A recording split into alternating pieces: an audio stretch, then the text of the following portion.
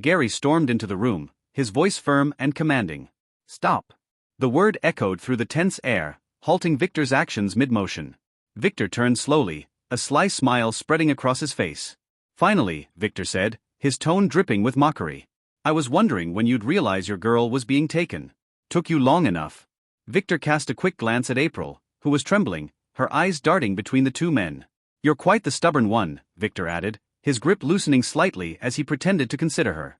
Perhaps a little shake will make you more cooperative. Another one? Victor quipped, turning his attention back to Gary. You sure have a lot of admirers. April's eyes sparkled with tears as she looked at Gary. Gary, leave. He's dangerous, she said firmly, her voice shaking. Her gaze lingered on Gary, who stood tall and resolute. She knew him well, a regular at this club, quiet and watchful, always stepping in when trouble arose. Over time, she'd come to admire his quiet strength, his unwavering kindness. She had fallen for him, deeply and secretly, though she never dared to admit it. Gary, unfazed by Victor's taunts, stepped forward. His voice was steady as he said, My name is Gary Goldman. May I know who you are? Victor raised an eyebrow. A von Geldstadt, he asked, his tone amused. Gary's slight flinch betrayed his surprise. And you're a von Weiss? Gary replied, his eyes narrowing as he noticed the purple token pinned to Victor's jacket. The unmistakable marker of the von Weiss family. Victor von Weiss, at your service, Victor said with a mocking bow. The most charming heir of the family. April's jaw dropped. Gary. You're also a young master, she whispered, disbelief evident in her voice. Her mind raced. Was Gary's unassuming demeanor an act all along? Gary's frown deepened. He had heard of Victor's reputation. You're the one who humiliated my sister, Charlotte, he said, his tone icy. Victor's grin widened. Ah, so you've heard of me. Let's just say your sister deserved it. Gary sighed, his earlier annoyance giving way to calculation. Victor was here for a reason, and it was clear April was only part of it. Let's talk, Gary said, gesturing toward a table. Victor followed, his smirk never faltering. As they sat, Victor leaned back casually. You've been keeping her safe, haven't you? Paying off Leopard to ensure no one touches her. Gary stiffened, his jaw tightening. Yes. She deserved better than this place. But I see now you've paid him more to break our deal. Victor chuckled. Oh, how noble. You've been protecting her for me. How generous. His grin turned wicked. Should I make her mine right in front of you? Are you into that sort of thing? Gary's fists clenched. Set your price, he snapped. Victor's eyes gleamed with amusement. Straight to business. Fine. 3 conditions. State them, Gary said coldly, his gaze briefly flicking to April, who was watching the exchange with wide eyes. First, Victor began, you become my little brother. Allies if you will. Gary's expression hardened. He could see through Victor's ploy. This wasn't just about April. Victor needed him. Fine. But I'll be your big brother, he countered, his tone firm. Victor laughed. Fair enough. Second, Victor continued, I need 2 anonymous rank Z auction tickets. One will suffice if anonymity is an issue. Gary hesitated. 1 anonymous. The other regular. Victor nodded. Done. And the third? Gary asked, his patience wearing thin. Victor's smile turned mischievous. You win her over in a bet. 3 rounds. I choose one, you choose one, and she chooses the last. April gasped.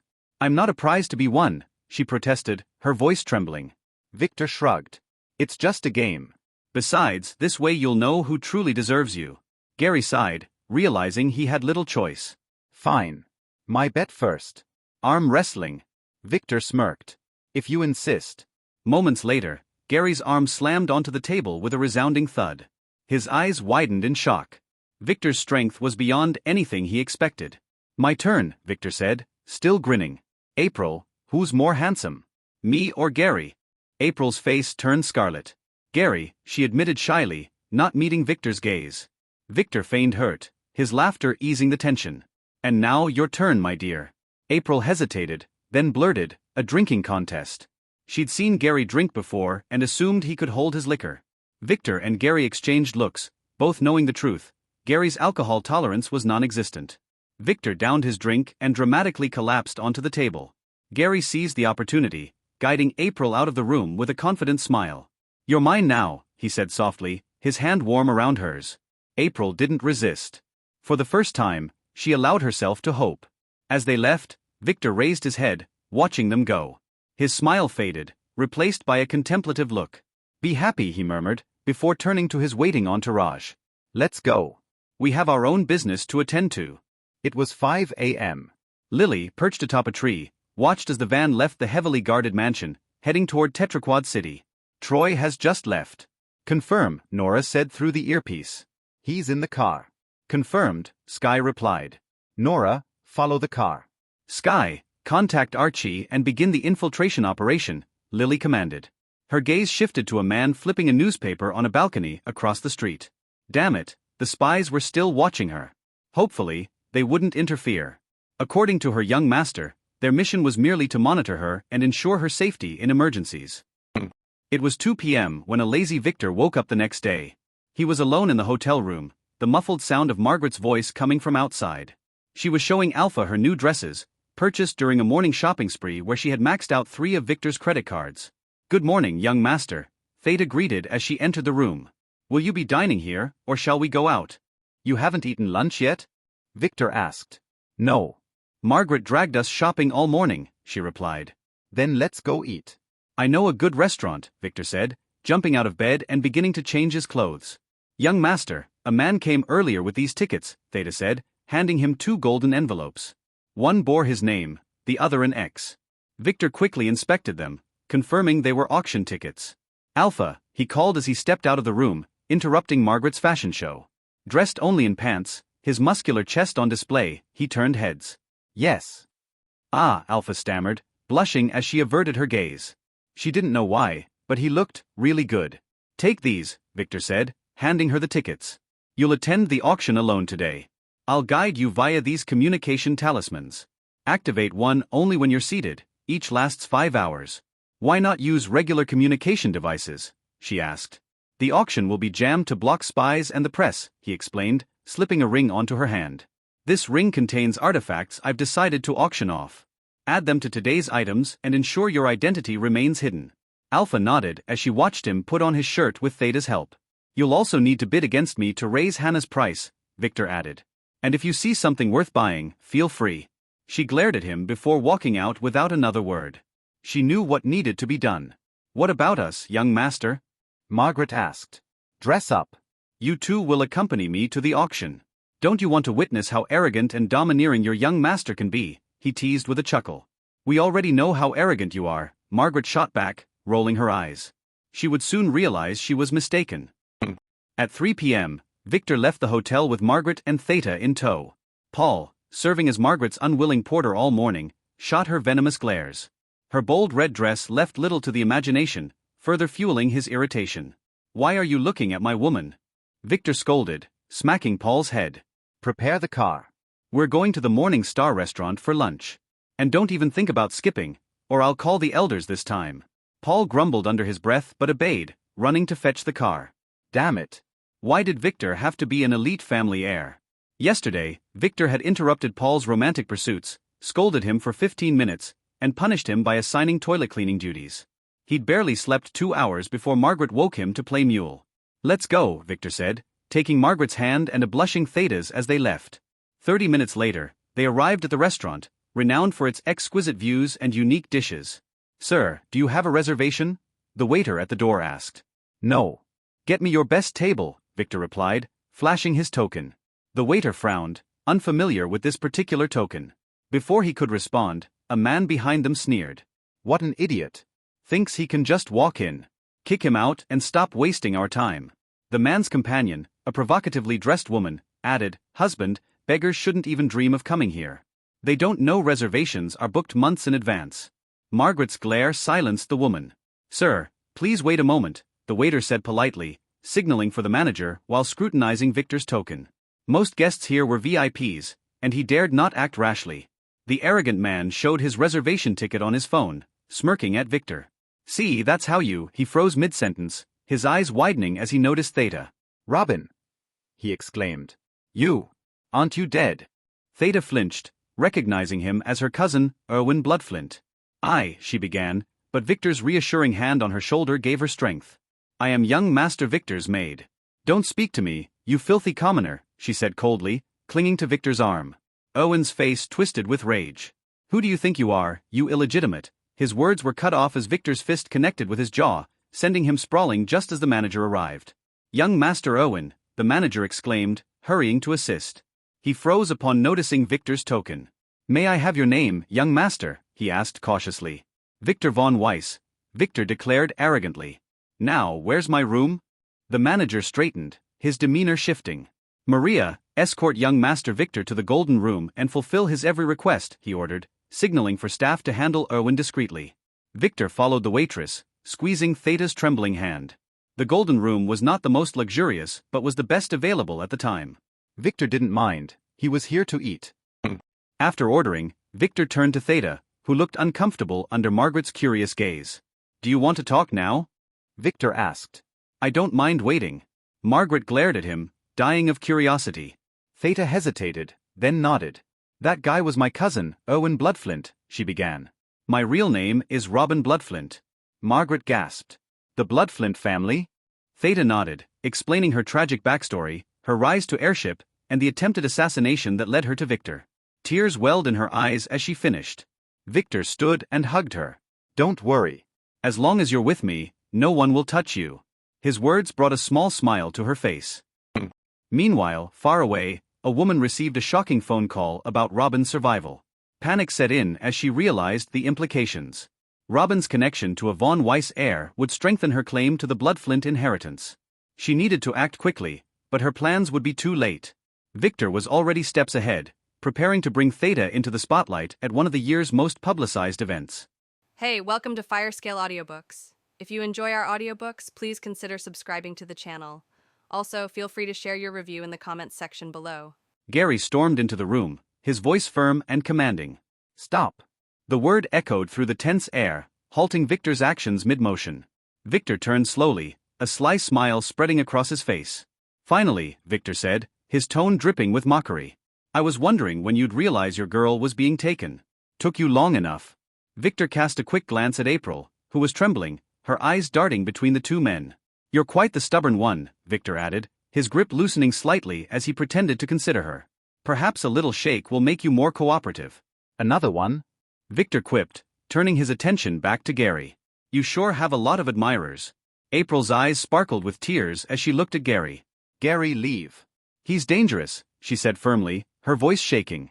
Her gaze lingered on Gary, who stood tall and resolute. She knew him well, a regular at this club, quiet and watchful, always stepping in when trouble arose. Over time, she'd come to admire his quiet strength, his unwavering kindness.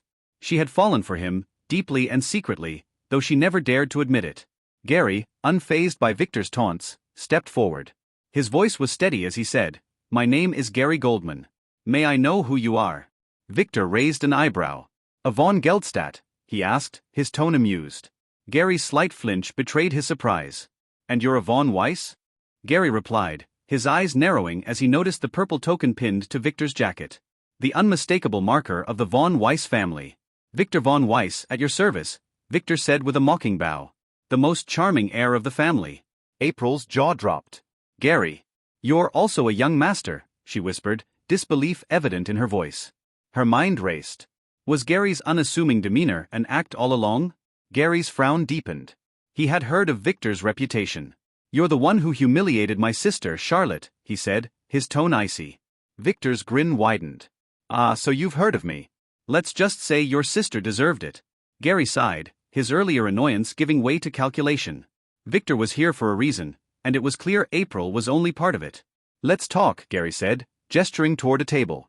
Victor followed, his smirk never faltering. As they sat, Victor leaned back casually. You've been keeping her safe, haven't you? Paying off Leopard to ensure no one touches her. Gary stiffened, his jaw tightening. Yes. She deserved better than this place. But I see now you've paid him more to break our deal. Victor chuckled. Oh, how noble. You've been protecting her for me. How generous. His grin turned wicked. Should I make her mine right in front of you? Are you into that sort of thing? Gary's fists clenched. Set your price, he snapped. Victor's eyes gleamed with amusement. Straight to business. Fine. 3 conditions. State them, Gary said coldly, his gaze briefly flicking to April, who was watching the exchange with wide eyes. First, Victor began, you become my little brother. Allies if you will. Gary's expression hardened. He could see through Victor's ploy. This wasn't just about April. Victor needed him. Fine. But I'll be your big brother, he countered, his tone firm. Victor laughed. Fair enough. Second, Victor continued, I need 2 anonymous rank Z auction tickets. 1 will suffice if anonymity is an issue. Gary hesitated. 1 anonymous. The other regular. Victor nodded. Done. And the third? Gary asked, his patience wearing thin. Victor's smile turned mischievous. You win her over in a bet. 3 rounds. I choose one, you choose one, and she chooses the last. April gasped. I'm not a prize to be won, she protested, her voice trembling. Victor shrugged. It's just a game. Besides, this way you'll know who truly deserves you. Gary sighed, realizing he had little choice. Fine. My bet first. Arm wrestling. Victor smirked. If you insist. Moments later, Gary's arm slammed onto the table with a resounding thud. His eyes widened in shock. Victor's strength was beyond anything he expected. My turn, Victor said, still grinning. April, who's more handsome? Me or Gary? April's face turned scarlet. Gary, she admitted shyly, not meeting Victor's gaze. Victor feigned hurt, his laughter easing the tension. And now your turn, my dear. April hesitated, then blurted, a drinking contest. She'd seen Gary drink before and assumed he could hold his liquor. Victor and Gary exchanged looks, both knowing the truth. Gary's alcohol tolerance was non-existent. Victor downed his drink and dramatically collapsed onto the table. Gary seized the opportunity, guiding April out of the room with a confident smile. You're mine now, he said softly, his hand warm around hers. April didn't resist. For the first time, she allowed herself to hope. As they left, Victor raised his head, watching them go. His smile faded, replaced by a contemplative look. Be happy, he murmured, before turning to his waiting entourage. Let's go. We have our own business to attend to. Victor felt strange. Her fate was greatness. Why did she die then? Did she achieve greatness by dying in a great manner? That didn't make any sense. Maybe some scion was involved in her death, and her last name Von Miller was not the public one. Wait, wasn't that the same surname as his teacher Isabella? That one was in the Free Players Association too. Victor decided to make Kai investigate his background. Xena was now clearly disturbed by the way he looked at her while frowning as if he was inspecting some burned cookie, so she quickly called one of the employees and whispered something pointing at Victor, who flashed them a wide grin while Theta began to feed him some grapes. The employee nodded and then went away before returning 30 seconds later with an uneasy face. We are very sorry, we can't do it. We can get you another balcony if you want. But all of the balconies are already taken by now. So you would have to share it with someone else. You can also go to the auditorium, he said in a soft voice. Xena frowned then sighed. I will stay here then, she said, then completely ignored Victor. This auction was too important for her to waste because of some perverted young master.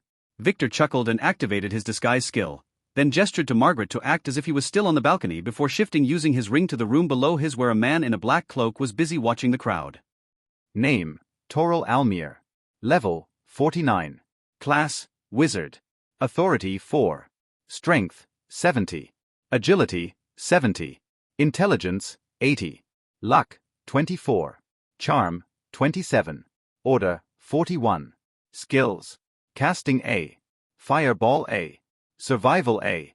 Wind Ball B. Survival Instincts B. Dagger Arts B. Water Ball C. Teaching C. Torture C. Phantom Steps D. Staff Art D. Self-Defense Arts D. Poison Resistance F. Equipment. Poison Dagger A. Defense Talisman C. Storage Ring B. Fate Status. Fate's Power C. Fate's Direction, slightly negative. Fate's Design, undefined. Total C. The man was completely oblivious of Victor's existence behind him as held a hand-sized mirror and pointed to face the stage. This was the reason Victor hurried here. Zelator's communication mirror no. 6101. This man was an agent of the Dark Chamber, as this was the same kind of mirror Dick had. Victor was intending to kill him, but after some thought he chose to stay here and watch. He might get some info. He was still close enough to his balcony to maintain the illusion there anyway, so he casually sat on a side chair and observed the rest of the auction as the man looked around with a frown. What? A masked man that suddenly appeared in the mirror said. Lord Third, I felt someone spying on me. It is my survival instinct. The man said, use an S concealing talisman. And another detection one. The Lord ordered, and the man did that. The feeling didn't disappear. The detection returned nothing. You are just worried, the Lord told him with a sigh. Don't be so nervous, you only need to release the poison at the end of the auction. Its effect would only work 2 days later, so there is no danger. Lord Third said. Yes, I know. The man said, but the feeling of a predator watching him didn't disappear. Lord Third. Why do we have to help that be *TCH Charlotte? She tried to seduce me the other day. I am as old as her father. The man said. You are always complaining like this. You should stop fearing your wife. She is just an old hag, damn it. The man in the mirror scolded him. And Charlotte is important for our plan, she must win the next patriarch position. That's all you need to know. He added, making Toril shake his head, if Lord Third met his wife, he would not dare to talk badly about her. Victor frowned. So Charlotte was the one behind this. She must have also been conspiring with the Dark Chamber in his past life. At that time, the poisoning incident happened a year from now. His actions must have sped things up. At that time, after a very important auction, all the VIP participants begin getting sick one by one. Some even died. Gary, who was promoted after his many successful auctions, were stripped of his position to appease the public anger. This incident also played a part in his expulsion from the family. Victor decided to strike just before they released the poison, which will not give them any chances to make a comeback and would make him gain anything they buy at this auction. Now, he could only wait and watch the auction that was about to start. He began to inspect the other balconies. He could see Troy in one of them. He wanted to kill him here, but that would be bad for Gary, and his hands are now occupied with the Dark Chamber conspiracy, so he decided to give this task to Alpha. Looking around once more at the other balconies, Victor froze. WTF. He almost stood up and revealed himself when he saw one of the occupants of a balcony near his own. That guy was the last person he expected or wanted to see here. Gary stormed into the room, his voice firm and commanding. Stop. The word echoed through the tense air, halting Victor's actions mid-motion. Victor turned slowly, a sly smile spreading across his face. Finally, Victor said, his tone dripping with mockery. I was wondering when you'd realize your girl was being taken. Took you long enough. Victor cast a quick glance at April, who was trembling, her eyes darting between the two men. You're quite the stubborn one, Victor added, his grip loosening slightly as he pretended to consider her. Perhaps a little shake will make you more cooperative. Another one? Victor quipped, turning his attention back to Gary. You sure have a lot of admirers. April's eyes sparkled with tears as she looked at Gary. Gary, leave. He's dangerous, she said firmly, her voice shaking. Her gaze lingered on Gary, who stood tall and resolute. She knew him well, a regular at this club, quiet and watchful, always stepping in when trouble arose. Over time, she'd come to admire his quiet strength, his unwavering kindness. She had fallen for him, deeply and secretly, though she never dared to admit it.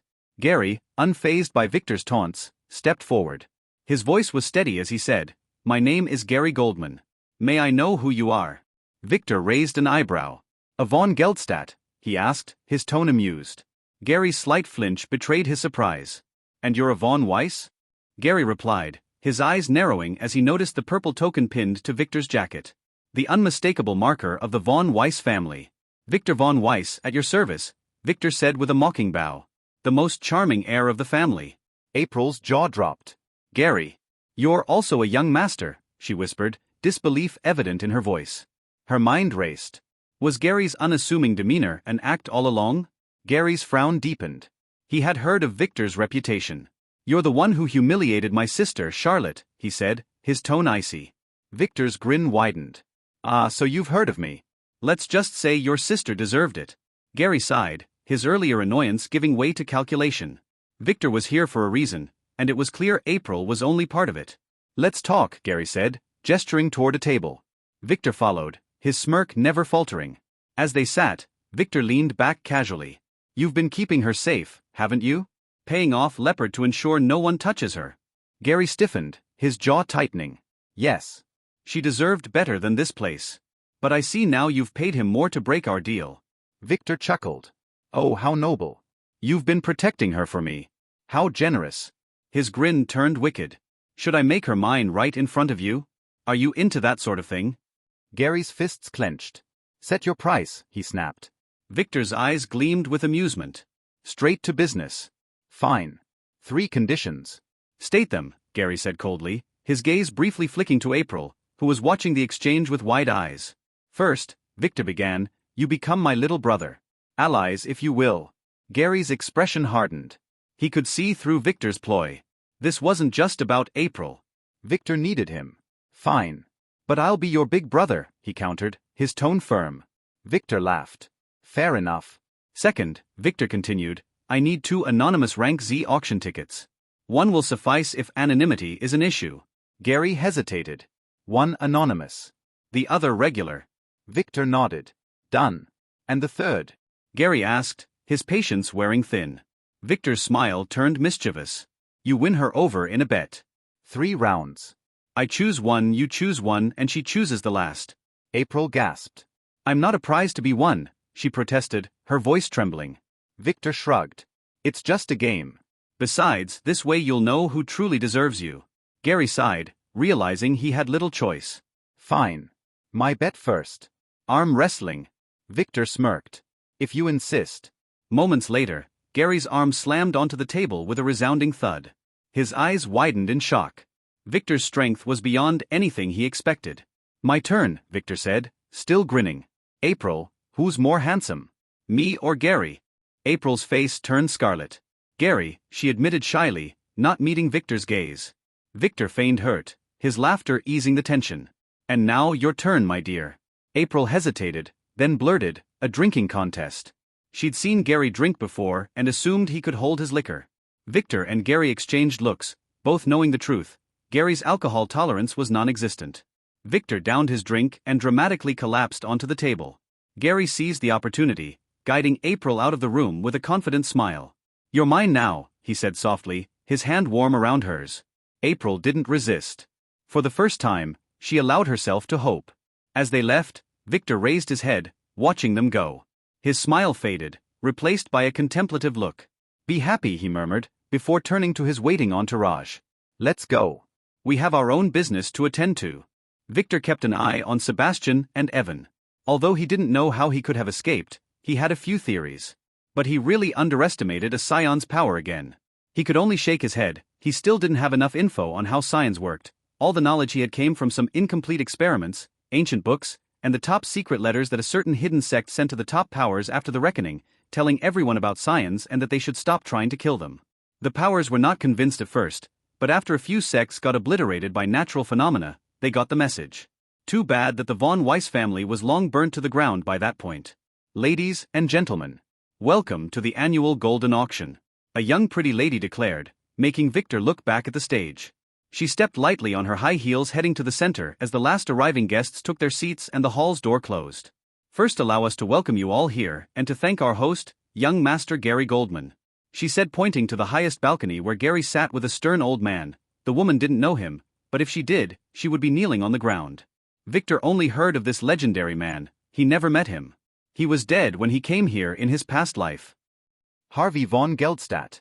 Level, 169. Class, Merchant Warrior. Authority, 16. Abnormal status, poisoned, SS, 98%. Strength, 31/472. Agility Sadface, 21/405. Intelligence, 31/445. Luck, 45. Charm, 31. Order, 94. Skills. System Store Access, Level 9. Player Market Access, Level 2. Sword Arts, A. Spear Art, A. Mathematical Mind, A. Survival, A. Energy Shield, A. Endurance, A. Playboy, A. Poison Resistance, B. Corrosion Resistance, B. Tea-Making Art, C. Brewing, C. Alchemy, C. Poison, C. Acting, D. Dagger Arts, D. Staff Arts, E. Instant Death Resistance, F. Shogi, F. Equipment. Dominating Sword, SS. Defense Talisman, SS. Appraisal Glasses, S. Magic Ledger, S. Von Geldstadt Patriarch Token, A. Hidden Storage Ring, S. Storage Ring, A. Illusion Talisman, A. Fate Status. Fate's Power, D. Fate's Direction, slightly negative. Fate's Design, undefined. Total, D. This was the strongest man Victor met since he returned. He was Gary's grandfather and the current patriarch of the von Geldstadt family. Victor watched him carefully as the guests clapped their hands. This man was using a talisman to hide his sickly complexion. As far as Victor knew, this man would die in a month or two from now, and that would cause the troubles in the von Geldstadt family to explode. Victor decided to help him as he returned his eyes to the auctioneer lady. It is never a bad idea to ruin some people's perfect plans. Victor had the feeling that whoever poisoned him was probably the same one who targeted his grandmother before. I invite you all to take your seats. And I wish to remind you all to keep in order and that photography and filming are strictly prohibited. The pretty lady said as she took out a gavel and a stack of cards. For those attending for the first time, your lots would be delivered directly to you if you were in a private room. For those in the audience, you are free to go pick up your lots from the back at any moment during the auction. Or you can wait until we are finished. Just make sure to have your payment checks ready. She clarified. Now we shall start the public auction. She added as the assistants began to bring the auctioned items. Our first lot today is an antique painting by Duke Ray. It depicts his burning of the old castle tower from which he kidnapped his first wife. She began to explain. Victor didn't care, he just casually watched the auction progress. This was just the first part, a show for the public. The real stuff would come later. The items kept coming one by one. Victor only bought some random jewelry for his girls every once in a while. In addition to that, he got himself a painting of a few naked pretty girls in an ambiguous setting. He was the only one bidding for it, and he felt that if he didn't buy it, people would suspect the genuinity of his pervertedness. Do you want to appraise this piece of art together later? He asked Zena, who glared at him through his illusion. She turned her head and completely ignored him. Margaret took care of the payments when the purchases were delivered to the room. As Theta acted as a maid who whispered some random things in her imaginary young master's ears every once in a while. Most of the attendees in the balconies were players, so they didn't care to participate in the public auction and just watched and picked some interesting trinkets every now and then. On the contrary, the commoner participants at the auditorium were losing their minds over the amazing treasures being offered. There was even a fight between two guys over an earring that some influencer girl on the internet promised herself to whoever buys it for her. Both lost in the end and were kicked out of the auction after Prince Troy got the earring. The public auction contained many lots and took 3 hours to finish. Victor bought no less than 10 items. And to his surprise, no one competed against him most of the time. Only one purple gold ring had some fierce competition, but Victor just increased the price by a few millions and directly crushed the competition as he felt that Lily would like this one. At last, the public auction was over with a famous painting that was sold to an old bald man who cried as the auctioneer declared his winning. Thank you for your participation in our auction, the pretty lady said after the final transaction was done. After that, she stepped to the side as an old man in a formal silver suit entered the stage. The public auction is now over. We invite those with the public tickets to exit the hall, he said in a firm voice as he looked around as the young lady bowed to him and gave him the gavel. Many of the attendees sighed. They really wished to attend the private auction just to watch. What kind of merchandise would be offered there? Too bad for them, they didn't have the private tickets and didn't dare to stay, as they knew the consequences of making trouble here. So slowly, one by one, all the commoners made their way out of the venue. After making sure that all the non-players left the hall 15 minutes later, the doors were closed and a spherical artifact that was placed to the side as a decoration piece was suddenly activated. In the next moment, 4 individuals in the auditorium collapsed.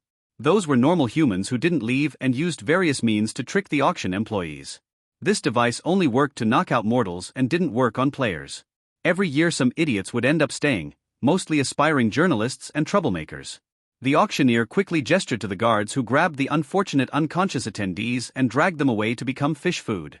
Some people just never learn, he said with a chuckle, then cleared his throat after no one laughed with him. Let's begin then, the old man said as all the players who were relaxed in their seats up until now sat straight. The real battle had just started. Lily nodded after checking her watch. The auction should have already started. It was time for her to act. Commence operation. Use formation Delta Bravo. Remember to stay hidden and to use the escape talismans if danger exceeds level 5. She ordered as the 6 girls accompanying her who evaded the patrolling guards and began to scale the wall of Troy's villa. Those walls were not typical for a mansion. They were so tall that it was obvious that whoever built them had many things to hide. She didn't know why Victor ordered her to keep extra cautious. Wasn't Troy just a semi-player? Nevertheless, she obeyed her young master's commands and decided to keep her team's safety her main priority, so they were advancing very slowly using the family's latest infiltrating devices. Reaching the top of the wall, Lily froze. The situation inside was super weird. At a first glance, it was just a normal mansion yard full of trees and shrubberies. That's what a normal man would see. But Lily was different. She quickly noticed that despite the heavily guarded outer walls, the gardens surrounding the mansion were empty. No, not just empty, but weirdly empty. Creepily empty. The dark paths surrounded by trees were not only clear of guards, but also of animals. Her inspection skill didn't even locate any insects at all. A shiver ran through her back as she looked around. She didn't know why, but she felt that this place was extra dangerous. Something is wrong here. Ivy's voice could be heard in her earpiece, accompanied by some static noise. There are no security cameras inside. There were precisely 427 outside the fence. She said, making Lily notice that too. It is as if someone didn't want anyone to know what was going on in here, Eve added in a somber voice. What should we do? Cora asked. They were very brave girls, but the situation made them uneasy. Lily really wanted to stand down and ask Victor what to do now, but he was at the auction right now, and all communications there were forbidden. That's why they are doing this now. No, she must make the decision by herself. Wait for my analysis. She ordered her sisters as she activated her area inspect skill one last time to its limit, but still no signs of life. But strange enough, she could not even feel the trees this time. This must be an array, Lily said. How else no life signs could be observed? What should we do? Cora asked. Arrays don't stop gases. Lily said, everyone take an antidote pill, put your gas masks on, and prepare to put this entire mansion to sleep. She said decisively. But wouldn't that cost us a lot of sleeping gas to fill the garden too? Ivy asked. No. Look at the walls, they are as high as the mansion itself. If we pump the soul gas here, this place would be like a pot. The gas, which is heavier than air, will have no place to escape. The effect will be lighter, but without the gas escaping it will accumulate in a very short time. She said, just make sure to secure the gates and keep them firmly closed, she added. She calculated the area of the mansion, and according to her calculations, the gas cans they had would be barely enough. After that, no matter what array was placed, they can take their time to bypass it without anyone shooting at them. In the auction hall, where only 20% of the participants remained after the unawakened left, everyone got ready for action as the old auctioneer began to explain the rules. This private auction is divided into two parts. He said, the first is for the normal grade items and materials. Those would be sold in normal currency and coins. Every coin will be calculated as equivalent to $60. He stated, causing many attendants to curse at him for being greedy. A coin is worth about $100 outside. But on the other hand, only idiots and poor players would buy with coins what can be bought with real money. The second half of the auction is for the A and S ranked lots. Those would be sold using only coins. Normal currencies would not be accepted. I ask our guests to cooperate and refrain from creating trouble, he said as he took the first card on his podium. Let's begin, he declared, adjusting his glasses as an assistant revealed the first lot. Our first item is an E-ranked golden goose artifact. It will lay a golden egg every morning when the first sunlight hits it, as long as you feed it enough gems the preview night. It needs 5 gems for 1 gram of gold. The egg, weighing 0.5 kilograms, will need 2,500 gems every day. The auctioneer began, making many who got excited disappointed. This is not efficient at all, as the lowest gem is worth about 1 to 2 grams of gold in the market. Do the eggs vibrate? A pervert young master suddenly asked, breaking the hall's silence. It was Victor. No, why would they vibrate? The old auctioneer asked, then froze as he realized what the pervert meant. He glared at Victor as many male guests began to laugh as others asked the same question as the old auctioneer. They do not. They are made of solid pure gold. The auctioneer corrected professionally as Margaret was holding her stomach hard, trying hard not to laugh while covering her mouth. Poor Theta frowned as she didn't get it. What about the goose? Victor asked. What about it? The auctioneer asked. Does it vibrate? Victor asked, earning himself many disgusted looks, especially from Xena, who didn't realize that she was as perverted as he was for figuring out what he meant. No. It is just a normal artifact. The auctioneer said, we will start with $10 million, he added. I will buy it, Victor said, raising his sign. Many things can be done with eggs and geese, he said with a perverted smile. No one else bid on it after Victor said that. This was just a waste of money, as gems were far more valuable than gold. Although some people got interested, no one dared, as they didn't want to appear like perverts after all. The goose goes to number 25. The auctioneer said with some spite as he glared at Victor, then looked up at the highest balcony, inquiring if he should kick Victor out. Gary gestured to him to continue without care. A minute later, a servant brought the golden goose to Victor's room, where Margaret helped him pay for it and then store it in her ring after checking it with interest. This will make us rich later, so take care of it, Victor told her through his illusion. Margaret wanted to ask how but decided to keep it for later. The next item is a golden staff. An E-rank weapon found in an F-rank dungeon a while ago. The auctioneer said while hoping that no one will make any dirty remarks this time. No one did, and the staff was won by a pretty girl in the auditorium. Next we have this blueberry-eating slug. It is a very rare mutant beast that feeds on some dungeon plants. It is very good for increasing sexual libido, especially in old people. The auctioneer explained. I will take this. My grandma needs it. Victor quickly bid before the auctioneer declared the reserve price, making him curse silently again. Who lets this pervert in? In fact, Victor didn't need this, but Kai used it as an excuse to tell him about the auction before, so he had to buy it. Maybe he would really gift it to his grandmother later. No, that's a bad idea. On the highest balcony, the one who let Victor in was shaking as his grandfather watched Victor with interest. This guy is really interesting. The old man who was sitting with Gary said. I think he is just a pervert, Gary replied with surprise. His grandfather was only here to assess his performance. He rarely takes interest in other family heirs. You shouldn't say that. You were the one who invited him with a Z-ranked ticket, Harvey said, making Gary look down in embarrassment. A lot of his movements were being monitored by the family. How much did he pay for it? Harvey asked. For what? The ticket. I gave it to him for free, Gary said, swallowing hard. Oh, a little bird told me that you traded it for a girl. The patriarch said, making Gary begin to sweat. His grandfather knew all along. He was testing him. Don't be nervous, you must learn from him. This guy is a better trader than you are. Never leave your weak points revealed to others. His grandfather taught him. Gary nodded. He should have grabbed April the moment decided that he wanted her. If Victor was really malicious, he would have demanded more. I understand. I will not make that mistake again, Gary said after a few seconds. But, look at that guy, he is definitely a pervert. Shouldn't he hide his true nature? Isn't he revealing his weakness? Gary added, trying to appear honorable in front of his grandfather who was watching Victor harass the girl on the next balcony with a goose. He was inserting his fingers in the goose's anus. That's where the golden eggs formed. It was just a statue, but that didn't stop Victor from appearing like a pervert. On the contrary. This guy might be a pervert, but he is using it to cover his other weak points, like the shell of a tortoise. Hiding many secrets inside. Harvey said in a harsh voice, people who act like this are the real dangerous ones. He added then sipped some water. Because they are unpredictable? Gary asked. Not only that, but it is also because they have no shame. The old man said. Oh. So do I have to start acting like that? Gary said nervously, making the old man chuckle. If you do that, I will kick you out of the family. We have a reputation to keep. He said, making Gary freeze. You must find your own power, your own methods, not imitate others, Harvey said then sighed and stopped talking as Gary pondered on what he had just been taught. The auction continued with many items and an excited audience. Next we have an F-ranked skill book. Sold. An E-ranked skill book. Sold. Now D-ranked defensive skill book. Sold. Let's see. E-ranked transparency talisman. Sold.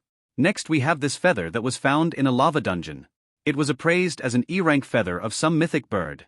The reserve price is 30.000.000. The auctioneer introduced the next item, a golden burning feather with strange red streaks. Does this one vibrate?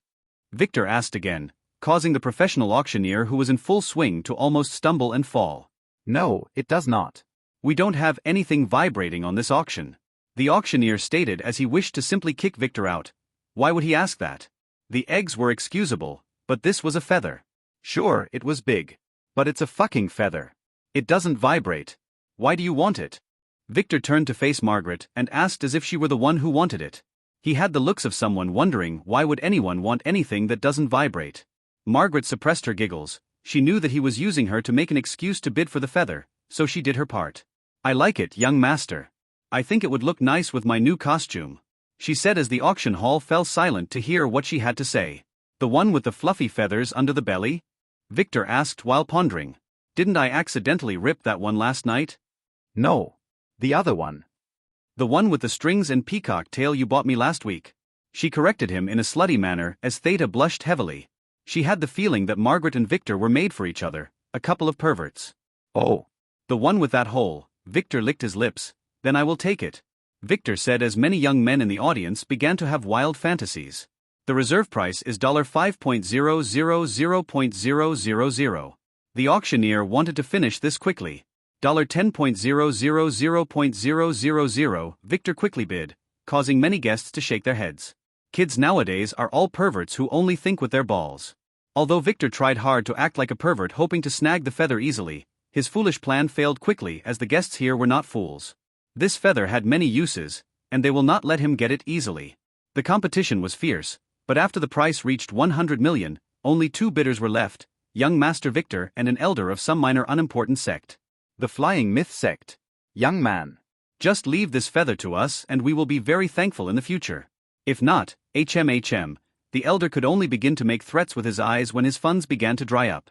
Why don't you go F***ck yourself? Victor asked, this young master wants that thing. Do you want me to look foolish in front of my girls? $121,000,000,000, he bid while cursing at the elder in his heart. If this guy was not here he would have got this for half the price. Damn you pervert. $121,500,000, the elder wanted to scold Victor, but looking at the threatening auctioneer's eyes he didn't dare to make trouble and only increase the price. His sect was not strong at all. So he just kept shooting Victor some very dangerous glares. Why are you looking at me like that? I am not into old people. $122,000,000,000. Victor increased the price again. Hopefully, this elder would come for trouble after the auction. Victor really wanted to kick his ass. The elder was so angry that his face became purple and his hands began to shake. Unfortunately for him, he didn't have enough money and could only give up and sit down dejected despite his unwillingness. This feather could revive his sect as their awakening artifact requires mythical beasts remain as a sacrifice. No. He will get that item one way or another. That was his wishful thinking. With that, Victor won the feather for $122 million. Little did anyone know that this was the main item he attended the auction for. He ordered Kai to keep an eye for it as he remembered it appearing in some auction but didn't know which one. The feather was quickly brought up to Victor's room where he was waiting for it this time, not stalking the idiot on the balcony below. This feather was very important. Celestial Fire Chicken Feather, E rank. Victor nodded with satisfaction as he checked it and then put it away. For the great powers, this item was not really that impressive. But for him, it was vital. With this, he can start with the blood awakening at any time. All he needed now was Lin's cooperation and some undisturbed time. The best date would be after the wedding when no one will ask unnecessary questions if he disappeared for a few days. As for the stupid elder and his disciples who were conspiring against him, he simply didn't care if they come, he will get more green goo for his experiments. Next we have some bronze fighting gloves. They are D-ranked, the auctioneer said after singing in relief as Victor made no further trouble and continued the auction, not realizing that Victor's mischief had just begun. Lily sweated heavily as she looked at the black hounds that were sleeping due to the effect of the soul poison. Those things were 3 times her size. When she began to infiltrate the mansion 15 minutes ago after gassing the entire place, she encountered an illusions array that seemed to surround the mansion, exactly as she expected. Thanks to the SS-rank talismans Victor gave her, she was able to quickly escape and proceed beyond it where the trees and greenery disappeared and were replaced by desolate black soil, an entire death field that surrounded the mansion. There, next to every window there was one of those hellish hounds. If she fell in the array while those things were awake, they would have surely shredded her to pieces by their teeth before she could comprehend what happened. SSHSHSHSHSHSH Lily, the Khan Tyan. SSHSHSHSHSHSH we. SSHSHSHSHSH, one of her companion's voices came over with a lot of distortions. Activate the communication talismans, Lily repeated 3 times. 3 minutes later, all the girls activated their talismans. They were entering the mansion from different points. What are those things? Eve's voice came clear now through the talisman. I don't know. Kill it by slitting its throat with the poison dagger, consider it a dungeon monster and be careful of any blood or miasma. Lily said as she proceeded toward the sleeping hound. It had a distorted face with stitches here and there, as if it were the result of some hellish experiment. Lily didn't hesitate as she slit its throat. The hound collapsed like an inflated balloon seconds later, while a disgusting smell filled the air. Lily quickly used a general antidote pill as she stepped away after swiftly collecting a sample of its blackish tar-like blood. What the hell was this thing? She wondered. The auction proceeded from one item to another. Victor was not really interested in anything. He bid on a few treasures every once in a while to raise the price but won nothing. Alpha, on the other hand, bid on quite a few trinkets that might be useful for her newly formed team. Next we have some special merchandise. the auctioneer suddenly announced as 7 girls in chains were dragged to the stage. They had bare feet and were dressed in some very revealing semi-transparent dresses.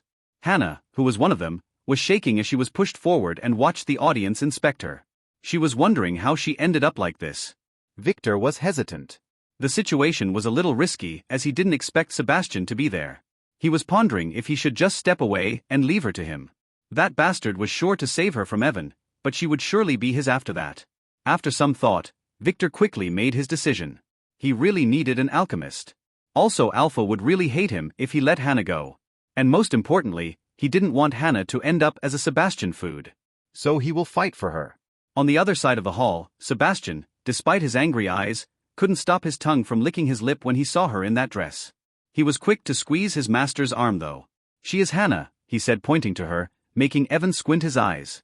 The auctioneer coughed to silence the guests who began to stir at the girl's sight. He could hear the sound of lips getting licked. "Those are our newest finds. The first 3 are all players. A wizard, an archer, and an alchemist. The others are normal humans." The auctioneer said, "They are all virgins and have unique bloodlines." He added with a knowing smile, "The player girls here are under a power-disabling and obedience curse. We advise their masters not to lift those as they are not probably trained," the auctioneer said. "The normal ones on the other side are very sensible." He added, "Now about..."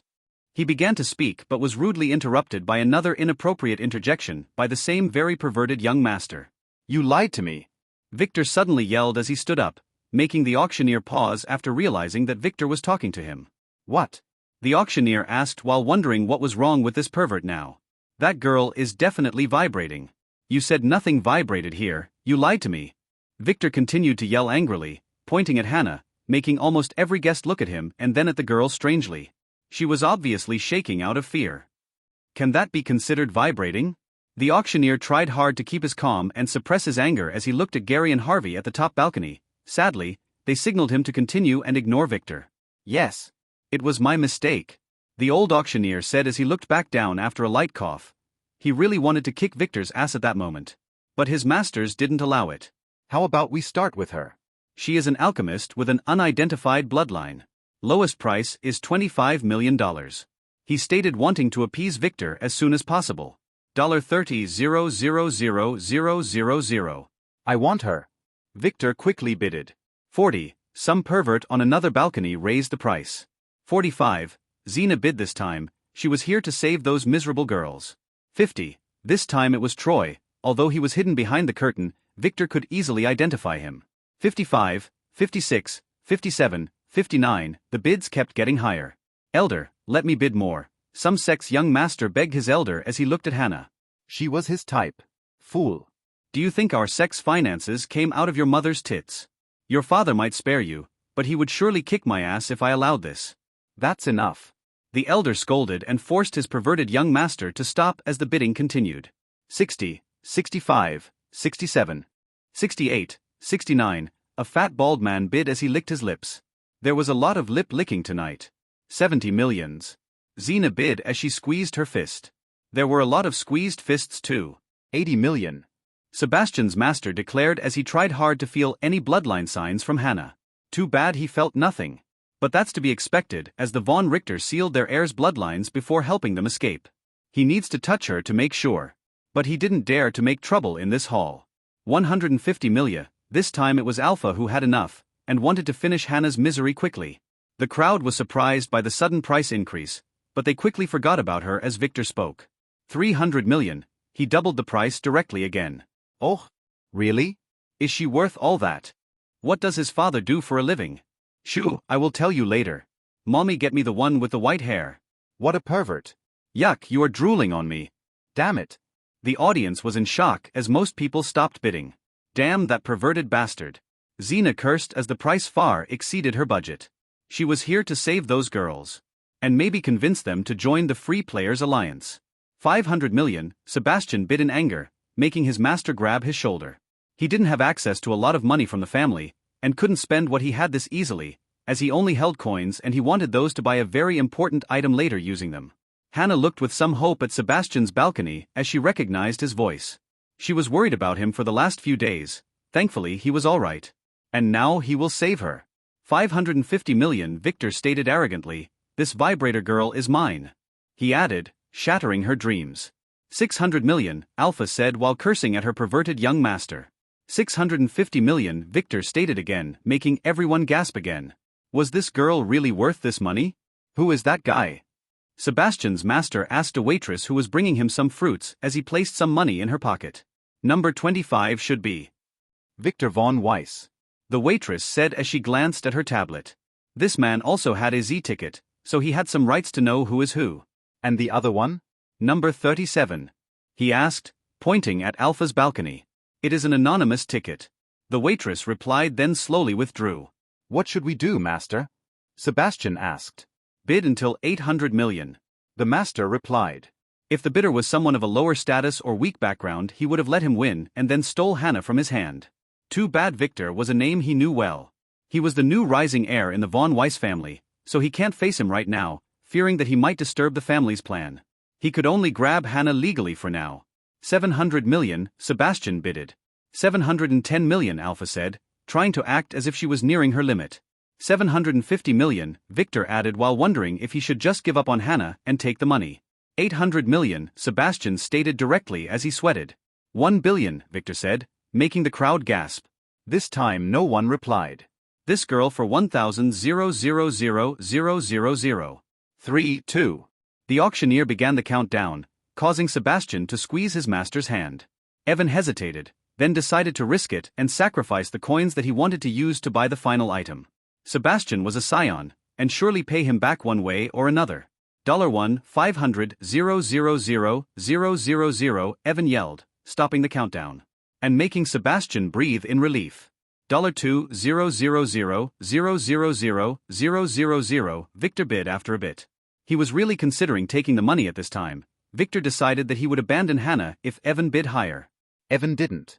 He had no more money, coins didn't grow on trees. $2,000,000,000. 3, 2, 1. Sold to young Master Victor. The auctioneer stated and sealed the miserable Hannah's fate with the sound of his gavel and a broad smile. At this moment, Victor became his favorite bidder. Ha ha ha. Bring the vibrating girl to me, Victor said lasciviously, causing Xena, who was looking at him, to feel disgusted then look away to focus on saving the other girls. Margaret and Theta, who know about his plan, could only shake their heads trying hard not to laugh. Why did he need to act as a pervert in every public event? At the same time, Sebastian was shaking in rage. He was about to storm the stage and save Hannah if not for his master's iron grip on his shoulder. The von Richter family didn't like people making trouble in their auctions. What Victor did was the limit. Maybe even exceeded the limit a little bit. But what he will pay them for the girl, they would surely forgive him. Keep calm. Do you want them to kill you? Do you want them to kill me? Evan asked as he shook Sebastian awake. I will go talk to that brat Victor after the auction. I will try to make a deal. He added while thinking that he will go to Victor and test Hannah. If she was really a von Richter, he would be able to ask the family for more finance or a treasure to trade. If not, too bad then. He will have to fool Sebastian somehow though. That would be troublesome. Sebastian took a deep breath to calm himself, then unwillingly nodded as he watched the auction assistants drag Hannah away to Victor's balcony. After making sure that all the hounds around the mansion were taken care of, Lily and her sisters began to infiltrate the mansion through the windows while keeping wary of traps. After entering, and to their surprise, the mansion was completely normal. It was a typical luxurious mansion with expensive furniture. The walls were all decorated with rare paintings. Nothing out of the ordinary at all. There were a few maids and servants collapsed in the kitchen and in a few corridors, but that was the effect of the poison. They were all semi-players. How could Troy afford an entire staff of semi-players? Lily felt strange. She quickly surveyed the whole ground floor but ended up finding nothing of interest. That was when Cora contacted her. We found Troy's room on the second floor, she said, so Lily quickly climbed there. Her sisters, who found nothing on the upper floor, also had already started tearing the place apart when she entered. It was a full suite inside the mansion. A sleeping room with a study with their own bathroom. It was as if Troy didn't want to be disturbed up here. Anything interesting? Lily asked. Just some usual business letters and work-related documents. This guy is casting a big network and businesses. Cora, who was checking the computer, said. The safe here has some nice trinkets, Ivy added as she began filling her brand new storage ring. Lily looked and nodded. Take everything in there, we don't know which thing is an artifact. Lily said she wished she had an appraisal skill like her young master. I found some letters here. They are addressed to Levi von Zwei, Eve said after going through some drawers. Show me. Lily quickly checked them. They were drafts for some letters containing a lot of bootlicking with reports about some experiments. They are beginning to get results. Troy was requesting increased funding and more experiment subjects. He wanted subjects with bloodlines for better results. Most of the letters were the same with different boot-licking statements. Was Troy trying different begging methods? Lily frowned. From this it could become clear that Troy was working with the von Zwei family on something. This information needs to be transported to the young master, but first, they had a job to do. Let's go to the basement, Lily said as she stored the letters, making the girls swallow and then nod. All of them ignored that place on purpose and chose to do the upper floor first. They had a feeling that they would not like what they will find there. Gary was shaking while waiting for his grandfather to scold him. He had just caused the family to lose a huge commission fee because he gave Victor the Z ticket. Harvey said nothing though. He just sighed. Don't worry about it, he said after a few minutes of pondering. This would make a good advertisement. Always think like a businessman and learn from your mistakes, Harvey said as he looked at Victor. He was wondering if he was his grandson? No. He shook his head. He had secretly tested Theodore and he was not his son. How many men didn't sleep with was a mystery that he didn't want to solve. But still, he couldn't stop liking Victor more and more. He reminded him of himself when he was young. He also had a feeling that Victor was executing multiple schemes at the same time, but he couldn't tell what they were. He was wondering about something else too. What was so interesting about that girl Hannah for Victor and that sneaky von Zwei fighting over her? That question made him very curious. Hannah was guided by 2 guards to Victor's room. With the curse placed on her, she couldn't use any of her powers. Victor, who secretly returned to his room, arrogantly paid for her using the family card which would surely be confiscated after today's expenses. I knew it was you, he told her as he checked her body, making her cover the important parts under the semi-transparent clothes with her hands as she glared at him. You are that young master from before, she said coldly. She remembered him from Golden Waterfall Town. And you were that hot driver. Did your young master get bored and sell you off? Victor asked, making her shake her head but say nothing. She didn't want to talk about Sebastian now. The only thing she wanted to know was who was the bastard who drugged her then sold her here. She was also worried about Victor's actions. He seemed to be some kind of a super pervert. That's what she got from his actions earlier. You don't have to worry that much. Jokes aside, Victor suddenly became serious after the guards who brought her here left and closed the door. I didn't expect to get my hands on another Von Richter so fast. Why else do you think I paid that much money for you? For your beauty? My wives are 1,000 times prettier than you, he said, making her look at him again with shock this time. How do you know that? She asked in a harsh voice. She didn't eat well in the last few days. I go to school with one of them. And beauty is a subjective matter. I am not saying you are ugly, on the contrary, but I meant about my family. How did you know that I am a Von Richter? She whispered as she wished to kick this pervert's ass. Oh. Well, I know many things. Like how your beloved younger brother is now with a Von Zwei fake blood on that balcony. He was the one bidding for you earlier. Victor dodged the question professionally by distracting her.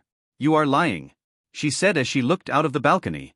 She could see Sebastian, who was looking back at her with angry eyes, and the man in black sitting behind him. Was that man a fake blood? She wondered, not realizing that Sebastian was now watching as Victor started spanking Hannah's butt. I am not lying, Victor stated as he adjusted his illusion to make Hannah's image sit on his lap. She was smiling as she enjoyed his petting. Don't be so stiff, I just want you to be my maid. And I am not an enemy of your family. If I were you would be on the selling floor again with a new price tag, he said. She just glared at him. She would never be this pervert's maid. You are lucky I was the one who bought you. If that man would have won the bidding, Victor made a slitting throat sign with his thumb. I am sure that young Sebastian has no idea about your family. And that he was working for your enemies at the moment. He added, her illusion was not blushing as Victor bit her ear. How do you know Sebastian's name? She asked. Her first priority was to protect her little brother. Let me show you, Victor suddenly said, and used his disguise skill to replicate both Sebastian's and the man in black status. He was showing her the info, with few adjustments. Name, Evan von Zwei. Level, 99. Class, Ghoul. Authority, 9. Abnormal status. Fake bloodline effect, 14% purity. Reduced lifespan. Strength, 335. Agility, 278. Intelligence, 309. Luck, 41. Charm, 11. Order, 30. Skills. Blood Drain S. Flesh Drain S. Soul Drain S. Regeneration A. Energy Shield A. Bartering A. Shadow Steps A. Charm A. Sword Art A. Alchemy A. Self-Defense Arts B. Bloodline Detection B. Shield Arts A. Dagger Arts A. Identification B. Survival B. Pain Resistance C. Stun Resistance C. Poison Resistance C. Map Drawing E. Cooking F. Equipment. Soul Plucking Dagger S. Defense Talisman S. Vaughn's Vi Family Token A. Storage Ring A. Hannah gasped, not because of Evan's status, but because of Sebastian's. Name, Sebastian Silva. Level, 52. Abnormal status. Eternal martial arts side effect, slow aging. Silver Lingering Soul's Curse S. Soul Sealing Stigma S. Class, Battle Mage. Authority, 6. Strength, 70. Intelligence, 92. Agility, 81. Luck, 35. Charm, 40. Order, 20. Skills. Minor Magic Creation SS. Eternal Body Defense SS. Fireball A. Fire Vortex A. Burn Resistance A. Spear Arts B. Water Ball B. Staff Arts B. Poison Resistance B. Dagger Arts B. Mountain Giant Palm B. Poison Resistance B. Paralyze Resistance B. Charm C. Master Steps D. Illuminate D. Equipment. Defense Talisman S. 1/3. Eternal Sect Token A. Storage Ring A. Your younger brother is amazing. Can you imagine someone with that level in his age group? I even suspect that he is an old man, especially with that eternal martial arts skill. Victor said with a smile. He was considering showing her Sebastian's spider porn but decided against it. He would save it for later in case his first try failed. Hannah stayed silent. She was in shock. As far as she knew, Sebastian was level 23. A part of her wanted to call Victor a liar, but she knew about that eternal skill as her family had memories of it. That's why her mission was to infiltrate the Eternal Sect. Her family hoped she could get this skill, but she failed to locate its holder. That's what she thought until now. Certain things began to fit in place, like how her master always shrugged when she called Sebastian her younger brother, and how her master forbade Sebastian from bathing with her, despite her being okay with it. He must have known. Sebastian always told her that he was older than he looked, but she always took it as a kid bragging. She met Sebastian 1.5 years ago when he returned to the sect from a mission. She was amazed by his bravery at that time, but didn't consider the fact that she was at the sect for 10 years and never met him before. She was so preoccupied with Sebastian that she failed to comprehend how amazing Victor's appraisal was to be able to get this info.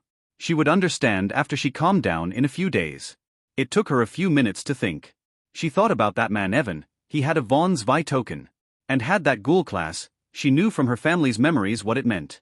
And the most important thing was the fake blood effect. This was the effect of an artifact that was stolen from her family. An artifact that had been used against them ever since. She knew that Victor was telling the truth as she could feel some ripples from Evan's bloodline across the auction hall. She has pure blood after all and could feel him if she focused hard enough. Thankfully he could not feel her blood, as she had her bloodline sealed. You are not selling me nor killing me. What do you want from me then? She asked coldly as she watched Xena succeed in getting one of the other girls. I want you, Victor said as he took out a contract. I don't care how you got here, but you are now in my hands. You will be my slave from now on, and in exchange, I will keep your little secret. Imagine what would happen to your sect if the world knew they hid you. He said as he adjusted his illusion. Hannah was now kissing him. Sebastian was about to jump out of the balcony. You even know about my sect, she said, then remembered that he saw the token on Sebastian's description.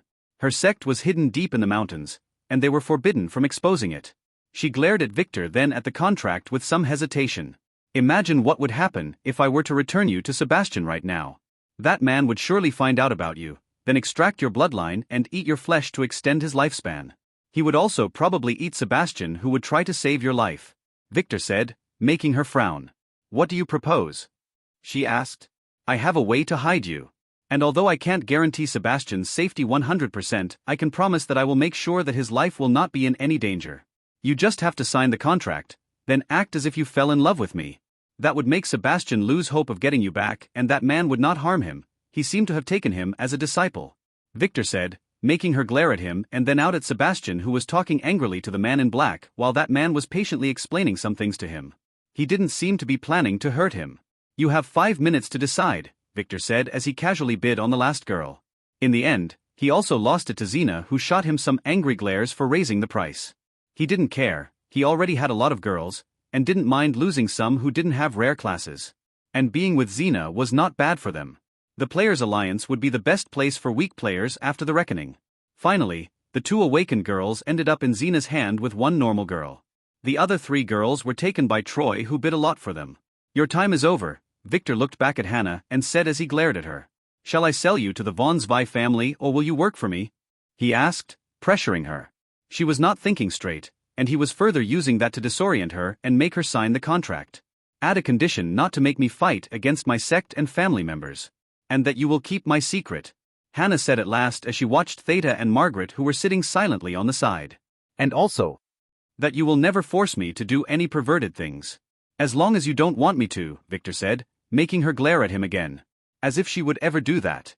"Also include your promise about Sebastian too." "I don't want him to be hurt," she said. "Okay." "I will make sure that Evan never kills him," Victor added. He does not need to make sure. He was pretty sure. Sebastian was a scion. "Fine then. I will sign," she said. "Then it's a deal," Victor said as he finalized changes to the contract, making her surprised. She didn't expect him to accept this fast. "Wasn't he a pervert?" She hesitated for an entire minute, reading the contract 3 times before she signed it with her blood as Victor urged her. "You are mine now," he said as he packed the contract, making her look away angrily, then surprised when Victor took off his coat and wrapped it around her carefully.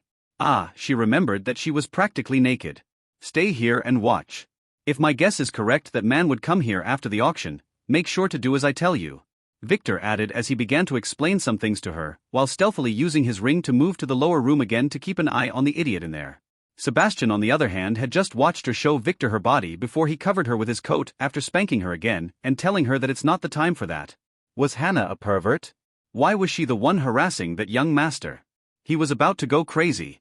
Thankfully, Evan had told him what happened to those who created trouble here, so he didn't dare to do anything. He will go scold that adulteress later. No, she was being forced. He convinced himself. Hannah, on the other hand, just sat down and said nothing, pretending to listen to Victor, whom she thought was still sitting beside her. She was looking toward Sebastian, who was looking back at her angrily. Why was he this upset? His eyes were very unnatural, as if his lover was being taken in front of him by another man. The basement had a very deep stairway leading down, and down Lily went with her sisters. Soon they reached the 3 stories below ground, where a white room with security cameras welcomed them. Those cameras were now recording only brown noise, as the girls were using the latest family jamming technology. The room had 1 steel door and a security window where a now sleeping guard was supposed to stand. The door can only be opened from inside. After a quick inspection, Lily used an explosive charge to blow the bulletproof window and the sleeping security guard behind it. Only idiots struggle against steel doors. Behind the charred security booth, a dim corridor extended. It had locked steel doors to both its sides. Those doors didn't have locks, so Lily presumed that they could only be opened by a central control room. The girls looked at each other, then carefully proceeded. In the corridor, they could see hatches with auto machine guns behind them. Were those supposed to keep people out or some things in? Thankfully, they were turned off now as their operators soundly sleep. The girls continued until they reached a gate guarded by 4 sleeping guards who became dead guards a few seconds later. Lily performed an inspection and then nodded to her sister, who opened the door carefully using one of the guards' security cards. Behind it was a big room with many monitors and computers. The main control room. It had a big glass window overlooking a warehouse where many big glass tanks were placed in rows with strange creatures mummified inside of them. Others had men and women. They seemed to be dead. This place looked like a lab from some horror movie. The room had a few steel doors, one of them leading to that tank's room. No girl dared to go there. What the hell is this place? Assassin girl number 4, Gwen, asked. As she started butchering the sleeping scientists after taking their fingerprints, blood samples, and photos. Some kind of a lab? Lily was uncertain. She proceeded to look through the monitors. They were broadcasting camera footage from many small cells with strange things inside. They were humans but had strange deformities. Most of them were dead, she could tell from the vital signs monitor in each room. Few were alive though, sleeping locked in chains. In each room monitor, the results were displayed. Failure, failure, failure, failure. Only 6 rooms didn't have a result. Inside them, some men seemed to be sleeping naked with tubes connected to their bodies. Suddenly one of the monitors to the side caught Lily's attention, as the occupants of what seemed to be a warehouse were moving. They were human, but moved like zombies in movies. A shiver ran through Lily's spine. Those were zombies, and they were not affected by the soul poison as they were moving. No. Wait, this was not a monitor but a TV. It was a movie. She knew that one. Lily signed in relief, then kicked the TV to the ground. This thing has just scared the sh*t out of her. She took a deep breath again and then headed to the main computer where she used her phone to crack the security and get access to the data. After tinkering with the terminal for a while, she was able to get an idea of this place. They were doing human experiments here. Lily quickly started downloading the data as she checked around trying to figure out what Troy was planning. Ah. Lily. This thing. Why does it look like a monster from a dungeon? Eve suddenly asked, pointing to one tube, where the corpse of an octopus-like creature with a big gaping jaw and sharp teeth was floating. I don't really get it, but if my guess is correct, those guys have found a way to mass-produce semi-players. They are using some technology to infuse the cells of dungeon monsters into living beings.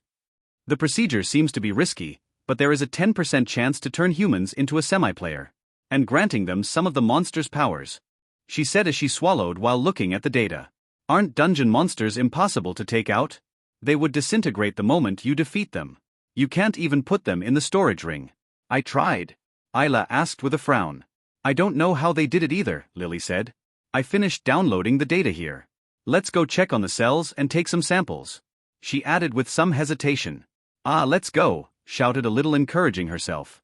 Her voice was louder than usual and seemed to have woken something up as one of the steel doors in the monitor room began shaking hard. This time it was real. In Tetra Quad City's Merchants Hall, the last part of the auction was about to begin. Now we move to the real good stuff. The auctioneer said proudly, things here can only be traded with coins. We originally had 20 items. But thanks to a generous donor, we have 30. The new objects are not in the catalog, they will be revealed in time. Let me remind you, if anyone dared to cause trouble, he would be kicked out immediately. He added as he glared at Victor's balcony. Truth be told, he really liked Victor, as he had been raising the prices all night. Too bad he had a very dirty mouth. The first item is the light cutting sword, an AAA rank weapon. The auctioneer said, then shot Victor a threatening glare. If he asked about it vibrating, he would definitely kick him out. Victor just chuckled and kept silent. As he inspected the grim-looking sword on the table. Nah, he was not interested in any of the following items. He didn't even look at the auction's catalog. The sword was grabbed by none other than Troy, which made Victor wonder where did that guy get the coins from, as semi-players can't enter dungeons. Someone was financing him. Anyway, eventually, this item will end up in his pocket, once Alpha kills Troy and grabs his stuff. The next few items were very normal for Victor. The guests almost lost their minds trying to get them. Hannah, on the other hand, looked with hatred at the items. They belonged to her family. They were the items Victor gave Alpha to sell. Victor casually bet and kept his cool as Alpha bought the real useful stuff back. This was to fool Hannah into believing he got these items at the auction. Now we have the next lot. A bottle of rust blood. An SS-ranked material of unknown origin. The auctioneer said, making all the guests look at it with shining eyes. This is the highest ranking item in the auction until now. Many of them had never seen an S-ranked item before, let alone a SS. We don't know how this item can be used, so we will start with 100,000 coins. The auctioneer said. 120.000, Victor said. He also heard of this thing. He didn't expect it to appear here. 130.000, 140.000, 145.000, 150.000, 160.000, 170.000, 180.000. Victor stopped bidding at this time as Toril, the dark chamber agent he was stalking, began to bid on the orders of his lord. Buy it at all costs, he said. In the end, Toril won the item for 550.000 coins, not a small cost. Soon enough an assistant brought the rust blood bottle to Toril's room and took the payment using a special artifact that can store coins. What is this for, Lord Third? Toril asked his master in the mirror as the assistant left. Some people had been searching for this without knowing its name. He. I will make them pay a heavy price for this. Now start the operation, make sure to take the antidote first through, we will talk later. Lord Third told Toril as the auctioneer brought the last item to be sold. Yes sir, Toril nodded, as he took a strange-looking jar from his ring. That was the last thing Toril did before turning into a green goo. The mirror was swiftly stored in a ring to stop the shocked lord from seeing anything. A dark chamber conspiracy ended like that. Victor casually grabbed the jar and cursed. This thing was so evil. Blood-boiling poison S. Every sunrise, the blood temperature of the infected would be raised a little until they burn. Giving the VIP room and balcony one last look, Victor returned to his own as the auctioneer began showing the next item with hesitation. Next, we have a troublesome item. This was given to us by a very strong master requesting to sell it. And we couldn't refuse him. It is a copy of a certain book. The old auctioneer said this book was given to him by Alpha, who insisted that it should be sold if any of the other items were to be auctioned here. This was a copy that Victor made, and his last money laundering scheme. That's why he was acting like a pervert all night. We will accept trading for normal money for this item, the auctioneer said as he revealed an untitled book with an expensive leather cover. The attendants watched as he opened the first few pages, causing many young ladies in the audience to turn bright red and turn away or close their eyes. The book featured some very pretty women in very exotic positions. We will start with $1.000.000. The auctioneer said while sweating. This was the agreed reserve price. $2.000.000. Victor quickly bid as he licked his lip. 3, 4. 15. The price quickly increased by many bidding young masters in the crowd as the assistant kept flipping the pages. Harvey, who was chuckling as he watched with his grandson on the top balcony, suddenly stood up and ran to the balcony rails and looked down when he saw one of the women on a certain page. She was his mother. Damn it! He yelled, startling Gary. What? Gary asked in shock. His grandfather completely ignored him as he bid directly, $50,000,000. Even he had to respect the auction rules that were engraved in his old bones. Victor was surprised. He wanted to increase the price more, but decided not to do that. He didn't want to mess with Harvey. He just opened the digital copy of the book on his phone and quickly flipped to that page where he read the label under the very erotic image. Olivia von Geldstadt. Oh. Thankfully, he erased the names in the sold copy. Just in case. Some idiots were not sensible like Victor and bid against Harvey, who quickly remembered their names as he raised the price to $100,100,000 and won the book undisputed because the auctioneer cheated a little and hastened the calling. So the book quickly went to the top balcony, where Harvey began to leaf throw after kicking the assistant out. He didn't see it clearly from above earlier, but most of those women were people he knew. They were his mother's friends and enemies. Who was the bastard who drew those? They were very lifelike. Especially Venus von Krone. The most beautiful woman in the world. He froze at her page, making Gary look at it with a frown. That woman was hot. He wanted to look more, but his father was bent over it strangely while drooling. Gary didn't dare to ask. The truth was that Harvey always had fantasies about Venus after he saw her once when his mother took him to one of her gatherings. The photo made him remember his adolescence. How that woman spanked his butt when he acted naughty. Ah. The good memories. Gary was disturbed as he watched his grandfather's perverted expression. Is this the same man who was lecturing him about the importance of his image earlier? WTF. Victor didn't know any of that. He was just happy with the extra amount of money he got for the book. He was considering publishing it. No, that might lead back to him. Maybe later when he find a suitable scapegoat. The banging on the door grew stronger as the girls looked at each other. They were not mishearing things. Lily quickly made sure that the door was holding, then jumped to the terminal, where she began flipping through the security cameras until she found the one she wanted. It was a man, if you could consider an abomination, with 4 thorny arms and a lizard tail. A man. He was banging at the door, somewhat deforming it, but the control room's door is 5 inches of steel. They were made to withstand such an attack. She recognized that man. He was one of the 6 living experiments she saw locked up a minute ago. Did she release him by mistake? She quickly flipped through the cameras again until they showed the rooms. No, she didn't release him. This thing broke through its shackles on its own. That cell was now full of deformed steel. Lily quickly looked at the other 5. Wah! They were in the process of chewing their bonds. She couldn't make out the details before as they were covered in steel, but now she could see that all of them had strange deformities. They looked like monsters from a dungeon. Why were they awake? Lily didn't know, but she didn't have time to worry about that as the door that was separating them from that thing would not withstand the attack of all 6. Lily could tell that these ones were not sane, as the one banging at the door didn't bend down and try to take the security key from the half-eaten man at his feet. Wait, did this monster eat the sleeping man? Why don't you activate the machine guns in the corridors? Cora asked, making Lily remember about those,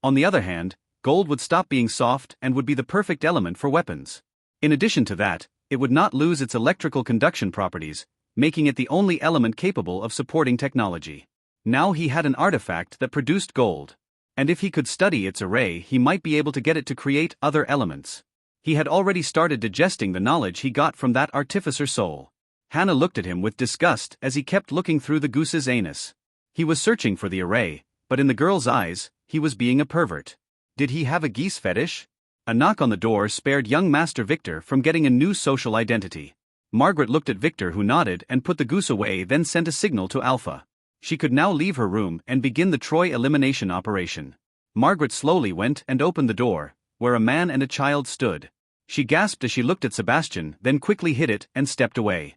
Sebastian looked at her for a second, then moved his eyes to Hannah and Victor. It was normal for some slutty girls to gasp at his handsomeness and cuteness. Too bad he was not in the mood for hunting girls now. He could see Hannah was wearing Victor's coat. He didn't know that the reason Margaret gasped was that she recognized him. She couldn't recognize him earlier because he was half hidden behind the curtain, but now she could see him. He was the one from that arachne porn.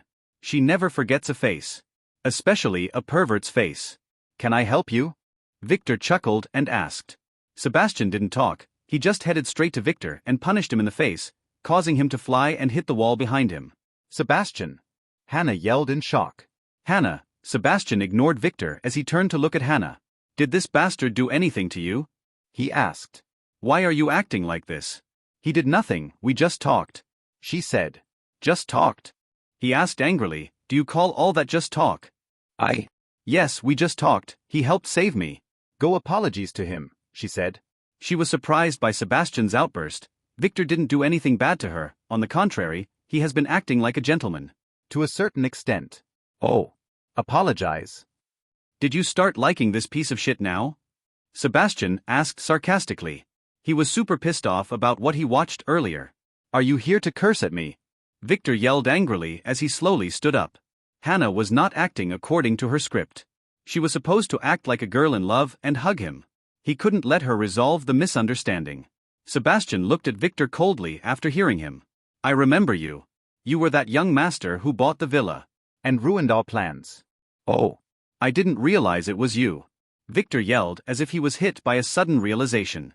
Yes, it was me. So what? Sebastian asked. Was it you who burnt my new villa? Victor yelled angrily as he pointed at Sebastian, who totally forgot about that. Sebastian didn't know how to answer that. It was him. Excuse me. Are you perhaps Master Victor? Evan, who had enough, dragged Sebastian to his side and shot him a warning glare as he stepped forward and faced Victor.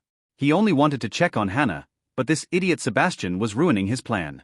Luckily Victor didn't call for security. Yes, are you this dog's guardian? Victor asked, making Sebastian begin to struggle against his master's grip but stop when his master glared at him again. My name is Evan Brown. And this is my disciple Sebastian. He might be a bit unruly sometimes, so please excuse him, Evan said slowly as Sebastian calmed down. I am here about the girl, you see she is my disciple's sister and we wish to buy her back. That's why he was so agitated, even said pointing at Hannah. Oh. Is that true? Victor asked Hannah as he wiped the blood from his mouth. He had to take that hit as he used the chance Sebastian approached him to stealthily slip a bug on him. He wanted to hear how Evan was scamming him. He also wants Hannah to take care of him later. It was her fault after all. He is my younger brother. Hannah nodded. I already paid a lot for her though. And he hit me. Victor said as if thinking. I can compensate you. Might I check on her? She has poor health. Evan said as he looked at Hannah. Oh. It's okay I guess. Just checking though, don't do anything funny. Victor said reluctantly as he glared at Sebastian angrily. Evan approached the nervous Hannah and then pinched her wrist as if he was checking her pulse. He felt nothing. It took him an entire minute to let go with disappointment. She is fine, he said as he took his hand away, scratching Hannah's hand with his pointy nail accidentally. As sorry, he said as he put his finger in his mouth, sampling her blood. He spat it all out a moment later. It tasted like **T. She was definitely not a Von Richter. As their seal can't hide the blood taste. Master, let's get her and go. Sebastian complained as he glared at Hannah. Although she was acting like that with Victor, he was sure she was being forced. Hannah is a sweet and obedient girl. He convinced himself. Some questions first. Evan said, then turned to Hannah. Do you know who kidnapped you? He asked, making Sebastian stop nagging as he wanted to hear her answer quickly to get his revenge on the bastard who locked him in the vault. No, Hannah said with some stuttering. I found the vault open, and when I entered I was knocked out. She said after remembering Victor's instructions and making Evan frown. How did you know about the vault's location? He asked. Hannah hesitated. A mysterious man who saved my life about a year ago while I was on a mission. He told me about it, and wanted me to secure the location and wait for him. I wanted to buy the villa to have a chance at meeting him again. She lied. She wanted to buy the villa to avoid hurting anyone in there while digging. And to keep the vault for her future use, and maybe to build a nest for her and Sebastian. She quickly shook her head. What then? Evan asked, nudging her back to her grim reality. But when I failed to buy it, I decided to check the vault by myself. When I entered the hole and found the vault open, I passed out and woke up tied up in some cell in some warehouse. She said. I see. Evan frowned. Can you describe the man who saved you? He asked as Sebastian got annoyed by his master's repeated questions. It was as if he was interrogating her. Yes, he had long blonde hair and thick eyebrows with a very white-poked face. She said with hesitation, describing the man who took care of her as a kid and then died because of some old poison. Evan squinted his eyes. He knew that man. He should keep an eye on that villa location. They were building a resort there now. Master, pay him quickly, let's leave this place, Sebastian said, making Evan glare at him. He was not ready to pay half of his properties for a useless girl. How much do you want for her? Evan had to ask. I am not evil. She was a really good girl. If she really wants to go with you, she is free to leave. Victor said, surprising Evan and making Sebastian curse silently, then look at Victor. Really? Sebastian asked with a frown. What was this bastard playing at? I don't keep girls against their wills, he said, making Hannah almost spit on him, while Margaret nodded silently. Victor didn't force them, he just fooled them instead. Victor looked at Evan, who was a little skeptical, and whispered in a low voice. To tell the truth, I wanted her at first because I thought she could vibrate. And as you can see, she had stopped and was unable to do it again, no matter how much I order her to. Her batteries are probably dead, Victor said, making Evan and Sebastian freeze as they tried hard to comprehend the garbage Victor was spouting. She was frozen too. What batteries? Evan was trying hard to know if Victor was kidding or if was he serious. He had a feeling that Victor was unfathomable. As expected of an elite heir. He didn't know why he was giving Hannah away though, and that made him uneasy. Hannah, right? Evan decided to ask her directly. Let's go.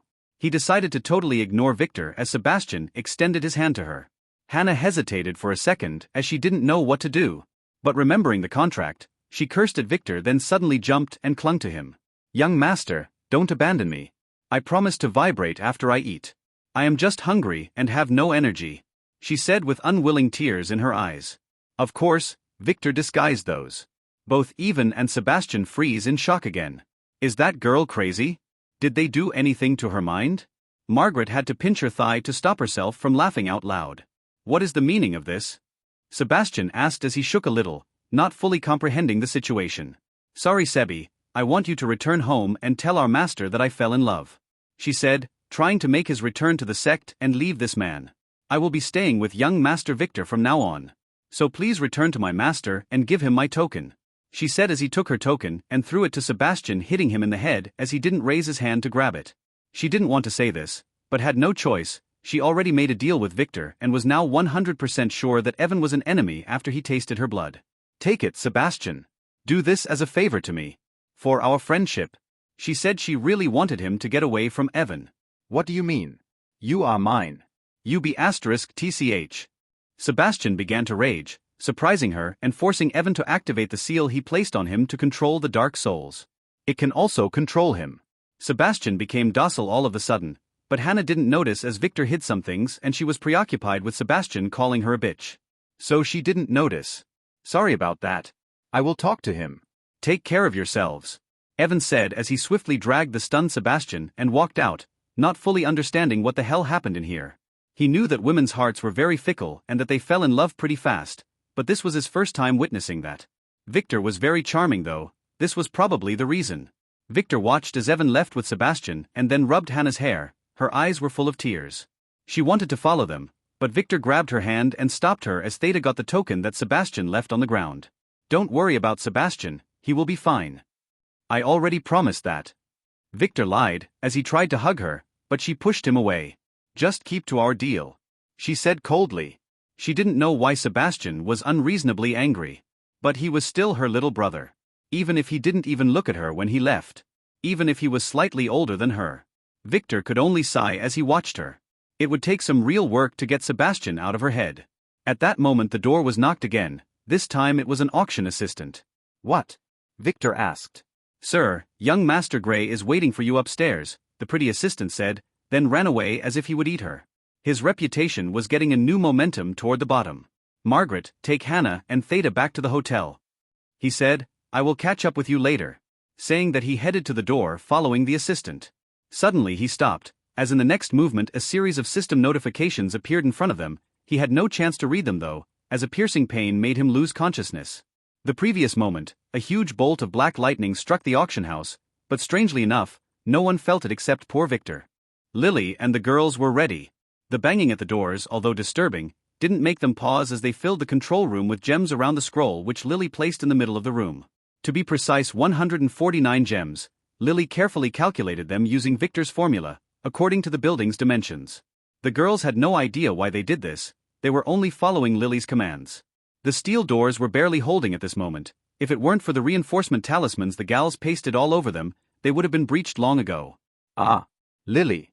You told me there were 6 monsters." Cora, who was tasked to keep an eye on the monitors, suddenly said. "Yes?" Lily asked. "There are more," she replied, absent-mindedly. "How much?" "A lot. About 100. She said. "What?" Lily let go of the gems in her hand and hurried to look at the monitor, where she froze in shock. "Where did those come from?" she asked. "I don't know, just a minute," Cora said as she began flipping through the security cameras. "I can't find it. No. There." Cora suddenly stopped, pointing to a side monitor, which displayed the end of another corridor. There was an opening in the floor where those things were coming out. This secret basement facility obviously had a secret basement of its own. "Let's finish this quickly," Lily said as her forehead became full of sweat. At first, she thought that one of the careless guards might have caused the monsters to escape when he fell asleep. But now she had another theory. It might have something to do with the soul gas they used. It may have interfered with whatever containment mechanism that guys placed here. These monsters, strangely enough, didn't hurt each other. On the contrary, they were cooperating as they headed toward the control room, the only connection this place had to the surface. "We will be increasing the number of gems to 300, Lily said as the girls began to work faster. Thankfully, after they got familiar with the formation, they finished in no time. Making sure that everything was ready, Lily nodded, then took out a dark brown stone and put it at the center of the scroll. Thankfully, she chose this method. It will eradicate everything up to 5 stories below ground. If this base went deeper, whatever was there would be buried for a long time. "What is that?" Ivy asked. "Uranium," Lily replied. "Uranium?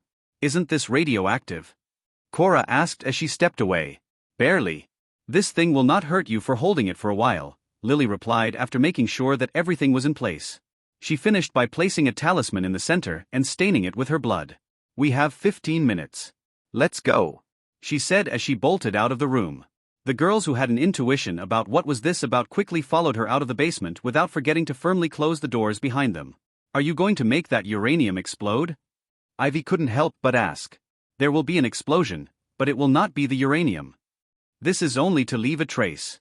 The young master doesn't want people to ask unnecessary questions," Lily said. "That would make people ask more questions," Ivy complained as she hurried behind her sisters. "I don't really know. I am telling you what the young master told me. We will throw the blame on the army. He talked about depleted uranium warheads, or something. Anyway, the explosion will be very contained. I calculated it well, no need to worry," Lily said. She was also curious about this. Would the young master punish her for using this so soon? But this was the only way she thought of to cleanly eliminate whatever was in there. Without stopping, they ran out of the mansion through the yard's back door, which was nearest to where they parked their bikes. A lazy guard who was not there when they went in was surprised to see a group of masked girls running out of the mansion as if their life depended on it. "Hey," he wanted to stop them, but the next moment a mean girl kicked him nuts because he was standing in her way, making him regret coming to work today despite waking up very late. He watched as the girls disappeared into the forest, then as the sound of motorbikes started then faded at the distance. "What the hell?" As Victor collapsed to the ground, the girls stood in shock. Margaret quickly ran to Victor's side and checked on him. She didn't notice as Hannah smirked and then frowned in the back. Victor was breathing. He seemed to be in pain first, then relaxed slowly, as if he was soundly sleeping. Margaret quickly remembered his instructions when he woke up from his coma the last time and scolded them for acting like headless chickens. She quickly remembered what to do as she took out a small notebook and began to flip through it. Don't panic. Act as if this was normal. Feed him a healing pill and an antidote pill. Wait for 2 to 3 hours first. If nothing changes, use a dispelling talisman, then transport him to a safe location if possible. Try to hide his condition for the next 48 hours. Try to contact a healer like Anna. These instructions were written before Ruby got her new class. If he didn't wake up after that, contact George or his father to follow their instructions. That's all Victor told her back then. According to him, he had many life-saving abilities and he would wake up sooner or later. So Margaret was not really afraid for his life. She was just wondering what the hell happened to him all of the sudden? Could it be Sebastian's punch? She considered telling the security to get Sebastian, but remembered what Victor told her to keep this a secret. And that Sebastian was a scion. The further away from him the better. Is the young master okay? Theta asked. He must have exhausted himself last night. It is my fault for demanding to do it in that position, Margaret said, making the panicking assistant look at her and then at him with a weird face. Hannah frowned too. Both wanted to ask, what position? Hannah wondered whether Victor suffering from poisoning after hugging her? She didn't tell him about her curse on purpose, as the contract didn't specify that, and he was the one who hugged her. Though Hannah felt that something was wrong. The poison curse was very slow acting. It usually takes days. It only activates fast if the target gets too excited. Was Victor really this horny? Wait. Didn't he show her Sebastian's attributes earlier? He seemed to have an appraisal skill. Did he also see hers? Did he know about the curse? She didn't know the answer to that. Do you have a room where he can rest a bit? Margaret asked the assistant as she popped a healing pill in Victor's mouth. He was not swallowing, so she quickly resorted to a mouth-to-mouth method, making Theta and Hannah blush. The assistant hesitated as she watched her. Please wait a second, she said as she ran out, then returned a minute later with 2 guards. The master instructed me to help me transfer your young master to the VIP suite upstairs, she said, making Margaret sigh in relief as Theta and Hannah frowned, not knowing what was going on with the young master.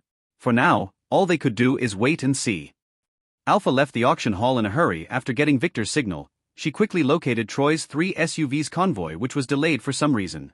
Alpha wanted to quickly begin the massacre, but the convoy didn't move, making her curse as she couldn't wait near the auction house where the von Geldstadt guards would suspect her. So she quickly left, deciding to wait at a certain intersection near the highway. Troy would surely pass there. She also used the communication talisman to inform Victor about her plans before leaving. She got no reply after 3 tries, making her frown as she put the talisman away, not knowing that Victor was passed out at the moment. Master. What just happened to me? Sebastian asked as he looked around. They were in the auction house's lobby. You lost your mind there and fell for that evil Victor's tricks. He wanted you to really hurt him so that he would call the auction guards to take you out and then kill you. Evan lied with a straight face. What? Sebastian said. I had to drag you away before that guy's method activated. It was a close call. Those guys here had weird formations, not even I can stop them, he said. What about Hannah? Sebastian asked. You heard her. She wants to stay with him. I tried to convince her before leaving, but she refused. Do you want me to help you kidnap her? Evan asked. No, he said with angry eyes, making Evan smile. Another sign of scions is their over-reliance on their own strength, and refusing others' help despite facing an overpowered enemy. Could it be that he used some skill on her? Sebastian asked. Possible. But does he need to? He already bought her, Evan said, making Sebastian nod. He was not happy at all but somewhat convinced. He didn't realize that Evan's power was affecting his thoughts to be more gullible. According to Evan's calculations, that pervert Victor will be in some very deep shit pretty soon. Come on now, cheer up. You are still young, you will find better girls in the future. Evan said, I have a good friend who knows a thing or two about girls. Come, I will introduce you. He added, making Sebastian hesitate then nod. Since that B*TCH was not around him anymore, he should just enjoy his time. In a dark room far below ground, the old master opened his eyes. When did he fall asleep? He was sent here by his family to protect this place. This is the first time something like this happened. He must be getting old. Suddenly he frowned as he could hear the sounds of howling outside. Did one of the failed subjects escape again? Those fools can't even apply the soul-sealing talisman correctly. Did they fail to connect it to soul formation again? He flexed his old bones and stood up, then headed to the door and opened it. It was empty outside. He took 2 steps and then swung his sword to his left, cutting a monster that was crawling at the ceiling. It had 12 eyes covering its human-like body. It slid to the ground in 2 halves, exactly 6 eyes on each side. He didn't lose his touch yet, and his instincts were as sharp as ever. But when did this subject escape? Wasn't this one stored in the 5th hole? Why didn't those idiots follow the protocol? The master quickly walked to the side and pulled the emergency switch on the wall. Nothing happened. No sirens and no guards. This was not normal.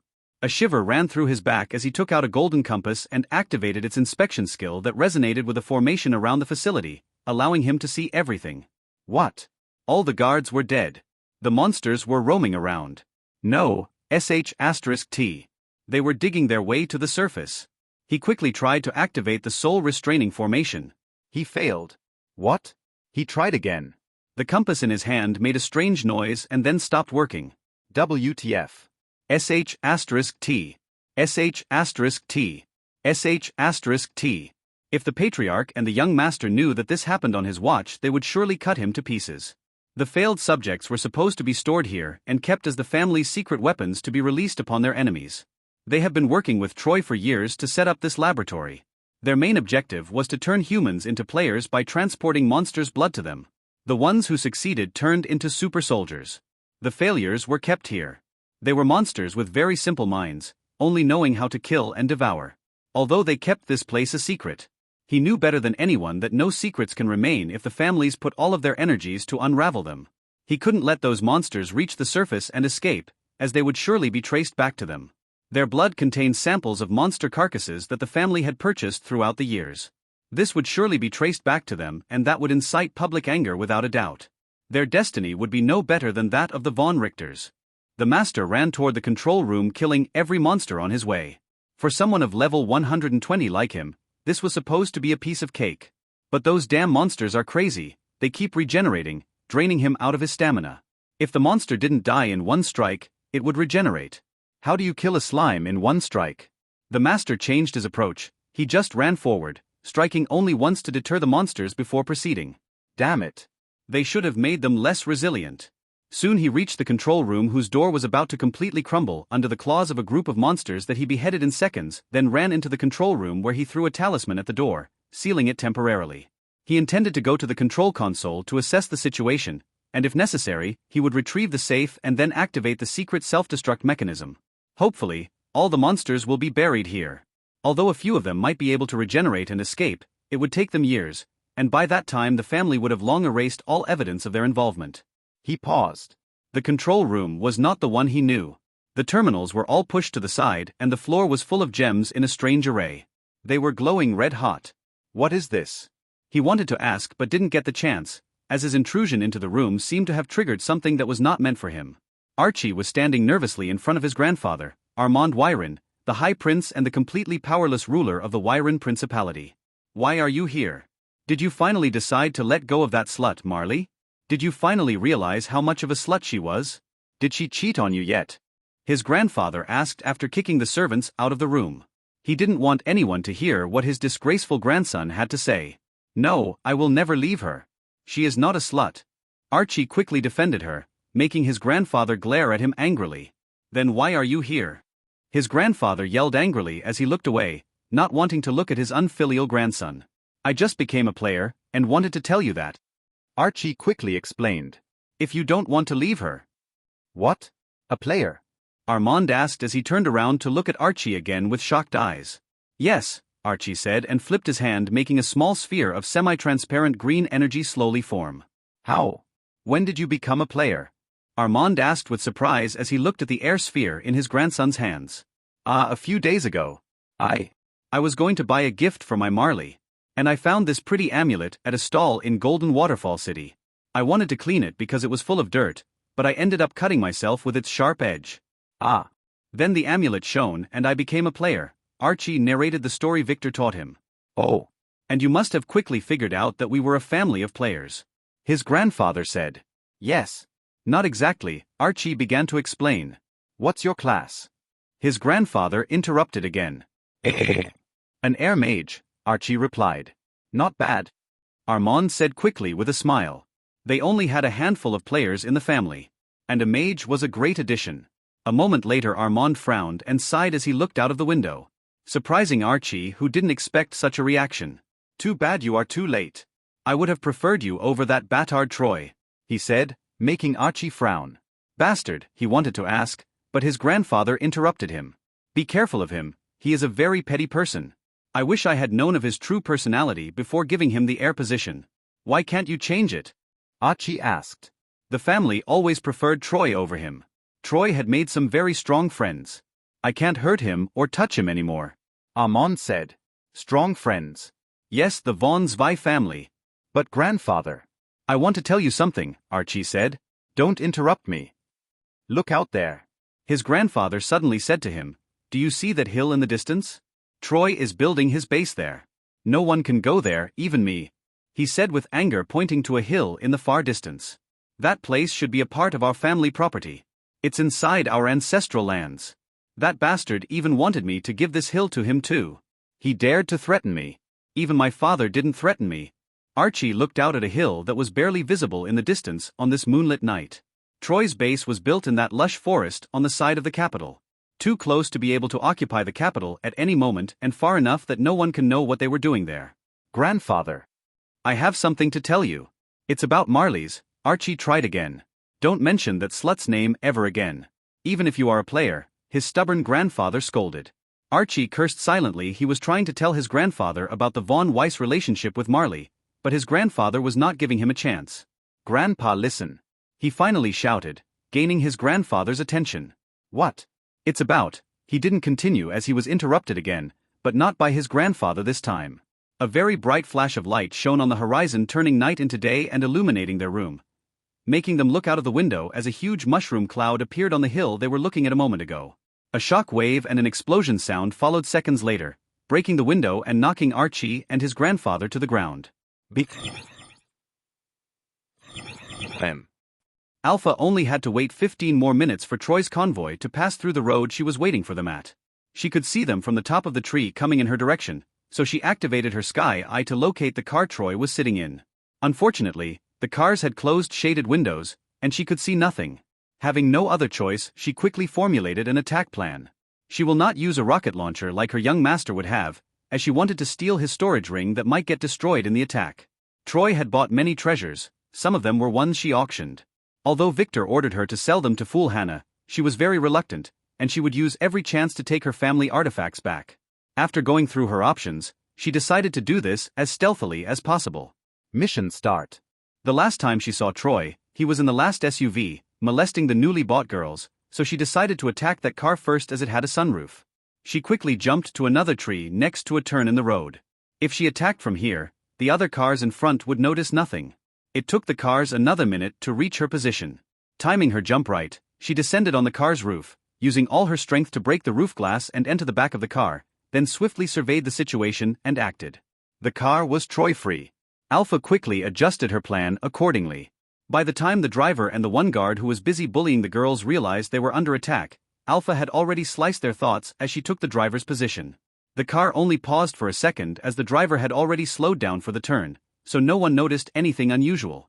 Just a simple jerk when Alpha kicked the headless man away from the steering wheel. The girls in the back held into each other, not knowing what to do. They were in shock, not fully realizing what just happened in front of their eyes. Alpha's movement was too elegant. Too deadly. Search those guys. Do any of them have a strange ring or a box with talismans? Alpha ordered, making the girls look at each other, not knowing what to do. They were both terrified and relieved by that man's death. He was a sadist. He was telling them how they would rape them to make them pregnant. They would do experiments on them too. From his tone, he was not kidding. Alpha's intrusion was their life-saving straw.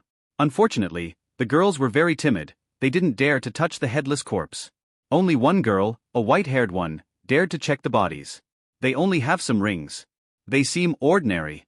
No talismans, she told Alpha, who was focusing on following the other cars, making her surprised. She didn't expect to find a good one here. Did you check his inner pockets? Alpha asked. Yes. Are you looking for our enslavement contracts? She asked. Yes. You might not believe me, but those are cursed contracts. If they tear them apart, you girls will die. She said. I already saw a girl die when they branded us with those, the girl said. Although it was like a fantasy, she saw it with her own eyes. Now she believed, despite her reluctance to keep the rings, they might be storage artifacts. I will be able to check if the contract might be inside them later, she said without looking back. The girls didn't really believe her. But they didn't disbelieve either. They have seen many things these past few days. Are you here to save us? One girl asked as she noticed that the car was accelerating and was about to pass the one in the front. I am here to kill Troy, the guy with pointy hair, who was here earlier. If you girls want to escape, be my guests, she said, making the girls frown. Do you know what car he is sitting in? No. Can we follow you after you finish? The white-haired girl asked. She was the smartest of those. If they escaped alone, it was only a matter of time for them to be put in a similar situation, or worse. Yes. We will talk later. Be sure to hide well and wait for me, Alpha said. Now prepare yourself, she added as she took out a talisman and activated it, making the entire car slide shine in golden light. The girls didn't have a chance to ask what she meant or be prepared as Alpha suddenly made a sudden turn, causing the car to move to the side, pushing the other car on its left and cursing it to hit a cement roadblock and deform. Then their car itself hit another block, but in another angle, causing it to flip over it and reach the vegetation on the other side but upside down. The car flipped a few times as it slid on the dirt. The girls screamed as the car flipped twice and slid into the vegetation. Strangely enough, though, they remained fixed in their seats. That golden light stopped the cars inside from getting deformed as it slid upside down and hit a tree near the road in the end. Find a chance to escape, Alpha told them as she slipped out, leaving them to undo their safety belts and act as decoys as she hid on a nearby tree where she activated her sky eye to check on the second car where 3 men stepped down and dragged a fourth who had a head injury. They were not suspecting an attack, as she made it look like an accident. Unfortunately, Troy was not in it either. Bad luck. She should have brought Theta with her. That leaves only the last car, which stopped then turned around, and was now making its way back to the accident site. Alpha activated a hiding talisman and waited. As the car moved into the dirt, not caring about the second car, it quickly headed in her direction. They went back for the girls. As expected, Troy was there as he lowered the window and began to yell at his men as the car moved in her direction. The girls were struggling out at that moment. Alpha prepared to assassinate Troy at that moment. No matter what talismans he had, if one strike didn't kill him, she would attack twice. If 2 failed, she would strike thrice. The car stopped, and Troy stepped down in a hurry as he yelled at the girls to stop. They were heading to the forest. Troy was busy taking out the contracts from his ring when Alpha descended, pushing the dagger into the back of his neck at that same moment. Too bad, his defense talisman activated and pushed Alpha away and alerting him as she made an air flip and used a spear that she took out at the right moment to slit his throat as she fell to her feet. Stop! A man who just stepped down following Troy yelled to stop her, but he was too late. She could see Troy's headless body fall to the ground as she flipped again using her spear's shaft, then turned around to face the shouting man in a fighting stance. She froze. Out of the car, an angry man stepped down followed by a handsome boy. The boy's expression slowly changed from frowning to anger. Moments later he looked like a furious beast. Not like a kid at all. It's you. B*TCH. Sebastian yelled while pointing at her angrily. He remembered her. She was that bastard Alex's maid. The one who kept bullying poor Vivi. Lily and her sisters slowly stood up and dusted the dirt that covered their bodies as they looked back with shocked eyes at the mess they made. Isn't this too much? Wasn't this supposed to be a contained explosion? The entire hill had been vaporized. Ivy asked as she looked around. Luckily they vacated that area fast, fearing that they would be traced by satellites if they waited for the explosion. This was a close call. If Lily didn't activate that talisman in time after the explosion flash, they would have been very hurt right now due to the aftershock. Maybe a little, Lily said as she silently cursed at her young master. He only told her that this would make a huge explosion. He never mentioned anything about a nuclear bomb scale. She was sure she did the calculations correctly. The poor girl had no idea that below the control room, at the center of the base, there was a hidden safe full of gems that Troy was keeping to operate his soul-suppressing formation. Although the diffusion was not optimal because the gems' positions were not following the formation, the sheer number of them made that detail irrelevant. Where to now? Ivy asked. Lily frowned as she tried to call Victor's phone, but failed to get a signal. Let's go to our new base. The candidate's test should finish soon, Lily said after some hesitation. She had just realized that all of the Von Krone agents who were following her were nowhere to be found. This was a rare chance. Alpha frowned as she looked at Sebastian and Evan. She never expected that those two would be in the same car with Troy. Now, she could easily figure out who the ones behind Troy were. It was none other than her mortal enemy, the Von Zwei family. Do you know her? Evan asked Sebastian. Yes, master, she was with the one who locked me in that vault. Sebastian said after some hesitation, mentioning nothing about a certain Arachne. Oh, Evan's eyes twinkled as he looked at Alpha. He activated his inspection ability. This time it worked, making him smile in a very perverted way. She was a Von Richter. At last, he found one. A Von Richter. I didn't expect you to come to my side by yourself, he said, making her step back a little. A Von Richter? Sebastian frowned. He didn't hear this name before. Alpha hesitated. Didn't Victor tell her that she was safe? How did this guy find out? No matter what, she was stronger than him. Even with Sebastian here, she will be able to kill him. But first, she must get rid of the distractions. Escape now. I will find you later, she told the girls who got out of the car behind her and stepped back as they looked at Evan, who was licking his lips as he looked at them. She couldn't guarantee their safety, as she could see the survivors of Troy's men begin to gather while preparing their guns as they looked at their master's corpse. Strangely enough, those men didn't appear sad, as if Troy was not their boss. The girls didn't hesitate and ran away. No one followed them. Once Alpha was dead, they would use the contracts in Troy's ring to get them back. Dear Sebastian, it seems like we are destined to be a master and an apprentice. This woman's family massacred mine 20 years ago. Evan lied, making Sebastian shocked. You were hurt by that young master Alex too? He asked, making Sebastian freeze. Alex. Yes. She works for Alex of the Thunder Sect, Sebastian said. Oh. Something like that. Evan said as he remembered that name, Alex. Sebastian was reluctant to say it earlier. He kept telling him it was a masked man. It seemed like he was still wary of him. This was expected though. Taming a scion would take some time. That's what the incomplete memories he had told him. Suddenly Evan felt a sense of danger. He quickly dodged to the left, as Alpha, who was standing a few feet away, seemed to have decided to attack out of nowhere and threw a dagger at him. Oh! A man who was standing behind Evan fell to the ground as he held his throat where the dagger landed. Idiot! Idiots, you would die if she attacked you like this. Transform quickly, he ordered as Alpha dodged a fireball thrown by Sebastian and beheaded another man while wondering what Evan meant.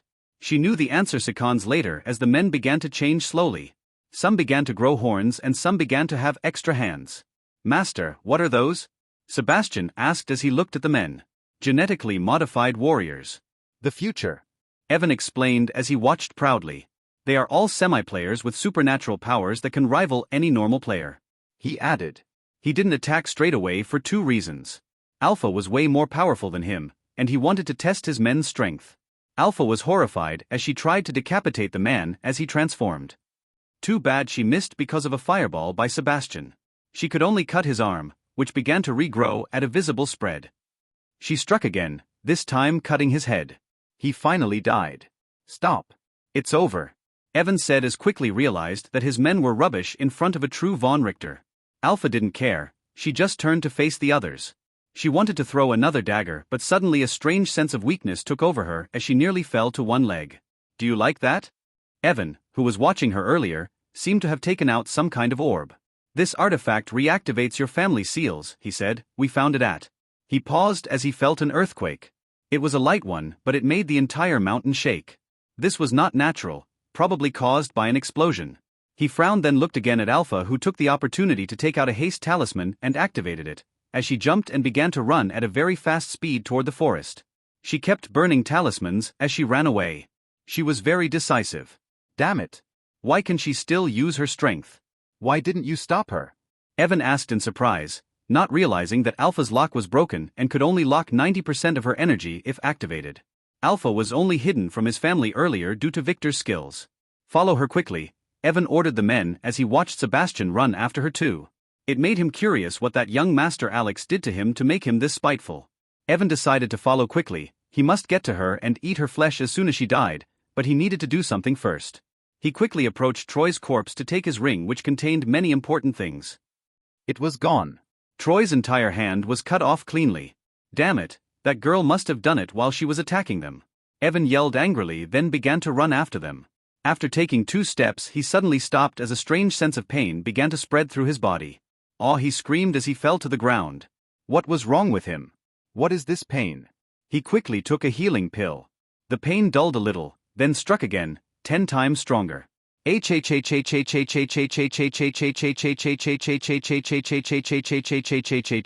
screamed. What did that B***tch do to me? He asked as he growled in pain, not realizing that he was cursing at the wrong girl. His excited state when he saw Alpha seemed to have made Hannah's poison touch curse activate. He had touched her earlier when he took her pulse. And now it was time for him to feel the curse's pain. Alpha ran. She ran and ran again. She didn't like that, but she knew better than anyone that with her current state she can't fight those men combined, let alone Evan. Her power was locked to 10%. So she had about 50 points on every attribute. 5 times the strength of a normal man, but far away from Evan's strength. Didn't Victor tell her that her lock was fixed by him? Why the hell was that man using it against her now? Didn't he tell her that her identity would be hidden? If she survived this, she will make sure to castrate that pervert Victor for revenge. Thankfully, this place was near one of the 4 mountains surrounding Tetraquad City. That's where she headed, intending to hide in the mountain's lush forest. Those monster men were on her track. Sebastian was too. She could hear his angry shouts every once in a while among the men's howling. Reaching the forest, she decided to start her counterattack using the darkness of the night. If her intuition was to be trusted, the artifact in Evan's hand might be able to track her. She didn't know why he was not after her with the others, and that made her uneasy. But it also got her a chance. But she needed to kill as many of those men as possible before he arrived if she wanted to have a chance to escape. She used her Skaya, as she activated a hiding talisman blending with a tree. The men were spreading apart as they searched for her. The first one to approach her was a man with 3 horns. He seemed to have good night vision as he stupidly stood below the tree she was at and began to look around. He died a moment later when Alpha descended upon him, pushing her spear in his skull between his horns and then swirling it as she pulled back, making sure he was dead.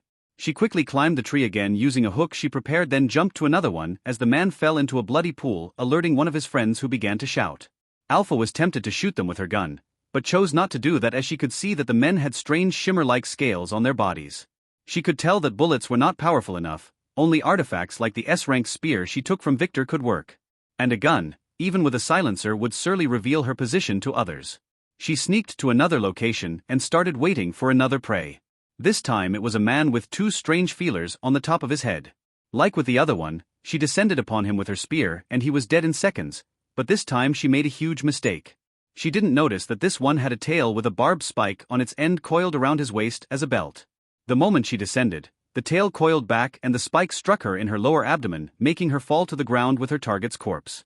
Alpha hissed and quickly tried to take the spike out, but failed. This damn thing seemed to have some protrusions that made taking it out without cutting half of her stomach impossible.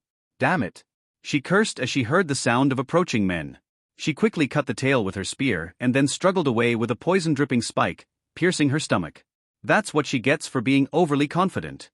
Sebastian chased Alpha like a maniac into the forest. That was until he lost her. Those damn talismans she kept using were the reason. Where the hell did she get all of that? Even he, one of the elites of the Eternal Sect, only got 3, and one of those was given to him by Hannah. Damn it, he cursed. He was really pissed at Alpha. Not only because she helped trap him before in the dungeon, but also because she killed his new friend Troy, the heir to the High Prince's chair, in front of his eyes. He was introduced to him by Evan. Troy was a little arrogant, but he could easily get along with Sebastian, who was Evan's disciple. He was supposed to help him keep an eye on Hannah, as according to him, he also hated Victor, who killed one of his men. So they shared an enemy. Damn it. Sebastian cursed again as he looked around. He had no idea where Alpha was. He had no idea where he was. He was about to turn around and go in another direction when he noticed the shadow of a blonde girl that was running away. Alpha. Without hesitation, he summoned a fireball and threw it at her. The girl burnt and fell to the ground as she screamed. He quickly hurried to her side to find that she was not that girl Alpha, but a white-haired one. He quickly put down the fire by flicking his finger. He made a mistake due to the darkness. This girl was one of the girls from the auction bought by Troy. Sorry, I was not aiming for you, but that bitch, he said as he checked on the girl. Half of her body was completely burnt. Her hair was completely gone and her face was badly scarred. He could even see the charred bones of her left arm where the fireball hit her. She didn't scream any longer. He could see that her throat was already burnt.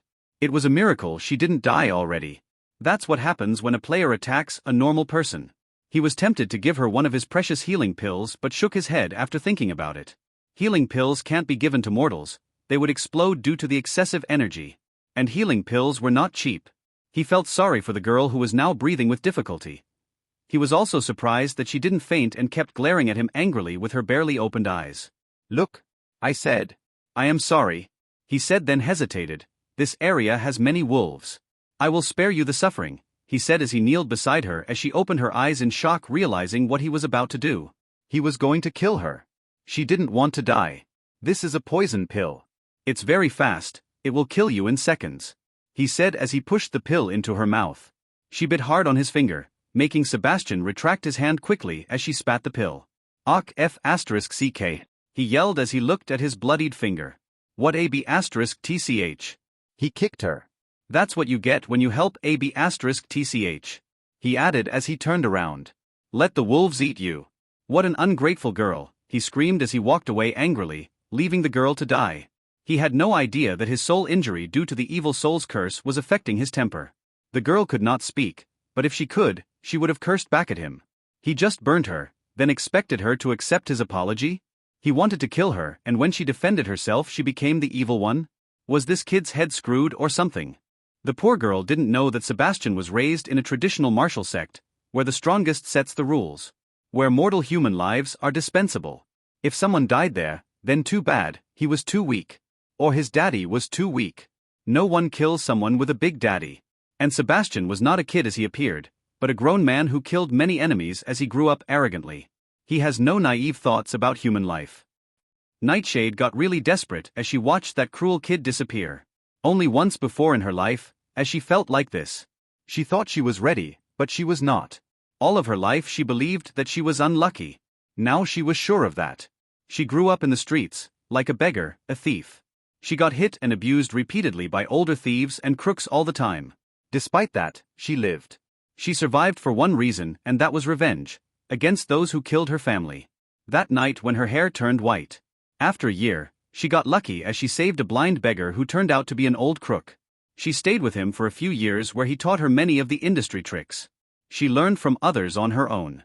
The beggar died a year ago, and that's when she decided to pursue her revenge. She forged a few documents giving herself an older age, and she got accepted into the police academy. The white hair made her look older. She graduated with honors. Got assigned to her dream job at the Mysterious Crimes Unit, the one she wanted. That unit was created secretly to investigate the many strange phenomena and murders around the country. That's what the chief told her, but she could tell from the looks of the officers there that they were all a group of misfits that no one cared about. And as expected, she was discovered pretty quickly. Those guys were the best. To her surprise, after confronting her and hearing her story, the leader of the unit decided to help her hide her true age. He said that he needed someone like her. That's when her undercover mission to unveil the secret of young girls' kidnapping and suspected sex trafficking that was getting rampant recently started. With her unit's help, she managed to enter an orphanage that was suspected of being a front for the underworld. They were right. The orphanage turned out to belong to a slaving gang, where she was sold in just a few days. She didn't care as she was sure that her unit was following her, as she saw signs of their operation. All that changed when an old man bought her. He used some kind of a strange device to test her before taking her away without her being able to notify her unit. He removed the hidden implanted tracking chip on her. That's how she ended up in the auction house where she realized that magic truly existed. They branded some kind of a curse on her. She couldn't even think of escaping without having a headache. That made her really troubled but really excited too. At last, she found a sign about the men who killed her family. They used curses too to torture them back then as she hid in the closet. In the end, she was auctioned. She hoped to get bought by some idiot young master so that she could contact her team. That one who was screaming about vibrating girls seemed idiot enough. Too bad she got bought by another man. Apparently, she was not vibrating enough.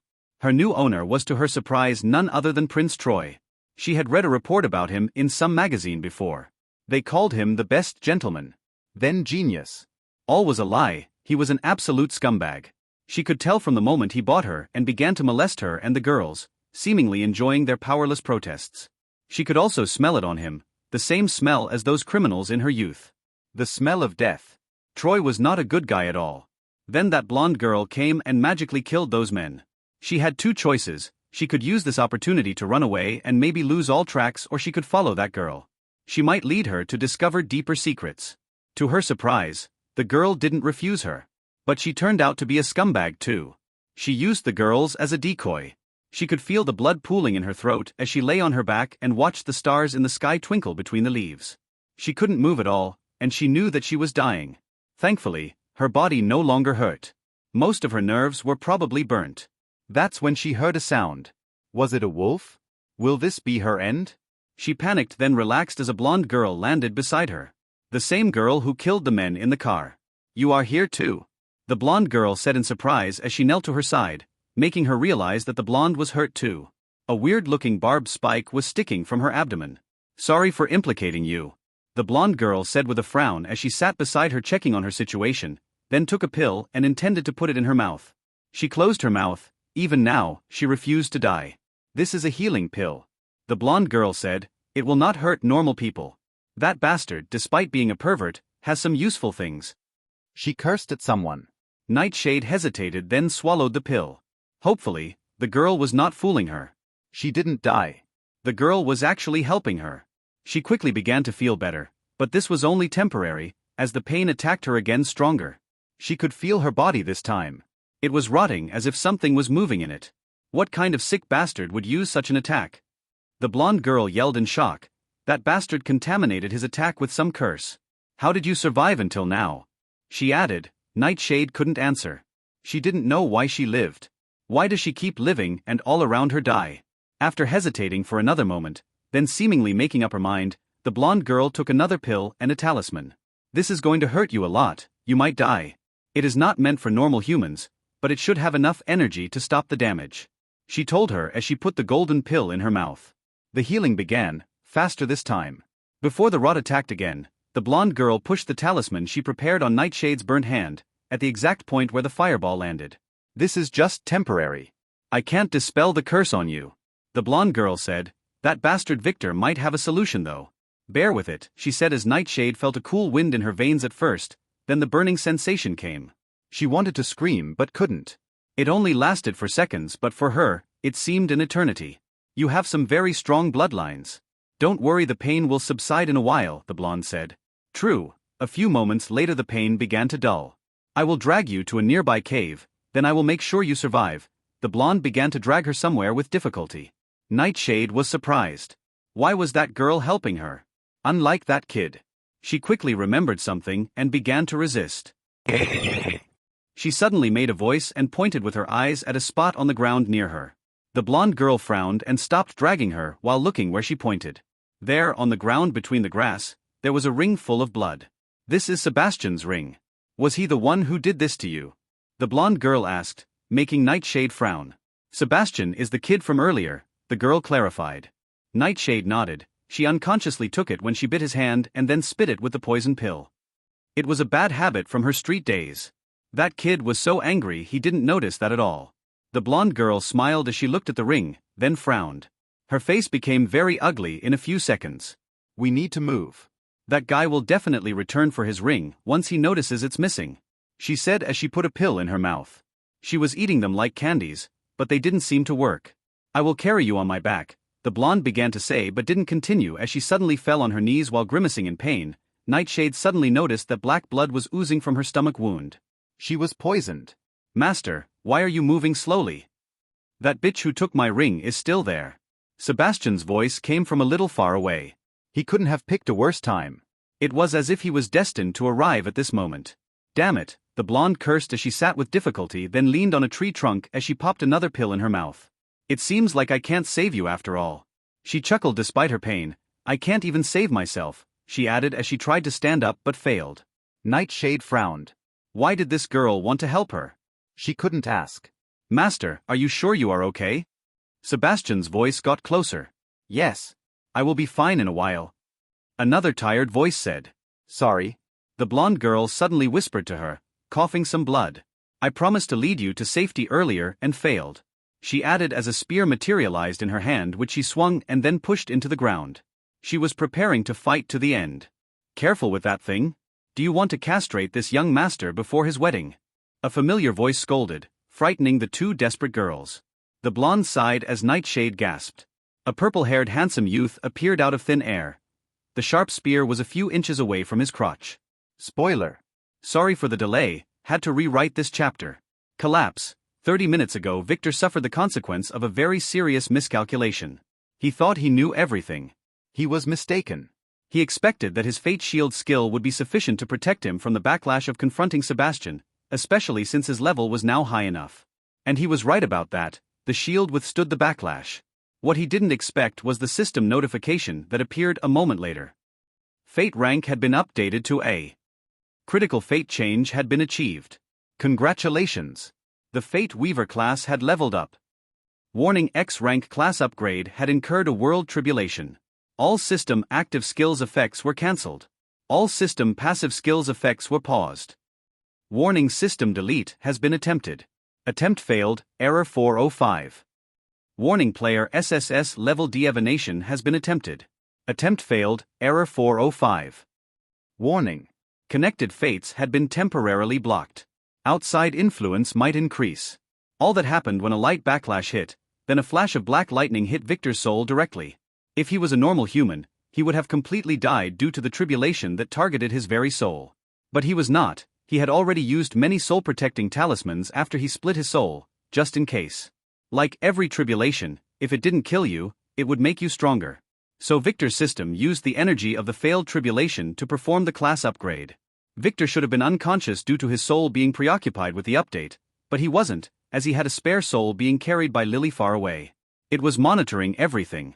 Unfortunately, it could not activate any of Victor's main body skills as the system was preoccupied, but it could read his logs and send energy to him. Souls that belong to a single being are always connected in a mystical way. So after the tribulation, when Margaret was panicking over what to do, Victor was about to lose his mind reading the barrage of logs that was thrown at him as the system updated. Critical fate change had been achieved. Element Margaret Dash, UNKNON NUM 164/death/overwritten, 500,000 PTS. Element Clarissa Dash, UNKNON NUM 164/death/overwritten, 500,000 PTS. Element REF NOT FOUND Dash, UNKNON NUM 164/death/overwritten, 500,000 PTS. Element REF NOT FOUND Dash, UNKNON NUM 164/death/overwritten, 500,000 PTS. Element Lily, X Birth Destiny/death/overwritten, 10 million PTS. Element Lily, AID_X_147337, Destiny/death/overwritten, 5,000 PTS. Element Nick, B Birth Destiny/death/overwritten, 500 PTS. Element ANN AID_X_147337, Destiny/death/overwritten, 5,000 PTS. Element Hilda, B Birth Destiny/death/overwritten, 10,000 PTS. Element Mina, AA Birth Destiny/death/overwritten, 30,000 PTS. Element Mina, S World Destiny/love/removed, 10,000 PTS. Element Mana, AA Birth Destiny/death/overwritten, 30,000 PTS. Element Mana, S World Destiny/love/removed, 10,000 PTS. Element Tom, S World Destiny/love/removed, 10,000 PTS. Element Tom, S World Destiny/love/removed, 10,000 PTS. Element Tom, S Self-Set Destiny/love/removed, 5,000 PTS. Element Tom, S Self-Set Destiny/servitude/added, 15,000 PTS. Element John, F, ID_X_147337, Destiny/death/overwritten, 50 PTS. Element Beta, B Birth Destiny/death/overwritten, 10,000 PTS. Element Delta, D Birth Destiny/death/overwritten, 10,000 PTS. Element Gamma, A Birth Destiny/death/overwritten, 10,000 PTS. Element Epsilon, D Birth Destiny/death/overwritten, 10,000 PTS. Element Zeta, D Birth Destiny/death/overwritten, 10,000 PTS.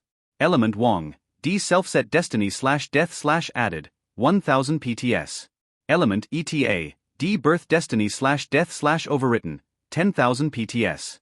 Element Theta, D Birth Destiny/death/overwritten, 10,000 PTS. Element Theta Dash, UNKNON NUM 179/demonization/removed, 20,000 PTS. Element Mira, AA Birth Destiny/death/overwritten, 30,000 PTS. Element Mirror, D Birth Destiny / Love / Strengthened, 1000 PTS. Element LEA, E Self-Set Destiny / Love / Added, 1000 PTS. Element LEA, E Self-Set Destiny / Love / Corrupted, 500 PTS. Element Aria, A Birth Destiny / Death / Overwritten, 10,000 PTS. Element Alex, SS Self-Set Destiny / Love / Added, 10,000 PTS. Element Alex, SS World Destiny / Death / Corrupted, 1000 PTS. Element Windy Dash, S World Destiny / Love / Changed, 500 PTS. Element Windy, A Self-Set Destiny / Revenge / Added, 100 PTS. Element Lion, S Birth Destiny / Death / Overwritten, 50,000 PTS. Element Pussy, B Birth Destiny / Greatness / Removed, 10,000 PTS. Element Susu, F Birth Destiny / Love / Corrupted, 50 PTS. Element Susan, F Birth Destiny / Love / Corrupted, 50 PTS. Element Iris, AA Birth Destiny / Death / Overwritten, 30,000 PTS. Element Rita, S Birth Destiny / Death / Overwritten, 100,000 PTS.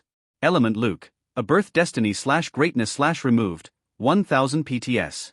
Element MIA, A Birth Destiny / Death / Overwritten, 10,000 PTS. Element Lara, AA Birth Destiny / Death / Overwritten, 30,000 PTS. Element Alpha, SS World Destiny / Love / Removed, 50,000 PTS. Element Sebastian, SS World Destiny / Love / Removed, 50,000 PTS.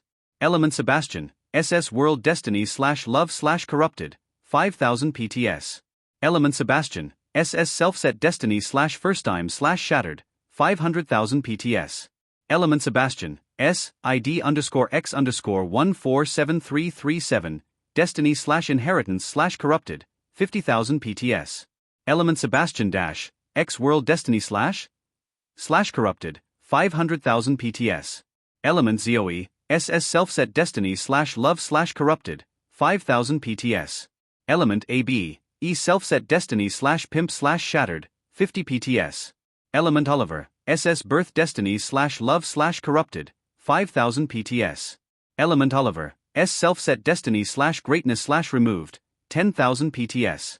Element Oliver, S Self-Set Destiny / Revenge / Added, 10,000 PTS.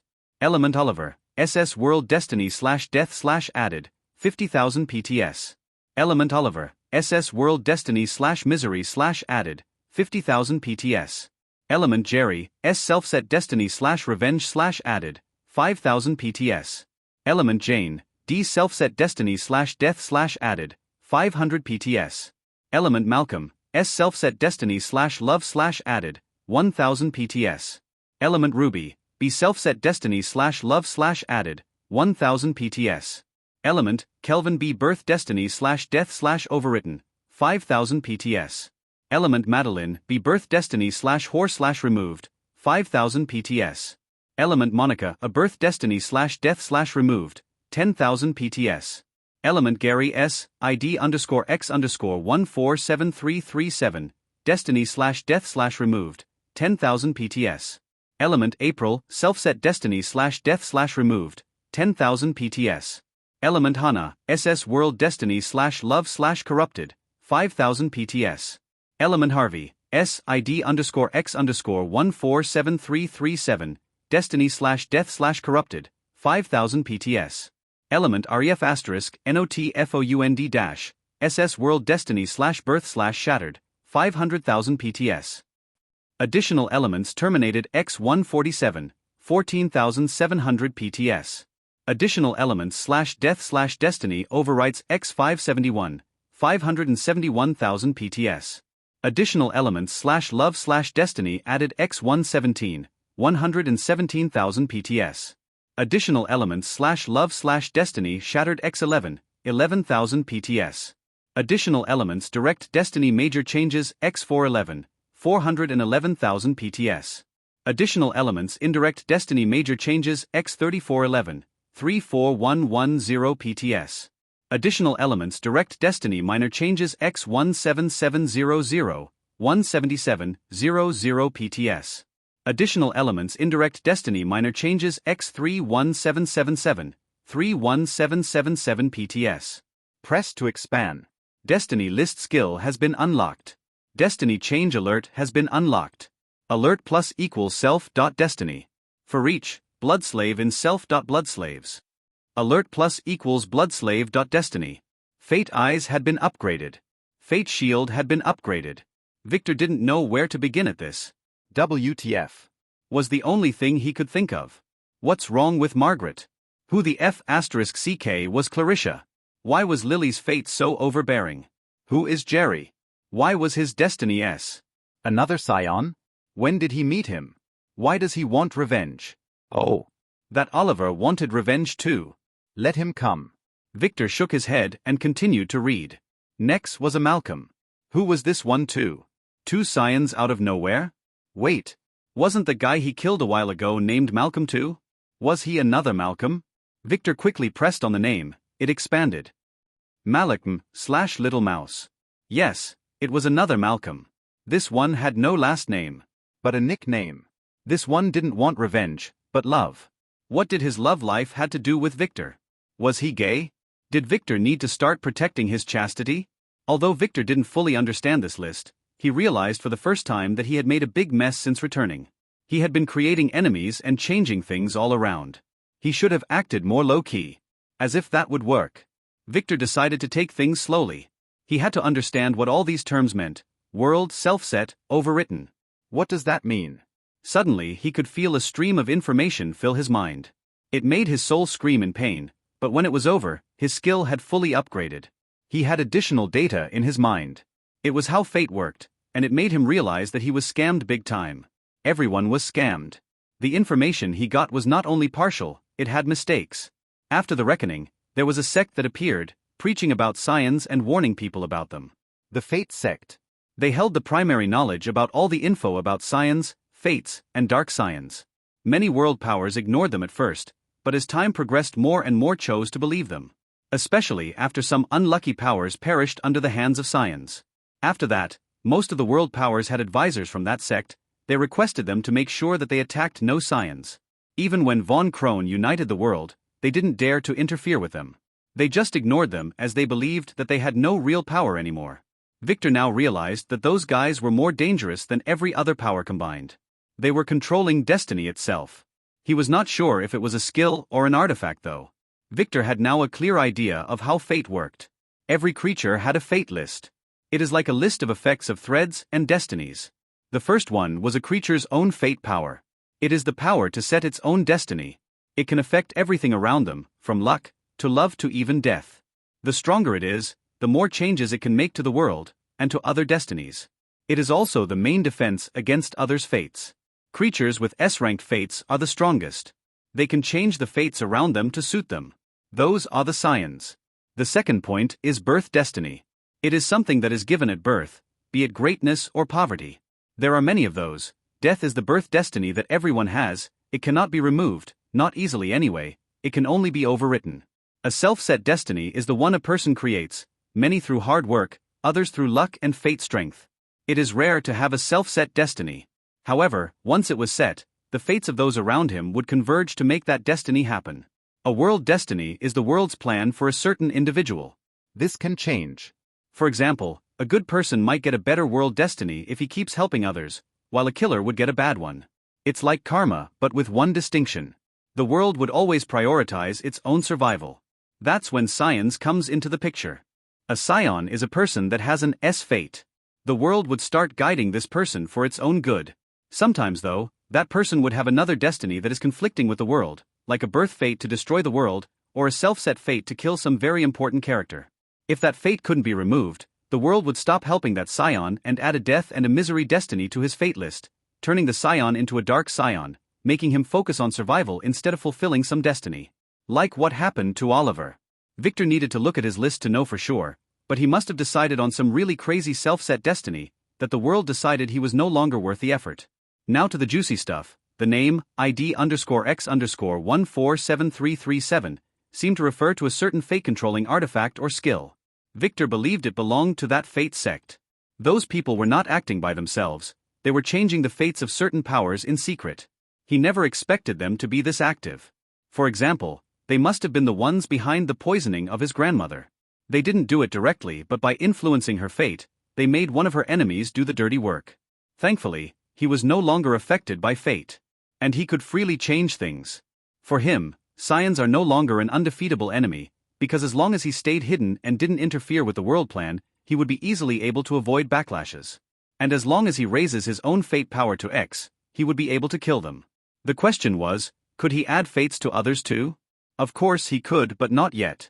He needed to level up his Fate Weaver class, and now he knew how. He had to do it. He just needed to mess other fates up. The stronger the better. Another disturbing thought struck Victor. Now he was pretty sure that the Fate Sect guys would soon be searching for him, wanting to know who was the one interfering with their plans. But those guys would not be able to find him. Not with his authority would render any predicting skill useless. So what he had to do was to increase his influence and spread it as far as possible, while staying low-key, acting according to others' fates on the surface. And maybe use some puppets. Victor smiled evilly, but that smile quickly fell as a new notification, ruining his good mood. Warning. Fate change detected. Current connected fates had been tempered by /world/ Blood Slave Alpha, death. Current connected fates had been tempered by /Sebastian/ Blood Slave Alpha lose? After reading the system alert, Victor began to actively send energy from his other soul half to the main one. Although the process was not efficient due to the distance. It only took 20 minutes for Victor to wake up and find himself in the VIP room in the auction house. Margaret and Theta were looking at him worriedly, while Hannah was absent-minded. Ah. You are awake. Margaret sighed in relief when she saw him sitting down. Are you okay? What happened? She asked. Just a miscalculation. Some naughty girl poisoned me. I will forgive her this time, he said cryptically, making Margaret frown as Hannah shivered in the back. He quickly gave Margaret an inspecting look. It was different, the old one only gave him a summary, and if a certain fate is dominant. Now, the fate inspection screen has changed. Fate. Fate power D. Summary, positive. No defined fate. Destiny list less than 10 order points to unveil. Victor cursed. Nothing free in this life. Is there anything wrong, young master? She asked. No, let me think about something. He said he was really curious about her death, fate that he changed. When did he do that? Unfortunately, he will have to leave Margaret's inspection for later, as Alpha was in some serious trouble. He began to restart his connection to Alpha, checking on her. She was being chased while heavily injured and poisoned. When did Troy get enough power to harm her? Victor wondered. No, he quickly realized that her bloodline and powers were locked. It must have been Evan and Sebastian. The first thing Victor did was to hide Alpha's bloodline, then he was intending to unlock it, but he stopped. He was planning to just let her deal with Evan and whoever was chasing her by herself, but that is no longer an option.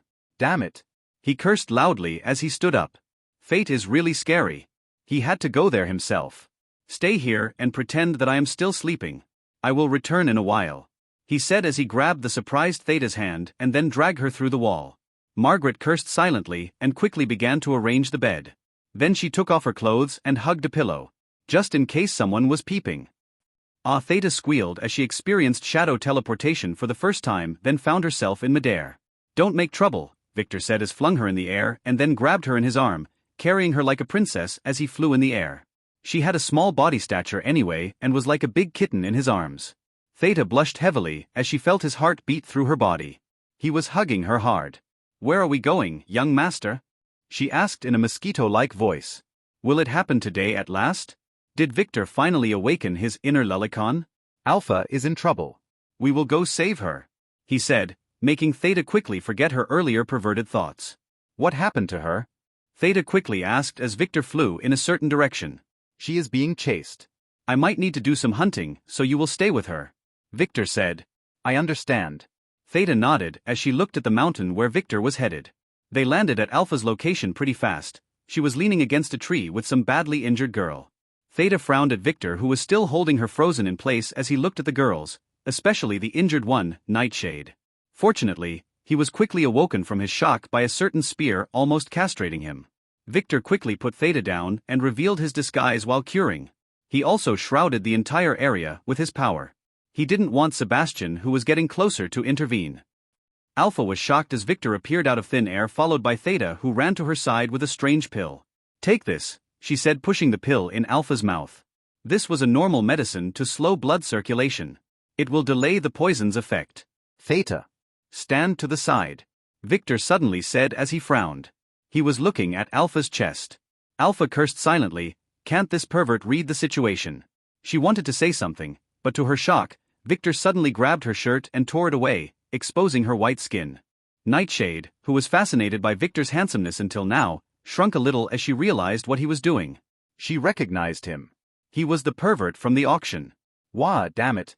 Alpha cursed, but couldn't resist. She was about to die and this pervert was taking advantage of her instead of healing her.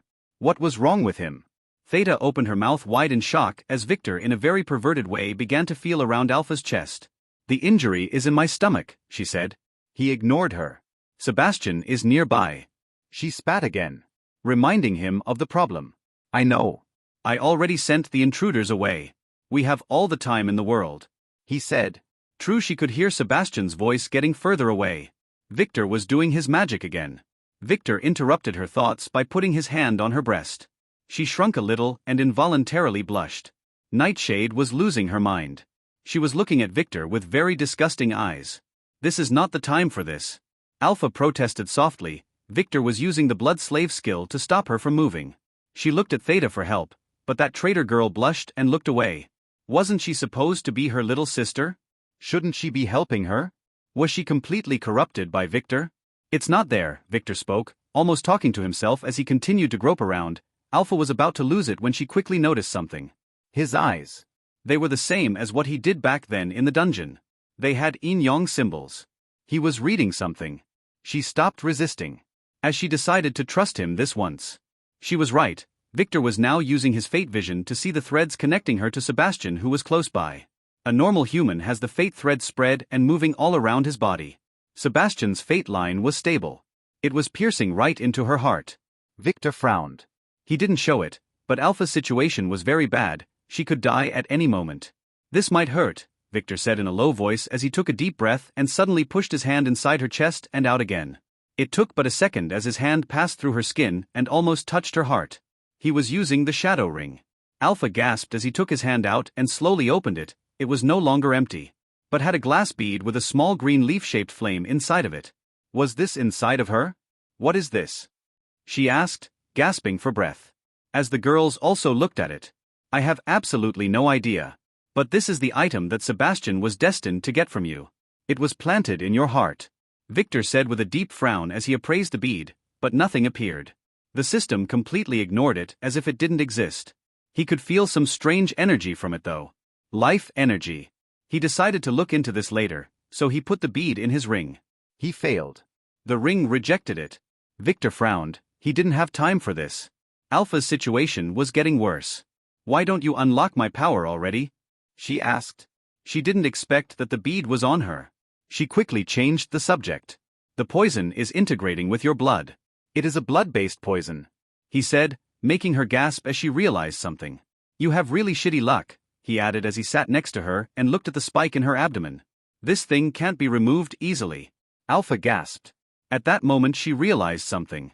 She quickly focused on her body, but she failed. Damn it.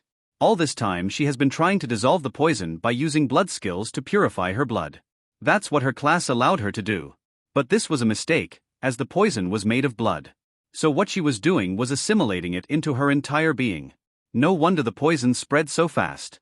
And if Victor listened to her and unlocked her bloodline, the assimilation would get so rapid that she would die in seconds. Can you heal me? She asked as she swallowed. Her situation was disastrous. For the first time since she met him, she looked to Victor for help. He was a pervert, but he knew many things. Her intuition was correct. She was fated to die, and the only one who could save her was Victor, who can totally ignore fate. Not easily, he sighed, weighing his options. The best solution is to freeze you for now. That will hurt your vitality, but it will give us time. It might take years for me to get an artifact that can fix you, he said with a frown, thinking of some possibilities. This was why he hurried here. She frowned too. Is there really no other solution? Wait. Use the bead, she said as Victor began to prepare some materials, making him stop. The bead? He asked. You know what this is? He asked. No. But it has a lot of vitality. My family found it in a dungeon. they were using it as an energy source for a healing artifact, but the artifact broke because of its berserk energy. Oof. She coughed some blood. After the family's collapse, they hid it with one of the heirs, but no one knew who. She added. She had no idea. It turned out to be inside of her. How do you use it? He asked, making the severely injured Nightshade almost spit on him. What she saw was him taking out a condom. He didn't want her to see the bead, so he was showing her some perverted actions. Shouldn't you be the smart one? She asked. She really had no idea. Victor frowned. This thing was probably the reason Alpha survived Titus's assault back then. It managed to keep her alive. But Victor had no idea if returning it inside Alpha would work, as it didn't do anything earlier. And Sebastian was still after it. After some thinking, he took the book of knowledge from his ring. The girls watched as he put the bead next to it and wrote in a runic language. Nightshade was wondering if this was a condom manual. She couldn't see well from her location. What is this? Victor wrote. Cost 1 order point / cooldown time 120 minutes. Yes/no. He was about to press yes. Only one? Oh. Oops. He quickly changed his question. What is the green thing inside the glass bead? He fixed his question. He didn't want to make the mistake he did before. He had no time, so he had to be precise. Cost 100 order points / cooldown time 365 days. Yes/no. And how to use it, he added. Cost 100,000,000,000,000,000,000,000 plus E99 order points / cooldown time 999,999,999 years. Yes/no. WTF. How should he know that now? After some thinking, Victor took a deep breath and paid the 100 order points, reducing his total points to 8. He was not happy at all, but he felt the need to do this. Anything fated for scions was never a trivial thing. Especially this thing that Victor believed to be the one with the X-World destiny. He got one line of new info in return. Minor spark, eternal vitality. Spark? He didn't know what is that. But another world grabbed his attention. Eternal. Wasn't Sebastian practicing some eternal body arts or something like that? Fate is really amazing. Alpha was meant to be Sebastian's bride. She was meant to deliver this thing right into his filthy hands. Dead or alive? What should he do now? Victor frowned as the girls looked at him with expecting eyes. Not all of them. Nightshade was wondering if he finally figured out how to use a condom. Unfortunately, Victor had no answer. He couldn't afford to figure out how to activate this thing. He could try eating it or feeding it to Alpha, but if it was easy, the Von Richter family would have long done that. If only. Wait. He has a way. Victor smiled, making a shiver run through the girl's spine. He looked evil. Super evil. Nightshade wondered if he figured it out at last. Will she become a woman today? What was she thinking? Theta, take care of Alpha. Oh, and... Victor suddenly remembered something and threw a talisman at Nightshade, who flinched as the talisman shone. She was shocked as a screaming voice could be heard as a few dark shadows escaped from her body while burning. She lost consciousness a moment later. Secure the girls here. And make sure to keep feeding Alpha healing pills, he said. Ignoring Nightshade, whose skin began healing after the factor inhibiting the healing was removed. Victor had no time for this bag of trouble though, so he secretly added a sealing talisman. Theta frowned as she watched. What about the spike? She asked. Alpha still had that ominous spike in her. Don't touch it for now. I will return as fast as possible, he said. Removing the spike would make Alpha bleed more. Her body would start consuming the poison faster. Where to, young master? She asked. As Alpha watched him with complex eyes. Hunting. Scamming, he said, carefully putting the bead in his pocket as he began to walk in the direction Sebastian went. That bastard was still loitering around. It didn't take a lot of time for Victor to catch up with Sebastian and Evan, who were walking slowly as if he was in great pain. Victor nodded. That's what he got for touching Hannah. Victor didn't quickly dispel her curse for this very reason. He just made sure not to touch her at all. Even when she thought he tried to hug her, it was an illusion. Too bad that Evan was a ghoul class player. He has a very high poison resistance. So the poison that was supposed to make him suffer in pain for 9 days and nights only acted about 10%. Victor quickly ran after them, ignoring the 5 remaining demonized men who were guarding and searching their surroundings in an impenetrable circle. Victor knew about those. They were a part of the Von Zwei secret army. They used them just before the reckoning, and they almost succeeded if it were not for some stupid scion whom they angered by mistake. They survived total annihilation though, thanks to their heir's friendship with a more powerful scion. Someone Victor really wanted to cut into very tiny pieces. By analyzing those monsters, many other powers began to develop similar warriors. There was a project financed by some countries too. Victor didn't expect those to appear this early though. All of that became irrelevant after the reckoning. As everyone became a player. The research didn't stop but shifted into trying to grant players monster powers, paving the way for Bloodlines research. Victor decided not to kill those for now as he might be able to control them. He just ran to Evan and Sebastian's side and began to walk between them like a close friend. He even began to chit-chat with them. Too bad he couldn't offer them some of his blood. He had no empty spots for new blood slaves. Master. Your men. Can they be called that? What are they really? Sebastian asked. I already told you, I will explain later. They are men. Evan scolded lightly. That girl. Alpha. I saw her get pierced by one of your men's spike. She seemed poisoned. Sebastian said. That would be better. It means she can't travel fast. Evan said with some difficulty. What if she has an antidote? Sebastian asked again. What did the man who injured her look like? Evan asked. I don't know, she cut him in half before I could tell. The spike had a lot of barbs and some black dots. Sebastian contemplated. Oh, that's Freddy. The poison he has. It is some kind of centipede blood poison. It is slow-acting but lethal. We don't have a cure. Evan seemed disturbed. He didn't like poisoned food. You should have told me earlier. What? How can you develop a poison without a cure? Sebastian asked in surprise as he watched Evan take out a round artifact and began to activate it. It was no longer working. We didn't exactly develop it. We will talk later, Evan said, then paused. He was feeling strange. His survival instincts were telling him to run away as if he was facing an imminent danger coming from all directions. Evan was carefully scanning the area around him for the last 5 minutes, but he could find nothing wrong. He was now convinced that this was a hallucination caused by the poison in him. Who the hell poisoned him? Was it that seashell? He knew that restaurant was sketchy. Master, are those men loyal? I was thinking. What if they suddenly attacked us with such evil poisons? Sebastian asked as he walked. Don't worry, they are under my control. We will speak about them later. Evan touched his ring as he repeated and never spoke ever again after that. Green goo does not speak. Master. You are moving too slowly, Sebastian complained as he looked around. I am sure that white-haired B*TCH is still here somewhere, but why do I feel the forest keeps changing, he added.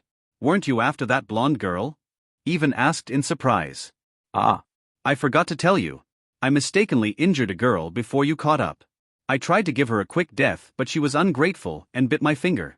That B*TCH must have stolen my ring then. He said. Your ring? Even so, Sebastian, walk slowly, you must learn to be careful. What if she had alleys hidden around? Evan scolded. Ah. Sorry. But my ring had many valuables. Sebastian said. Don't worry, with my artifact I can easily find her. I got it from those guys at the Fate sect. So it can't be mistaken, I just need to change the target, you must have told me before.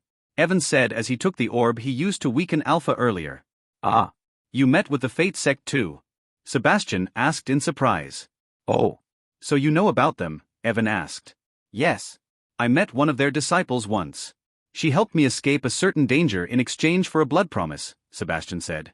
You too, Evan said in surprise. Did you encounter that cold chick too, Master? Sebastian asked as he looked back. No. It was a cold old woman. But she saved my life and taught me a lot of my arts, and in exchange, my mission was to search for a certain treasure in a very dangerous dungeon, then deliver it to its rightful heir. Evan said. Really? Sebastian was surprised. Yes.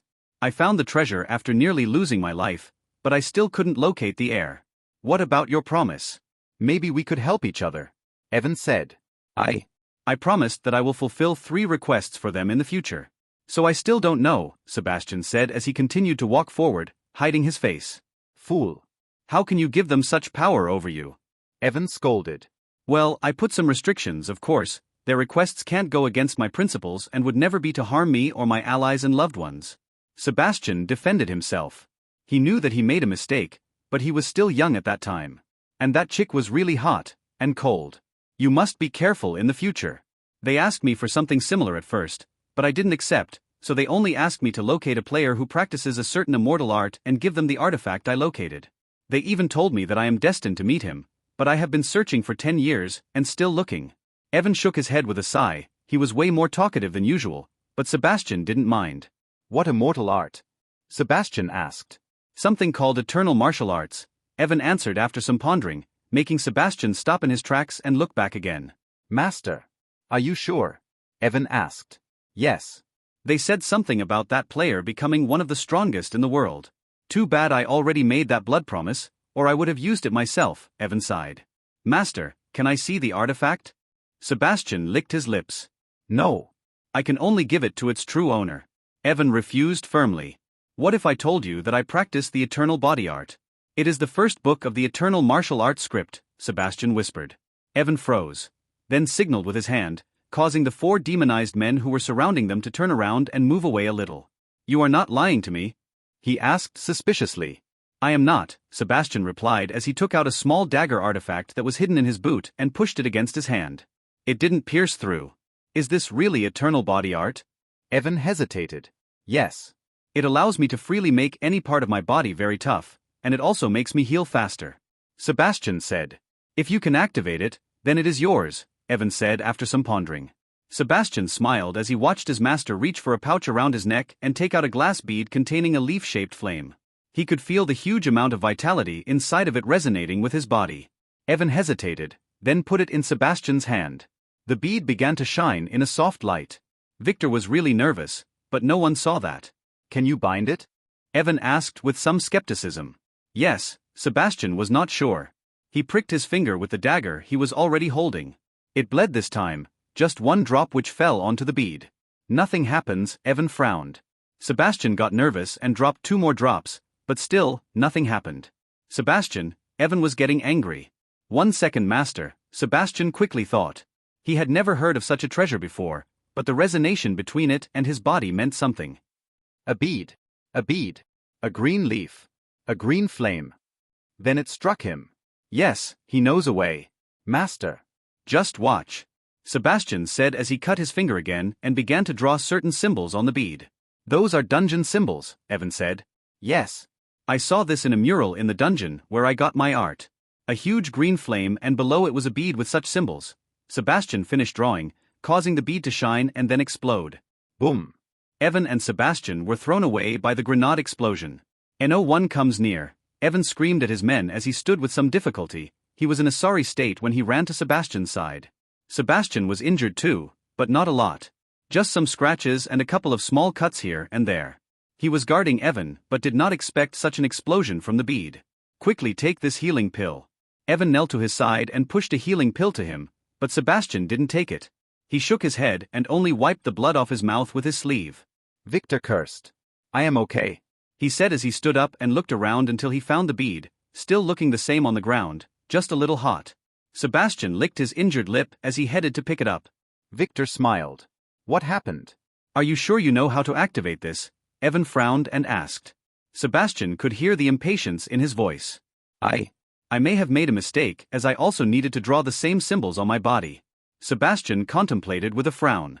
It should have only dimmed again, not exploded, he added, then paused and looked at Evan. Why was he telling him this?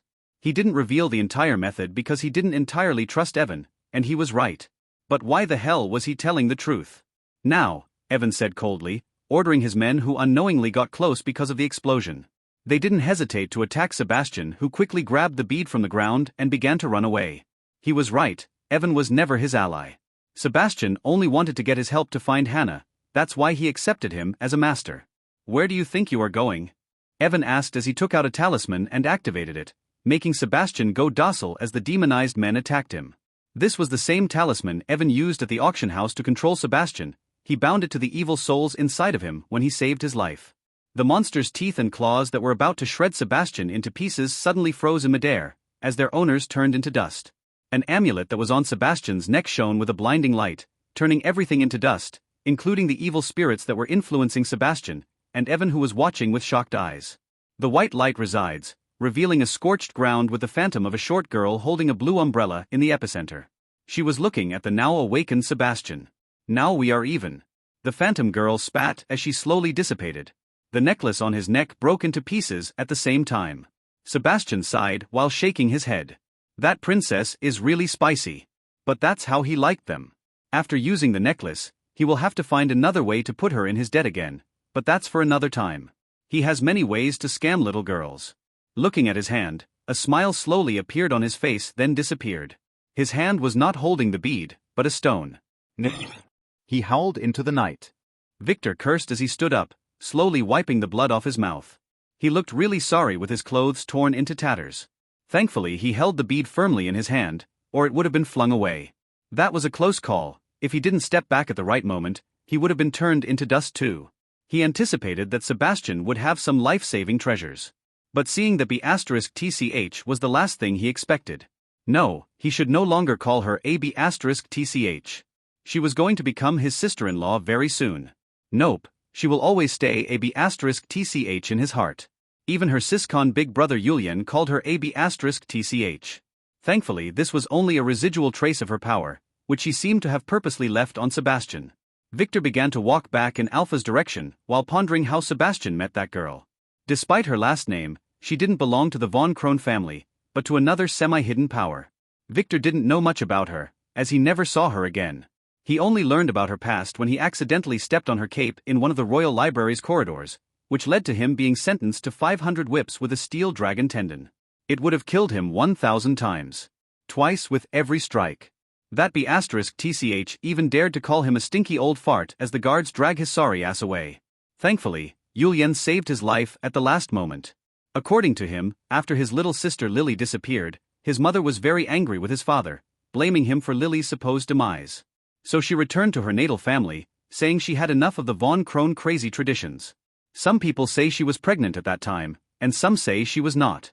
But the fact remained that 9 months later she gave birth to a B*TCH. As a result, the B*TCH was not raised as an heir for the von Krone family and didn't undergo their humbling training, so she grew up as a spoiled princess in her mother's imperial family. As for her power, no one knew how she got it. Victor didn't expect her to be this powerful this early. And that made him wonder if Sebastian or other scions had anything to do with that. She had a reputation for being very friendly with scions. Was she one of them? No one knew. Victor reaffirmed his decision to stay low-key. He couldn't risk exposing his powers at this time, as the world was full of hidden dragons. But the damn fate keeps throwing garbage at him. Victor was lost in thoughts when he reached the girls. Alpha's situation had gotten much worse. He could easily tell that she only had a few hours to live. Her fingers had already turned black. "Did you get the antidote, young master?" Theta worriedly asked. "There is no antidote. That's what Evan told me, and he didn't seem to be lying," he said, making Theta gasp. "Suck this." He told Alpha, making Nightshade, who was faking being unconscious, open her eyes slightly to see what the pervert wanted Alpha to suck. It was a torn blood-stained piece of cloth. It looked familiar. Victor was putting it in Alpha's mouth while she glared at him. "This is Sebastian's blood. I had to blow a grenade in his ugly face for such a tiny amount." Victor sighed. This cloth was Sebastian's sleeve, which he used to wipe the blood off his mouth. Alpha frowned but began to suck on the cloth while glaring at Victor. "Sebastian has an eternal body. His blood might be able to fight the poison that reached into your organs. Make sure to integrate it with your blood," Victor explained, making Alpha relax a little, then close her eyes and focus on healing. Slowly her face became less pale. A few moments later, she spat out the now blood-free cloth and began to cough black blood. "Are you okay?" Theta asked. "I need more blood. This is far from enough," she said in a harsh voice. "Why isn't it working?" Theta asked. "It's my fault. My blood had integrated the blood poison, and my body is producing the poison itself now. I am killing myself, and I can't do a thing about it," she said. Sebastian's blood had some body-strengthening effect, but it is far from enough. Alpha said. "Sadly, I can't go milk that Sebastian anymore. He will be very vigilant," Victor said as he pondered. "What then?" Theta asked as she squeezed her little hands. She believed in her young master. "There is a solution. But it is risky," Victor said as he took out the bead. He had expected all of these. "Oh, do you have Sebastian's ring?" he asked. Alpha pointed with her eyes to her pocket, where Victor found the ring. "Did you get this?" he asked Nightshade, who quickly closed her eyes, feigning being unconscious again. Victor sighed as he shook his head. He quickly used a talisman to break the ring's defense and open it. Others can't do it, but with his authority, This was a piece of cake. The ring was full of gems and treasures, but Victor didn't care about those. He quickly found some notebooks and began to flip through them until he found an untitled page in a dirty notebook. It had a lot of scribbles. However, in its corner, there were some specific symbols. They looked similar to the ones Sebastian used earlier, but a little different. That bastard was fooling him. Earlier, he disguised himself as Sebastian and talked to Evan, who told him about the poison having no antidote. Victor suspected as much. Alpha was destined to die. How can an antidote exist? Most of those men were created with monster remains. There is no way the von Zwei family would have an antidote for every one of their poisons. Giving Victor that info, Evan lost all his importance and earned himself a needle in the back. After that, Victor decided to go after his real target, Sebastian. He had to get the info about using the bead from him, as it was meant for him, and Victor believed that fate would have already shown him the way. He was right. So he gave Sebastian a stone and fooled him into binding it. Being someone who can read rune symbols, Victor could tell easily that the ones Sebastian was drawing were authentic but not complete. Victor could repair them easily, but he had to make sure that there were no extra steps. Now reading it in the notebook, he realized that Sebastian was purposely hiding one last symbol. With it, Victor could easily read this. It was an ownership and soul transfer. This array will transfer the bead into the soul realm of the binder. Yes, the bead was his original plan. He went to scam Sebastian to tell him how to activate it, as he didn't believe that giving Alpha Sebastian's blood would be enough to heal her. It was just a step to increase the probability of the bead working on her. As for using the bead to empower himself, Victor did consider it, but saving Alpha was a priority, and he was very wary of it, as appraisal didn't work on it. He would never integrate unknown things. This his soul. Alpha was his blood slave anyway. All of her belonged to him. He took out some tools, punctured his finger, and using a brush that he washed in alcohol, he began to draw the symbols array on the bead. His handwriting was different from Sebastian's scribbles. His symbols were more elegant and refined. They had a purple sheen that made them magical. After finishing, he began to draw the same symbols on Alpha's body. She didn't resist, just blushed and looked away. He had to touch many sensitive parts. "What will this do?" Alpha asked, hiding her embarrassment. "It has something to do with Sebastian's eternal arts." "That's all I know," Victor said. "Hopefully after this, you would completely heal, and hopefully turn into a lowly so that I might be able to give you the love you missed as a child," he said. F***CKU, Alpha replied in a soft voice. She couldn't think of a more suitable answer. Victor chuckled, finishing the operation. He formed a strange symbol in his hand, making the bead begin to shine. No turning back now. Victor watched as it levitated in the air and then began to head in Alpha's direction. Straight into the spot between her eyebrows where it shattered. Then the green leaf-shaped flame in it entered Alpha's body. Theta and Nightshade nervously watched as Alpha closed her eyes and then opened them widely as a green light beam shot into the sky. Slowly she began to float in the air as her body began to shine. Victor quickly activated his disguise skill to the limit to hide the natural phenomena. "Theta, Nightshade doesn't resist. Let the energy enter your body." Victor said this energy had a lot of vitality. He should have taken Alpha back to the mansion if he knew she would waste all of this energy. Nightshade was surprised he knew her name. No one knew her name. How did he do it? She didn't flow that thought as her body began to feel strange. It was as if it were on fire. Something was crawling in. She wanted to resist, but remembering Victor's words, she hesitated, then decided to risk it. She let the energy enter her body, and to her surprise, her body began to heal slowly. Her charred hand, lung, and throat were getting better. Then something strange happened. A dried drop of blood in the corner of her mouth began to get scalding hot, resonating with the energy. That drop of blood slowly dripped through her injured throat and entered her bloodstream where it mixed with her blood. It all happened in a mere second. She only felt her blood boil as that drop mixed with it. She screamed. Victor, who was watching Alpha, turned to her and opened his eyes wide in surprise. What the hell was happening? She was shining with white light as two horns grew from the top of her head. Her bloodline was awakening, but why? He quickly thought of something and took Sebastian's ring. On it, there was also a small drop of blood. Sebastian's blood was acting as an antenna. It was capturing the energy and transferring it to her blood. After hesitating for a split second, Victor licked it. The drop of blood entered Victor's body and began to activate under the influence of the energy. But unlike Nightshade, Victor didn't let it enter his bloodstream. He left it in his stomach. He couldn't risk awakening his bloodline. He was only using it to help him capture the energy. Theta, who didn't have eternal blood, could only use the available energy to heal herself. Victor didn't want her to awaken her bloodline yet, as he also plans to upgrade it for her. Alpha, on another hand, despite appearing majestic, was in a hell lot of pain. She was burning in that green flame. Her body was being torn apart and reconstructed, millions of times every second. Her bloodline awakened, but she didn't care as she realized the huge opportunity she had got. Victor was right. Sebastian's eternal blood, which he took 30 years to cultivate, was important for this. It was multiplying and storing the energy inside of her, allowing her to regulate the energy output and direct it as she wished. If it were not for it being integrated into her body, she would have died long ago from the excessive energy. In the cycles of destruction and reforming, she easily began to reshape her body. The poison was removed bit by bit. Even the spike in her stomach fell off at some moment. She was fixing everything wrong in her. Bit by bit, cell by cell. At last, she reached for her soul, for the thing that she wanted to change most in her body. Victor's King blood, which made her his slave. The energy of the flame was not bound by the system. It easily burnt the slavery symbol itched on her soul as it integrated with it. Just wait for it. She thought she would make sure to kick that pervert's ass when this was over. She didn't plan to kill him, but she would not let him feel any better either. It was his time to be her slave.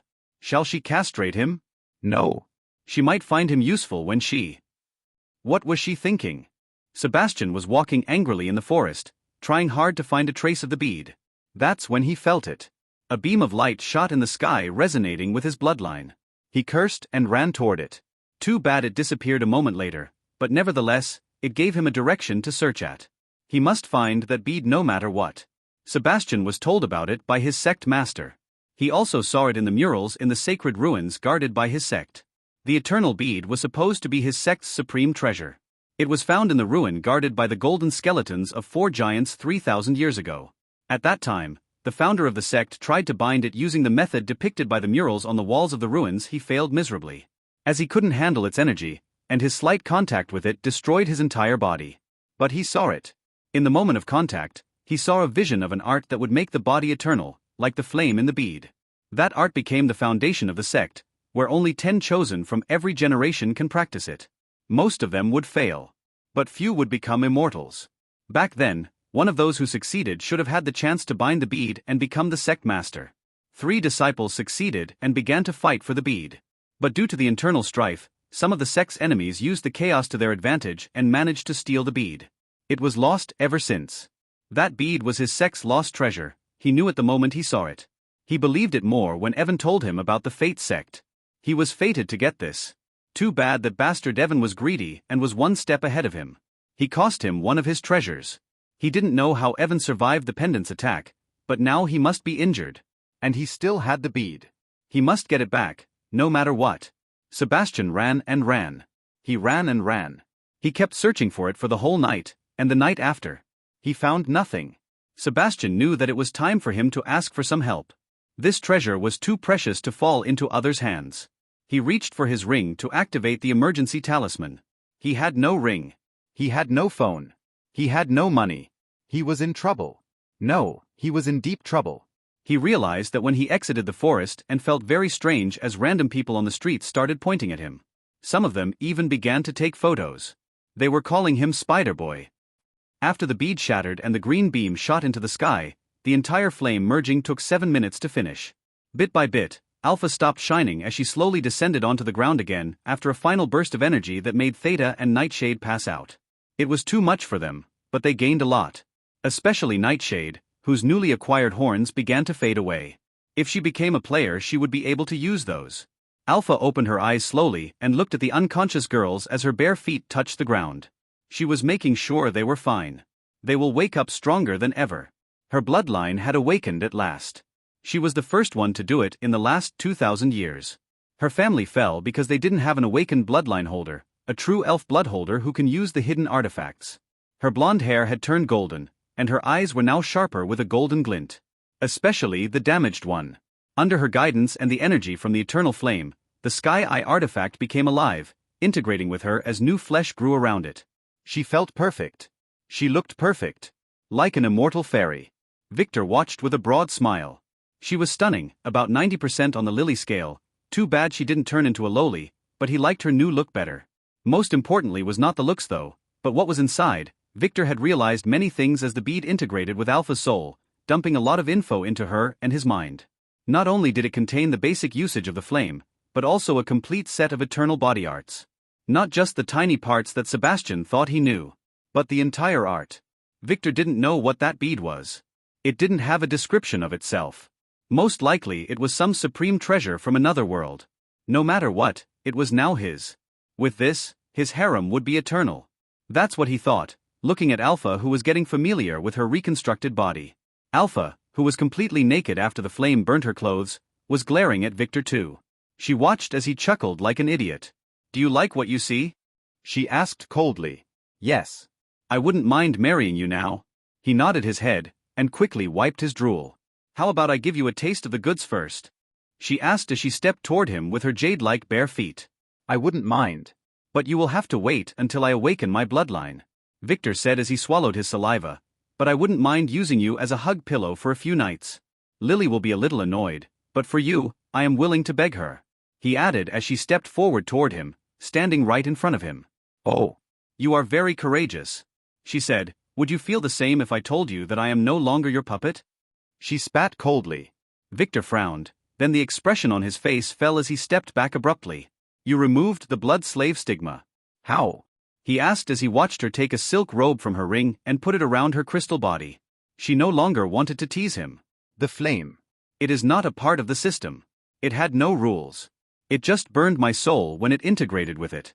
Your stinky slave stigma was in the way," she said. Too bad that this energy was not something she could summon. It was released when the flame bounded to her soul, like a nuclear bomb, releasing excess energy.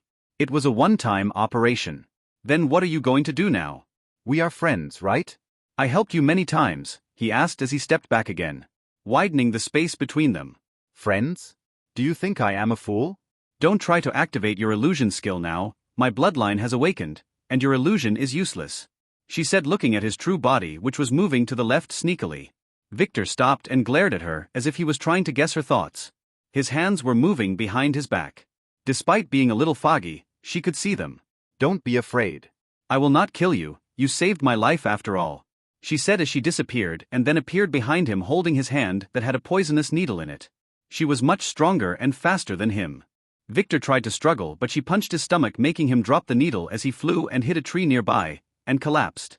She didn't mean to do that. She was stronger than she remembered. "You said that you will not kill me," he said as he tried to stand up. "Without my help, you would never be able to hide your bloodline," he threatened. "I no longer need your services for that. My awakened bloodline can change its frequency," she said proudly. She felt relieved that he was not hurt. "As I said, I will not kill you. But you deserve some punishment for being a pervert," she added, enjoying her dominant position as she looked down at him. She liked the scared look on his handsome face. "I will let you work for me. I will even let you keep your powers and your little harem. But I will be the mistress now. You will serve me as a good puppy from now on, and maybe this young mistress will let you lick her foot every once in a while," she said with a slight blush. Why did she say that? She was intending to castrate him first, but a tiny part of her was reluctant to do that. "And how exactly are you going to make me do that?" he said in an unyielding tone. "You have that contractor skill, don't you? Why don't we make a deal for your life? For your smooth white skin's safety?" she asked as she looked serious again while taking out a whip from her ring, making him curse. It brought back some nasty memories. "If you intend to hit me with that thing, I will not agree. This young master is not a masochist," he declared as he looked around carefully while pushing his back toward the poor tree behind him. She knew that he was trying to find a way out, but in front of absolute strength, all tricks were useless. "You will become one after a few rounds. You will learn to like it," she said with a light blush. She lightly waved her whip, intending to make him taste it first. This was an S-ranked blood-sucking whip. So she didn't use all of her strength. She didn't want to leave any scars. The whip slid fast, cutting the air and slicing through Victor's illusion and hitting the tree behind him. He was not there. Alpha frowned and looked around, then panicked as she felt all power get drained from her body. She couldn't turn around. She couldn't move. Victor slowly appeared at her side and began to undress her again as if he had not had enough of her beauty earlier. He was chuckling like a pervert. "How?" she asked with difficulty. "I don't need my illusion skill to fool you. Didn't you watch me earlier? When I gave you the bead, I marked it with my blood, not yours. I also added a part of my soul to it," he said with an evil smile. "I don't need the slave mark to control you anymore, as your soul is now mine," he said, making her realize that she had just made the biggest mistake in her life. How can a fox-like young master like him make a stupid mistake like that? He had made her willingly accept a curse into her soul. She was doomed. Now what? She asked coldly as she watched his hand caress her silky skin. His hand felt scalding hot. You passed my test? But not with a good score, so now. It is time for your punishment, he said as he stroked her naked but making her shiver as she blushed. Afraid? He asked, whispering in her blushing ear. She didn't reply but shivered a little. Don't worry, you will learn to like it, he said, and with that, he began to work toward upgrading his long-neglected spanking skill. Alpha knelt on her knees and glared hatefully at Victor as he changed his tattered clothes with a new suit from his ring. She couldn't believe he made her beg him to stop like that. She couldn't believe she gave up this easily.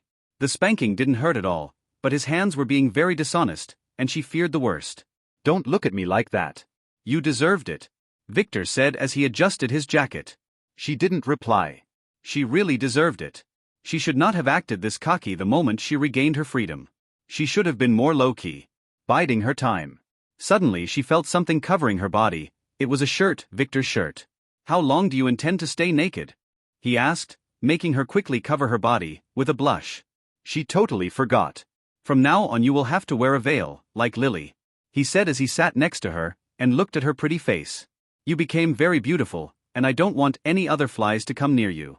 You are only mine, he said, making her blush again. Wait, did he just compare himself to a fly? I can change my looks now to a certain degree, she said bashfully as she concentrated on her muscles, making them change just a little. Enough to make her return to her usual looks. Oh. Is this power granted to you by that bead? Victor asked. It's not the bead, but the flame trapped inside of it.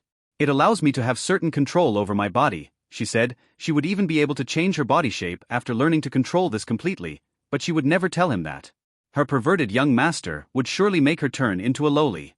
Do you know what this flame is? Victor asked, totally unaware of her dirty thoughts. No. According to the memories I got from the bead, this flame was found by some alien civilization. They explored it, then encased it in the bead to act as a medium. They were the ones who developed the eternal techniques using it and many experiments. The flame itself is like a treasure of nature, she said. Victor frowned. Those are things he got too. It seemed like she didn't know anything extra. It is very strange. My body now has this strange vitality, as if nothing can ever hurt me, she said with a frown. We both know that this is wrong, he said with a dirty smile, making her blush. She was not really hurt by his spanking. Just humiliated.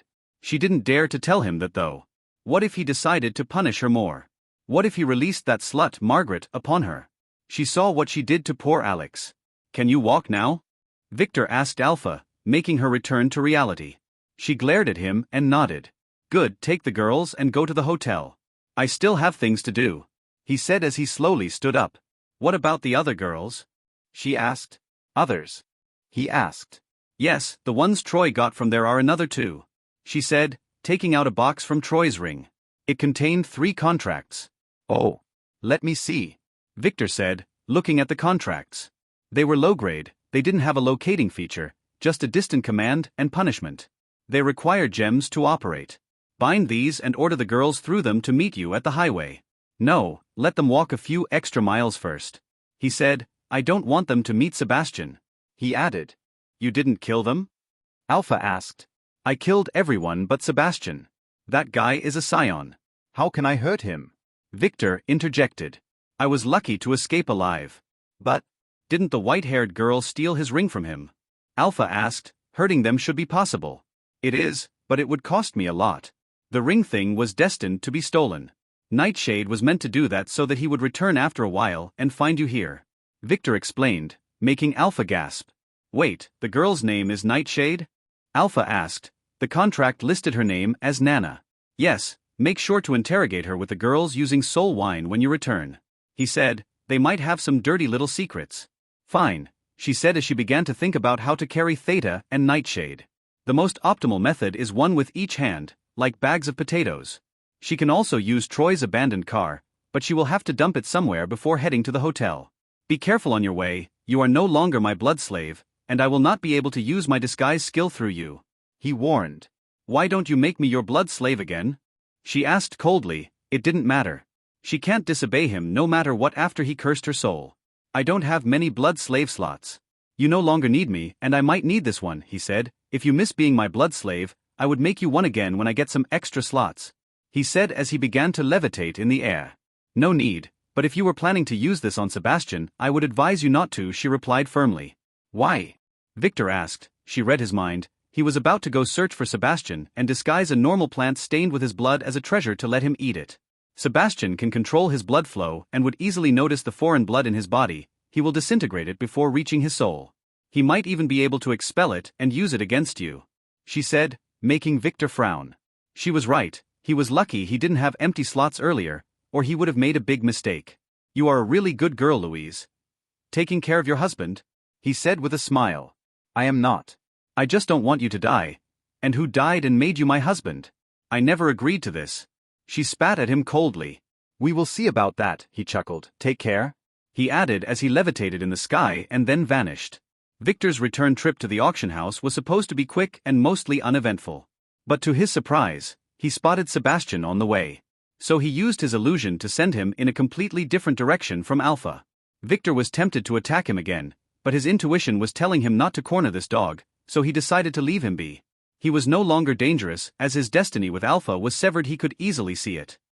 Sebastian Dash, X World Destiny slash shattered, 100 million PTS. Alpha Dash, S World Destiny slash death slash overwritten, 1 million PTS. Nightshade Dash, C World Destiny slash death slash overwritten, 100,000 PTS. Mimi Dash, C World Destiny slash death slash overwritten, 100,000 PTS. Candle Dash, C World Destiny slash death slash overwritten, 100,000 PTS. Sebastian Dash, S Self Set Destiny slash meet tulip slash corrupted, 100,000 PTS. Not bad at all. 15 minutes later he silently slid into the VIP room, startling Margaret, who was busy molesting Hannah using some tools that Victor never saw before. Did she carry those on her? She was questioning Hannah, who was breathing heavily, about her poison curse. She wanted to know if she was the one who hurt Victor. Ah. Young master. Where is Theta? Margaret asked as she watched him pass through the window, quickly hiding the candle in her hand behind her back. I left her with Alpha. I got her to go with me because I thought she was my lucky charm, but I ended up being hers, Victor said as he shook his head. Don't go too tough on Hannah, she was not the reason I collapsed, Victor said, as he looked at Hannah's teary eyes. Don't worry, young master, I was only preparing her for you. She will be obedient from now on, Margaret said evilly, making him shake his head. Why were most of his girls perverts? It was as if they were getting some very bad influence from someone. It must be Alex. He will make sure to scold her when he gets back to the mansion. Did anyone ask about me? He asked, shaking his head to remove some stupid ideas. Yes, a maid. I told her that you were a little tired after venting on the new girl. And your phone kept ringing. Margaret said, giving him his phone back. He left it with her earlier, so that no one could trace him in the forest. The moment Victor held his phone, it started ringing. Was it happy to get her young master back? Of course not, it was Kai ringing for the 5th time. What? Victor answered. Young master, all of your family credit accounts were frozen by the family council due to your lavish overspending. Kai got quickly to the point. That was fast. Victor frowned. He expected to be questioned first. He was ready to play the perverted young master part again. It was Elder Frank, young Master Titus's grandfather. He is trying to get more power, but the patriarch is not yielding, so they are now using every little incident to hack at each other's influence. Kai explained. What finances were left for me then? Victor asked. You still have your properties, the company's profits, and your personal account, but the young master might need to start spending a little more. Reasonably from now on. Kai said. Fine. Did you investigate that beggar who broke into the school? Victor asked. Yes. Julien Porman. Just a normal beggar, he comes from a family of beggars, nothing dangerous. I guess he was looking for some spot to beg at when he broke into the school. Kai said, you no longer need to worry about him. He added. Why? Did anything happen to him? Victor asked. He kept some of his plans secret from even Kai. Julien was crucial to these plans. When they arrested him, some crazy officer found some weed on him. He will be serving some time in prison. Kai said. When will he be out? Victor asked with a frown. The 20th of next month. Do you want me to arrange for someone to kill him? Kai asked. No, don't touch him. Will he be out in the morning or the afternoon? Victor asked again. Early in the morning. That's the usual protocol. Kai said, not knowing why his young master was interested in this guy. Good. Forget about him for now, Victor said as he hung up, then began to check his missed calls. He frowned, most of them were from Kai. But some were from an unknown number. He called it, but no one answered. He quickly checked for messages. The unknown number was Lily, using a stolen phone. She sent him only one message. She was informing him that there was a little complication, but other than that the operation was a success and she was okay. No other details. She would have to brief him later face to face. Phones were not safe at these times, as he was sure that the family was turning against each other. That's why she borrowed one. Is everything okay? Margaret asked as she saw his frown. From now on you and Arya would be responsible for all of my money. The family froze my card. He said, I will need you to register a company in a few days and start investing the money we laundered. You better take care and not make me go bankrupt. He said jokingly. Don't worry, if that ever happens I will pay you back with my body. I will make Sister Hannah help too, she replied firmly with bright eyes, making Hannah who was listening flinch. She never agreed to this. Let's hope it doesn't come to that, Victor said with a chuckle as he put the phone in his pocket and adjusted his new suit. Let's go meet young Master Gray, he said. He slowly opened the room's door and walked out followed by Margaret and Hannah who were walking funny. It was as if her entire family was destined to be spanked that night. That's what Victor liked to think. A maid was waiting for him with a blushing face. She heard noises from inside earlier. Very lewd noises. Sir, my young master is waiting for you at the southern meeting room, she said as she bowed down. Let's go then, Victor ordered, gesturing for her to lead the way. The maid bowed and began to walk as Victor and the girls followed. Victor and the girls followed the maid through a series of corridors leading to a very grand door where she stopped and bowed respectfully. The young master is waiting for you inside, she said with a blush. This young master Victor was super handsome up close. Victor smiled and nodded, gesturing for her to leave after spanking her butt.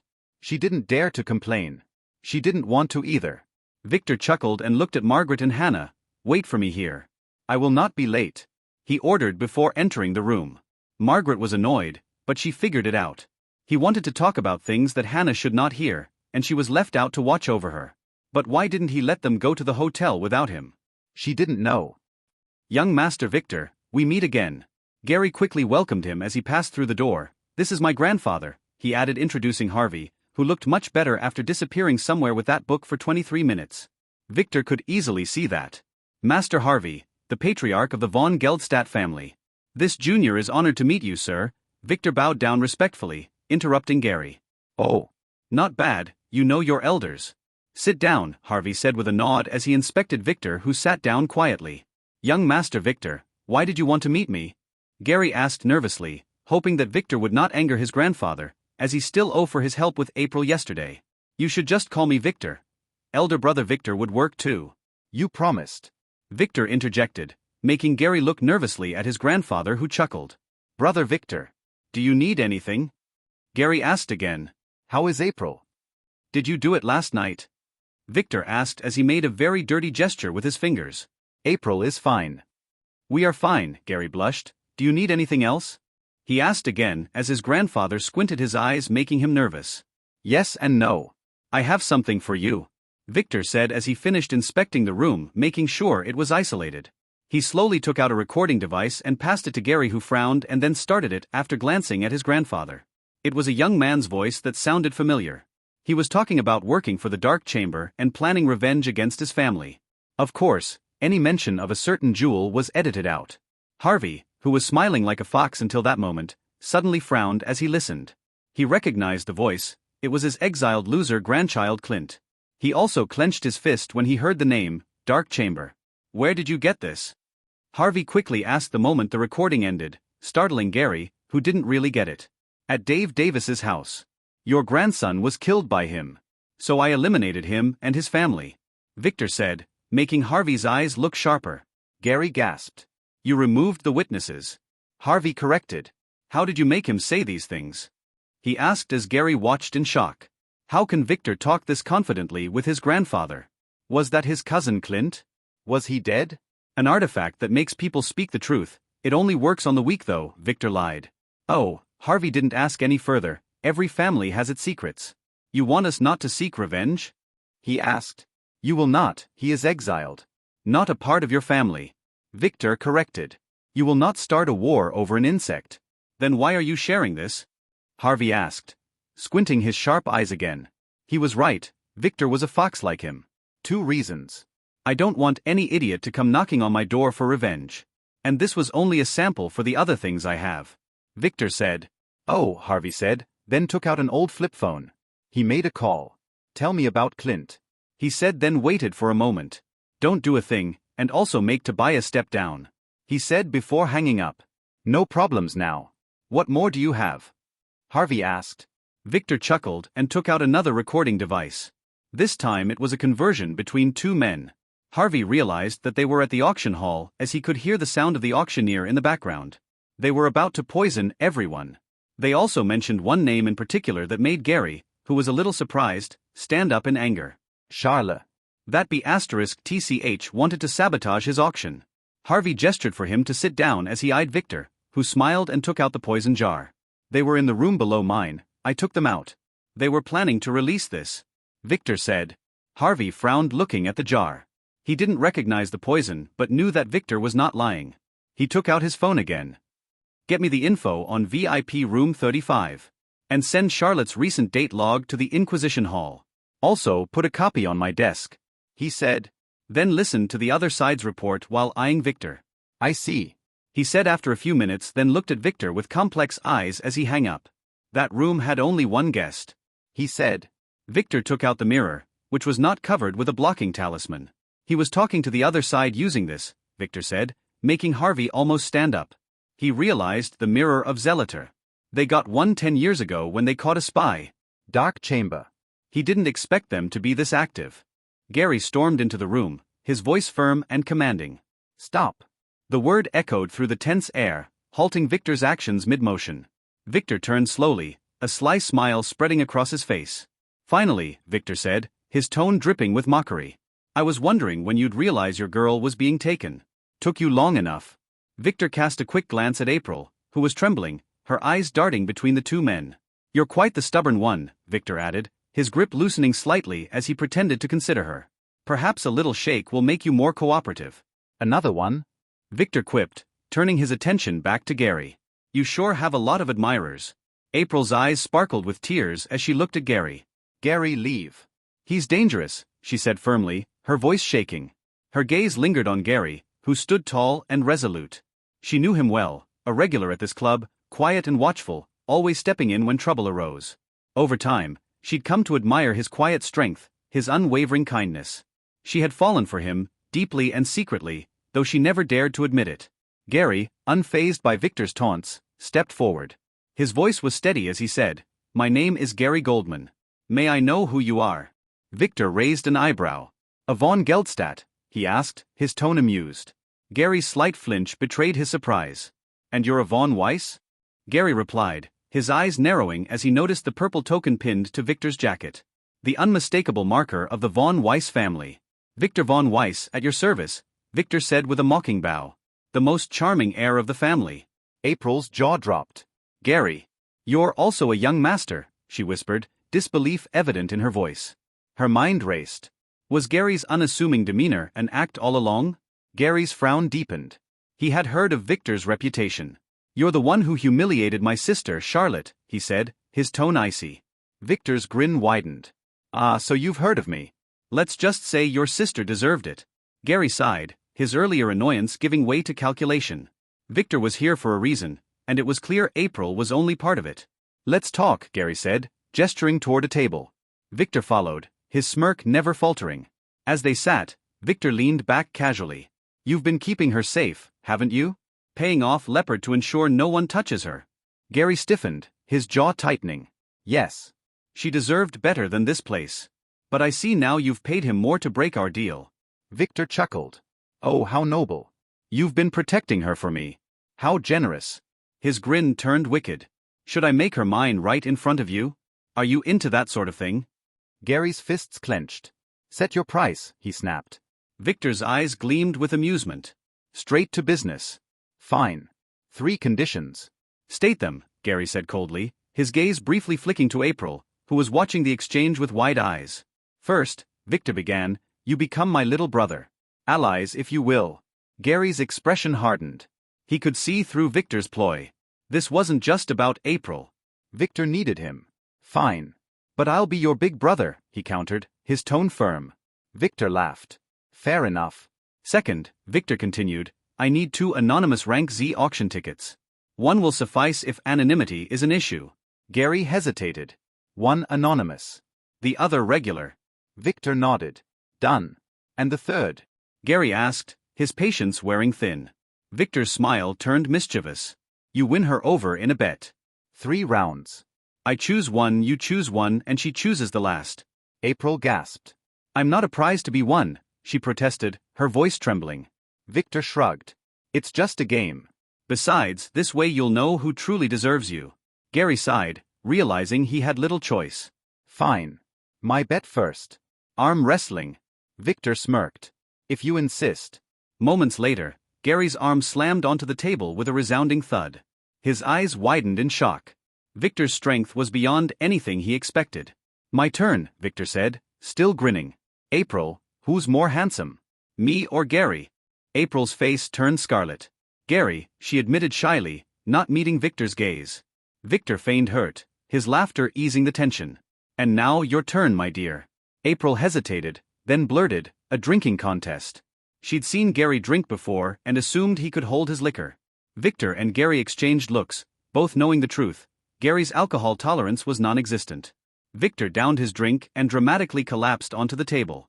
Gary seized the opportunity, guiding April out of the room with a confident smile.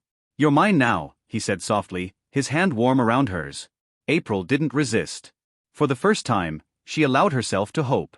As they left, Victor raised his head, watching them go. His smile faded, replaced by a contemplative look.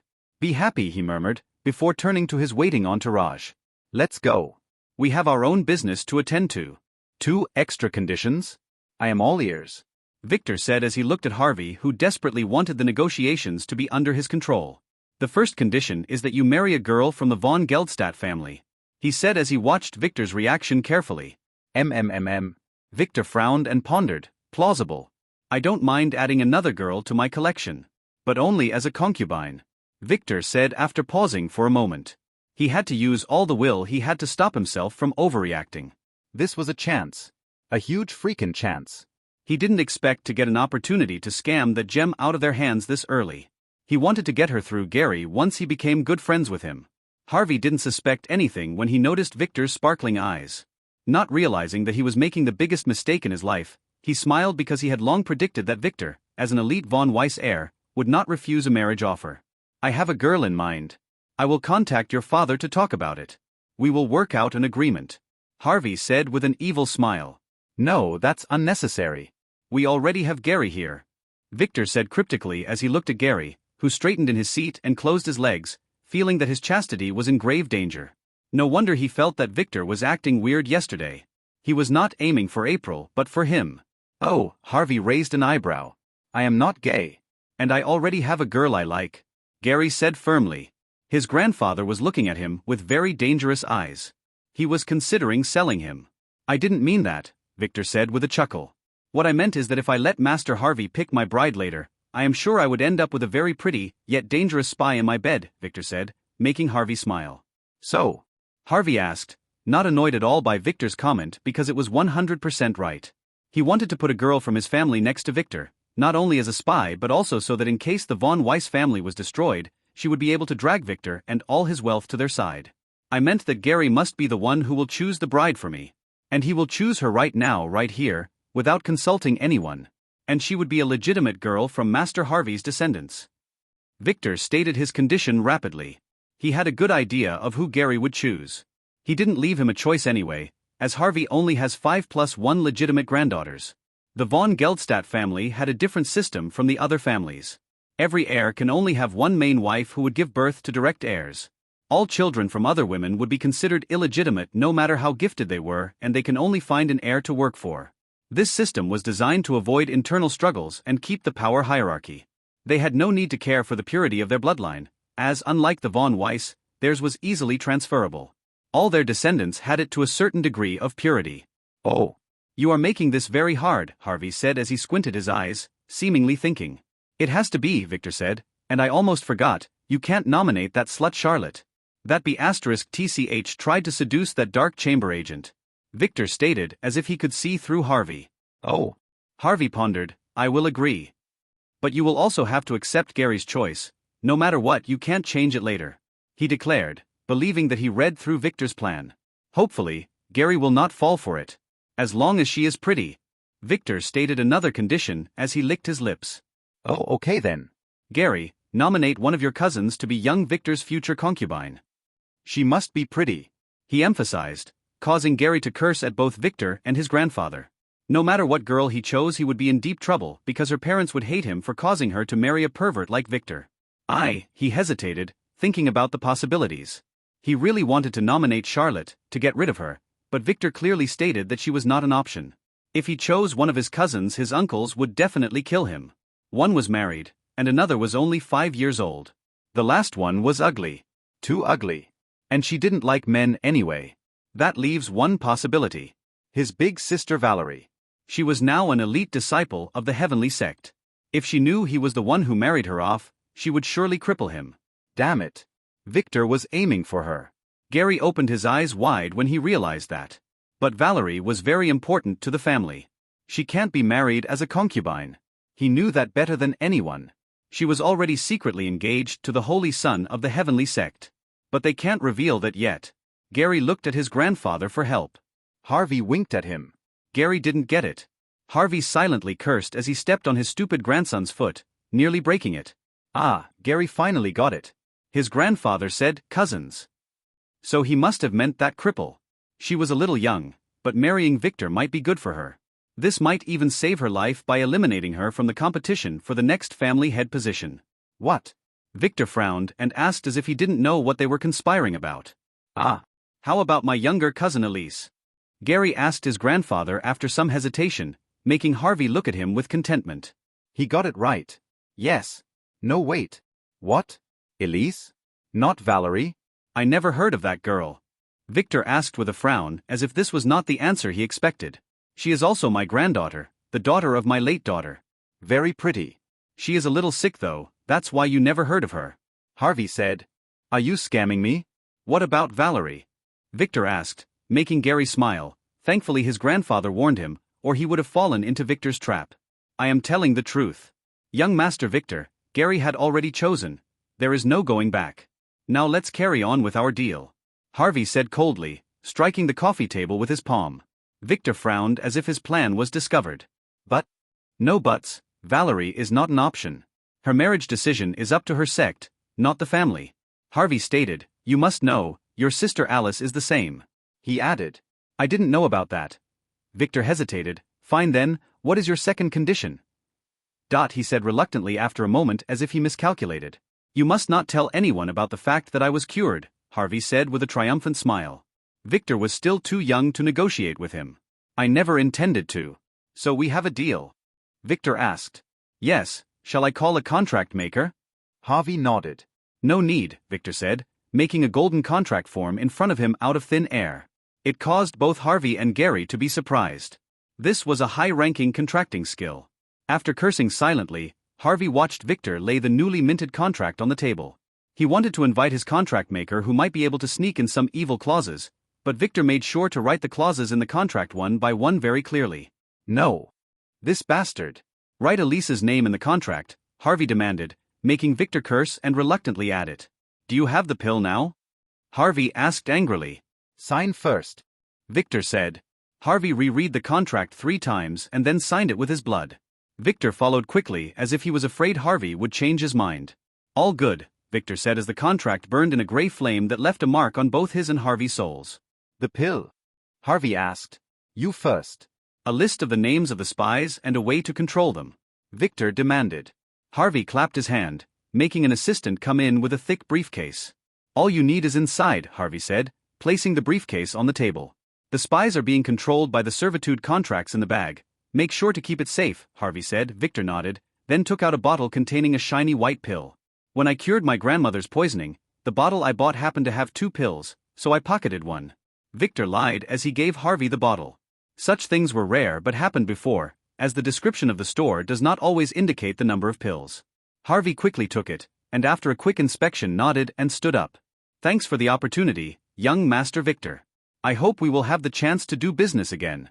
Now I have other things to do, so I will excuse myself, he said as he left the room in a hurry. Victor knew that he was going to inspect the pill using an artifact, then take it. Victor chuckled, then took the briefcase.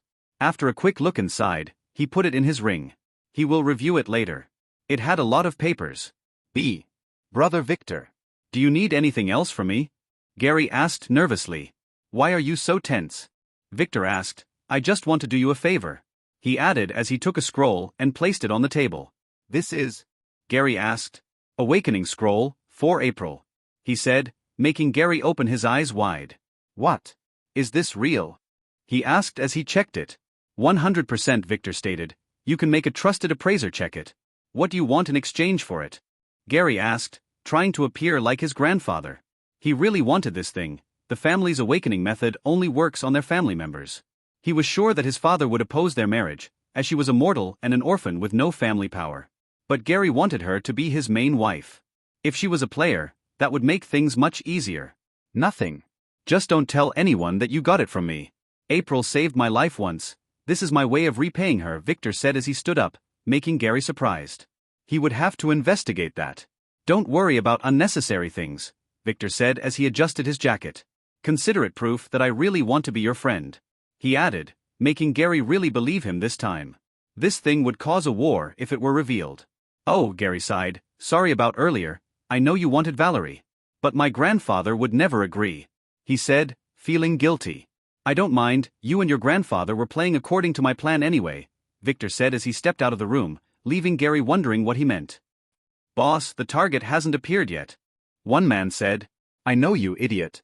The boss scolded as he used his binoculars to scout the highway from his hiding place. Remember everyone, our main assignment is to kill everyone, that young master and his maids. Especially the youngest one, our employer wants proof of her death, he said as his men watched a recording on his phone. It was for Victor and the maid-dressed girls entering the auction house. But boss, what if that young master had guards? A smart man asked. Our employer had already looked into it. That young master only had 2 girls. And we have guns anyway, we can easily subdue them, the boss said in excitement. Boss, can we use the girls a little before killing them? They look too hot, a fat bald man said, liking his filthy lips. We will see, the boss said. He wanted to taste them too. Especially that lowly. Boss, I don't want any girls. Just give me that young master. Look at his handsome face. Look at that ass. I promise to kill him after I finish, a skinny man sitting at the back said, forcing a shiver through his colleagues' spines. You can have him, the boss said, while silently cursing. If this sick pervert was not his wife's cousin, he would have killed him long ago. Wait, Paul. Didn't I forbid you from sitting in the back behind the men? He yelled, go sit in the front now. He yelled, that bastard had been checking on their asses this entire time. Young master, you should see this. Margaret suddenly nudged Victor, who was resting his head on her lap. He opened his eyes and looked at her. They were still in the car, heading toward the hotel. He must have dozed off.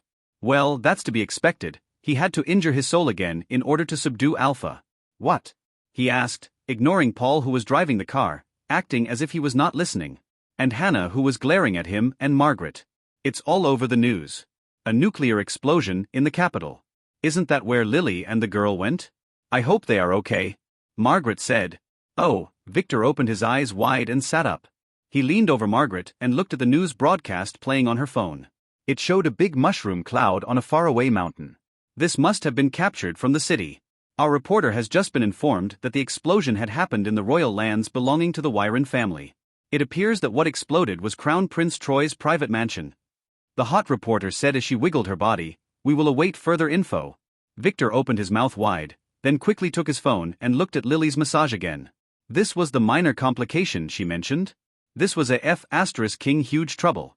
Why the hell did she use that explosion array? Didn't he warn her that it can only be used in emergencies? And why the hell was the explosion this big? It was as if it was fueled by 10 tons of gems. Oh. Victor seemed to realize something. But he would have to wait for Lily's return to make sure. No matter what, that girl needed some sense spanked into her again. Young master, is everything okay? Margaret asked as she saw his discolored face. Yeah. Lily is in the city, She is fine. He said. He couldn't say any more as Paul was listening. And he didn't want anyone to know he was behind this huge mess. Ah, that's good. Margaret sighed in relief. Victor sighed, then suddenly squinted his eyes. 2 strands of deadly fate threads were slowly strangling him. A weak one from the front, and another from the back. That one appeared to be very troublesome. Not only did it appear stronger and blacker than the other one, it was directed at his ass. Fate would mean a nearly inevitable destiny. Who would be strong enough to endanger his ass? He looked to the back. There were 3 black cars following them. That thread was from the front one. Paul, you idiot. Didn't you notice that we were getting followed? Victor scolded, making Paul jerk and look in the mirror. He didn't notice them. He was busy peeking at Margaret, and Hannah, who was forced to sit alone because of her curse. I will call for support, Paul said nervously. He had never faced something like this before. Only idiots would dare to attack a car with the Von Weiss insignia.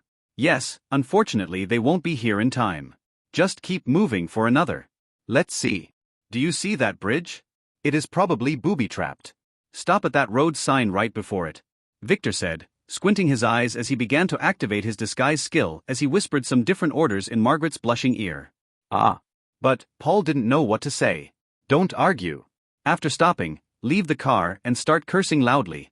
This is an order, Victor said, making Paul frown, but said nothing. Damn it.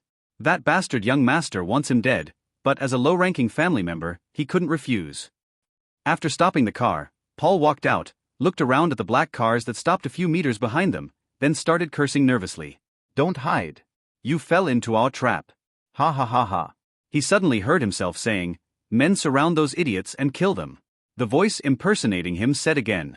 Suddenly a group of masked young men headed by a masked bearded old man jumped out of the forest at the same time when a group of burly men stepped down from the black SUVs in the back. They froze, cautiously looking at each other with Paul in the middle. The standstill didn't last, as someone fired a bullet, killing one of the masked young men, causing his friends to scream in anger and start firing fireballs at the startled burly men, killing 2 of them. Paul watched as all of this happened in seconds, as all hell broke loose as they began to fire at each other. The burly men hid behind their cars as the marked men began throwing talismans that froze bullets in midair, making them advance easily. This would have been an easy win, if not for an evil grenade that was thrown from somewhere, consuming the talisman's energy and making a few other masked men fall under the bullets again. Paul quickly wanted to return to the bulletproof car, but to his surprise, it was no longer there. It had disappeared without anyone noticing. Leaving him in the open, he quickly ducked to the ground, avoiding a bullet that passed by his ear. Damn it. He began to curse at Victor. But he couldn't even continue because out of nowhere, something pulled on his leg and began to drag him down into the dirt. He tried to resist, but a sudden feeling of electrical shock made him scream as all of his power was drained. He looked everywhere for help, but no one cared as his stiff body sank into the ground. Despite holding his breath, he swallowed some dirt, causing him to start suffocating. He was thinking that this was his end, but he was wrong. A moment later he was pulled out of the ground like a fish out of water. He was hanging upside down and could see that he was pulled by a string attached to his leg. He was in the forest, near the battle, and he could hear their shouts and someone ordering them to stop. He didn't care, as his paralyzed body was thrown to the ground by a very normal-looking thin man who was licking his lips while putting away a very strange-looking fishing pole. Look what we fished today. Young Master Victor, right? I always wanted to try a fresh young master, the young man said as checked Paul's ass. Wait. You are not Victor, he said with a frown. Well, I have got to work with what I have got. Mommy always warned me not to waste food, the young man said as he started to chuckle. Paul wanted to talk but couldn't. He was still paralyzed. He could only look with horror as the man took out a dagger and began to professionally cut Paul's clothes. As if he had done this 1,000 times. Don't worry, it will be painful at first, then you will grow to like it, he said as he began to take off his own clothes. He kept the knife though. Paul, who was now peeled like a banana, was looking at it with fear. Oh, don't worry about this, it will be your best friend very soon, he said. You see, Mommy made me swear not to do it with men anymore before she died, so I have to make sure that you are no longer one. Stop. All parties stand down. The elder screamed as he used a talisman, causing a flash of light to blind everyone, causing his disciples as well the other side to stop fighting. He coughed slightly as the flare light dimmed. There was someone screaming to kill the enemy. Both sides suddenly realized that it was none of them as the voice abruptly stopped. They looked around, but other than the light smoke that filled the area, there was no other soul. Where did that voice come from? You don't work for that young master, don't you? This is a trap, the elder yelled at the other side using a mind-transmitting talisman again. He was not a fool. How else can a few mortal gangsters kill 6 of his semi-player disciples? He was screaming for a few minutes now, ordering his disciples to make a defensive formation so that the bullets would not affect them. But strangely enough, none of his disciples listened. They kept moving randomly like headless chickens. Someone was manipulating sounds, so he had to use this very expensive talisman to stop the fight. On the other side, the gangsters who were hiding behind the burnt cars began to look at each other. Only 4 were left from their 17 men's team. Even that sick bastard Puh was nowhere to be found. One of them began to talk, but his voice vanished. What the hell was going on here? He panicked.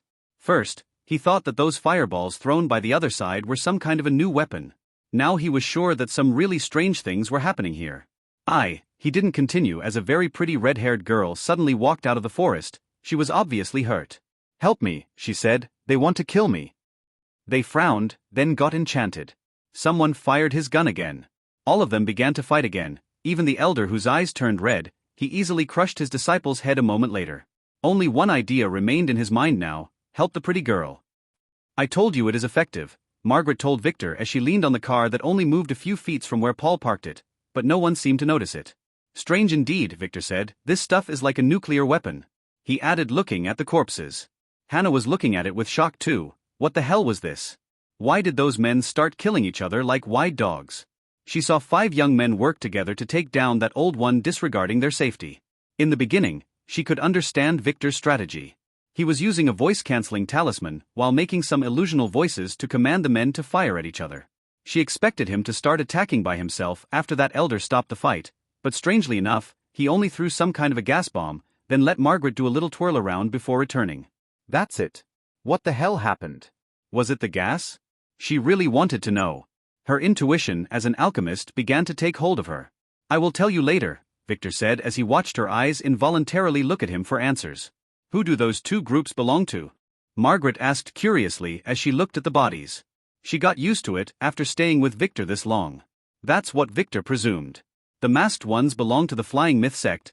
They wanted to steal our treasures from the auction," Victor said as he took off the storage ring from the elder's finger. "This one was the same idiot who threatened me at the auction," he added. "And the others?" she asked as Victor stood up. "I have no idea," he said. "We will have to search their corpses for clues." "Sorry, Margaret, you will have to do that with Hannah, as I will have to go get Paul back," he said, making Margaret gasp. "Right, Paul. When did he leave?" she asked as she looked around. "A while ago. That bastard probably got what he deserved," Victor said as he left the frowning Margaret and headed into the forest.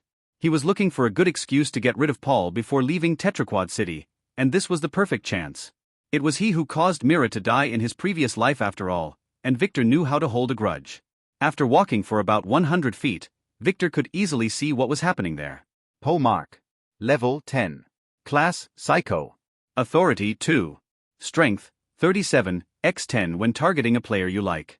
Intelligence, 25/10 when targeting a player you like. Agility, 34, x10 when targeting a player you like. Luck, 14. Charm, 17. Order, 10. Skills.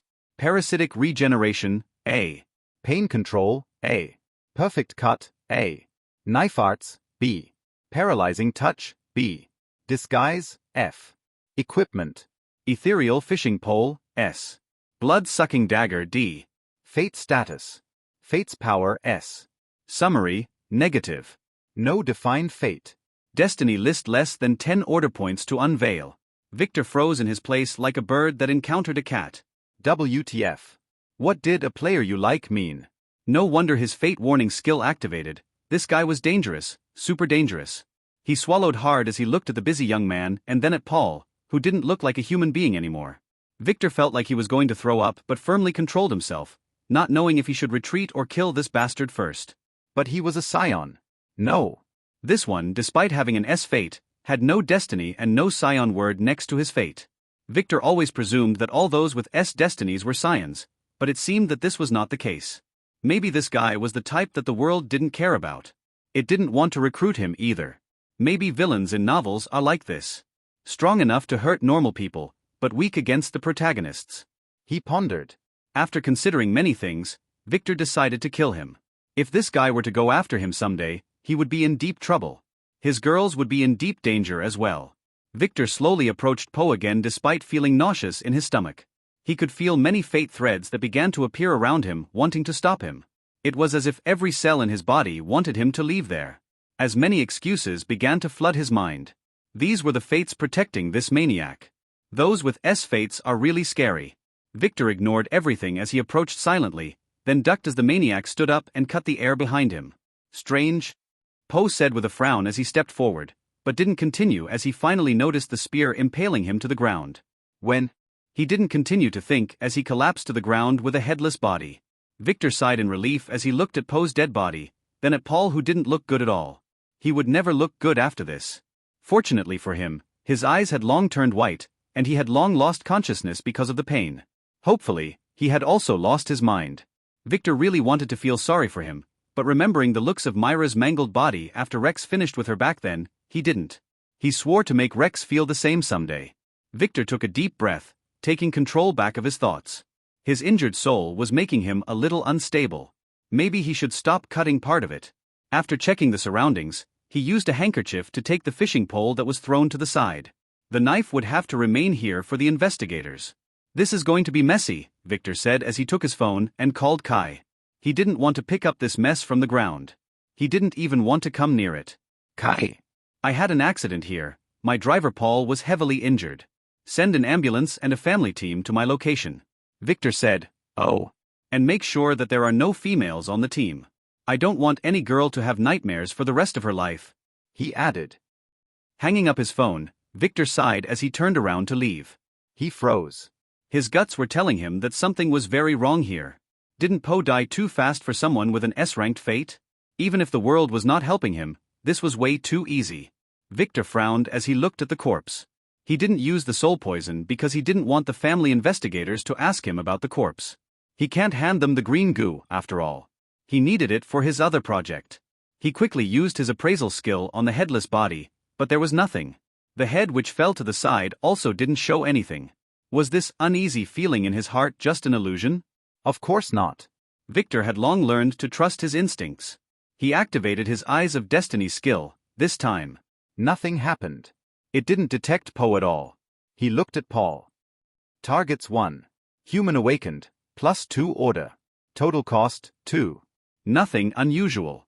But his instinct was telling him that Paul had something strange about him, other than the obviously missing parts.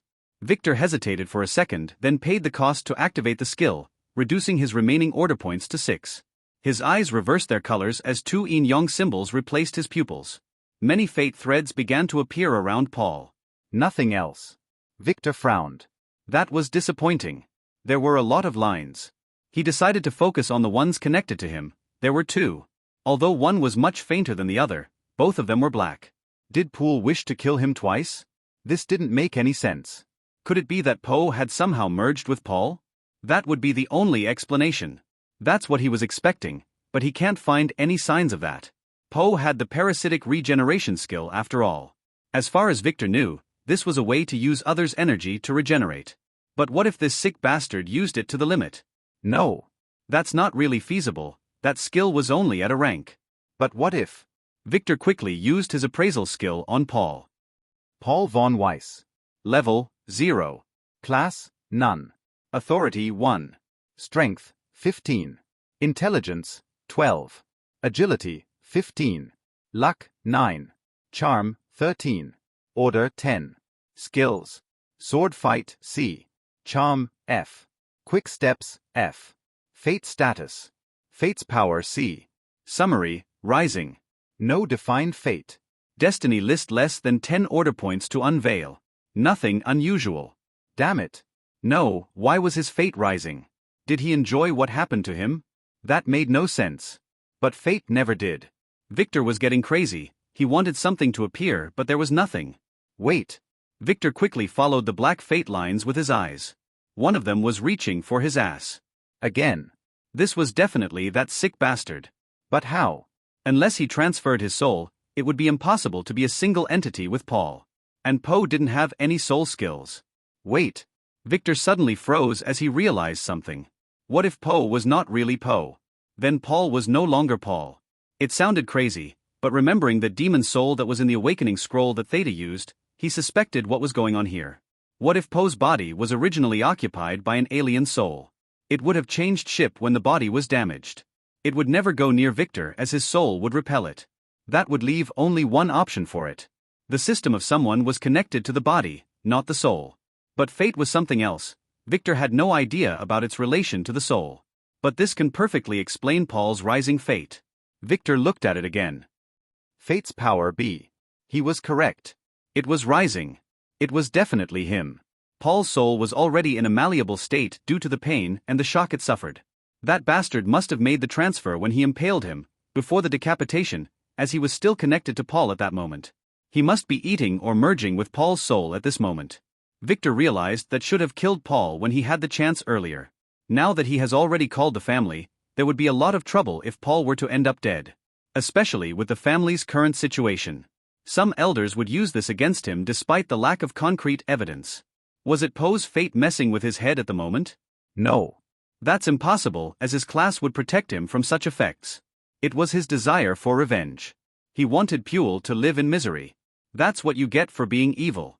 Victor squinted his eyes, pondering what to do. He didn't have much time. Looking at Paul, he hesitated for a second, then knelt near his damaged body. Don't worry, cousin. That bastard is dead. I already called for help, and they will be here soon. They will definitely fix you up. Take this healing pill now, he said, pushing a blood-stained healing pill into the unconscious Paul's mouth. Blood ritual detected. Do you want to register a new blood slave? Yes, no. Oh, this bastard was awake. He was faking being unconscious. Victor quickly pressed yes, earning himself a new pawn. The family's team arrived 15 minutes later, using 3 combat helicopters and a medical one. Young master, are you okay?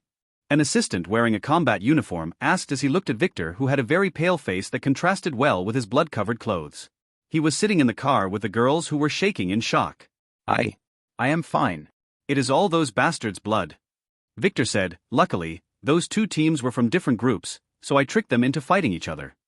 But, in the midst of the fight, cousin, Paul disappeared, so after I finished killing those men, I ran after him. But. Victor paused again, then pointed toward the forest. That bastard. I was late. I gave him a healing pill, but. Blea, Victor began to throw up out of the car, making the assistant step aside and then look at his men. He ordered them to check the forest where Victor pointed. They quickly ran there, then returned pale-faced to get the stretcher. Thankfully, no female members were dispatched. Young master, why don't you relax in the car for a bit? We will escort you to your residence as soon as we finish here. The assistant giving Victor a towel after listening to one of his men who whispered something in his ear, making him frown. Oh. Okay, Victor nodded, then rested his head in Margaret's lap as if he was still in shock. 2 hours later, Victor was escorted to the hotel, where he thanked the men and then climbed to his room with Margaret's help. He regained his spirit the moment the suit's door was firmly closed. Good acting, he told Margaret, then glared at Hannah. You need more training, he told her just as Alpha left her room, making Hannah look at her in shock. Her blood was resonating. I am Louise von Richter. Alpha introduced herself, making Hannah gasp. Victor had told her he had another maid from her family, but she didn't believe him back then. Tears began to well in her eyes, making Alpha approach her and hug her tightly. Don't. I have a poisonous curse, Hannah objected, but Alpha didn't let her go. It won't affect me, she said. Her new eternal body constitution was very resistant to poisons and curses. This gift was for Sebastian. Oh, Hannah said as she felt Alpha's hand tightly around her. Her eyes began to tear up. This was her first family contact. She hugged Alpha back and began to sob as she rested her head on Alpha's shoulder. I am getting jealous now, Victor suddenly said 5 minutes later, destroying the intimate atmosphere, and making Alpha glare at him as she slowly let go of Hannah, who wiped her tears with her hand. Let's go and sit down, Victor said casually. Hannah nodded with a slightly blushing face. How did you resist the curse? She Alpha as she looked at her, making sure she was fine. It's a skill I acquired recently. What is your curse about? Where did you get it from? Alpha said. It was an accident at the sex ruin. Everyone I touch would be randomly poisoned, some get it lightly. Some die, she added as she looked down, remembering some very sad memories. Why don't you let Victor remove it for you? Alpha asked, making Hannah, who sat down at a lavish sofa, surprised. Can you do that? She asked. Yes. Victor said as he quickly sat to her side and took out a talisman, then stuck it to her forehead before she could realize her mistake and change her mind. A white light shone from the talisman, then slowly dimmed as some black smoke burned out, escaping Hannah's body. It only took 10 seconds. Am I cured? Hannah asked in surprise after looking at the dissipating smoke in surprise. A certain feeling of darkness in her body seemed to have vanished. Yes, Victor said as he hugged her tightly. She was surprised. She was shocked. She was disgusted. She quickly wanted to push him away but failed. She looked at Alpha, who shook her head in remorse, making Hannah realize her mistake. She should have never let him remove that curse. It was the only thing protecting her from him.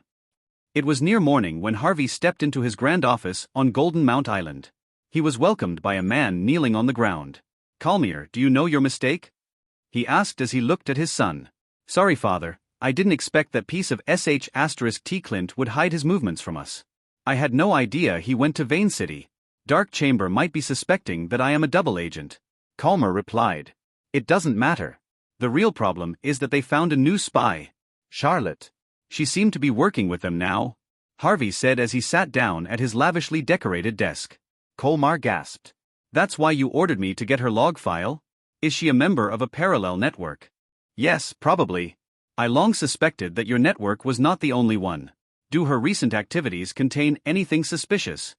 Harvey asked, squinting his eyes. "Nothing.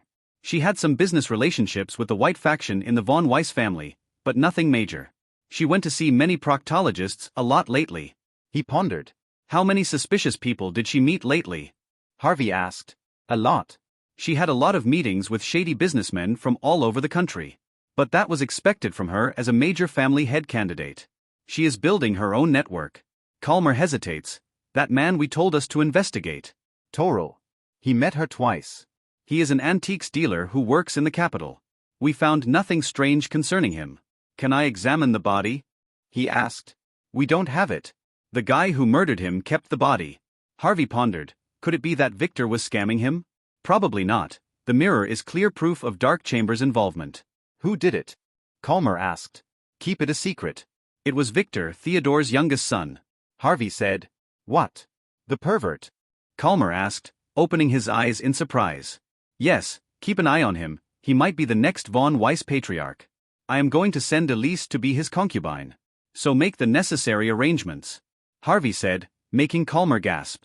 "Father, we have way better girls than her. She might not cooperate if we asked her to do our bidding. That's what I wanted to tell you about. Elise will not be a spy.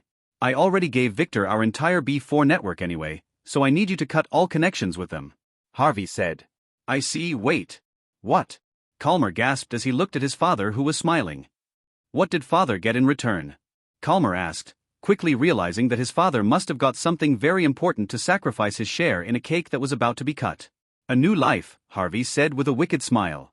"It was completely worth it, especially with the tournament's date approaching." It took Victor 10 minutes to get bored of the very uneventful hug and let go of Hannah, who quickly retreated to sit beside Alpha. Her new best friend. "How are Theta and the girls?"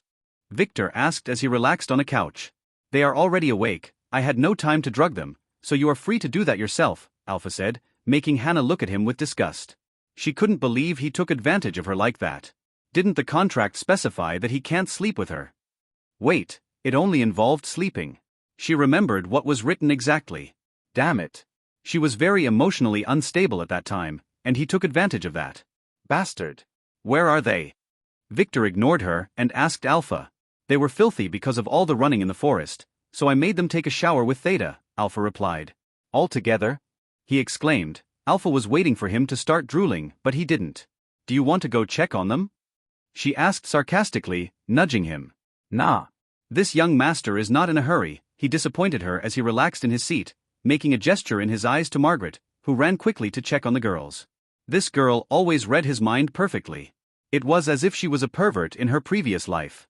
"The girls must be all naked and wet right now," Alpha interjected again. She had made a bet with Theta that Victor would surely intrude on them if he returned. "She can't lose." "I like my food slowly cooked," he disappointed her, forcing Alpha to sigh in disappointment as if she was saying, "Whatever suits your perverted tastes." She owed Theta a favor now. "Young master." Hannah hesitated after a few minutes of awkward silence. "What was that material you threw at the men?" Hannah asked just as Margaret returned to sit next to Victor after making an okay sign to him. She completely ignores Alpha's questioning gaze. Well, you are a part of the family now, so I don't really mind telling you, he said, making her feel awkward as he used a talisman to isolate the room. It's a kind of herb that we found in a dungeon. We combined it with some other poison from another dungeon. The mixture is distilled in alcohol which we bottled.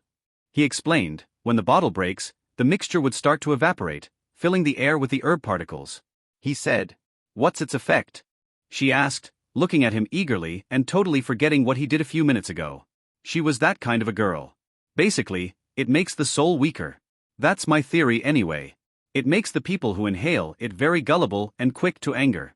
We found some other herbs too there, but their effect is still unknown. That's why I need you, he said, making Hannah nod. She finally realized why he paid this much money for her. As a Von Richter, she knew exactly how valuable soul-affecting material was. Alpha, who was watching her reaction, really wanted to tell her the truth but chose to remain silent. Victor only spent that much money on her because he was using her to launder tons of money. That's all. He was the one who sold her in the first place. But Hannah, who was totally oblivious to the truth, continued, "Why did those men start killing each other? Shouldn't people with weak souls be more friendly?" She asked. "Oh. My Margaret here used her charm technique on them, awakening their inner instincts, their hidden greed and desires," Victor said briefly. Hannah needed no other explanation as she looked at Margaret with complex eyes. This girl was literally a femme fatale. What other uses do these herbs have? She quickly changed the subject. "You are about to find out," Victor said, flashing his teeth as the three girls were pushed into the room by a shorter one. All of them were dressed in some very revealing maid uniforms that barely covered their hot bodies. Theta, with her short body, was the exception. The maid's uniform made her look super cute. "Young master." Theta quickly ran to Victor, twirled in front of him, then sat on his other side, hugging his arm. "Do I look sexy?" she asked. "Absolutely. Do you feel better now?" he asked her. She nodded with a bright smile. "Thank you for not intruding into the bath," she whispered in his ear. "She won the bet thanks to that." Victor chuckled as he watched Alpha glare angrily at the girls who kept pulling hard at their skirts, trying to cover the exposed skin that those skirts were meant to highlight. "Why did you come out like this? Go wear the clothes I put on the bed." Alpha scolded the girls who seemed to be very afraid of her. One of them was acting tough. "Mistress, we couldn't find the clothes. Only those were there," a girl with short orange hair replied. She was pulling down her skirt while covering her ample chest with her other hand. "What do you mean you didn't find?" Alpha stopped and then looked at Margaret. "That damn slut. She must have replaced the clothes when she left a moment ago." "Sit down," Victor ordered with a chuckle, but the girls didn't comply. They looked at Alpha. "From now on, young Master Victor is your master. You better obey him," she said, making them quickly sit near each other on a wide couch. They didn't dare to disobey. They tried to argue with her earlier on the road. It was a big mistake. You can't argue with a sadist, it would make things only worse. Nightshade, who knew that Alpha, despite acting bossy, was really nice, was only acting. Victor could see that her eyes were secretly examining everyone in the room. Hearing Alpha's command, the girls quickly obeyed and sat down, not realizing that their skirts were not suitable for that. Victor watched as the girls who didn't wear any underwear realized their mistake and closed their legs. Too bad it was already late. He had seen everything by that time. Now, Alpha." Victor wiped his bleeding nose with a handkerchief, then looked at Alpha, gesturing to her to begin. This juvenile body of his was getting all excited on its own. Alpha silently cursed at him as she placed 3 glasses in front of the girls. They didn't notice where she got them from. "We will be playing a drinking game," Victor said as Alpha took out a wine bottle after that and filled the 3 glasses full. "One by one, you will answer my questions," he said. "Any girl who answers wrong or tells lies would have to take a sip from her glass," he said, making the girls nod in a hurry. He was going to make them drunk and then assault them. They are familiar with this game. Does he need to do that? Was this one of his hobbies? How would he know if they were telling the truth anyway? "The one who gets empties her glass first will be my plaything tonight," he added, confirming their hunch. "Young master. That's not good. They will never tell you the truth like this." Margaret corrected him. "Let the one who loses be Alpha's plaything instead," Margaret said, making the girls shiver a little. "Oh fine. Alpha, make sure to educate her well. I will take the one who finishes last," he complained, making Alpha curse again, and the girls look at each other nervously. "Now the first question," he said, "introduce yourselves," he commanded. "Candle." I have no last name. The orange-haired one said. Mimi. The second one said she was tall with a thin body that had signs of malnourishment. Nightshade. Nightshade said she wanted to use her fake name, but remembering that Victor knew the truth, she didn't lie. Good, Victor nodded. Second question. How old am I? He asked. I am 17, 18, 17, Candle, Mimi, and Nightshade said one after the other. I said me. My age, not you. He corrected them. They paused. How would they know that? Did he desperately want to get drunk? This didn't make any sense. He can simply order them around to do whatever he wants. 20 no. 19 years old. Candle asked. Victor didn't reply. 19. Mimi said too. Victor really appears older than he really was. It was the effect of becoming a player. 23. Nightingale said. She analyzed this carefully. Victor's behavior earlier in the forest was not something a teenager can pull off. She was sure he was older, and that he wanted to make them drunk. All of you are wrong, he said, slapping his ID on the coffee table. 17 years old. What? The girls were surprised.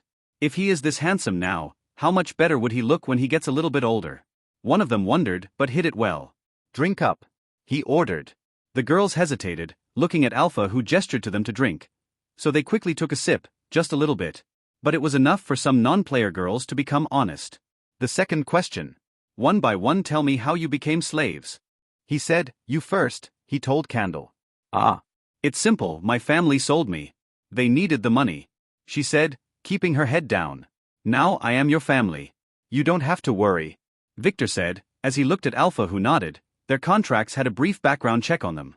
I was taken from an orphanage that was not really an orphanage. I have been raised there my entire life. One day a man came to choose. He had a strange staff. He touched every one of us before picking me up, she said, also looking down. Victor could see some old scars on her exposed thighs. She had a rough childhood. Don't worry, no one would hurt you here. As long as you are a good girl, Victor added. She nodded, being wary of Alpha. I am also an orphan. They bought me from an orphanage. I lived in the streets before. She didn't technically lie. And that story fit the background check that was on her contract. After all, she used a false name and certificates to join the police, so when she claimed to have been a beggar at that time frame, the von Geldstadt interrogators didn't have a reason to doubt her. She was still 17 after all. Oh, Victor squinted his eyes. This girl needed a higher dose. Was it because of her awakened bloodline? Now the next question. Let me think. He pondered. How much money can I spend using this card? He said, slapping the family credit card on the table. 1 million. Candle said. He was really trying to make them drunk. 10 million. Mimi said. This card is unlimited. Nightshade said she tried to forge one of these before but failed. Sadly, you are all wrong. This card was cancelled tonight for overspending. So, Victor pointed to the glasses, making the girls quickly take another sip. Dear Nightshade, your skirt had been flipped, Victor said at the right moment, making Nightshade, who was carefully acting as if she was sipping from her glass, take a big gulp as she looked down, confirming that her very short skirt was still covering her private parts barely. She wanted to spit the drink that was in her mouth, but fearing that she would be discovered, she chose to swallow it. She has a very high alcohol tolerance after all. She glared at Victor hatefully after that. This bastard might be suspecting her. She really wanted to know how he knew her name and to ask him about the comic book-like events that happened in the forest, but she chose to delay this. She asked Alpha and Theta privately when she woke up completely healed. But both of them told her that she was not ready yet. Ready for what? Victor watched as Nightshade's facial expression changed as she was thinking about some random things. The wine was working, she was losing her cool. Now. The next question. He said with a lazy smile as he relaxed in his chair. What secrets are you hiding from me? He asked, making the girls flinch. Come on. We all should tell the truth here. Victor said. Tell me your secrets, he added. The girls hesitated. Let's start with you, he looked at Candle first. She seemed the most honest one. I have a crush on you. I find you very attractive. Especially that you are younger than me, she said as she blushed, making Alpha wish to beat some sense into her. This girl fell fast. Too fast. Oh. This young master is very pleased with you, he nodded. Do you have any other dark secrets? He asked. She blushed as she looked down. Victor quickly gestured to Alpha, who cursed, then gave her a paper and a pen, which Candle quickly began to write onto after covering it like an exam paper. She flooded it and gave it to Victor moments later. Oh. We all do that, he smiled, From now on you will work at my mansion as a maid, he said, making her blush deeper. Too bad she won't remember any of that in the morning. You are next. Victor looked at Mimi. What about you? What secrets do you have? He asked. She hesitated, then took a deep breath. I like women. She looked at Theta, then stated bravely, making Theta look weirdly back at her. Alpha was now on the verge of exploding. What is wrong with this world? Are there no sane girls left? Oh, that's fine. Stay with Alpha then. She has enough girls to feed you. Victor quickly got rid of her. He didn't dare to ask her any further. He could tell from the look in her eyes, this girl was bad news. And you? Little number 3. He asked Nightshade, what is your secret? I won't tell anyone, I promise, he said. She hesitated, I have many secrets. She whispered. Oh, really? What? He asked. I am a police officer. I work for the Supernatural Crimes Division. I was investigating the recent kidnappings around the country, she said in a low voice, making Theta gasp, as Alpha squinted her eyes. This girl was lying to her. She will be punished later. Oh. When was the last time you contacted your unit? Victor asked as he sent a message to Kai. 3 months ago, she said. Those bastards at the auction destroyed all my luggage which contained my connection device and tracing bug. What are your plans now? He asked. I was planning to steal my contract and escape, but after the accident in the forest I decided to investigate more. She nodded, making Victor sigh. He must find a way to use her or get rid of her. Investigate for what? Margaret was the one who asked her, as she spotted a fleeting unnatural expression on her face. About the men who killed my family. She said. What men? Victor's interest was reignited. They wore black masks, They tortured my father and mother to death for 2 days. Then burnt their corpses and escaped. I hid in the ventilation shaft watching them. She said as her eyes began to tear up, but she didn't notice as her face was really scary at that moment. It was the face of someone who would do anything for revenge. Do you think I have anything to do with this? Victor asked as he prepared to subdue her if she began to act crazy. This was the effect of the wine. No. But those men were using ruins, similar to the one you drew on Alpha's body, she said, making him relax a little. Did they say anything? Victor asked. They were crafting a pure soul talisman. That's what they talked about. They said my parents were of a low grade, she spat angrily, making Victor, Alpha, Margaret, and Hannah gasp at the same time. Did they say who they work for? Victor asked quickly. Limbo. Something. I don't remember, she said as she frowned and began to shake. Victor wanted to question her more, but he could tell that any more than that would make her relive the experience of that day, so he quickly gestured to Alpha, who professionally used a needle to knock her and the other 2 girls off. Do you know anything about this limbo thing?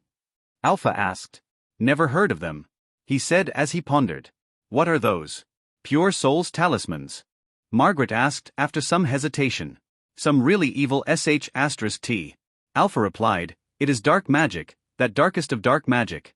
She added. What are they for? Margaret asked again. This time Alpha didn't answer, she didn't know. They are very useful, Victor said, earning himself a squint from Alpha. They are created by taming and extracting a soul through intense pain and anger, then inserting it in a special kind of rare talismans. Victor explained, so their main use is to extend your own soul. Simply mark one with your soul and put it in a doll. That doll will act as another body for you. So you are basically using the soul in the talisman as your own. Margaret pondered. Yes, to a certain extent, he said. Then, that soul, would it be conscious? Margaret asked again. Probably not. The talisman had no pain respirators and the master has total control over it. It is basically being used as a client processor. It should have lost all its ego because of the pain it had to go through when it was extracted. He said, the low-quality ones only last for a few days, but some high-quality ones can survive for decades. In the end, they will perish though. No soul can survive without a body, he said. After the reckoning, these kinds of things were very common amidst the chaos. He is not proud of it, but he had to use 4 very high-grade talismans like that during the time travel ritual he did in the past. He got them from a very shady seller back then, and they cost him most of his savings. Wait. Victor suddenly remembered the fate log from earlier. The first 4 death overwrites. The list seemed to be chronological. I see, Margaret said, trying hard not to show a thing, not noticing that Victor was inspecting her very thoughtfully. When Nightshade mentioned the pure soul talisman, Margaret's hand began to shake. Now what shall we do to this little spy? Alpha asked, returning to the most important topic in her opinion. The same thing you do when you have something good. Double it. Make her a double spy. Victor replied, then paused. No, a triple spy is better. He added as she sent another message to Kai, with one word on it, Margaret. Oh, oi. Alpha pondered, looking at him. Sunrise? She asked. They will come for her. He said, making her nod. That was a good idea. If only this young master was not a huge control freak pervert, she would have really liked him. What was she thinking again? This suit has 3 bedrooms, I will take one with Hannah and Theta, she said as she stood up, intending to escape the room. Staying with Victor for a long time would always make her start to have strange thoughts. He was that handsome after all. Why me? Theta asked, breaking Alpha's thoughts flow. She only got a glare as a response. Alpha didn't want her to sleep with Victor. She had been corrupted enough already. The girls would not wake up until tomorrow, so I will keep them in the other room, Alpha added as she began to drag the girls like sacks of potatoes into the inner room. Good. Margaret, go take a shower. You will be my hugging pillow tonight, Victor said. Ah. I me? Yes, eh. She nodded, then stood up absent-mindedly, then headed to the bathroom. She was a little pale. Victor was watching her go when his phone rang. It was Kai, who dumped a bunch of files onto his phone, without speaking a word. Most of them were about Margaret and Nightshade. Background checks, the last one was different. Theta. Victor suddenly said, starting with Theta, who was upset because she couldn't sleep with him tonight. She thought this was her chance with the super-possessive Lily out of the picture. Do you want me to warm your bed too? She asked with anticipation. Of course I do, but not tonight, you are still too young for that.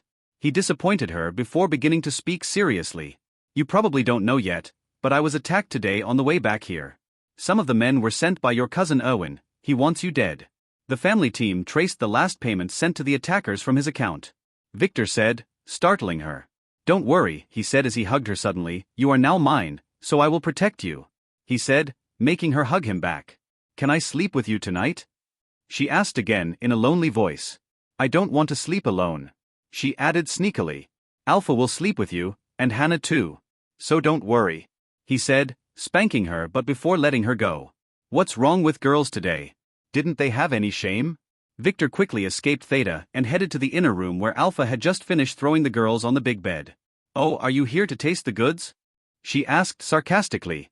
She couldn't help herself, something about him always gets on her nerves. Yes. He replied, making her shocked. Really?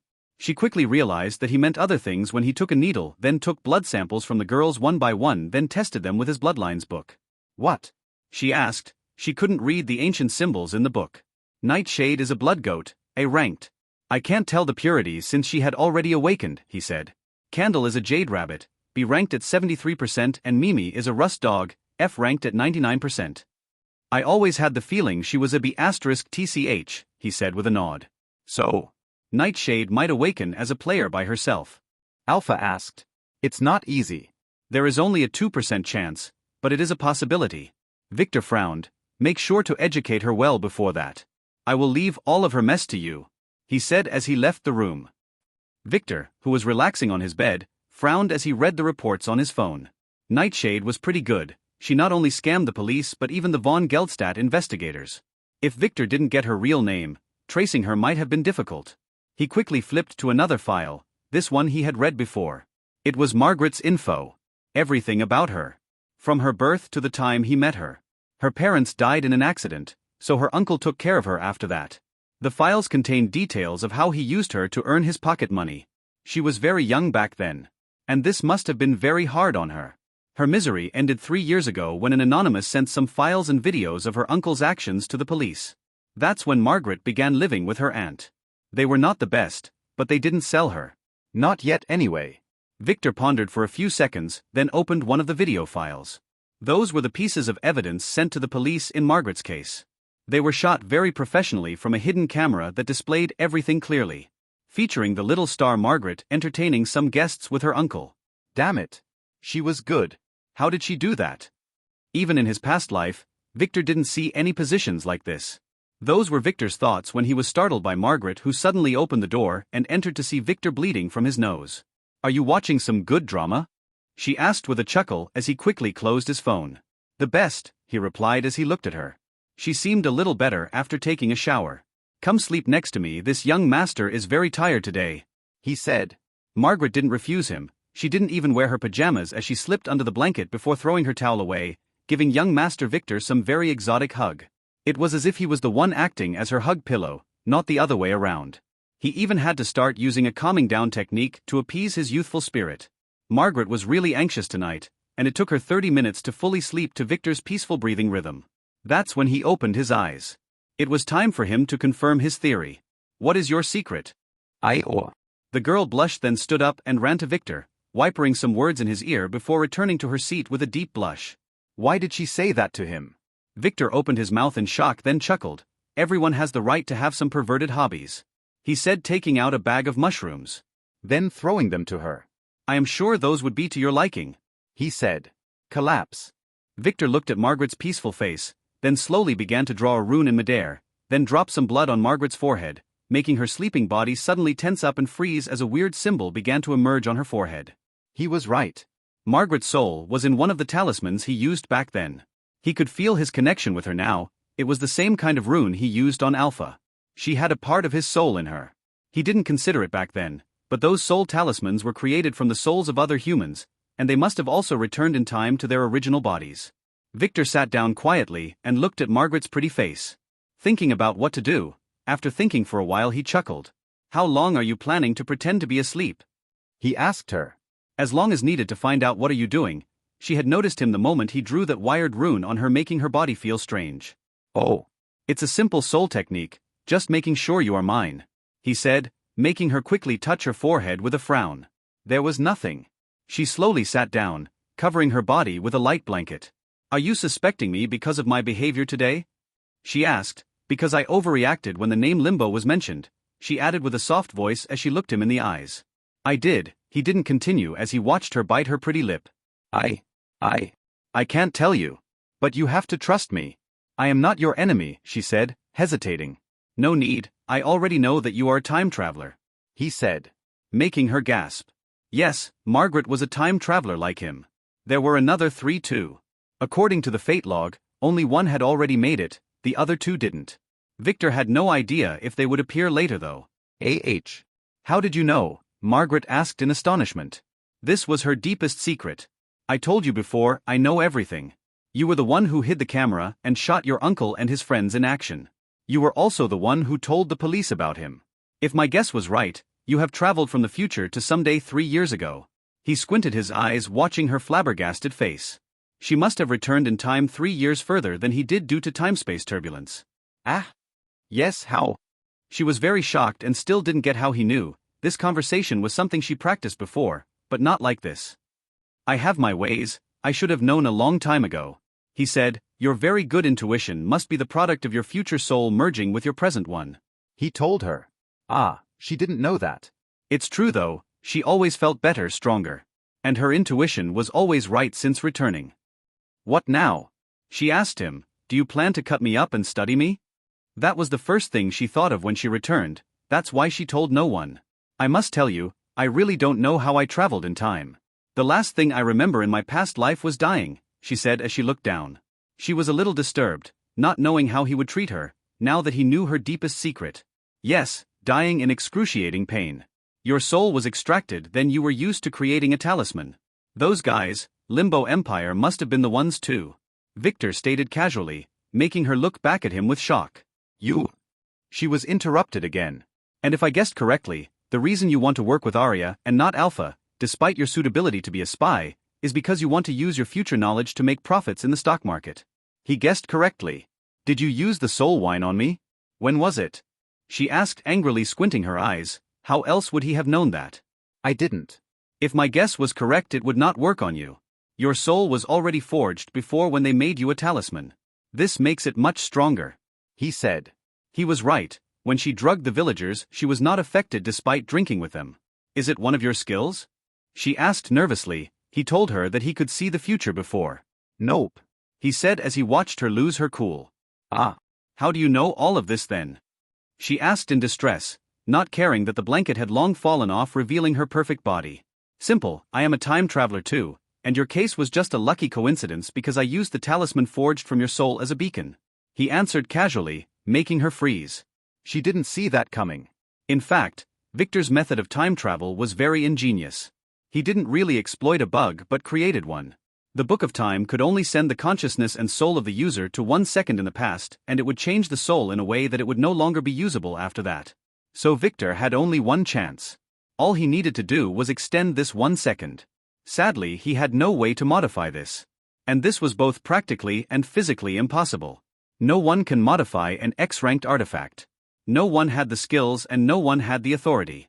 Victor was distressed over it for 10 years until it occurred to him one day after an eventful night at a brothel that had one of those big rotating beds with girls sitting around. He got it. He doesn't have to modify the book, he can modify the world itself.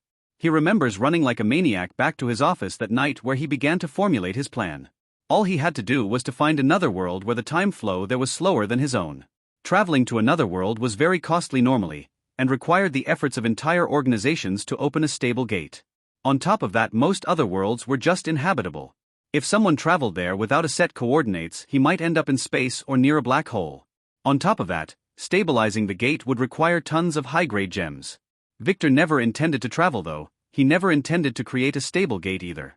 He planned to just open a gate to the other world and then throw a talisman inside of it. The talisman would be considered a part of his soul, allowing him to alter his own time flow. After confirming his plans, Victor began to work on them. And that's when he encountered a problem. A big one. He couldn't find a suitable world with the correct time flow ratio. The solution was to use several worlds so that their average effect on him would be just enough to send him to the right moment in the past. After many trials and errors, and by secretly doing some calculations on the Imperial family's private magical quantum supercomputer that Yulian helped him use, he was able to pinpoint 4 worlds that had the right time distortion ratio. According to his calculations, he should have returned in time, about a week before his ceremony with an error buffer of 3 days. It was not ideal, but the further he returned the riskier it got. At that time what he did was another trick. To open 4 otherworldly gates at the same time would be considered madness. But he used a trick by creating a modified summoning. He summoned parts of the space fabric of the targeted 4 worlds by sacrificing one of the royal family's treasures, an X-ranked GM, that he borrowed for research purposes. This was sheer madness. His summoning was doomed to fail as the world itself would stop him. But he didn't care as he just needed a few seconds to send the talismans into the summoning gates where the space-time fabric was affected by the other worlds. That's when he activated the Book of Time, just seconds before the worlds will annihilated him and his summoning circle. What? A what? She frowned. You too. Margaret yelled after 10 whole minutes. Yup, you don't need to know the details, but this is the truth. I returned from 323 years in the future. It would have been my 340th birthday that week. He pondered as she looked at him, not really getting what he was speaking about. You are telling the truth? She asked skeptically as he took the blanket and covered her back. His youthful body was getting crazy under the blanket. 99%, he told the truth. Didn't you see how I always knew what to do? You can also ask Arya to show you the 3 movie scripts I sent her, you can probably recognize one of them. He said, making her pause, not knowing what to say. Yes. She suspected him. Firstly, he always acted a bit older than his age, but she always presumed that this was due to his aristocratic upbringing. Secondly, he always seemed to be there at the right time as if everything was happening according to his plan. But after he told the girls that he can read the future, she presumed that his always spot-on predictions were due to that. Now she discovered that he was scamming her all the time. She glared at him hatefully. How did you end up as a talisman? He asked, ignoring her gaze. Ah. Well, I must tell you the entire story then. She said with a sad smile. In my past life, I never escaped my uncle's grasp. I just switched hands from one pimp to another. In the end, when I was 30 years old, I was sold to a certain young man. I don't know his name, as he calls himself Mr. X like some movie villain. She said, then stopped. He tortured you for a few months, then extracted your soul, Victor said. For 2 years. She said, looking him straight in the eyes, watching as his face changed from shock to pity then back to his cheesy smile. It only took a fraction of a second. No wonder those talismans cost a fortune. He said as he looked at her clear eyes looking back at him. He knew that she must have been through a lot. What now? She asked again. Nothing, you are still my girl, and I am still your young master. He said, making her pause, frown then giggle. I can live with that, she said.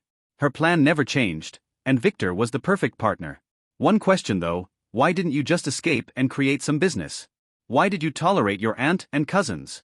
Victor asked, he was curious. Do you want a cute girl like me to be alone in the seats at the age of 14? I am not that retarded, she said. I also can't start a business without capital, so I waited until I finished school and was planning to hunt for a rich young master, she added. Tom was your first choice, he chuckled. Don't laugh at me.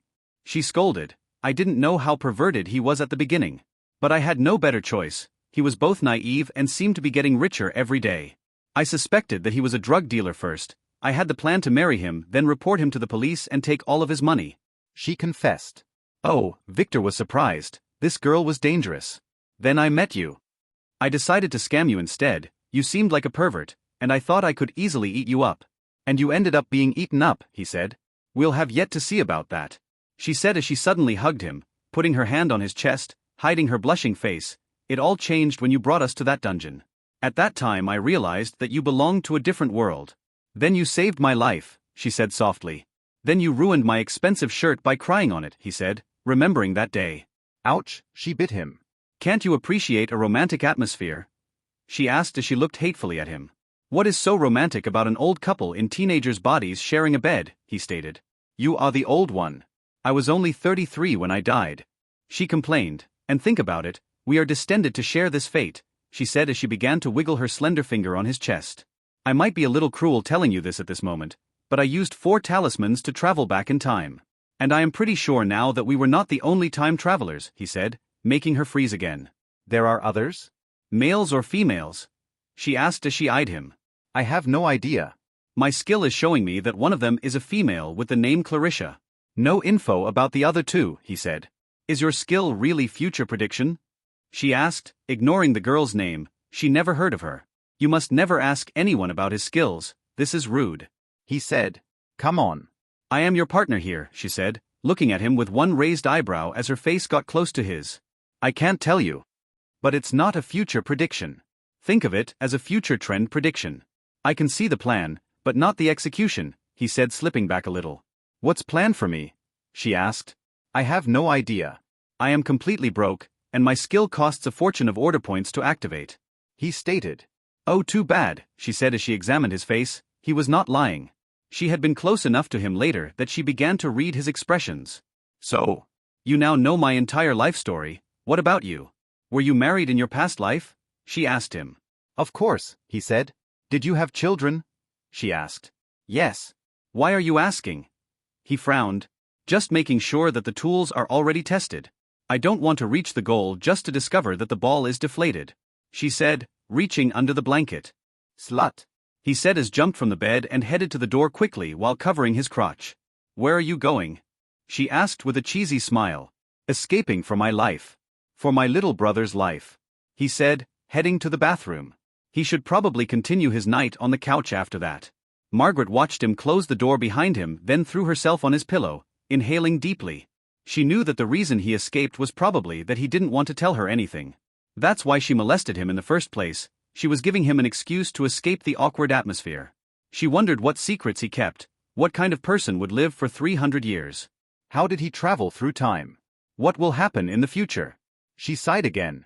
She didn't really care about all of that. What she pondered about was whether she should tell him that she had fallen for him. It was not at the dungeon when he saved her life.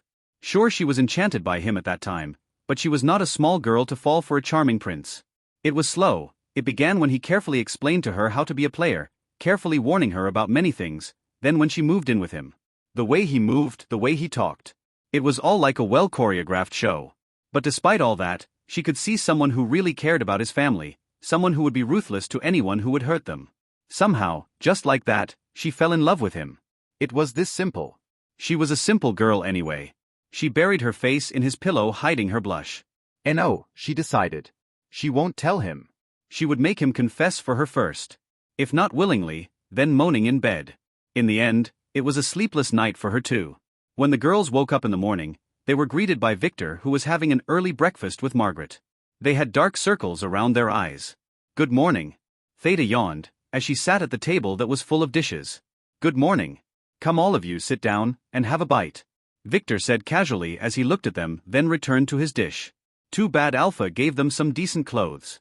He really liked the skimpy maid's outfits. Sit down and eat, Alpha ordered the girls who were having a hard time remembering last night. Did he drug them? They seemed fine in the morning though, with no unusual pains. The girls looked at each other and then slowly took their seats with Hannah, who was now more relaxed around Victor after the long talk she had with Theta and Alpha last night. They told her how they met Victor and how he helped them. Maybe he was not that bad after all. What's your plan now? Alpha asked Victor, as she sat down and grabbed an empty dish, then began to fill it with some salad and an egg. I will return to Vane City with Margaret, Theta, and Hannah. You will take the girls to your base, give them some education, then assign some missions to them. He said as Nightshade perked her ears. She had no idea that all of her secrets were exposed last night, and Victor didn't intend to inform her. He was going to leave this dirty job to Alpha. Oh. Dumping all of the dirty work on me. She spat back. She was not easy to fool. Yup. He said as he looked at the orange-haired candle. You will be working for me as a maid, but you will have to disappear for a while before that. I don't want to be associated with Troy's death. He told her. She nodded, wondering why he told her that. Did he find out that she had a crush on him? Impossible. Shall I tell them about the awakening? Alpha asked, making the girl shoot her some questioning looks. Yes. Nightshade might be able to do it by herself like a big girl though. Victor said, making Nightshade pause with an egg in her mouth. Do what? It better not be what she was thinking about. She can already do that by herself. No. It is definitely something else. It was at this moment that Victor's phone rang. It was Kai. What now? Victor asked as usual. Young master, it's about the attack on you yesterday. I already told you that one of the parties was sent by a guy named Irwin. Now we have his full background. He is Irwin Flintblood, one of the branch descendants of the Flintblood family. I already know that. Did you grab him?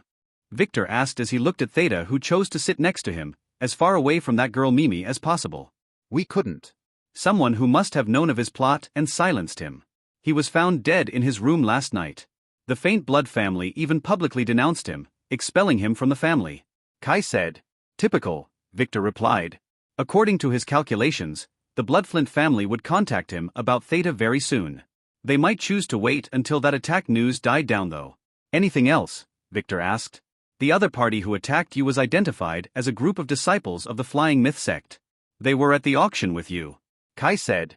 I already knew that too. Would the family pursue this matter? Victor asked. This would be a good chance for them to get an awakening artifact. A lousy one, but it's better than nothing. And he might get some rewards. They intended to, but the Von Zwei family sent an announcement declaring that the flying sect had decided to join them, Kai said, making Victor a little surprised. Those guys were quick. So the family would do nothing? Victor asked. They requested that you send the storage ring that you grabbed from the Elder to the Inquisition Hall. He said, making Victor curse silently. Someone was suppressing him in the family, and he will find out who and why very soon. I haven't seen any rings, Victor scolded, making the girls at the table look at him. I understand. Kai sighed and said, Young master, have you been seeing the news lately? He suddenly asked. Is it about the explosion? I already saw it. Victor said. Not that. A big viral video began spreading last night. It featured a young man courting an Arachne. Kai said. Oh, did they begin to allow these things on social media? Victor asked. He realized what this meant. They made an expectation with this one. It is even on TV. It came with a report about players. It had many facts, many names, and many proofs of old accidents that were covered up. This is a big problem, young master. Many people are believing it. Kai said, making Victor smile. It was Jane doing a good job. This report would surely be suppressed pretty fast, but people would not forget, and others would start popping up. This was his plan. After this, the families would start to act more covertly, and the secrets they kept would surely begin to be revealed. Either way, any planned attacks on his family would have to be delayed now. What does it have to do with me? Victor asked, casually. He was just a friendly neighborhood pervert, young master. This had nothing to do with him. Ah. Nothing, but the family had ordered that from now on you should be more low-key. Your name was on that list. What? Victor shouted as he stood up. That be *TCH Jane. He never included his name in the list he gave her. She was definitely targeting him for locking her up. Yes. It is at the bottom. The report is about how you killed your brother and then left the police station the next day. And there is a recording of you throwing grenades on the highway. Kai said, making Victor frown. He remembers something like that. It was when an assassin tried to kill him a while back.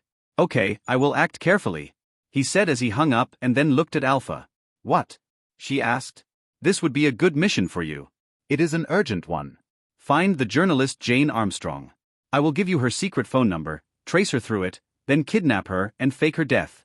Don't let her know your identity though, Victor said angrily as he sat back down, making Alpha squint her eyes. What happened? Margaret asked, noticing his disturbed expression. Look at the news, he said as he pinched his forehead. This was a big mess. Maybe he can use it though. Wah! Is that Sebastian? Hannah yelled as she watched the video playing on Margaret's phone. Yes, it is definitely him, Margaret said as she watched. She saw it on Victor's phone before, but she didn't mind watching it again. Oh, that Arcane would differently sue him after this. What are you watching? Theta, who was sitting next to Victor, asked. This is not for little girls. Alpha, who was watching from the other side, scolded her, making her sit down dejected. I am not that young. I already know everything, she said as she secretly took her phone and opened it under the table. She had already seen enough movies in Titus's mansion as training material. HSSSSSSSSS, she gasped, what's wrong with that kid? Is that a spider girl? She asked as the three other girls put their hands on their mouths in shock as they peeked at the phone. Yes, they call the spider girls Arachne. I can't believe such perverts exist. Victor signed too, making Alpha glare at him. He was the one who drugged Sebastian in the first place. Wasn't all of this his? He was the biggest pervert of them all. Is this fake? Hannah asked in a lost voice. Who knows? Victor said, but you know him better than anyone. Victor added. How can it be him? Hannah didn't want to believe it, but she could recognize that mole on his butt. She saw it before due to a bathing accident. It was defiantly him. Her face turned white as the video ended and Jane's picture appeared. She began to talk about the facts Vivi told her about, in a very logical and orderly way. Malcolm watched with the other mud-covered children as the doors of their respective caves opened. Their eyes took some time to get used to the sunlight, then have a look at their beautiful captors. How can such a group of pretty girls be this deadly? Malcolm wondered as he looked at the 8 girls looking at the dirty kids that left the caves.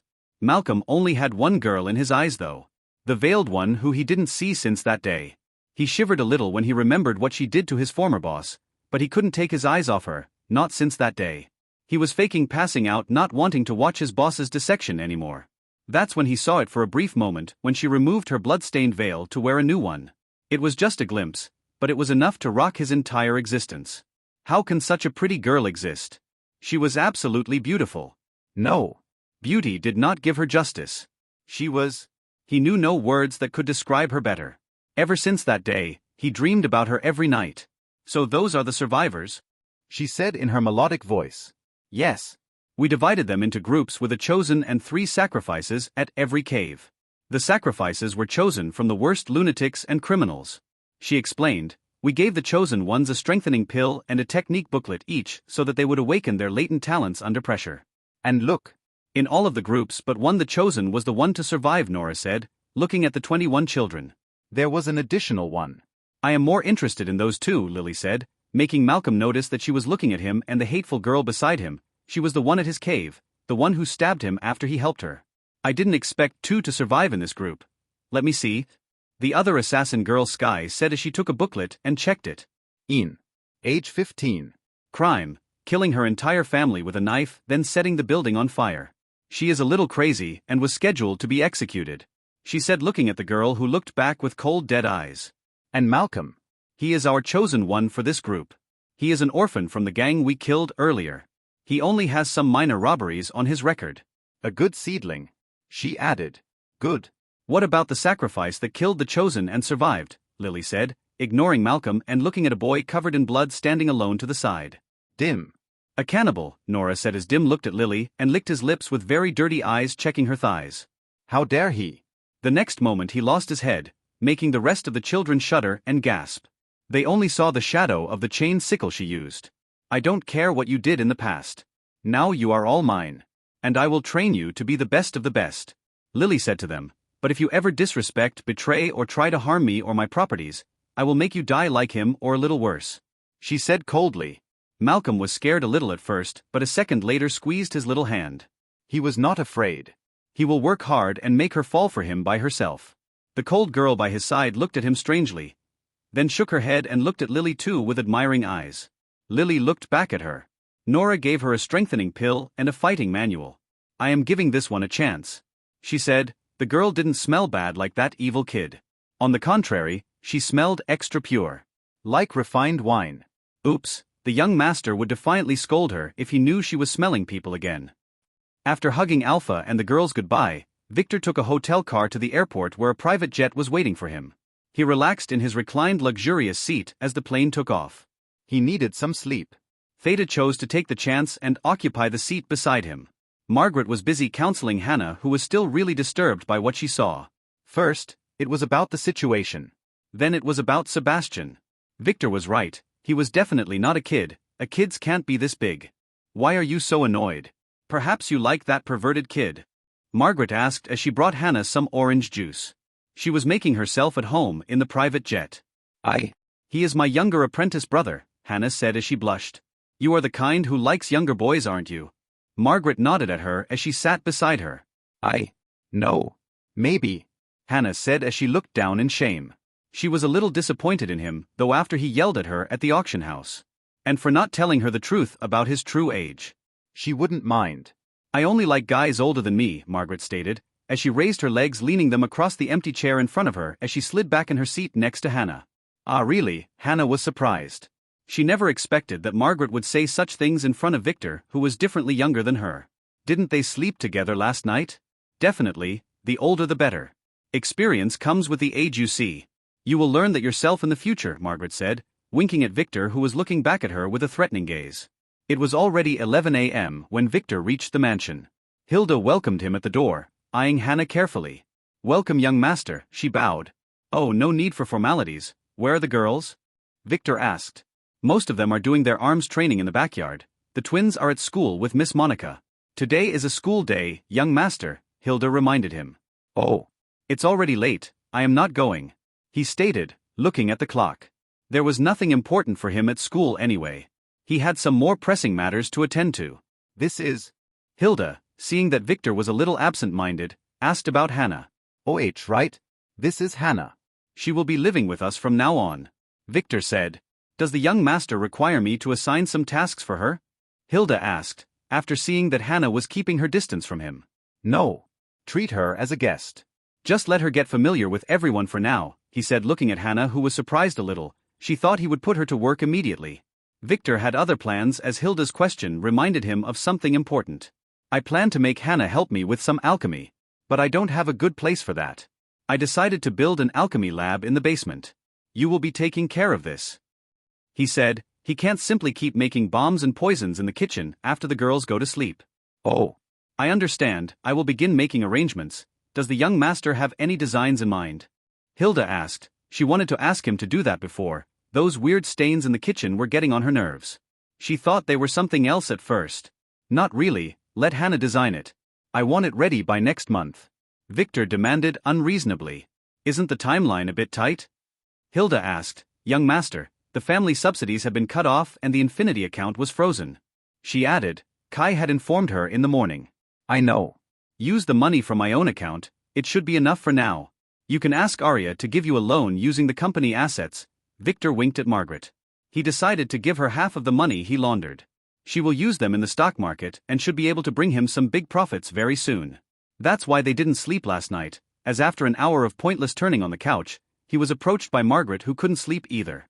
Together, they sat down and put down a detailed plan and a list of all the successful companies they remembered and all the incidents that would affect the markets in the near future. Although their time travel would surely affect the markets, certain events are inevitable. Victor also wanted Margaret to be on the lookout for any anomalies, as they might lead him to the other time traveler, Clarissa. I understand, Hilda said, it was his money anyway. She will have to find a cheaper contractor though, and maybe use the chicks for free labor. It is time for them to do something useful other than guarding the front door. They got their dental insurance after all. Oh. And also make sure to build some cages. Make an especially big one. I will do the designs for that myself, he said. In the basement? Don't you have some cells at the other base?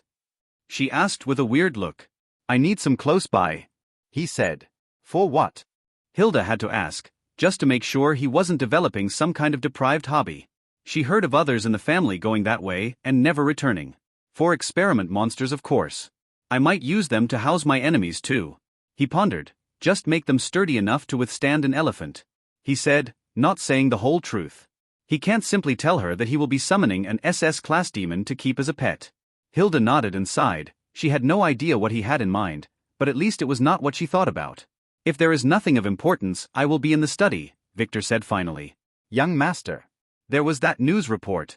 Your name was on it. Butler George had called, informing me to tell you that you should stay out of trouble for the next few days until the family cleaned this mess up. She said. Oh. Kai already told me, he said turning around. The report on him had nothing to do with the player stuff. It was just an example of using the family's influence to get rid of the police after killing Nick. Jane was probably holding a grudge against him because the chicks locked her up. But in the end, he had nothing to worry about. One more thing. Young Mistress Lara had been in a fight in school. Hilda interjected, making him stop and look back at her. Oh. Was it Elle? He asked. Lara was very docile, and she would never fight back. Yes, someone insulted Miss Lara, so Elle hit them and broke their front teeth. Miss Lara took the blame for her. Hilda said, the principal said that he had appeased the parents, but he wanted us to punish Lara and Elle a little. Oh. Just double Lara's exercises for the next 3 days and let Elle do them with her. Victor said this was just a symbolic punishment so that Lara doesn't get cocky. Find out who insulted Lara and threaten their parents a little, and re-educate them about their position in the food chain. Victor added. I will send Alex to do that, Hilda said. He had been idling around the mansion lately, doing nothing useful. No. Send one of the chicks. I will be taking Alex with me to Nulur City tomorrow. Where is SH? He, by the way. Victor asked. Alex, having nothing to do was not good. He must make her suffer a little bit. He is training his spear arts in the clearing next to the gym. The girls didn't want him to exercise next to them. Hilda said, they have been a little wary about him ever since he tied Miss Margaret up and locked her in his room. He added. Oh, he earned that. Let him come see me after taking a shower. Victor said, shaking his head. I understand, Hilda nodded. Theta, show Hannah around the mansion. Victor said to Theta as he turned around and headed to the study. Theta nodded, then dragged Hannah, who was still disturbed about Sebastian, upstairs. She had learned that Hannah was Alpha's cousin when she slept with them last night. So her attitude toward her was way better than before. She was family after all. Miss Margaret, are you going to school now? Hilda asked Margaret, who was squinting at Victor's back. Despite not letting it show, Hilda didn't like Margaret at all. She had a feeling that she was taking advantage of Victor, as she had seen a lot of these girls before. And she felt that she was having a very bad influence on the girls. Especially the twins whom she caught doing kissing training with each other, initiating her flirting lines. She had read the family report on Margaret's past, and she also showed it to Elena, who shared his opinion. Although they felt sorry for her circumstances, both of them didn't like her. They knew well that at the end of the day, the apple would never fall far from the tree. It was okay if Victor was using her as his plaything, but lately it could be seen that he was giving her more and more responsibilities. Nope. I am going to take a shower then go to sleep. Last night Victor was really rough. Margaret said, making Hilda totally forget the next sentence she wanted to say. Margaret smirked as she walked up to her room. She had more important things to do. As for Hilda's disapproving gaze, she felt indifferent. She was not a naive little girl anymore. As long as Victor considered her his woman, she would consider him her man. That's all she cared about. Victor sat at his desk in the study, popping an energy pill into his mouth. He took a quick nap on the plane, but it was far from enough. He was a little sleepy, but he had things to do. Yesterday's surprises were a lot, from Alpha's to Poe's attack and Margaret's secret. It was an eventful night. First things first, he needed to arrange his spoilers. First of all, the junk. He took out a storage ring that belonged once to the Flying Myth Sect elder. Inside of it were some spoils from the auction, and 3 other rings, probably stolen. Inside those, there were other low-grade treasures and some gems. He should probably sell those for some cash later. Sadly, nothing really caught his eye as he emptied the ring, so he just sorted them out and then stored them in his ring. After that he took out Sebastian's and Evan's rings. Those are the real treasures. Sebastian's ring was already searched in the forest, but at that time he was looking for manuals, not treasures, so he didn't look carefully enough. Victor activated an isolation talisman just in case before opening the ring and dumping its content on the desk. After a deep frown, Victor sorted out the garbage like the food, clothes, and underwear, keeping the good stuff. Rare pills, rare talismans, and rare artifacts. Minor healing pill X20. Major healing pill X5. Mega healing pill X1. Minor energy pill X30. Major energy pill X5. Minor poison antidote pill X10. Major poison antidote pill X2. Major overdrive pill X1. Major aphrodisiac antidote pill X1. Elixir X1. Minor Invisibility Pill X1. Minor Cat Eye Pill X1. Minor Soul Strengthening Pill X2. Minor Invisibility Talisman X3. Minor Defense Talisman X2. Major Defense Talisman X1. Minor Isolation Talisman X5. Mega Earthquake Talisman X1. Minor Lava Talisman X2. Minor Thunder Talisman X1. Major Vortex Talisman X1. Minor Frost Talisman X1. Major Aura Dispelling Talisman X3. Major Shapeshifting Talisman X2. Major Appraisal Talisman X2. Minor Survey Talisman X5. Minor See-Through Talisman X1. Bloodsucking Dagger A. Arachne Slayer Spear SS. Wing Magic Wand A. Elemental Shield S. Dragon Scales Armor, Damaged E. Immortal Abode Sect Legacy Disciple Token S. In addition to that, Sebastian had a bag full of medicinal herbs and random forging materials. Victor also found some random fake IDs and a hand-drawn portrait of Vivi which made him chuckle.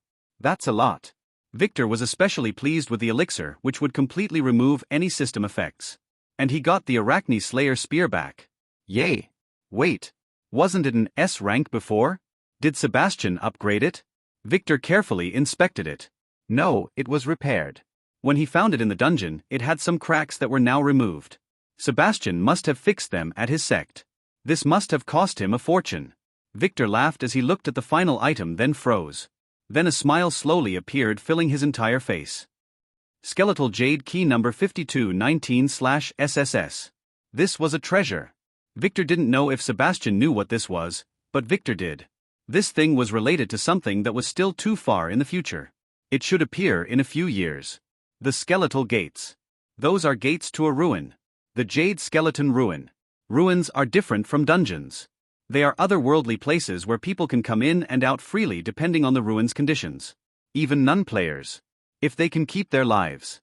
As this would not cause an awakening. The world doesn't usually block ruins, as either they don't have any living thing, or the ruin itself exists outside the world with only its gate inside. Ruins could be decided into two categories, stable and temporary. The stable ones are the ones that have stable entrances, like conquered dungeons that can be considered as a kind of ruins, but those are dead ones that had no entry conditions. Living ruins are placed like otherworldly burial sites and test grounds. They tend to be heavily guarded by their families and major powers. Even the von Weiss family had one. The reason they kept to their island was the deep underground ruins under it. The real reason that Hateful Guy destroyed them was to get that ruin. The second type is temporary ruins, those with gates that open once every specific time. The Skeletal Jade Key was the only requirement to enter skeletal ruins. A temporary ruin that opened once every 777 years. In Victor's past life, many treasures that changed the order of the world were found inside there. At that time Victor didn't get a chance to enter, as only the top echelons of the family got that chance. Only those with keys. This time he plans to collect enough keys to take his harem with him. Sadly, since this one was here, it meant that the rest of the keys had also appeared, and most of them should be at the moment in the hands of the players' council. The keys usually appear scattered randomly around the world, and a long time ago this caused a huge battle, so an agreement was reached. Any key collected would be put into one pile and redistributed across the family in a tournament. This time the tournament would happen next year. Victor didn't plan to participate as he knew the place of a few keys that the families didn't reach, and he planned to send Alpha after those once she got her secret organization in order. He quickly put the key away before redistributing Sebastian's things between his rings. Some would be kept, and some would be sold. He stopped at one thing. A black stone. This must be the one Alex told him about. The one Sebastian used against him. Now it was empty with no evil souls in it. The system told him nothing about it. But Victor knew that it was not made from an earthly material. He just decided to keep it. Maybe he would be able to use it later. Finishing with Sebastian's junk, Victor turned to the other precious ring he had snatched, Evan's. Like Sebastian's, it was filled with pills, talismans and herbs. In addition to some poisons and many documents that Victor put to the side, for now, focusing on the huge dragon egg. Evan got this from the auction. And Victor didn't know what to do with it. It was a lifeless black dragon egg. A fossil. It can be used to forge some weapons or repair Sebastian's dragon armor. But that would be a waste. After some thinking, Victor decided to keep it for later. He might find something useful to do with it later. He had an idea, but it was too risky and he would have to wait until his alchemy lab was ready. Getting Evan's stuff sorted out, Victor took out the next item. The fishing pole. Ethereal fishing pole, S. Throwing path controller by the user. Mana bound. Hook and line pass through obstacles. Authority and mana bound. Ethereal plane hook. Authority bound. Skills effect travel through line. X 1.1 cost for every foot. It had the ability to pass through any barrier. Victor checked the string's length and to his surprise it was infinite. It depended on his strength. He only needed to set a target and then throw the hook at it. The hook would travel the path he set for it. It can also transmit skills effects like paralysis. Its only drawback is that he had no feedback through the line, and he could only use his senses and intuition to aim and control. Victor liked this new toy very much. He wanted to give it a try. He stood up and then walked to the window, looking out and searching for a suitable target. He could only spot Beta, who was training her sword art in the front yard. As the girls entered the mansion, leaving her alone. She was a hard-working girl. Swiftly he threw the hook, which flew in a strange path, not forward but down, heading to the sword, which was strangely enough hooked by it when it reached it. It was as if it had a hole in it. Beta didn't notice it. It was as if the line and hook were completely invisible to everyone but the user. Not wanting to injure Beta, he waited until she finished her swing, and at the right moment, he injected energy into the pole as he pulled it back, causing the hook to retract using the same path it traveled before. Beta stood there in shock as the sword was snatched from her hand and then flew in the air in a swirly dance, heading inside the mansion where it disappeared. Not bad, Victor said when the sword reached his hand and the hook disappeared. A moment later, he opened the window and threw it out at the Beta, who was still frozen in shock, planting it in the ground in front of her. Make sure to hold it firmer next time. And you must act defensively in a situation like this. What if I were an enemy? He scolded her from upstairs and then closed the window, making her relax a little after she realized it was not a ghost, but her perverted young master. Ah. Sorry, young master, she said as she grabbed the sword and bowed down, wondering how he did it. Even after experiencing the dungeon raid, she couldn't see through him. Smiling as he put the fishing pole away, Victor began to think about Poe. Where did he get this artifact? He had never heard of it in his previous life. Too bad that Kai couldn't find anything major about him. He was just a lowly gangster with a very bad reputation and some disturbing hobbies. Victor planned to wait until Poe. No, he was now Paul. Victor would wait until he woke up and then monitor his movements. Hopefully, he might be able to find some more secrets through him. Finishing with this random stuff, Victor turned to his spoils from the auction. He carefully took out a jade box and carefully opened it. Inside, the celestial fire chicken feather was placed neatly in a glass container. He only heard about this in his past life, and never saw it. He chuckled on his own as he thought of the crazy method he would use to awaken his bloodline, then others' bloodlines.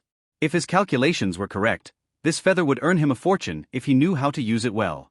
He carefully stored it again to keep it safe. This would be used by Lin on his wedding night. Next was the blueberry eating slug. It was preserved in a bottle too. Victor nodded after taking a look at it. He didn't really want this, but Kai used it to signal him about the auction, so he had to buy it.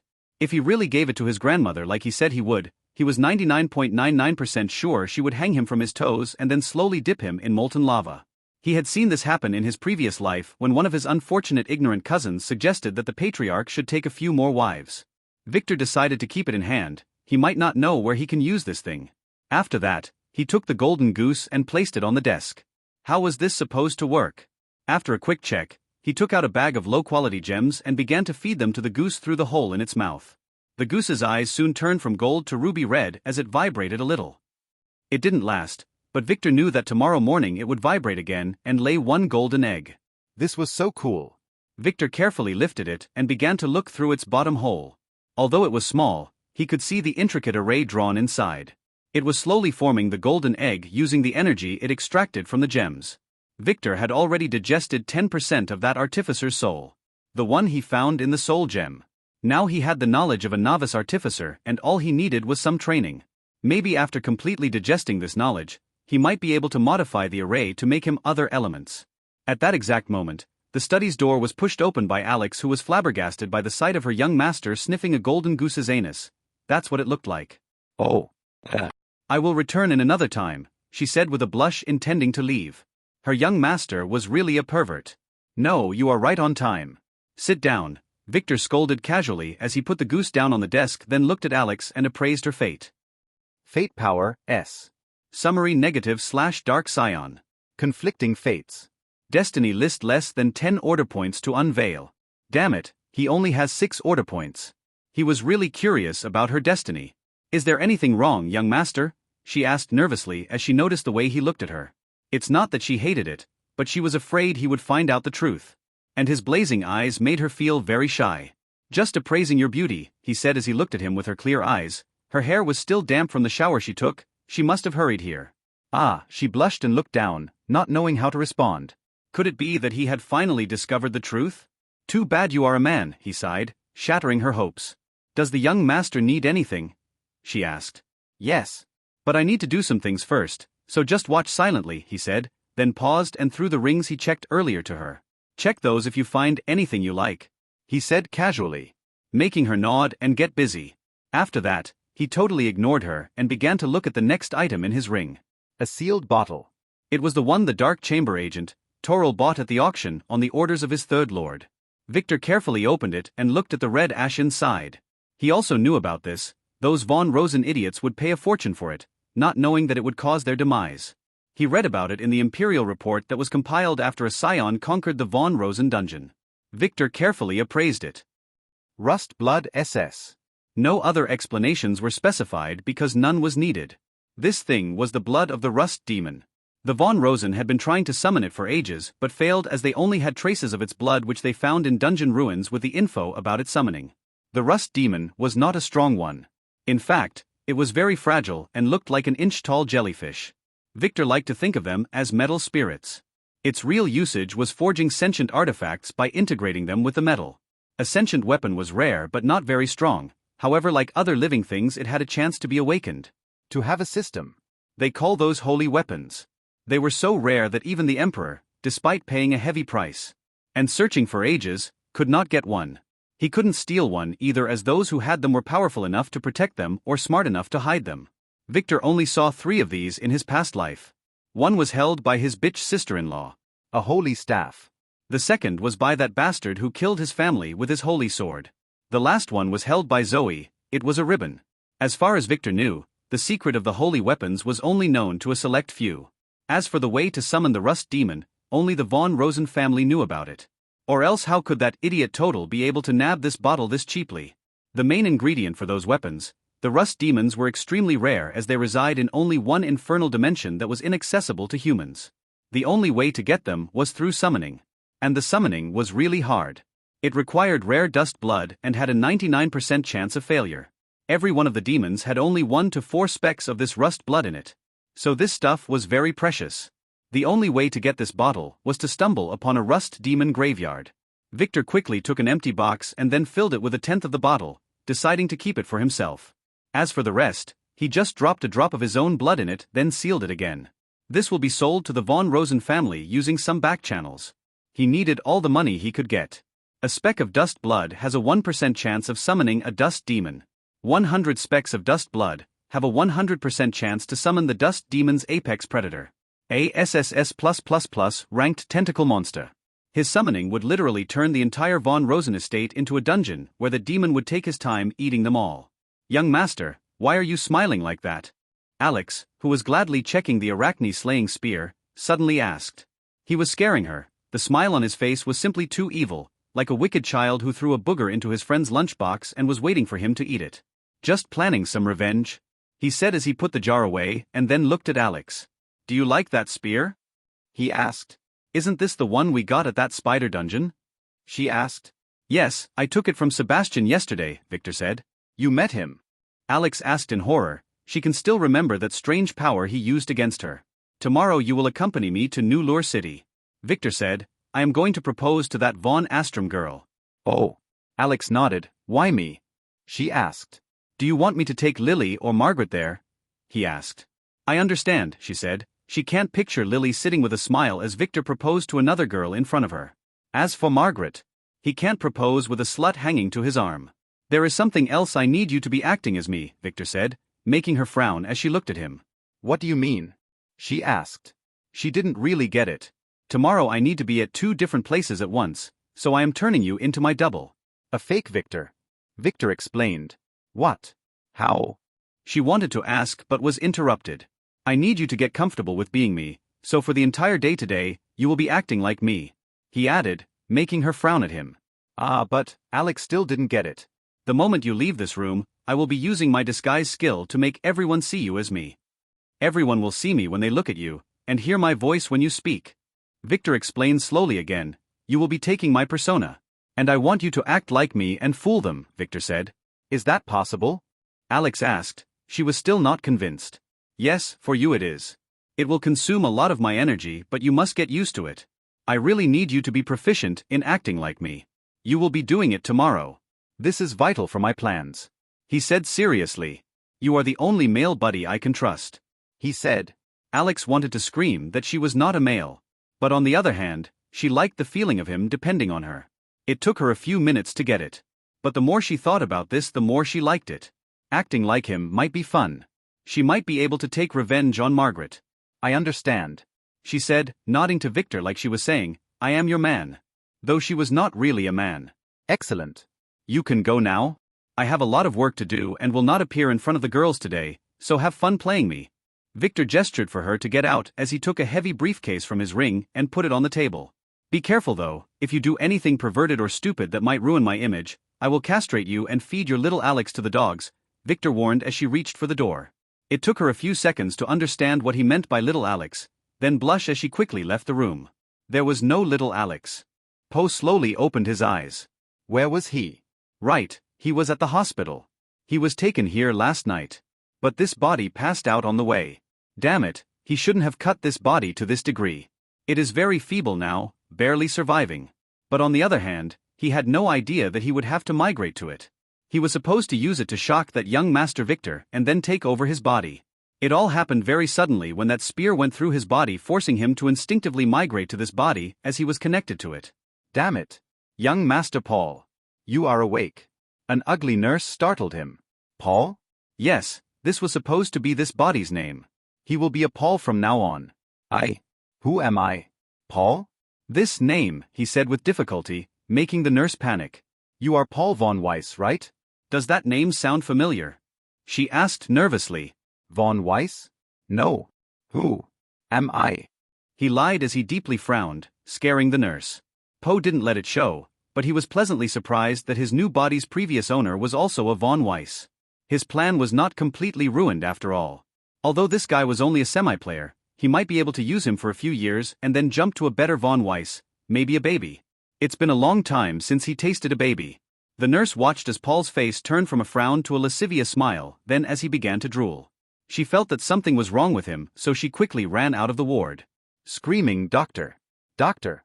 Poe sighed. He had to fake having amnesia as he really had no memories. He can only eat soul's energy and not memories. Such a thing as a complete soul devouring only exists in fairy tales. Who are you? What are you doing in my body? A voice startled Poe.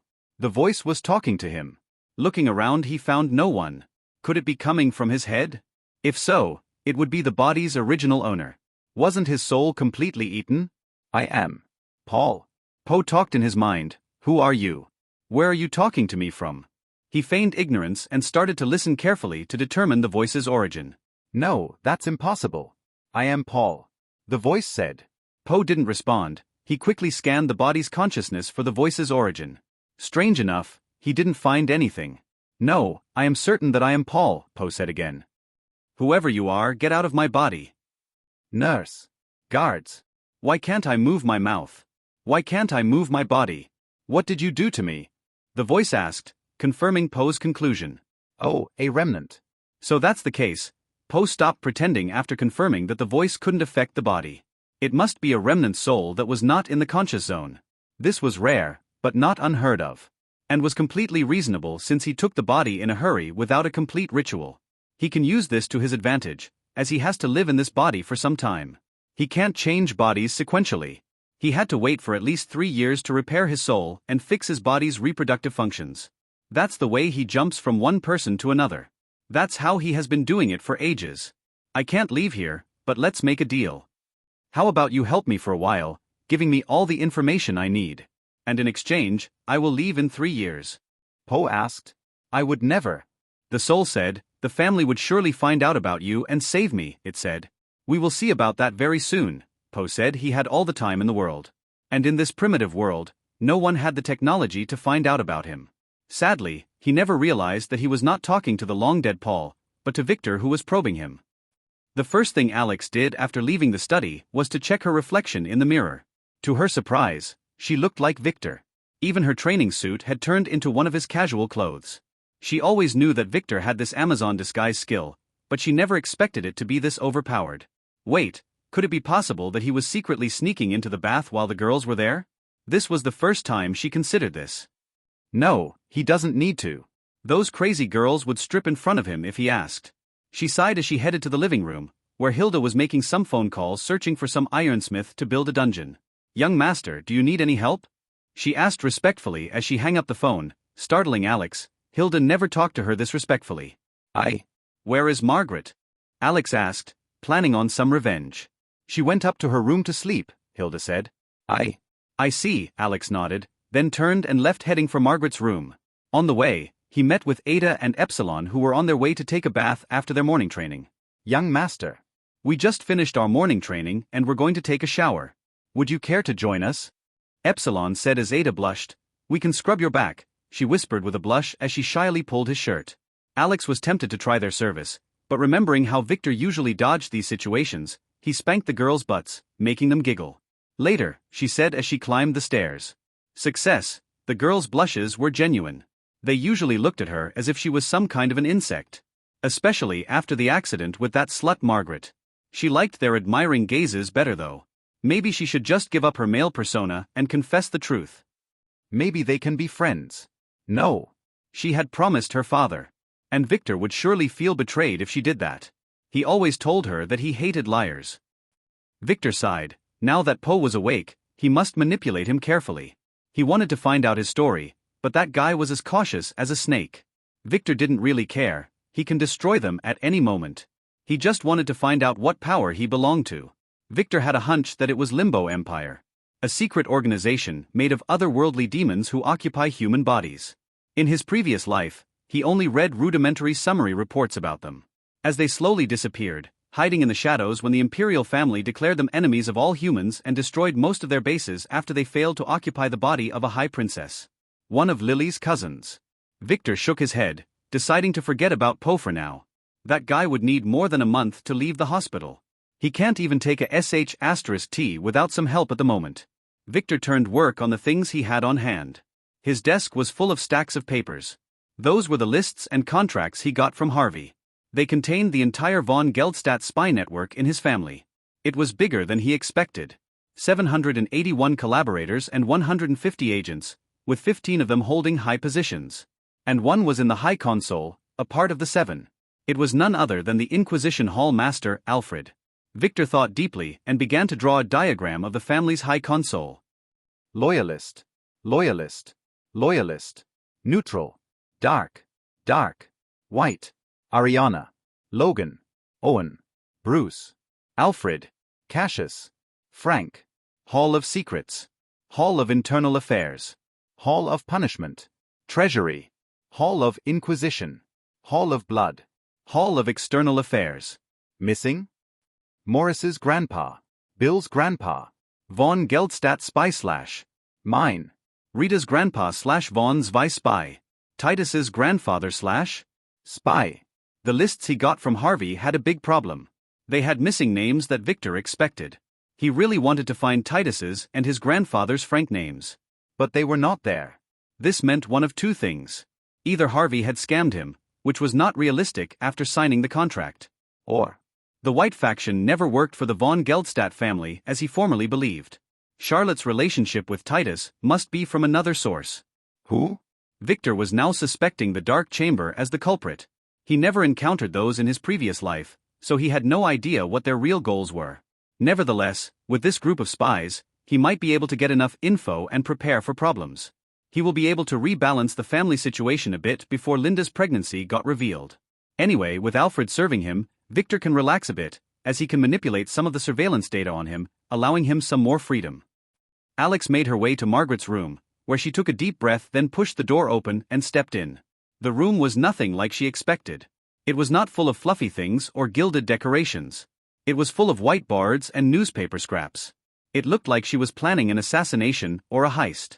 Margaret, who was startled by Victor's sudden intrusion, was standing there naked, drying her red curly hair after finishing her shower. She looked at Alex with surprise. Young master. Do you need anything? She asked as she displayed her body proudly. Not caring about him, inspecting her room. Ah. Wear something first. You will catch a cold like this, Alex said as she sat on her bed. Thankfully, the disguise hid her blush. That's what she thought. Margaret nodded and wrapped herself with a towel, then sat next to Alex, crossing her legs. What is on your mind? She asked. Did you regret refusing me last night, and wish to taste my techniques? She asked as she leaned hard on Alex. No. I was just wondering how is Alex's training. Alex blurred out the first thing that came to her mind. Oh. Don't worry, I am working hard to expose his feminine side, she said, winking at Alex who didn't get it. I bought some new toys from Tetraquad City yesterday. I was going to try them on our little Alex, she said, reaching for her ring and dumping a group of some very menacing torture devices. They were all colored pink. Alex looked at them with horror. Other than the strange-looking cuffs, she didn't know what the other things were called. She had a hunch about the way that they could be used, and she didn't like it at all. Do you want to give them a try? Margaret asked, raising one eyebrow. If Alex was a man, he would have really taken Margaret's invitation, but poor Alex didn't even know how to use these things. But she knew one thing. She can't leave those dangerous things in Margaret's possession. What if they were really used against her? Yes, Alex suddenly replied, surprising Margaret, who felt that Victor was acting a bit weird. Shouldn't he be scolding her right now? Why did he say yes? What did it mean? Would he really try those things on her, or was he planning to let her tie him up? Sadly for Margaret, none of these scenarios happened as Alex grabbed the items as a group and threw them in his storage ring, then quickly stood up and headed to the door. Where are you going? Margaret asked in surprise. He was acting extra weird. To try your toys. Alex's voice trailed off as she walked out and closed the door behind her. On whom? Margaret asked as she stood in shock, but no one answered her. Elder Alfred was sipping his iced tea as he read the last reports on the situation outside. His entire hall was on high alert due to certain news. The players' console had sent an edict that all the powers must investigate the sources of the leaks. They will deal with this on 2 levels. Everything about the players' existence would be ignored by the families, and made fun of in the tabloids and the internet. They would treat it as a normal crazy conspiracy theory. The part about the crimes and illegal activities would be left to the families to hide their own sh*t. Master, we investigated the names in the report, and they all checked out. A sexy assistant in a short office skirt knelt in front of him and reported. Oh. Someone from inside the family has leaked some secrets, it seems, he said.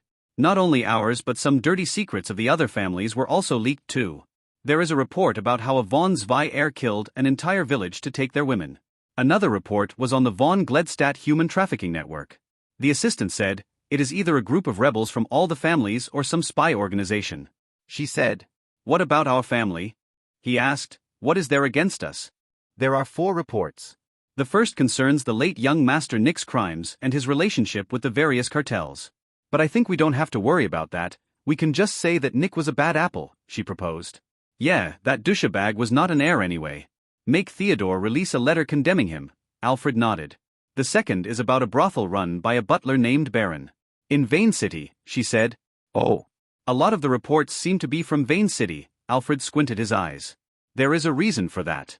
That city is the reporter, Jane's hometown. She replied. Oh. What about Baron? I didn't hear about him in a while, Alfred said. We don't know. A couple of weeks ago some strange accident happened in his brothel where all the attendants were castrated in their sleep. Baron, the guards, and the girls were nowhere to be found. She said. Oh. Why no one told me about this? He asked. Master. We told you, but you ordered us to not do any investigations regarding young Master Titus's dealings. You said to leave it to Master Mason, she said in a low voice. Oh right. Baron was Titus's butler. I keep forgetting who is who.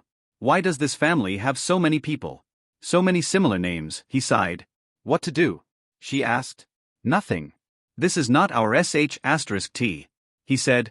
Titus was working with that b*tch Charlotte. Let them deal with this. Just inform Mason and let him clean any loose threads. I understand, the next report is troublesome. It is a list of some of the family elders and the numbers of their wives and concubines. What's wrong with that? As far as I know, it is legal to marry up to 2 wives and 3 concubines in this country, he asked. Master, the list includes people like Master Theodore and Master Patrick. Each has more than 30 official concubines, not counting the unofficial ones. And the public is not reacting well to the prospect of old men marrying many young girls, especially the girl Master Joe betrothed last month. Some people are demanding the police to do something. She said. Ignore them, they are just jealous. That girl is old enough. Alfred pointed out. If you say so. She whispered, some feminist groups are protesting, she said. They just want to get our attention, wishing to marry one of our heirs. Just a group of crazy women in heat, he said. Master, that's rude, she whispered. What? He didn't hear her. Nothing. Just wondering what to do, she said. Leak a report in the tabloids about that slut Alice, show them that we have powerful women too.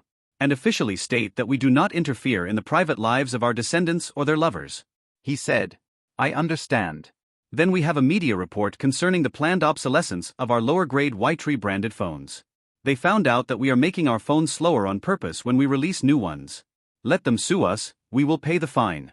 And release a statement about how we are making the phones better or something. Let the external affairs hall deal with their mess. Next. He said. It's about our union busting in our tech companies. Deny it. Next. It's about young Master Morris raping the 13th princess of the Orion People's Democratic Republic. Make that C***Keckhead Morris marry her. Present it as a couple's quarrel. Next. About us starting a war in here. Deny it. Next. The last one, this is about how young Master Victor killed young Master Nick due to a family struggle over power, she began to point out. As far as I know, it was not him who killed Nick, Alfred said. Yes, but I think that this was the last report Jane made and it was not thoroughly investigated. She said. Oh. Make it as if that sh*t head Nick died while he was escaping after the family found out about him. Young Master Victor has nothing to do with this, he said. I understand, she said as she took some final notes. Why did her boss address Victor as a young master? He usually called the heirs by their given name and a curse. Anything else? He asked, startling her. No, master, she said, then quickly stepped out of the room, not noticing the faintly glowing stone in her master's office. Young master. Sorry for keeping you waiting, Alfred said as he squinted his eyes at the black stone. It's okay, you handled this well. Victor said from the other side. Just make sure to erase all the data concerning mine and my maid's movements and monetary transactions. He said. Young master. The family transactions are on a blockchain, we can't modify those, Alfred said. Just change the purchasers in the logs. Make it so that I am buying condoms in volume. Victor said. They will think that the young master is dealing with drugs, Alfred replied. Oh. Then find something inconspicuous. I will call you later if I need anything. You can contact me through Kai. That guy is trustworthy, Victor said. Remember to keep the council balanced and not to reveal anything. We will eliminate the traitors one by one. Yes, master. Alfred said as the black stone dimmed. Whoever controlled this stone was his master. He sold his soul to the devil ages ago when he almost lost his life and standings in the family due to a conspiracy by the other heirs. That's when the von Gledst family approached him and offered to give him enough resources and opportunity to grow. He was just an ignorant kid back then and he was desperate at that time, so he took the chance and had been regretting it ever since. The von Geldstadt family had not only his sole contract but his wives' and children's contracts too. They forced him to make them sign. Although he didn't really like the family, he felt guilty for his actions. Who doesn't want his family to be the best after all? Too bad there was nothing he could do. First, he knew more than anyone that the family was sinking due to the infighting. Working for the von Gluckstadt family, he might be able to secure a future for his offspring. He resigned himself to a life as a traitor as he was already too deep in this. An hour ago, everything changed though. It was a familiar call but a different caller. It was none other than Victor the pervert. To his surprise, Victor bought his contract from von Geldstadt, and not only did he not reveal it to the family. Victor told him that he will be working for him from now on. Alfred had no idea that Victor was this resourceful, and it took him some time to really believe. At first, he was annoyed about getting sold like an old goat and having to work for a teenager, but after some thinking, he realized that this was way much better. Victor proved to have inherited his grandmother's fox genes. Alfred realized that from now on he would no longer be a tractor, as he would be working for the family again. And if his intuition was correct, he will be working for the next patriarch in a few years. Malcolm looked in surprise at the well-furnished pub. This place was the base of his previous gang. How did it turn out like this in just a couple of weeks? Make yourselves at home. Nora said to the children who were still wary, and don't think about trying anything funny, I can easily blow your heads off. She added, making those who were planning an escape change their minds. Ha ha ha ha ha. She began to giggle with the other assassin girls. Would you really think that we would plant explosives in children? She said. There are no explosives? One kid said as he touched the stitches on his shoulder. Of course not. What if you were hit on your shoulder? The explosives would go kaboom. She lied. Those were real explosives bundled with tracking devices, but she removed them after making the kids go to sleep in the caves last night. The bombs were the method the family trained them to use in case they wanted to recruit some temporary agent, but it was not feasible for long-term employment. It was Victor who scolded them for using such a stupid method that can be exploited by others. He gave them a better method, which they will be using now. We didn't tell you before as you might not have believed us, but our way to keep you in check was way simpler. It is a poison. She said as she became serious, making the children shiver. Don't worry, the poison would only harm you if we didn't give you the antidote once every month. So as long as you are obedient you will live a long prosperous life. She explained, the poison according to Victor will not kill them, but will make them wish they were dead. Is there a way for you to totally cure the poison? Ian, the arsonist girl asked. Yes. You must have already guessed, we got you all to work as agents for us. In fact, we are building a branch of our secret organization in this region and you are our first batch of agents. Nora said, making the girls frown and then nod. She didn't tell them that they will work as assassins as they are still not ready. They will train them slowly so that killing others would be second nature to them. You are now iron-ranked agents. Barely able to accomplish minor missions. Sky, who was watching them, said, giving everyone an iron ring with a purple wing symbol. This is your token. The sign would disappear in a while and would only appear once you drop some blood into it. She said. What is the organization called? Ian asked again as she inspected the ring. Purple Crow, she said. What does it do?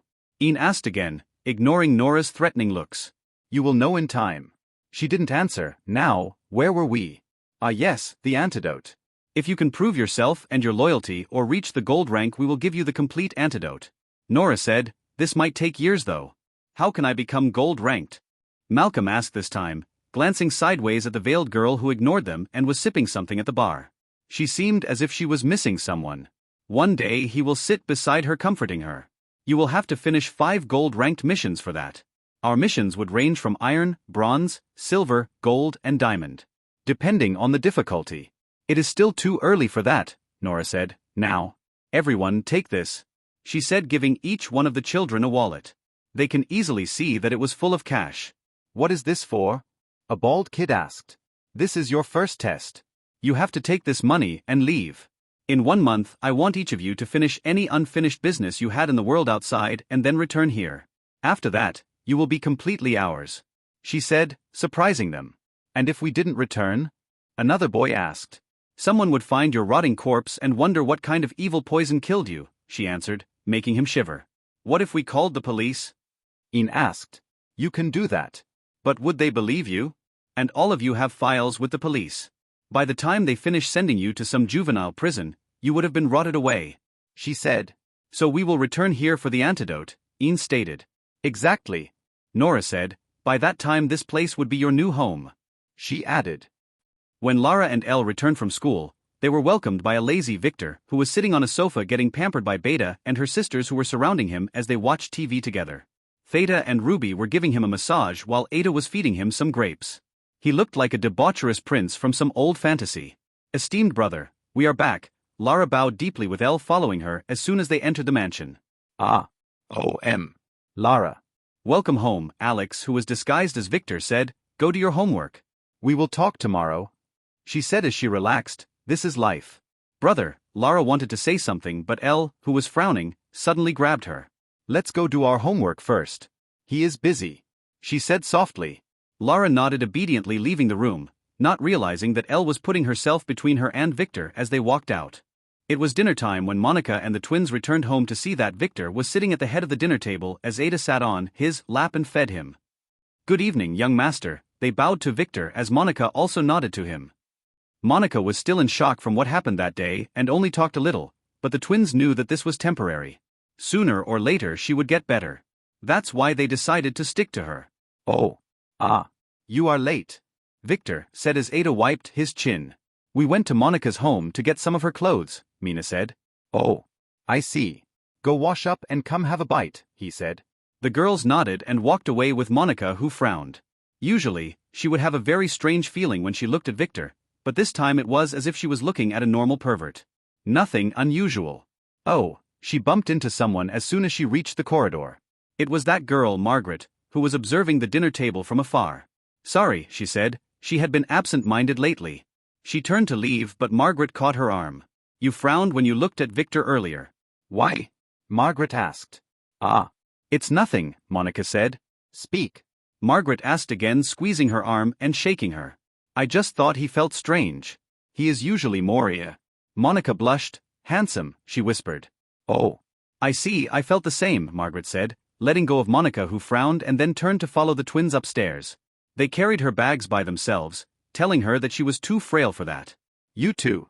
A girl's voice startled her, making her stop in her tracks. It was that little girl who served Lara. What was her name again? Elle. You felt something strange too? Margaret asked with a frown. She didn't like Elle. This little girl was too foul-mouthed even for her. Yes. It is as if Big Brother Victor is not there. He looks wrong and smells funny too. Elle frowned. Smell. Margaret exclaimed. Didn't Victor once scold Lily for smelling things, telling her something about soul smell? What does Victor smell like usually, and what is the difference now? She carefully asked as she grabbed Elle away from the dining room's line of sight. Monica moved with them. She wanted to listen. Ah, Elle frowned. She had never thought of that. Usually he smells like that sweet-smelling bottle that Uncle Black used to keep under the bed, but better. Today he smells like, she pondered, like a wet chicken in a diaper. A wet chicken? Monica asked. His looks are a little strange too. It is as if I am looking at him through an old window. Elle frowned, not really finding the right words to describe things.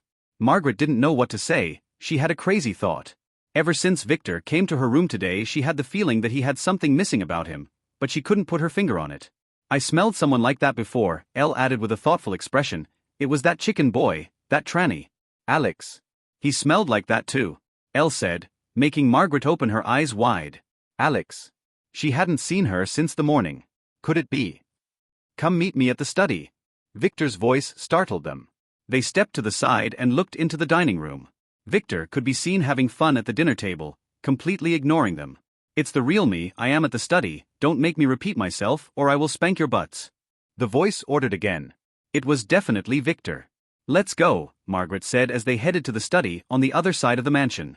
Reaching there, they took a deep breath as Margaret opened the door and entered first, followed by Monica and Elle, who made sure nothing happened to the other two girls before stepping in. Victor was sitting there at his desk under a mountain of documents. Close the door and sit down, he said. Margaret nodded, then dragged Monica, who started hyperventilating, to sit down next to her on a couch. Elle closed the door and then found a seat near it. They watched as Victor first wrote something, then closed his notebook and looked at them with a smile. You didn't disappoint me, he said. You are the only ones who found that something was amiss, he said. Is it Alex? Margaret had to make sure that *TCH took her toys. Yes. I am using my skill through him as training. I will be taking him with me tomorrow, and he will act as my double, Victor said, then looked at Monica and Elle, who didn't understand what he meant. Those two were not players. But it was time for them to know some things. Look at this, he said as his shape slowly turned into that of a demon. The handsome kind with 2 ebony horns and elegant tattoos on his now pale white face. Monica froze in her seat as she began to breathe faster, while Elle, who was still thinking logically, jumped to the door. She couldn't open it. She couldn't even find it anymore. The door was nowhere to be found.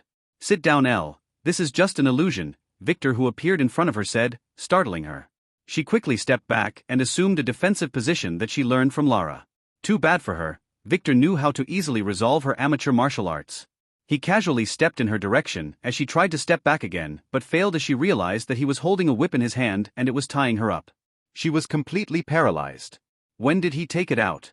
She had no time to think, as a moment later, Victor was in front of her. She closed her eyes in fear, feeling him carry her limp body and put it in his mouth. No, he put her down next to Margaret, who was enjoying the show. Elle was shocked as the whip vanished a second later and Victor returned to his seat. His shape was that of a human once more.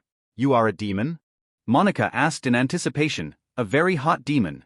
She always liked those trashy novels. Was she in a domineering CEO novel or a fantasy one? Does it matter? Sorry to disappoint your wild imagination, but no.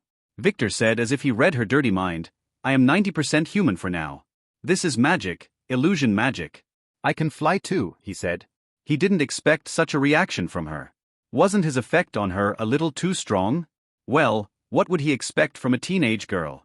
He got so used to Lily's and Margaret's mature reactions that he totally forgot about the girl's age. Are you a wizard? Monica asked. Wizards were cool too. Elle wasn't completely relaxed yet. But after hearing the question, she was a little less edgy and more curious as she looked at him with some anticipation. She was acting. In a way. I have magic skills, he said with a chuckle, making illusionary flames appear and disappear on his fingertips. Why are you showing this to us now? Monica asked again, licking her lips. Would he bite her and turn her into one of his kind now? It's time for the two of you to learn the truth. You have your own powers. How do you think you were able to discover my illusion otherwise? Didn't you see how the girls were throwing themselves at Alex, completely unaware of his identity? Even Theta, whom I expected her to notice, was completely lost. Victor said, surprising them. What do you mean? Monica asked nervously. Well, that day in your house I used my illusion power on you, he said, surprising her. I didn't want you to hear as I questioned Clint, he said. Hear what? She regained some clarity. She felt it was strange when Clint and Victor stared at each other in silence that day. She was so disturbed by her father's behavior that she totally forgot the reason why Clint wanted to marry you. Knowing too much might cause your death, Victor explained. Wasn't it an old engagement letter? She asked. She was still upset about that. No, it was a fake. The true reason was that you have a special body. Very special, he said, eyeing Monica carefully and making her blush a little. Is that why you also want me? She asked nervously, as Elle watched their conversation with interest. She was keeping an eye on the window. No, that's why you want me. I want you because I like you, he said, making her blush. She wanted to hear that line. What do you mean? Did you put a spell on me? She asked as she looked down. No need to. I didn't do anything like that. The special thing about your body makes you like me. Didn't you notice that you started acting around me? Doesn't your head feel funny each time you approach me? Victor asked, making her nod. She didn't notice it at first, but lately, she felt that this was a bit unnatural. It's not like she hated it, Thug. Your bloodline is resonating with mine. You are not 100% human. You have an otherworldly bloodline like me, he said. Otherworldly bloodline? She asked, not truly believing. Yes, that's why you discovered Alex. Your body didn't react to him. I tested it that day in the car, Victor said as he grabbed Elle, who was sneaking toward the window from her shirt's collar. Now, my dear Elle, why did you drug Lara? Victor asked, seemingly changing the subject. How do you know that? She asked as she stopped struggling to break free. I told you before, I know everything that happens in this house, including how you put those herbs in Lara's tea. Thankfully, they were harmless, Victor said, spanking her butt. Ah, she glared at him. She kept wanting to go talk to you to spare me the punishment. I felt strange when I met you in the afternoon, so I wanted to make sure that it was really you, Elle complained, grabbing her butt. Oh.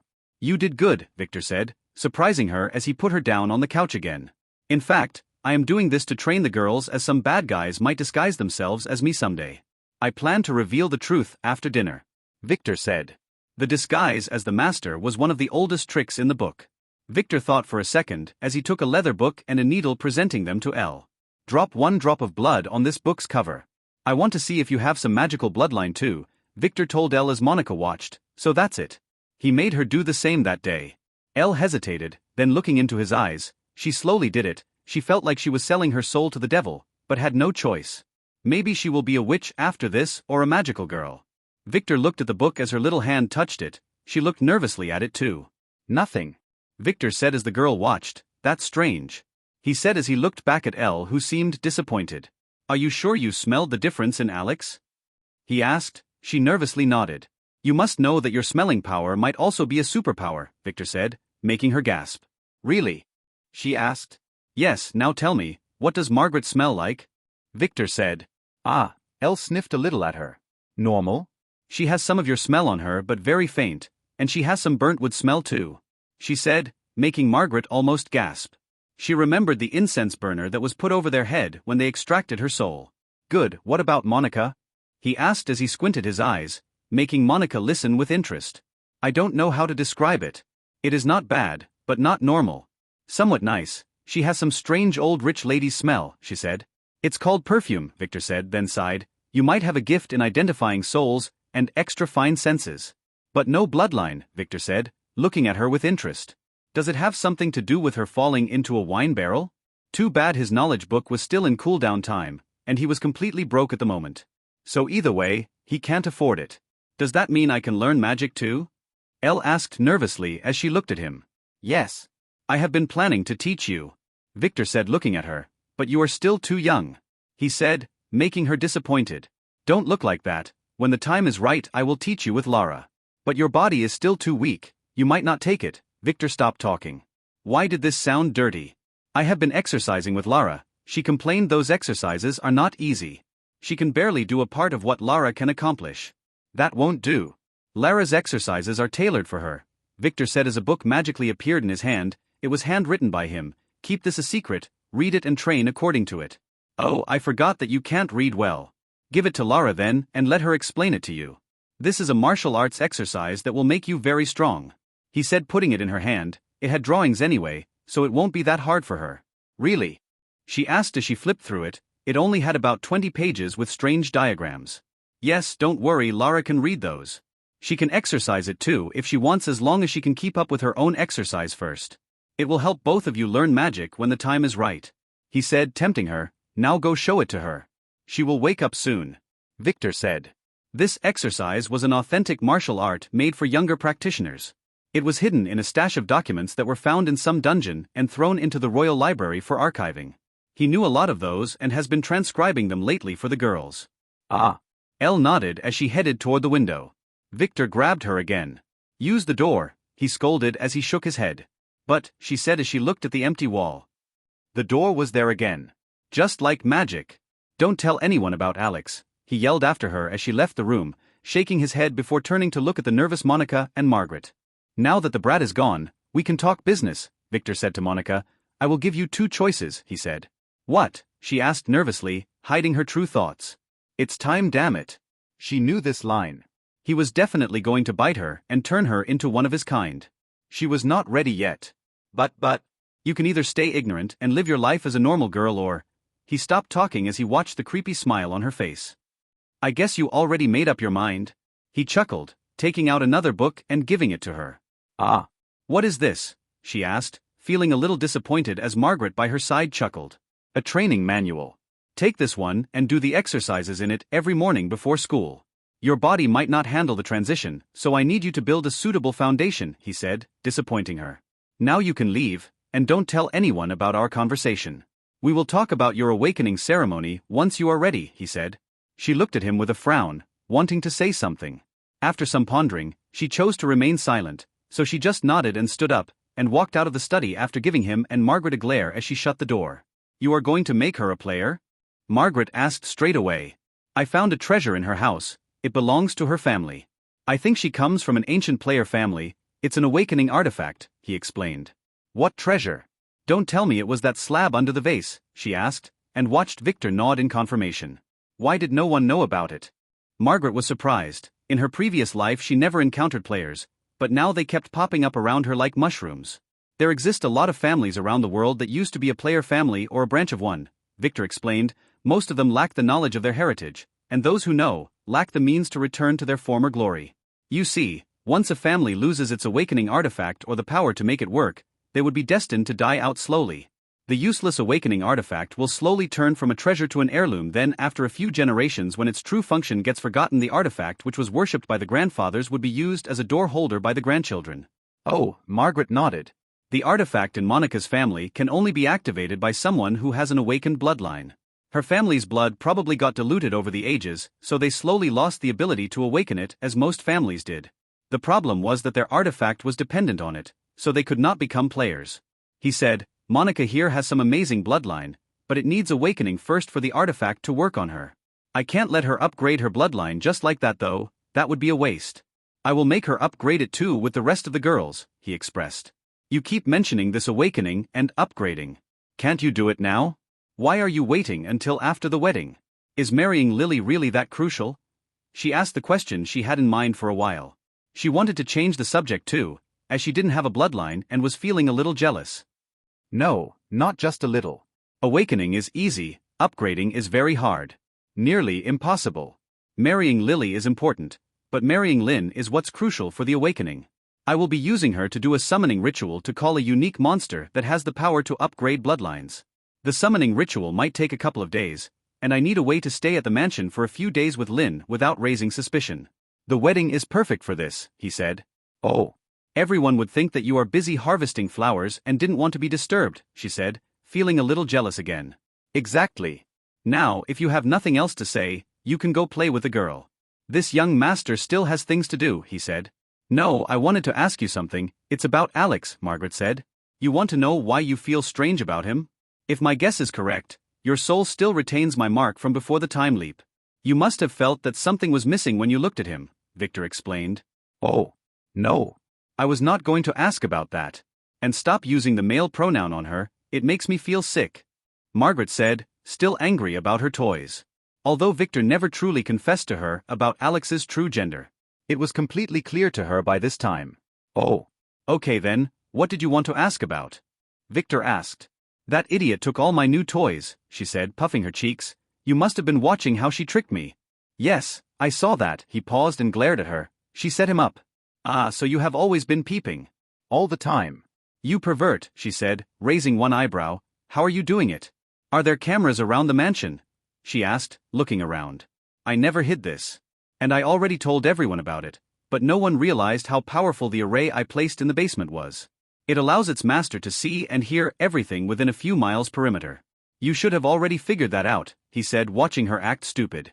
Even in the bathrooms? She asked the right question. This young master has no need to use such means. He sat down on the couch, stating his point, and professionally dodging the question. True.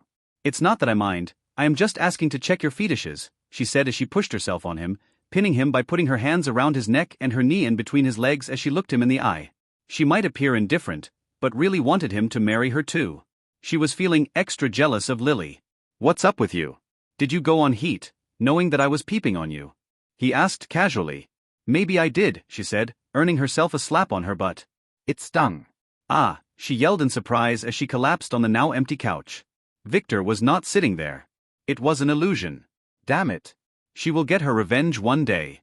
We will have time for that later, he said as he walked to his chair, earning himself a glare from the annoyed Margaret.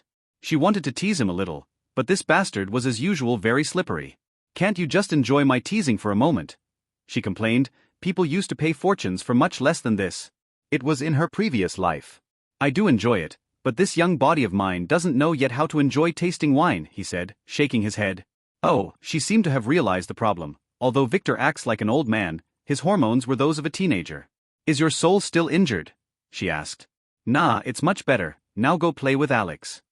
I have some things to do. Oh, and keep the toys on her, she might need them very soon, he said, casually kicking her out. What are you going to make her do? Margaret asked, still refusing to leave. Tomorrow I will be going to Nulur City, she will accompany me. He said. What? Why her? Take me too. Margaret said. No. Alex is officially my butler. And I am going to propose. It's not appropriate to go with another girl, he said as if Alex was not a girl. I promise to be obedient. Please. Please. Please, she said, making him ponder as he looked at her sparkling eyes. Is it about that guy you have been stalking? He asked. He had seen, peeped on, her room before, but not knowing that she was also a time traveler, he believed that this was a plot she was preparing to steal some money from. Now, he realized that this must be some revenge plot. She nodded, looking down. Was he the one who extracted your soul? He asked. No, this one used to be my boyfriend. He was the first guy I trusted. It was a mistake. He was the one who introduced me to that guy Mr. X. That man was very mysterious. He always wore a mask and hid his identity, so I have no idea how to get to him other than this one, she said.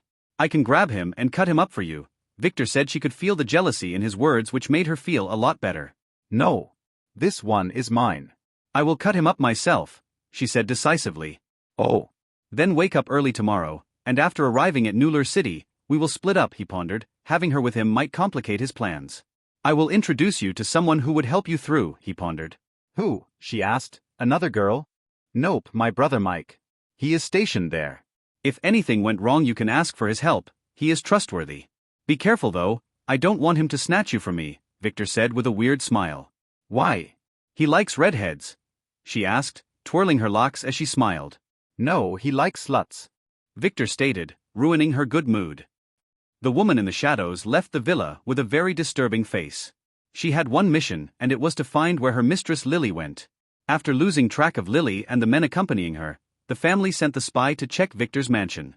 Lily was not there, but what the spy found out was very disturbing. It took her an hour to reach her master's room, where he was busy with his reports as usual. As the headmaster of the academy, he had a lot of responsibilities. Did you find Lily? He asked after putting down his pen. No, she shook her head. But her life's jade is still intact, so she must have survived that explosion. Then what? Did something happen to Yulian? He asked. She would never appear in front of him without a good reason. No, young Master Yulian is fine, he even made some friends in prison.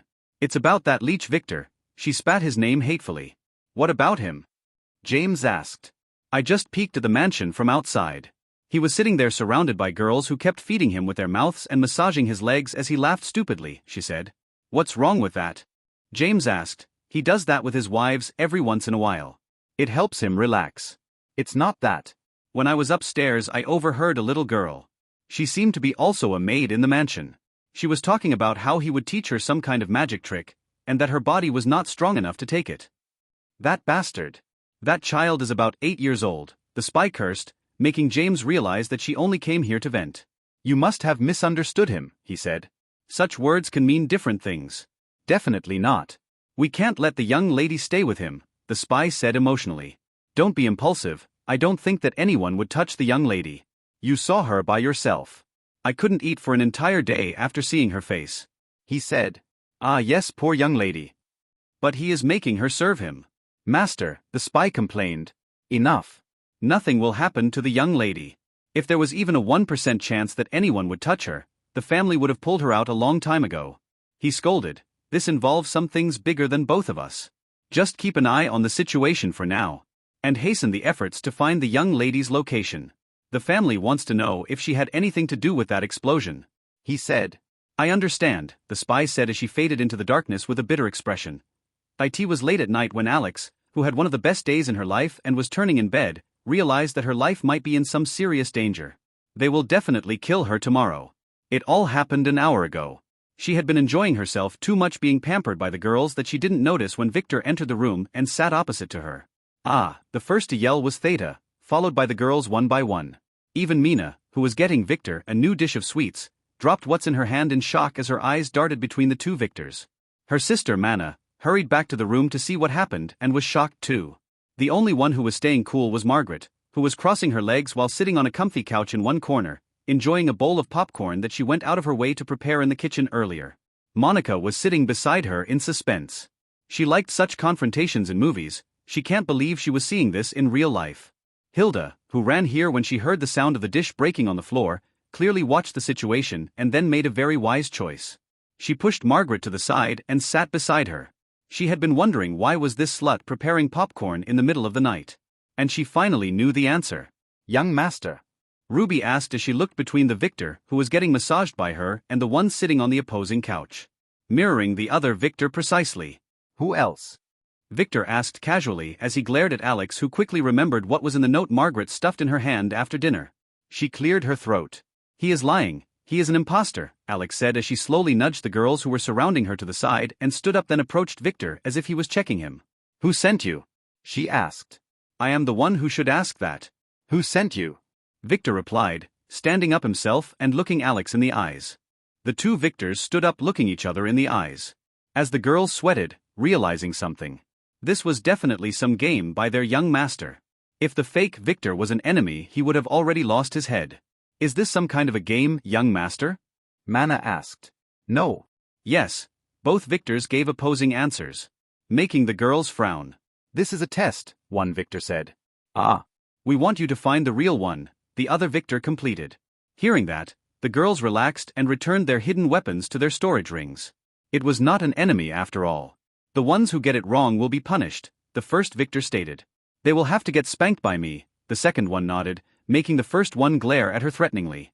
She will also have to clean the chick's bathroom for a week, the first Victor stated, making the girls who got excited get deflated again.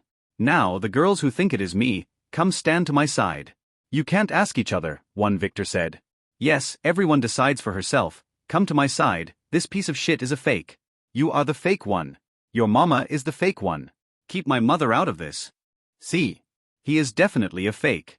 No, you are definitely the fake one. Your father is fake too. Asshole. Your grandfather is definitely fake too. You. True. How do you know that? Because I am the real victor. The two victors were exchanging curses as the girls looked between them. Alex, who was saying nothing, was enjoying this too. Victor was creating an illusion of his cursing. She would never dare to say things like this to Victor.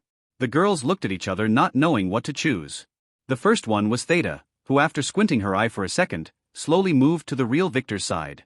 Ruby followed her, then nodded after getting close enough. This was definitely him.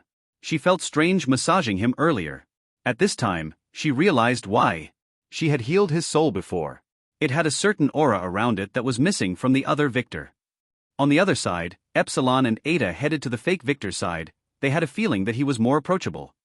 Their sister soon joined them except for Beta, who chose the real Victor. She saw him at the study earlier when he snatched her sword.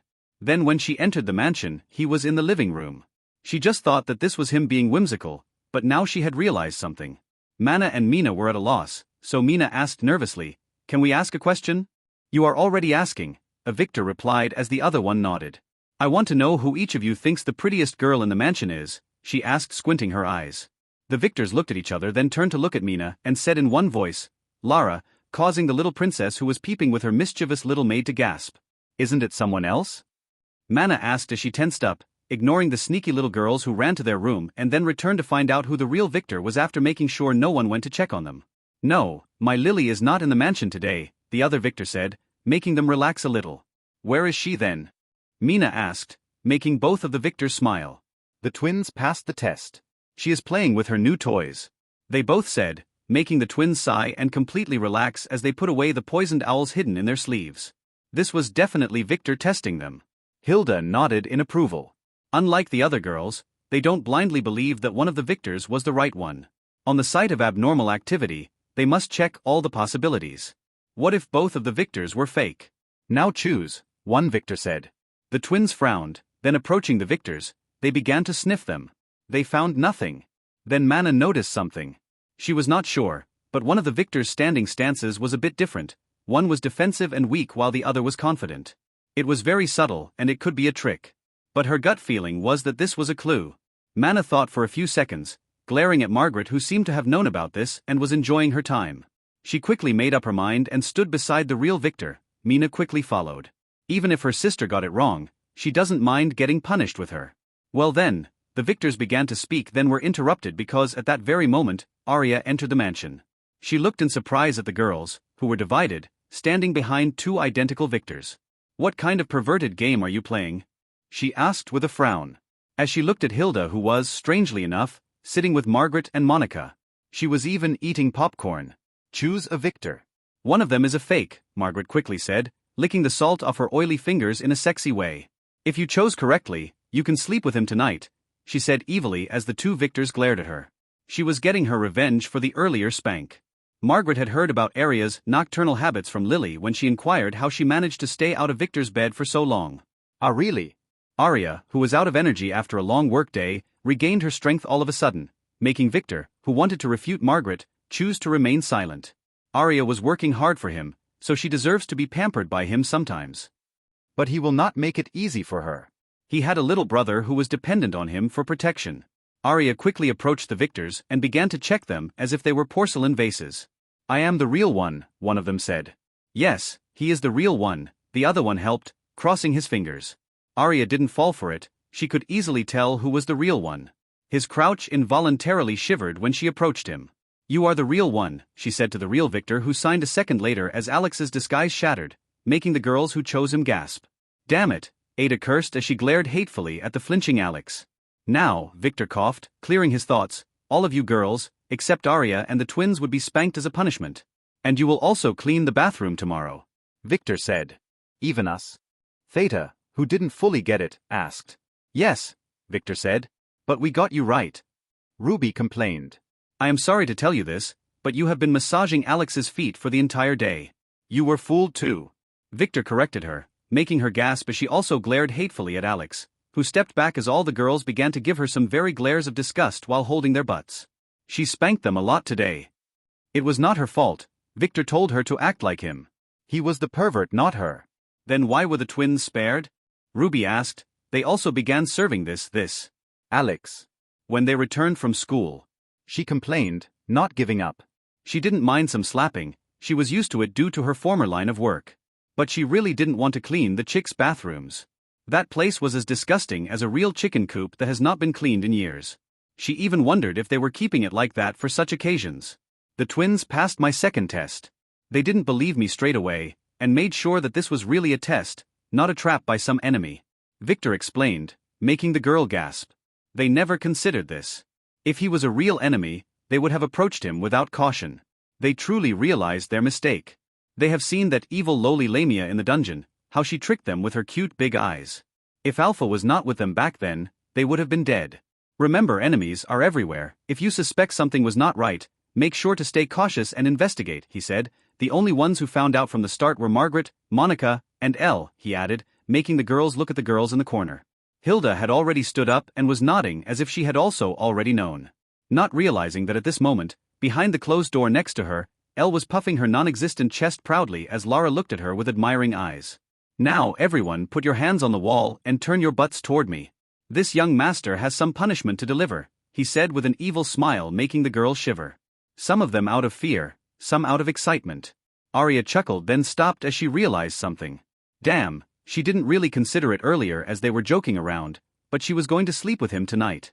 She blushed as she ran to her room to take a shower. As for poor Lara and Elle, who wanted to watch the spanking, they were dragged to their room by Hilda, who would lecture her for about an hour about proper manners and that they should not peep at others.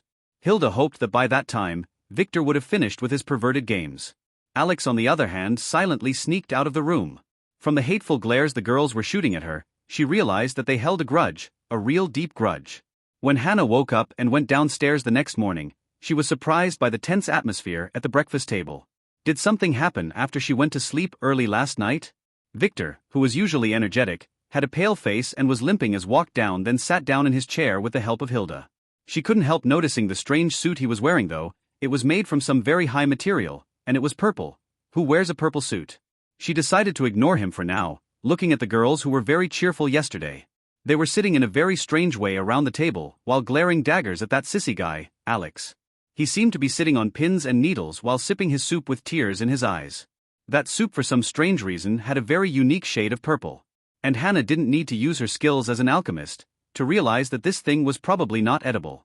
The little girls, Lara and Elle, had dark circles around their eyes as if they didn't sleep well, and the girls Margaret and Monica had strangely satisfied smiles on their faces. It was as if they...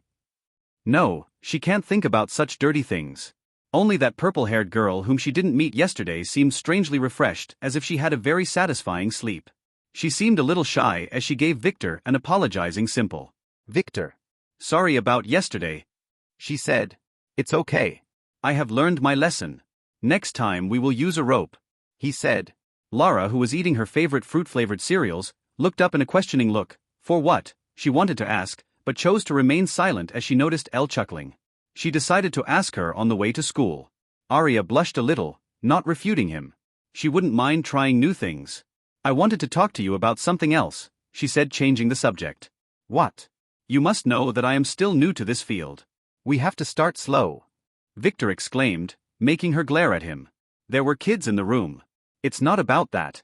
She scolded him. It's about the new movie you wrote. The filming will start in a few days. Do you want to visit the set? She asked. Oh. Find a time when Mira is there. I plan to. Victor was interrupted by a sudden shout. Young master, big trouble. Hilda hurried into the dining room in distress. What's wrong? Victor asked, acting as if he didn't already know. Down the mountain, at the mansion's gate, there is a crowd of reporters. They are asking for an interview with you about young M.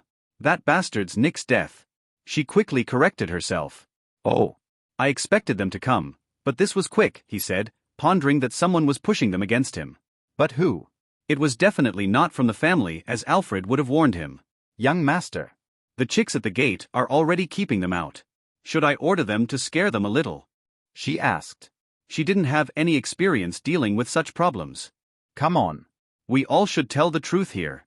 Victor said. Tell me your secrets, he added. The girls hesitated. Let's start with you, he looked at Candle first. She seemed the most honest one. I have a crush on you. I find you very attractive. Especially that you are younger than me, she said as she blushed, making Alpha wish to beat some sense into her. This girl fell fast. Too fast. Oh. This young master is very pleased with you, he nodded. Do you have any other dark secrets? He asked. She blushed as she looked down. Victor quickly gestured to Alpha, who cursed, then gave her a paper and a pen, which Candle quickly began to write onto after covering it like an exam paper. She flooded it and gave it to Victor moments later. Oh. We all do that, he smiled. From now on you will work at my mansion as a maid, he said, making her blush deeper. Too bad she won't remember any of that in the morning. You are next. Victor looked at Mimi. What about you? What secrets do you have? He asked. She hesitated, then took a deep breath. I like women. She looked at Theta, then stated bravely, making Theta look weirdly back at her. Alpha was now on the verge of exploding. What is wrong with this world? Are there no sane girls left? Oh. That's fine, stay with Alpha then. She has enough girls to feed you. Victor quickly got rid of her. He didn't dare to ask her any further. He could tell from the look in her eyes, this girl was bad news. And you? Little number 3. He asked Nightshade, what is your secret? I won't tell anyone, I promise, he said. She hesitated, I have many secrets. She whispered. Oh. Really? What? He asked. I am a police officer. I work for the Supernatural Crimes Division. I was investigating the recent kidnappings around the country, she said in a low voice, making Theta gasp, as Alpha squinted her eyes. This girl was lying to her. She will be punished later. Oh. When was the last time you contacted your unit? Victor asked as he sent a message to Kai. 3 months ago, she said. Those bastards at the auction destroyed all my luggage, which contained my connection device and tracing bug. What are your plans now? He asked. I was planning to steal my contract and escape, but after the accident in the forest, I decided to investigate more. She nodded, making Victor sigh. He must find a way to use her or get rid of her. Investigate for what? Margaret was the one who asked her, as she spotted a fleeting unnatural expression on her face. About the men who killed my family. She said. What men? Victor's interest was reignited. They wore black masks, They tortured my father and mother to death for 2 days. Then burnt their corpses and escaped. I hid in the ventilation shaft watching them. She said as her eyes began to tear up, but she didn't notice as her face was really scary at that moment. It was the face of someone who would do anything for revenge. Do you think I have anything to do with this? Victor asked as he prepared to subdue her if she began to act crazy. This was the effect of the wine. No. But those men were using ruins, similar to the one you drew on Alpha's body, she said, making him relax a little. Did they say anything? Victor asked. They were crafting a pure soul talisman. That's what they talked about. They said my parents were of a low grade, she spat angrily, making Victor, Alpha, Margaret, and Hannah gasp at the same time. Did they say who they work for? Victor asked quickly. Limbo. Something. I don't remember, she said as she frowned and began to shake.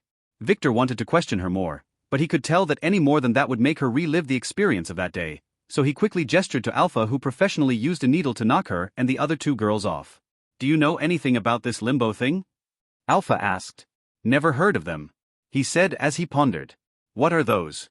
Pure Soul's talismans? Margaret asked after some hesitation.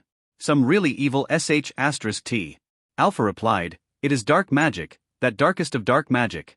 She added. What are they for? Margaret asked again. This time Alpha didn't answer, she didn't know. They are very useful, Victor said, earning himself a squint from Alpha. They are created by taming and extracting a soul through intense pain and anger, then inserting it in a special kind of rare talismans. Victor explained, so their main use is to extend your own soul. Simply mark one with your soul and put it in a doll. That doll will act as another body for you. So you are basically using the soul in the talisman as your own. Margaret pondered. Yes. To a certain extent. He said. Then, that soul. Would it be conscious? Margaret asked again. Probably not. The talisman had no pain respirators and the master has total control over it. It is basically being used as a client processor. It should have lost all its ego because of the pain it had to go through when it was extracted. He said, the low-quality ones only last for a few days, but some high-quality ones can survive for decades. In the end, they will perish though, no soul can survive without a body. He said. After the reckoning, these kinds of things were very common amidst the chaos. He is not proud of it, but he had to use 4 very high-grade talismans like that during the time travel ritual he did in the past. He got them from a very shady seller back then, and they cost him most of his savings. Wait. Victor suddenly remembered the fate log from earlier. The first 4 death overwrites. The list seemed to be chronological. I see, Margaret said, trying hard not to show a thing, not noticing that Victor was inspecting her very thoughtfully. When Nightshade mentioned the Pure Soul Talisman, Margaret's hand began to shake. Now what shall we do to this little spy? Alpha asked, returning to the most important topic in her opinion. The same thing you do when you have something good. Double it. Make her a double spy. Victor replied, then paused. No, a triple spy is better. He added as she sent another message to Kai, with 1 word on it, Margaret. Oh, oi. Alpha pondered, looking at him. Sunrise? She asked. They will come for her. He said, making her nod. That was a good idea. If only this young master was not a huge control freak pervert, she would have really liked him. What was she thinking again? This suit has 3 bedrooms, I will take one with Hannah and Theta, she said as she stood up, intending to escape the room. Staying with Victor for a long time would always make her start to have strange thoughts. He was that handsome after all. Why me? Theta asked, breaking Alpha's thoughts flow. She only got a glare as a response. Alpha didn't want her to sleep with Victor. She had been corrupted enough already. The girls would not wake up until tomorrow, so I will keep them in the other room, Alpha added as she began to drag the girls like sacks of potatoes into the inner room. Come on. We all should tell the truth here. Victor said, tell me your secrets, he added. The girls hesitated. Let's start with you, he looked at Candle first. She seemed the most honest one. I have a crush on you. I find you very attractive. Especially that you are younger than me, she said as she blushed, making Alpha wish to beat some sense into her. This girl fell fast. Too fast. Oh. This young master is very pleased with you, he nodded. Do you have any other dark secrets? He asked. She blushed as she looked down. Victor quickly gestured to Alpha, who cursed, then gave her a paper and a pen, which Candle quickly began to write onto after covering it like an exam paper. She flooded it and gave it to Victor moments later. Oh. We all do that, he smiled. From now on you will work at my mansion as a maid, he said, making her blush deeper. Too bad she won't remember any of that in the morning. You are next. Victor looked at Mimi. What about you? What secrets do you have? He asked. She hesitated, then took a deep breath. I like women. She looked at Theta, then stated bravely, making Theta look weirdly back at her. Alpha was now on the verge of exploding. What is wrong with this world? Are there no sane girls left? Oh. That's fine, stay with Alpha then. She has enough girls to feed you. Victor quickly got rid of her. He didn't dare to ask her any further. He could tell from the look in her eyes, this girl was bad news. And you? Little number 3. He asked Nightshade, what is your secret? I won't tell anyone, I promise, he said. She hesitated, I have many secrets. She whispered. Oh. Really? What? He asked. I am a police officer. I work for the Supernatural Crimes Division. I was investigating the recent kidnappings around the country, she said in a low voice, making Theta gasp, as Alpha squinted her eyes. This girl was lying to her. She will be punished later. Oh. When was the last time you contacted your unit? Victor asked as he sent a message to Kai. 3 months ago, she said. Those bastards at the auction destroyed all my luggage, which contained my connection device and tracing bug. What are your plans now? He asked.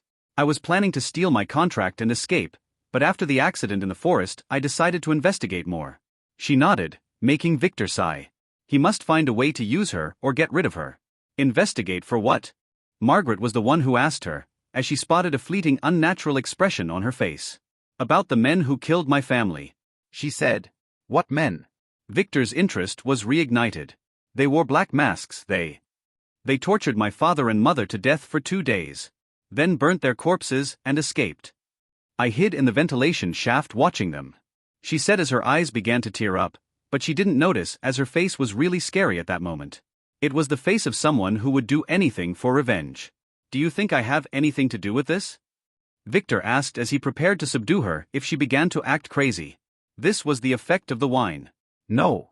But those men were using ruins, similar to the one you drew on Alpha's body. She said, making him relax a little. Did they say anything? Victor asked. They were crafting a pure soul talisman. That's what they talked about. They said my parents were of a low grade. She spat angrily, making Victor, Alpha, Margaret, and Hannah gasp at the same time. Did they say who they work for? Victor asked quickly. Limbo. Something. I don't remember. She said as she frowned and began to shake. Victor wanted to question her more, but he could tell that any more than that would make her relive the experience of that day, so he quickly gestured to Alpha, who professionally used a needle to knock her and the other two girls off. Do you know anything about this limbo thing? Alpha asked. Never heard of them, he said as he pondered. What are those? Pure Soul's talismans? Margaret asked after some hesitation. Some really evil **T. Alpha replied, it is dark magic, that darkest of dark magic. She added. What are they for? Margaret asked again. This time Alpha didn't answer, she didn't know. They are very useful, Victor said, earning himself a squint from Alpha. They are created by taming and extracting a soul through intense pain and anger, then inserting it in a special kind of rare talismans. Victor explained, so their main use is to extend your own soul. Simply mark one with your soul and put it in a doll. That doll will act as another body for you. So you are basically using the soul in the talisman as your own. Margaret pondered. Yes. To a certain extent. He said. Then, that soul. Would it be conscious? Margaret asked again. Probably not. The talisman had no pain respirators and the master has total control over it. It is basically being used as a client processor. It should have lost all its ego because of the pain it had to go through when it was extracted. He said, the low-quality ones only last for a few days, but some high-quality ones can survive for decades. In the end, they will perish though. No soul can survive without a body. He said. After the reckoning, these kinds of things were very common amidst the chaos. He is not proud of it, but he had to use 4 very high-grade talismans like that during the time travel ritual he did in the past. He got them from a very shady seller back then, and they cost him most of his savings. Wait. Victor suddenly remembered the fate log from earlier. The first 4 death overwrites. The list seemed to be chronological. I see, Margaret said, trying hard not to show a thing, not noticing that Victor was inspecting her very thoughtfully. When Nightshade mentioned the pure soul talisman, Margaret's hand began to shake. Now what shall we do to this little spy? Alpha asked, returning to the most important topic in her opinion. The same thing you do when you have something good. Double it. Make her a double spy. Victor replied, then paused. No, a triple spy is better. He added as she sent another message to Kai, with one word on it, Margaret. Oh boy. Alpha pondered, looking at him. Sunrise? She asked. They will come for her. He said, making her nod. That was a good idea. If only this young master was not a huge control freak pervert, she would have really liked him. What was she thinking again? This suit has 3 bedrooms. I will take one with Hannah and Theta, she said as she stood up, intending to escape the room. Staying with Victor for a long time would always make her start to have strange thoughts. He was that handsome after all. Why me? Theta asked, breaking Alpha's thoughts flow. She only got a glare as a response. Alpha didn't want her to sleep with Victor. She had been corrupted enough already. The girls would not wake up until tomorrow, so I will keep them in the other room, Alpha added as she began to drag the girls like sacks of potatoes into the inner room. That law must have been long overturned. It's ancient, Gloria complained after using her phone to read the entire thing. Then do a quick search on the current law. The current civil law clearly states that a man can only have one wife, she said after a few minutes in which all the reporters were performing the same online research. Read the last sentence of that same bill. Section 72E. This bill in its entirety does not in any way or form constrain or affect noble inherent rights and traditions. Victor said, I am doing a traditional marriage, not a modern one, so the ancestral laws apply. He stated. There are no nobles nowadays, she complained as she read the section he pointed to. Her sound was weaker though. He was right, this damn pervert was right. She knew it in her heart but refused to believe it. The noble rights have not been revoked, even if we no longer use the old titles, he explained. Anyway, I will welcome you all to witness my wedding. Alex, let's go, he ordered, making the car slowly accelerate and then leave the mountain as the reporters stood in shock, trying really hard to understand what had just happened. When Malcolm woke up that day, he could see that the sun was high up in the sky. He was still at the pub, in a room upstairs. Last night, after all, the kids left to settle their grievances. Only he and that crazy girl Ian decided to stay here. He had nowhere to go. His parents passed away years ago. And he had no other relatives. He slowly washed his face, then stepped downstairs to look for his new mistresses and Ian, who were sitting around a table having some snacks. Lily was there too, eating some potato chips from under her veil. They were watching TV with interest. It was a continuation of the heated discussion they watched yesterday before going to sleep. As I was saying, that Jane Armstrong was crazy. She must have been playing a lot of World of Truth. Didn't you notice that her report is very similar to that game? Definitely, but that does not deny that this is just an artistic expression from her. This is journalist art. The art of fake news. No, she is definitely crazy. Look at all of those allegations against honorable society members. Even the 12th Princess Pippi was not spared. This was clearly a lover's quarrel. Even her father, the rightfully elected president, went out of his way to address this issue in one of his every 3 years appearances yesterday. Yes. That's what I am talking about. She was helping those lovers. Like the other one. Don't mention the Spider Boy. It was a clearly fabrication using AI. Ivy turned off the TV after having had enough. She didn't want to see at all of those fake image analysis again. Come and eat, or would you like me to get you a dog bowl so that you can eat at the door? She asked, teasing Malcolm, whom she noticed standing at the door. Oh. Malcolm quickly went and grabbed a seat next to Lily, who frowned but said nothing. He was only a kid after all. I can't believe they're handling this player thing like this, Sky said. It can't be helped, Nora said, noticing Yin's frown. Why are you frowning like this? She asked her. She didn't like Yin at all. She reminded her of a certain weird girl that was with them at the training when they were kids. That bitch was a bully who hurt her badly. It was Lily who came to her rescue back then, breaking that girl's trigger finger and cursing her to get transferred to another division. Ian had the same savage air around her. Ian hesitated, but knowing that she must not anger Nora, who was picking on her since last night, she decided to come clean. I just think that they are hiding something. They are focusing on trivial things while talking very little about the true content of the report, she said hesitatingly, making the assassin girls look at her with an amazing look. From where did you learn about the content of the report? They never mentioned it in the news, Sky asked, squinting her eyes. I might have used the radio last night, she said, looking down. Some conspiracy channels were illegally broadcasting the entire report. Oh. Don't act like that, we never forbid you from doing that. Lily said, this time looking at Ian with an approving look. Despite Yin's very disturbing history, Lily really liked her for some reason. Ian looked back up, noticing Malcolm, who was in a trance, after hearing Lily's melodic voice. Pervert. I wanted to wait until the others returned to say this, but I think it's okay. Lily said, players truly exist. That reporter Jane was telling the truth. Lily said, making both Malcolm and Ian gasp. You mean there are superhumans like in games? Malcolm asked, then paused as he watched Lily take out a throwing dagger and then bend it with her bare hands before throwing it at him, making Ian to his side flinch a little. I am one of them, she said as she watched him try to bend the dagger back. We all are. In fact, the existence of players is a secret hidden by the world, she said, watching the worried and amazed looks on both Ian and Malcolm's faces. Listen carefully, you might have to fight players in the future, Lily said, then began to explain the existence of players to both of them. Victor, who was getting bear hugged by Mike, was surprised. Mike had awakened his bloodline. No wonder the family considered him one of the future candidates for the patriarch position. He had such a high level and authority at such a young age, and he could conquer an F-rank dungeon by himself. It's nice to meet you again, brother, Victor said, acting a little embarrassed. Mike was one of Victor's closest allies in his past life. But due to his sensitive location in the family, he was ordered to stay away from Victor after he was kicked out.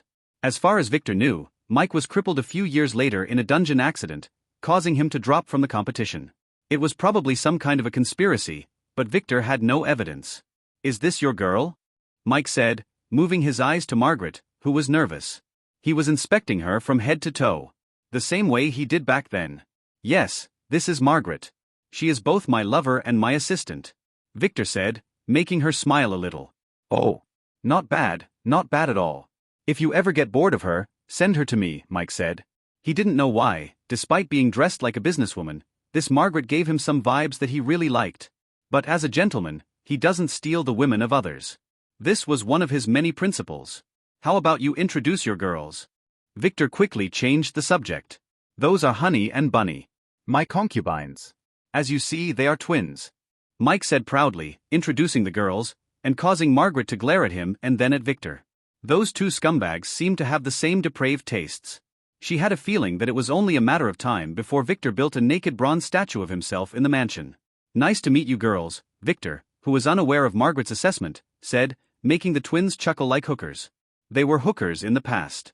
"Come on, sit down," Mike said, inviting Victor as he returned to his seat. Victor nodded and dragged Margaret to sit on an opposing couch. "So, how has it been?" "Are you enjoying your time as an elite heir? I heard you did quite well at the ceremony. Even Grandma was so impressed that she allowed you to enter the vault," Mike said with a big smile. "Yes, but great results come with a lot of responsibilities. Sadly, I have been busy establishing my own team, so I didn't have much time to relax yet."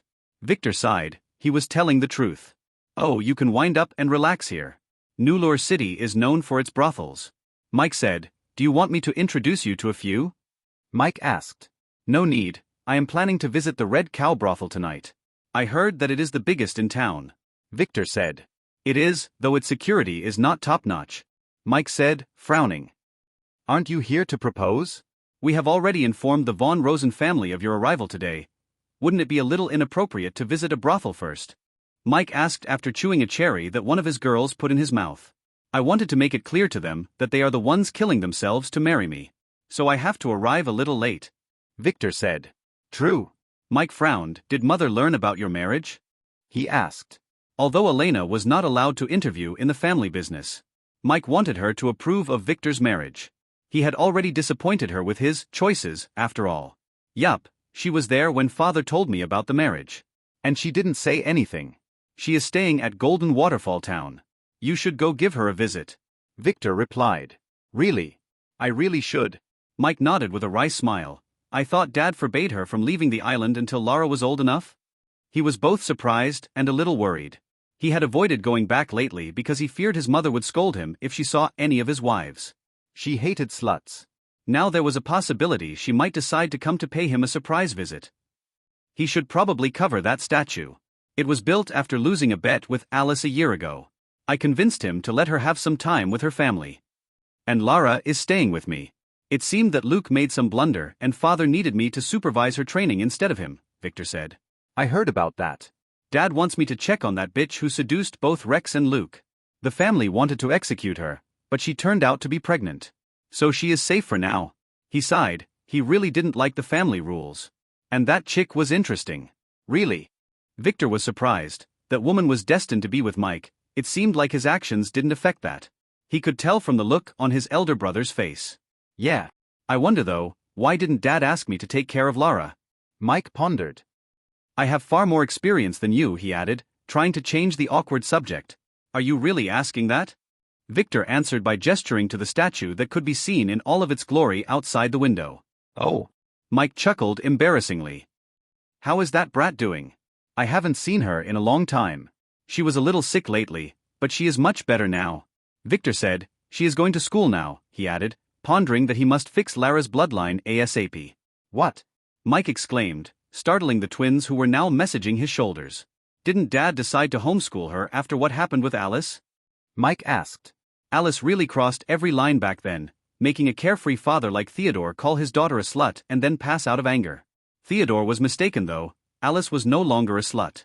He had crossed that line ages ago and was on a whole other level now. She was a super mega ultra slut who eats macho men for her 3 meals, and maybe a skinny one as an after-dinner refreshment.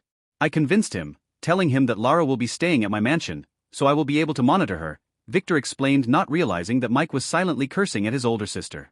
I see. Mike nodded. This is better for Lara. So, on the phone, you said you needed my help. What can I do for you? Mike asked to get to the real business at last. Yes, I can't tell you the whole story, but I am searching for a man who calls himself Mr. X. He is supposed to know you. He said, squeezing the nervous Margaret's hand. Mr. X. Mike looked at Victor, then at Margaret, squinting his eyes. He decided not to ask. I know 34 men and 1 woman who call themselves Mr. X, Mike said after some pondering. Such names are very common in the clubs and parties I attend. He added. Can I have a list? Victor asked. I will prepare one tonight. I will also include those with the Mr. XX and Mr. XXX names. Mike nodded. If you are going to kill any of them, tell me first though, he warned. I understand, Victor said. He didn't expect to find him though, as Margaret met him about 10 years later. Margaret will be doing some investigations to start an investment company for me in this city too. Would you mind helping her a little? Victor asked. Of course, I will give you a list of phone numbers for the really big guys around town. Just mention my name and they would be more than glad to help you, Mike said with a charming smile, making her blush. Victor was more handsome, but Mike was more mature. Thanks, Margaret said, shaking her head a little. She had just realized that she was charmed. Mike, seeing that she got hold of herself, nodded in admiration, then looked at Victor. Now, why don't we head for lunch? Let me introduce you to my other girls, Mike said as he stood up. They have been busy in the kitchen, preparing a grand meal for their brother-in-laws. He added with a proud smile. After a very lively meal, Victor and Margaret went upstairs to the guest suite Mike prepared for them. It was already 5:00 p.m. Alex was waiting for them there with a wrinkled maid suit and aggrieved eyes, which Margaret totally ignored as she closed the door and faced Victor.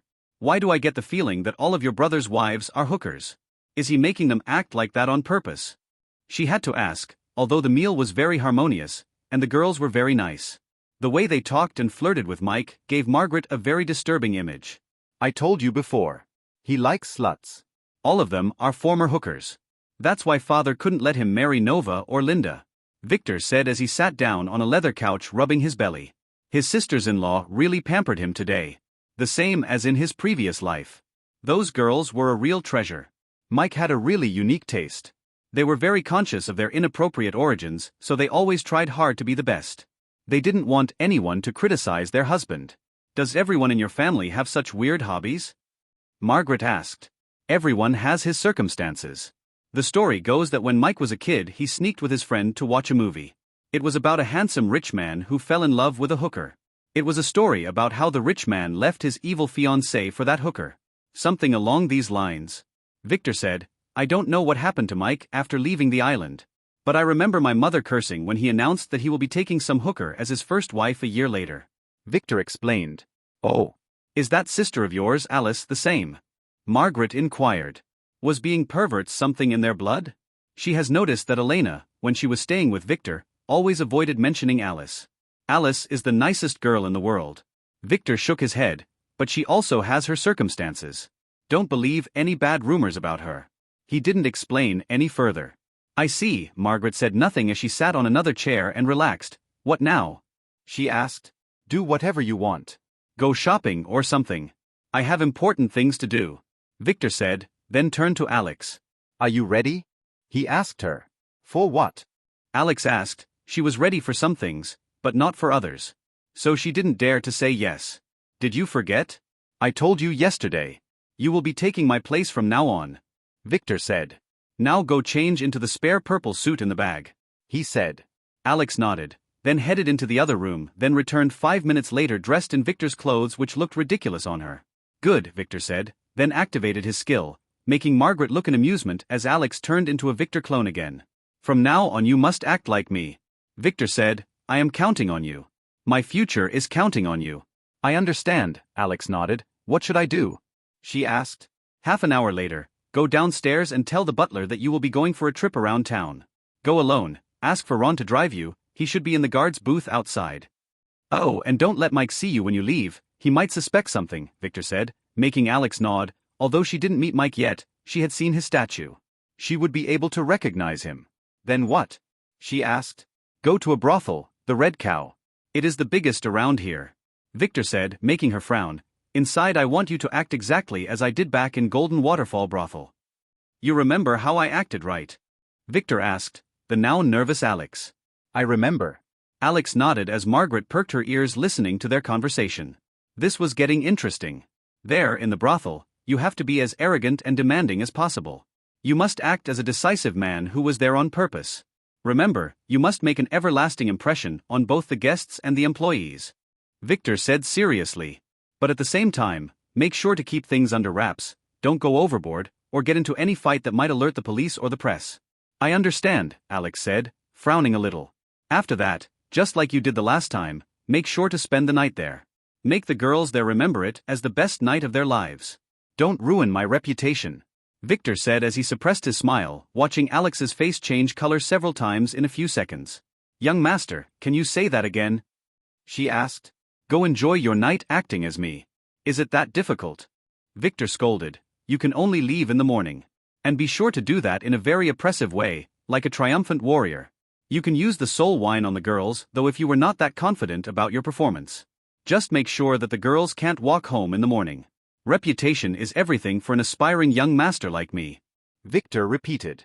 Alex remained silent, wondering if she should be using her spear again. Margaret, on the other hand, was about to burst out laughing.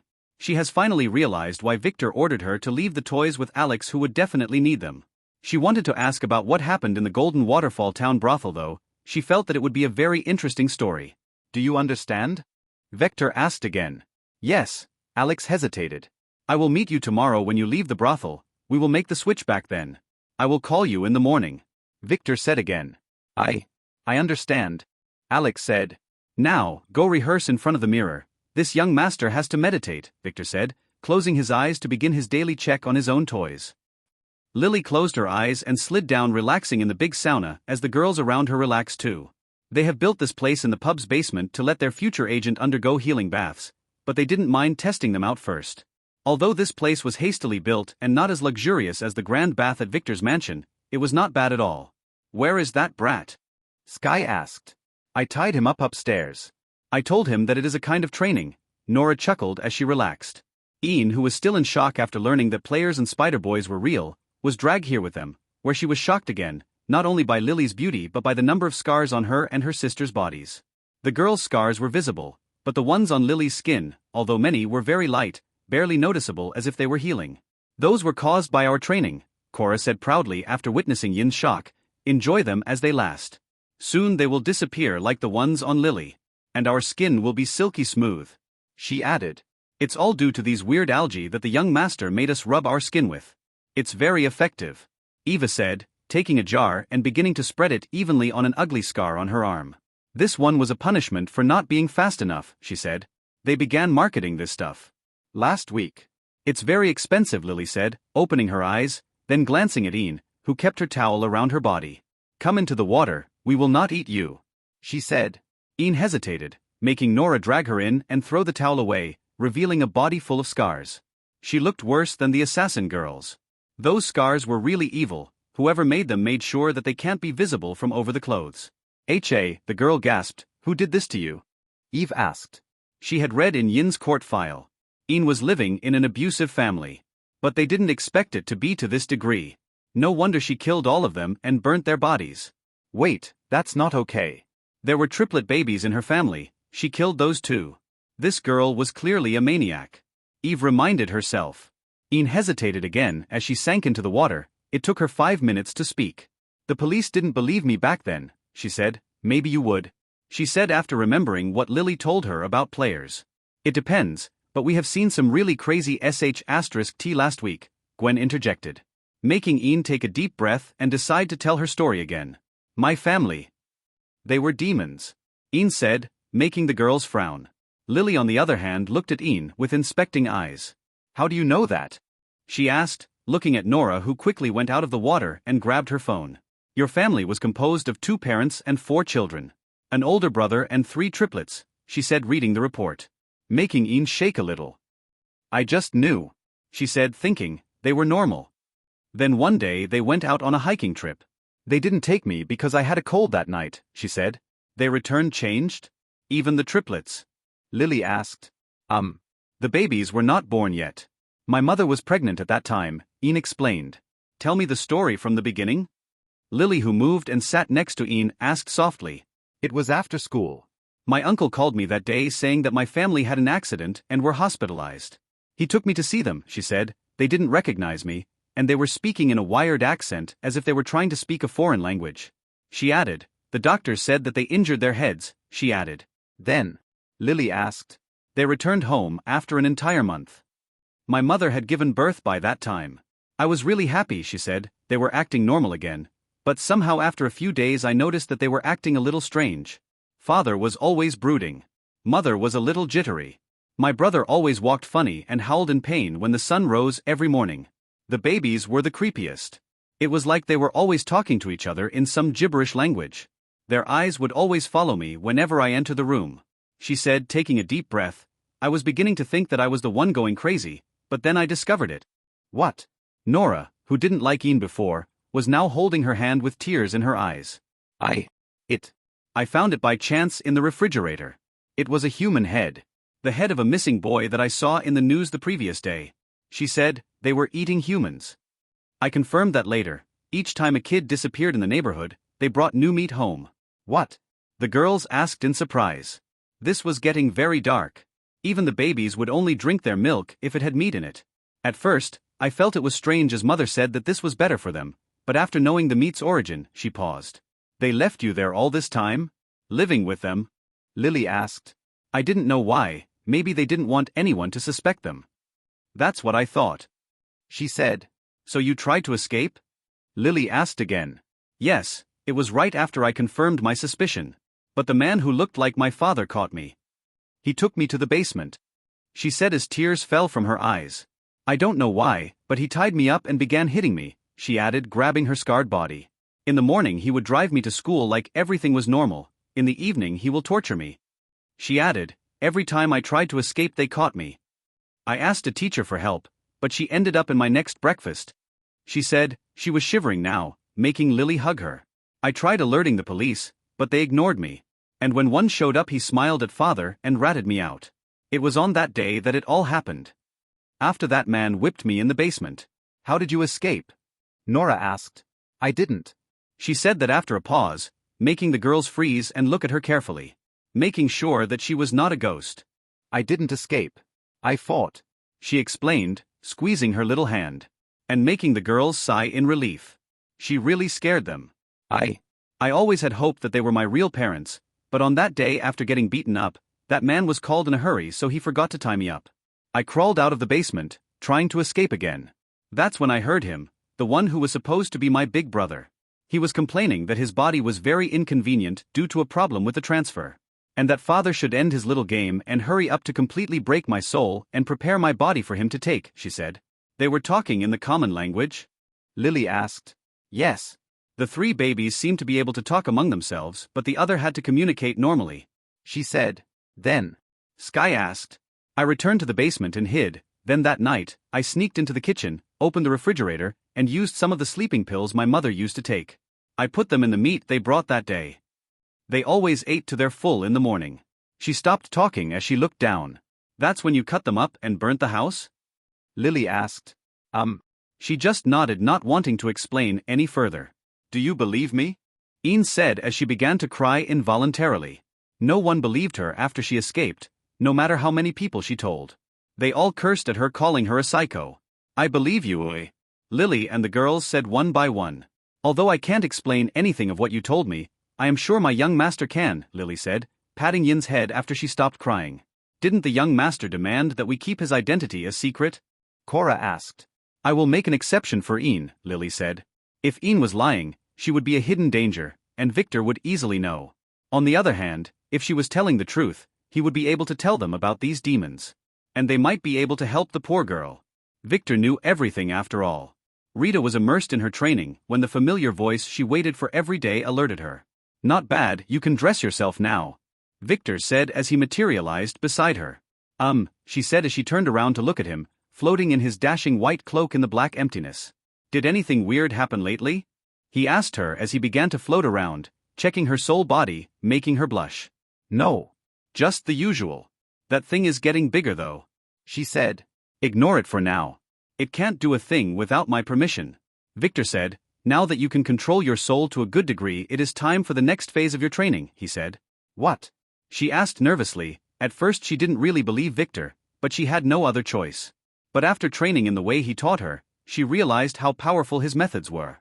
First things first. After finishing today, I will connect your neural pathways. You will be able to hear and see what's happening outside. Victor said, making her nervous. Don't worry, your pain receptors will not be connected now, and you will not be able to move. For the next duration, you will have to learn 4 things. You have to be able to return to this state while keeping your outside senses. The second thing is to watch how the demon controls your body. You might need to imitate it later.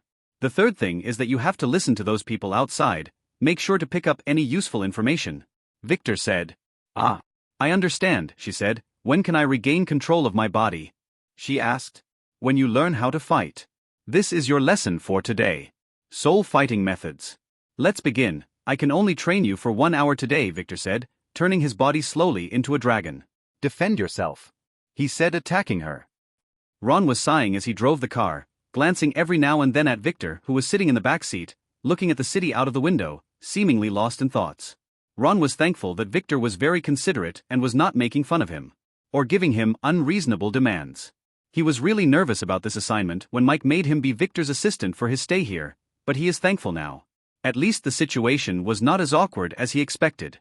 Victor was not that bad. Due to the downtown traffic, it took them 30 minutes to reach their destination.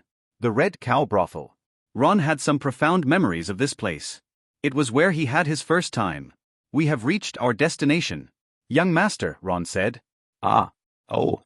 Victor said nervously as he looked around, opening the door without waiting for Ron to do it for him. He nervously stepped out, bumping his head in the process. Ouch, Victor said, holding his head as he stood up. Are you okay? Ron, who also stepped down, asked. I am fine.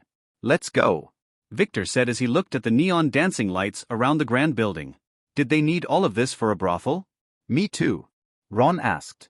I plan to stay until the morning, Victor said loudly, as if he was afraid someone would not hear him. You can take a room and enjoy your night. I will pay for it, he added, making himself appear as domineering as possible. Ah, okay. Ron didn't really mind. Mike had been keeping him busy and he didn't have a chance to relax lately. And this place was expensive. He didn't mind making Victor pay his bill. So the two men quickly swaggered their way into the grand brothel. Two pretty girls at the door quickly bowed and welcomed them, giggling charmingly as they opened the door for the guests. Alex was looking around nervously as he entered the main lobby and headed toward the receptionist. That's when he heard a voice calling him. Victor? Is that you? Someone said, making the nervous fake Victor and Ron look back. It was a handsome blonde young man who was walking toward them with two other guys. I knew it was you. You are the only one I know with this stupid hair color. Hans, who is this guy? Another young man, who was walking with Hans, asked. It is the one and only Victor White. He was in my class at high school. Hans said with a mocking voice. He is the one I told you about. The coward who can't touch girls? The other guy asked. That's the one, Hans said, looking at Victor mockingly. Did you grow some balls at last to come to this place? He asked, making the fake Victor frown, not knowing how to answer. After looking at Hans's wicked eyes, she realized that this guy was definitely a bully. He must have been aiming at Victor. Today was her chance to save Victor's image. This young master had always had balls. She lied. Stop spouting nonsense or I would kick your ass, you piece of shit, she said, threateningly activating a part of his warrior aura, making Hans step back and then fall on his but like a coward, ruining the image that he carefully crafted for his new friends. You! How dare you talk to me like that? Hans as a bully didn't like to be challenged, especially by small bunnies like this Victor, whom he used to pick on all the time. He hurried to stand up, but his legs were still shaking. I would even dare to talk to your father like this. I wonder what dog gave birth to an imbecile like you. Alex scolded again, making Hans get really angry and prepare for a fight just as a fat man ran to their side. He was a manager at this brothel. He was responsible for any trouble here. Are there any problems? The manager said carefully, making Hans pause and look at one of his new friends. It's just that this arrogant guy is very annoying. He is blocking our way. I want him kicked out of the brothel, one young man said, helping Hans a little. He didn't like Victor's attitude at all. This was his turf. How dare someone other than him act arrogantly here? I see, the manager said. This young man was the son of one of their minor shareholders, so he had to give him some face. He turned and looked at Victor. Young master, I have to. He paused as he noticed Ron, who was standing subserviently behind.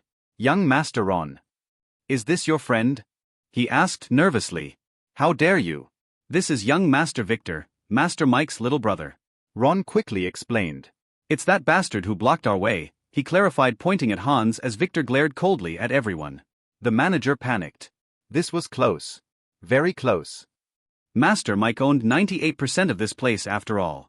If the boss knew that he was about to kick Master Mike's little brother out, his end would be miserable. Very miserable. He has seen people losing their little brothers over lighter offenses. Oh. Young Master Victor, welcome. He bowed down slightly, hiding the shake in his legs. Then, taking a deep breath, he turned to glare at Hans and his friends. What are you bastards doing here? This place is not for scumbags. How old are you anyway? We don't welcome minors here. He yelled. Guards, he called, making a group of burly guards quickly approach and grab the three shocked guys. It's them who are making trouble, not us. Hans yelled, making his new friends realize that he was an idiot.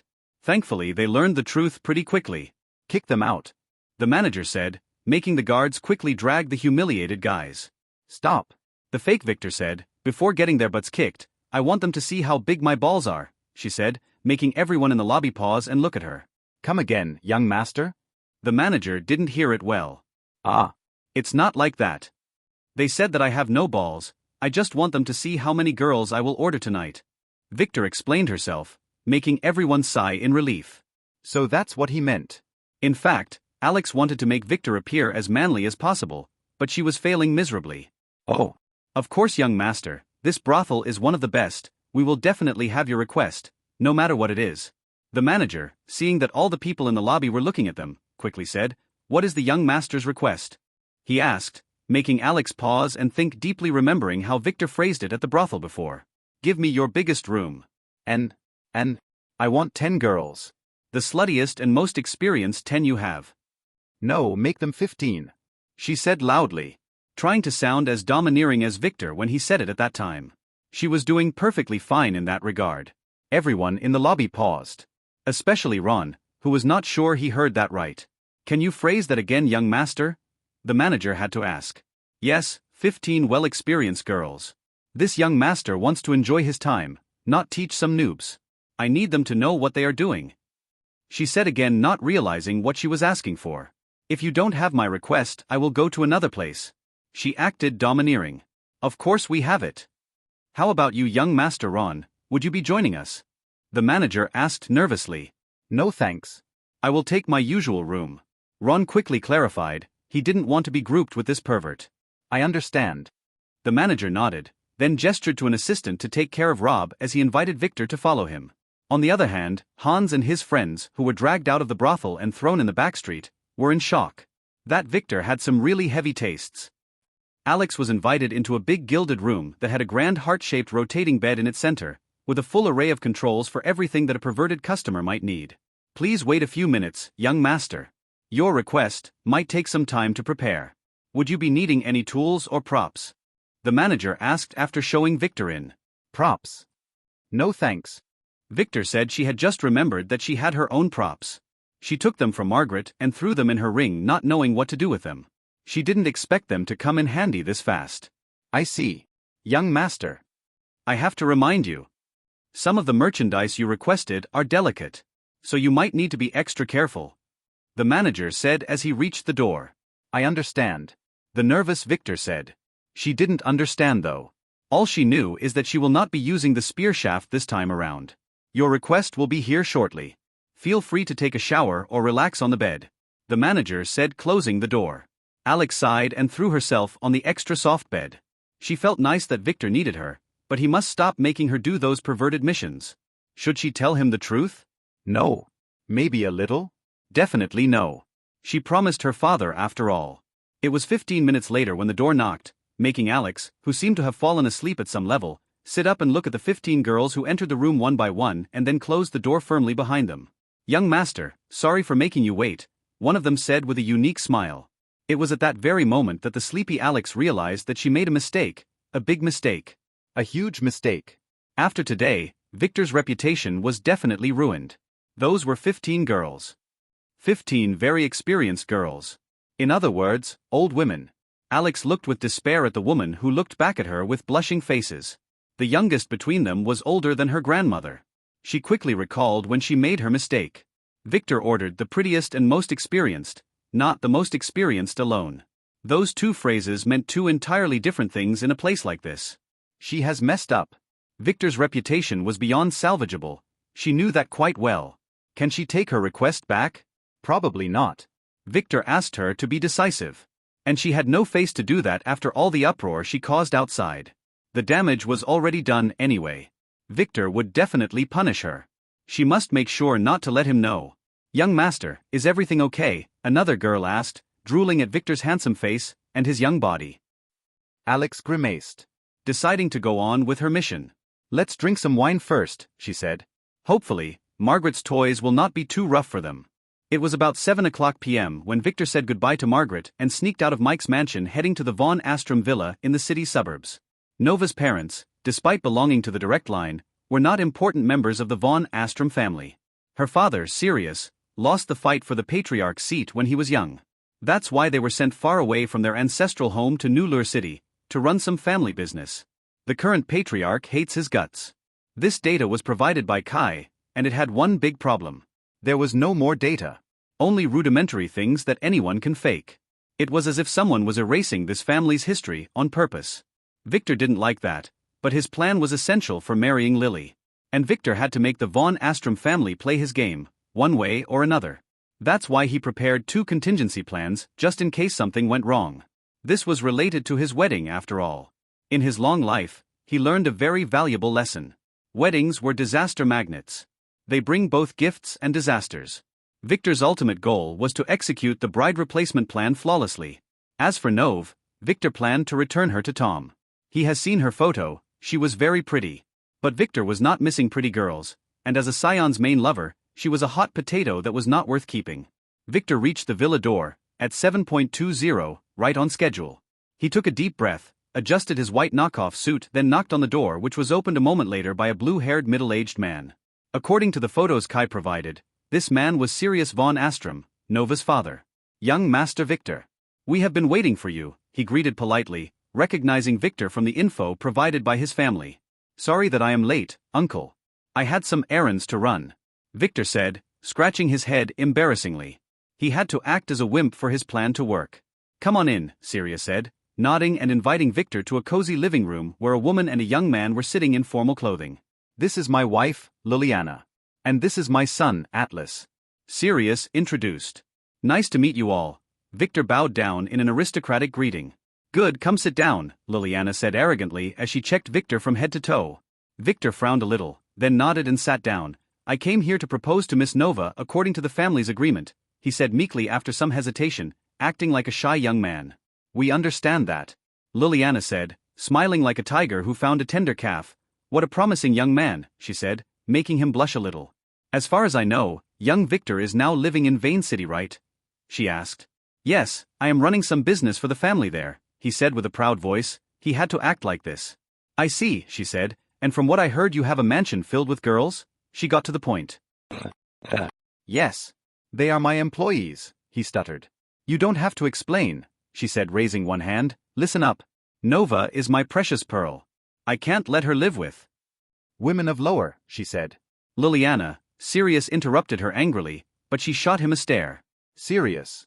I can go along with your family's plan, but Nova must not suffer, she scolded, making him quickly shut up and retreat to his corner of shame. Victor quickly realized that Liliana was the man of the house. I don't understand what aunt means, he said, acting a little fidgety. Liliana was acting according to his expectations, but something was bothering him. His intuition was warning him about danger, like how a rabbit's senses warn him about the approaching tiger. He quickly activated his appraisal skill, inspecting every person in the room. Name, Atlas Von Astrom. Level 10. Class, Pyromancer. Authority 2. Strength, 32. Agility, 35. Intelligence, 40. Luck, 26. Charm, 22. Order 13. Skills. Fireball, A. Fire Whip, B. Ignite, B. Fire Resistance, C. Fist Arts, D. Endurance, D. Dagger Arts, E. Sword Arts, E. Quick Steps, E. Charm, E. Playboy, E. Boot Licking, F. Evade, F. Equipment. Defense Talisman, D. Fate Status. Fate's Power, D. Summary, Stable. No defined fate. Destiny list less than 10 order points to unveil. Atlas was a typical annoying teenager. Nothing dangerous here. Next. Name, Sirius Von Astrom. Level, 59. Class, Pyromancer. Authority, 5. Strength, 157. Agility, 165. Intelligence, 172. Luck, 25. Charm, 30. Order, 36. Skills. Firestorm, S. Fire Whip, A. Fire Resistance, A. Fist Arts A. Endurance B. Ignite B. Fireball B. Cleaning C. Dagger Arts C. Boot Licking D. Spear Arts E. Sword Arts E. Evade E.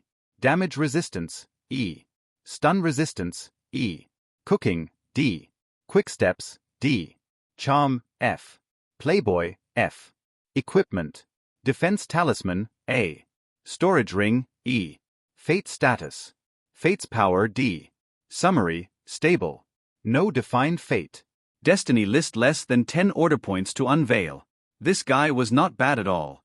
Considering his age, he could have secured himself a good position in his family. It was either that the infighting in the von Astrom family was very intense, or this man was just a wimp who feared his wife. Victor was more inclined to believe the latter after looking at him acting like a good puppy and sitting to the side. Both Sirius and his son were pyromancers, which was the most common class in the von Astrom family. As far as Victor knows, about 50% of them had fire-related classes. For example, George, his father's butler, who himself was an exiled member of the von Astrom family, had a Fire Lord class, which was a very rare and strong fire class. But those two were not dangerous for him. He can kill both of them in seconds. That left one possibility. Name, Liliana Bluerose. Level 79. Class, Amazon Warrior. Authority, 7. Strength, 232. Agility, 220. Intelligence, 204. Luck 26. Charm, 32. Order 40. Skills. Beheading Punch, Instadeath 1%, SS. Silver Lance S. Asterisk Killer Kiss, S. Fist Arts A. Spear Arts A. Endurance A. Asterisk Breaking Bite, B. Dagger Arts B. Music, B. Asterisk Charm, B. Evade C. Singing, C. Quick Steps C. Asterisk Camouflage, C. Poetry C. Sword Arts D.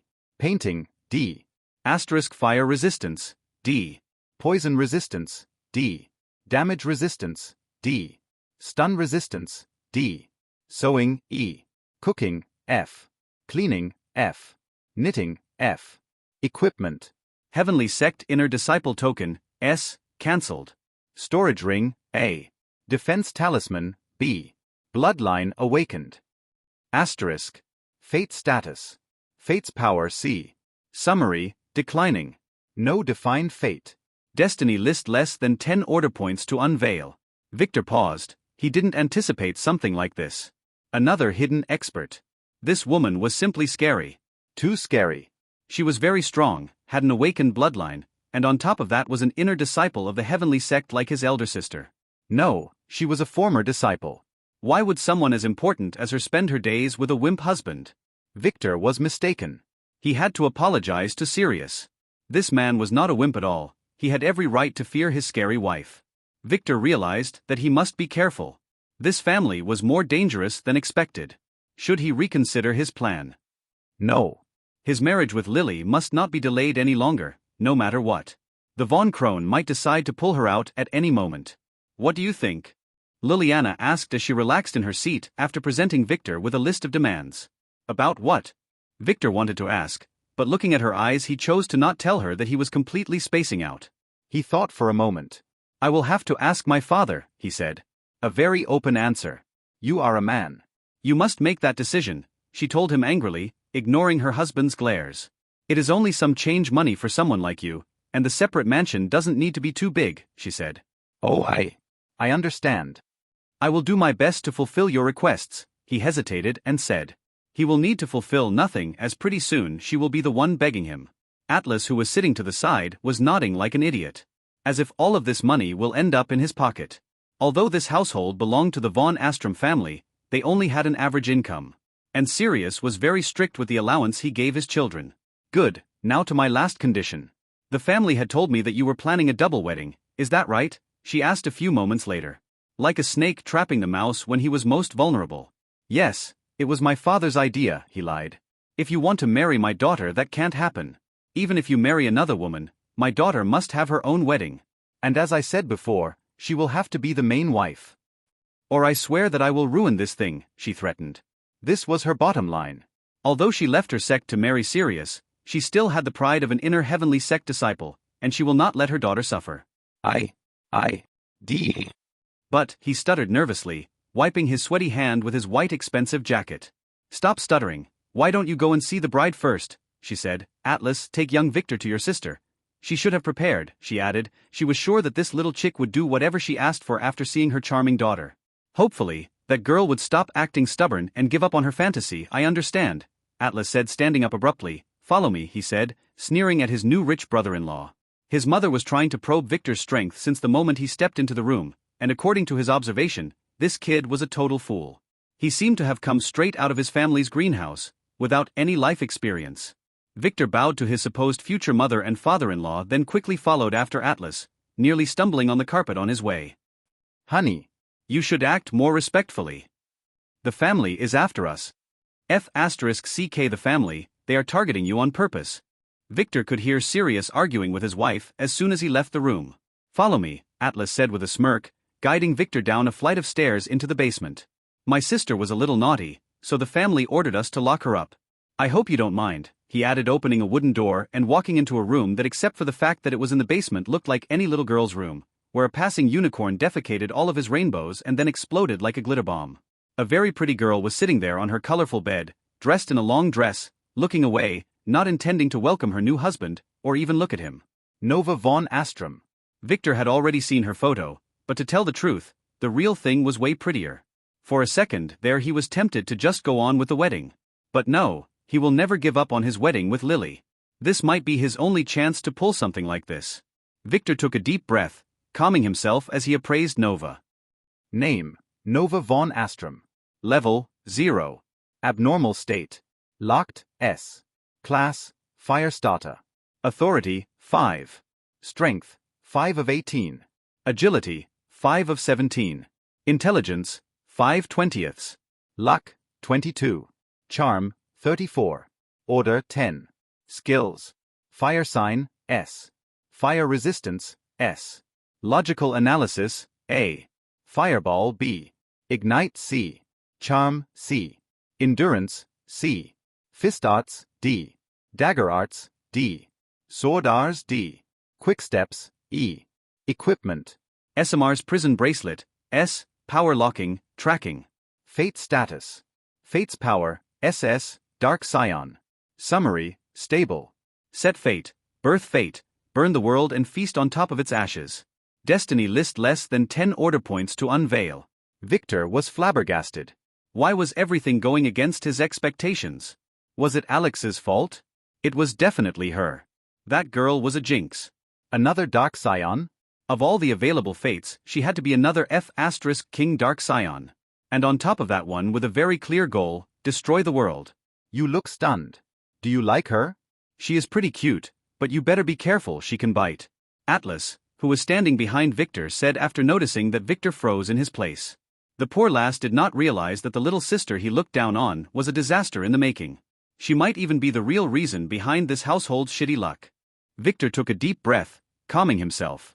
Everything has a solution. He was able to tame Alex before, so he would definitely be able to handle this one too. He just had to make sure she was miserable enough for a few days, and as soon as he finished with the wedding, he would be shipping her to Tom. Express mail. Same-day delivery. Can I have a moment alone with your sister? Victor asked Atlas, readjusting his plan. No, that won't work. He decided to try his primary plan first. If it didn't work, he can always resort to his backup. Nope. Only an idiot would leave a fox alone with a chicken. Atlas was not stupid, so he flatly refused, earning himself a punch in the stomach that shattered his lousy defense talisman and pushed him toward an inescapable needle in the butt. Moments later he was in a deep sleep. Nova, who was acting tough, heard the sound of her hateful brother hitting the ground, so she nervously turned to look, noticing the collapsed Atlas and Victor who were slowly approaching her. Don't worry, he is just asleep, he said. Don't come any closer, she wanted to say, but the moment she looked at his handsome face, the words were stuck in her throat. She was stunned. Can a man be this handsome? Do I look handsome? He asked as he sat next to her, making her flinch a little and move away, putting some distance between them. Nope, she looked away with a slight blush. I know that you don't want to marry me, he sighed, surprising her. And you are still here. What do you want? She asked as she kept pressing a hidden bell button next to her bed. I already disabled that, he lied. She was only pressing at the wood. The button was 3 inches to the left. Don't worry, I am here to talk, he said. I see. She didn't believe him. But being locked in here, she had no way to contact the outside world. The walls here were soundproofed like in every player's family basement. She knew that her best bet now was to just play along and hope that her parents might notice if something was wrong. 2 weeks ago, her mother told her that her engagement to young Master Wong of the Sword Sect was called off. She was jubilant and thought that the family would allow her to go free at last, but to her dismay they didn't. They just sold her to another pervert. The chosen groom this time was none other than Victor von Weiss, the well-known pervert who attempted to rape his maid as a young man. Her father's enemies in the family were doing this on purpose to block any chance of him returning to power, and as she was his main heir with her high authority, they were targeting her. She knew that her family might really punish her father if this marriage was not carried on and that she had no choice in this matter. But despite that, she still refused to cooperate. She was hoping for her Prince Charming to come to save her. She had already sent him a letter. I just want to tell you that I don't want to marry you either. I was forced by my family, Victor explained in a melancholic voice. She nodded, but couldn't help feeling a little annoyed. No girl liked getting dumped so flatly. So what are you saying? She asked, hiding her annoyance. Isn't that what she wanted? How about we marry on paper only? This would satisfy both of our families, he said. I promise not to touch you. He lied. You are lying. Do you think that I am a 5-year-old naive girl? She asked. To tell the truth, in Victor's eyes, she was no different from that. He was an old monster after all. I am telling the truth, he said, flashing a charming smile that made her look away again in distress. To her annoyance, she was now more at ease after realizing that he was not after her body. You have no incentive to do that. You are scamming me, she stated decisively, making Victor sigh. This girl was smarter than he had expected her to be. On top of that, her fate was seemingly protecting her from his charm. His first plan to lead her by the nose failed. He quickly switched to plan number 2. Led her by a rope. Well, he sounded nervous, the truth to be told. I have a secret lover, and my family refuses to let me marry her. And I know you have a secret lover too. Victor quickly got to the point, making Nova gasp. How do you know that? Who told you? She glared at her fainted brother. He was the only one who knew that because he was with her back then. Her scary mother, who might have known, would not tell anyone. I met that guy and heard him mentioning you. Although he only met you that one time, he thinks about you all the time. Victor lied, making her brighten up. Really? Are you telling the truth? She asked, looking him straight in the eye. Why did she look familiar? He had never met her before. It must have been a déjà vu. Yes. Absolutely. How about we make a deal? He asked, opening a Soul perfume bottle behind his back. He didn't have much time and wanted to finish this quickly. What deal? She was interested. As I said before, we will marry on paper only. At the wedding, I will replace you with my beloved girl. Victor explained, no one will know a thing, and you will be with your loved one at that time. I will deliver you to him personally. He proposed, preparing to draft a blood contract for her to sign. That won't work. I need to be with him openly, standing by his side and helping him fight his enemies. She said with dreamy eyes, making Victor feel some nausea in his stomach imagining her with that peeping Tom. That can be fixed easily. I can divorce you in less than a year after we fake a fight. No one would stop you then. Not even our families. He explained nervously, why wasn't the perfume working? She was only a level 0, she was supposed to be less defensive and more gullible. Unless he was suggesting something that goes against her principles, she should accept his proposals after some persuasion. Absolutely not. I can't tarnish my name by marrying you, she said, making him a little angry. When did he become lesser than Tom? Why? Am I that bad? He asked. She wanted to say yes, but chose a more diplomatic answer. It's not that. It's just that I won't be able to be one of his official wives as a divorced woman. No matter how much he loves me, she explained, making Victor glare at her. What kind of logic is that? I am sure you will be his main wife. He loves you very much, Victor repeated. His family might not like that, she said quickly, shaking her pretty head. His family is a bunch of losers, you shouldn't care about them. Victor was losing his mind. How dare you say that about them? His father might kill you for saying such things. She said angrily, defending her loved one. The drug was affecting her. No, he won't. I don't know what he told you, but Tom's father is a salaryman. Victor shouted. What lies did Tom tell her about himself? Who cares about Tom? I meant young Master Caspian's father, Lord Silver. She said angrily. No, Victor paused. He wanted to say something else but could not find the right words. He just opened his mouth like a fish. It took his poor brain 53 seconds to replace the blown-up fuses and then reboot. Come again? You mean you don't like Tom? He asked carefully, hoping that he heard her wrong. His plan was crumbling in front of his eyes. Tom? Do you mean that douchebag Thomas Watson? She asked and watched Victor quickly nod like a chicken. Why would I like that piece of sh*t? Damn him. That bastard raped me, she screamed, not aware of the sweet smell in the room. Didn't you stand in front of him to save him from your brother's attack? Victor asked. He was getting really mad now. This was going against his plans. Ah. Who said that? I was not saving him because I love him. I didn't even sacrifice a thing. Fire attacks can't hurt me. I was acting and scamming that idiot with a useless escape talisman so that he can lure my useless brother away so that I can escape. She began shouting emotionally. I wanted him to die for what he did to me. Who would have expected that the talisman that was supposed to be garbage would work and send that pervert a few miles away instead of a few feet? Ah. I see, he said. Victor would have expected that. Tom was a scion after all. Even an abandoned pile of feces might turn out to be some dragon remains if he inspected it. Victor realized that he had made a mistake. A big mistake. It happened before.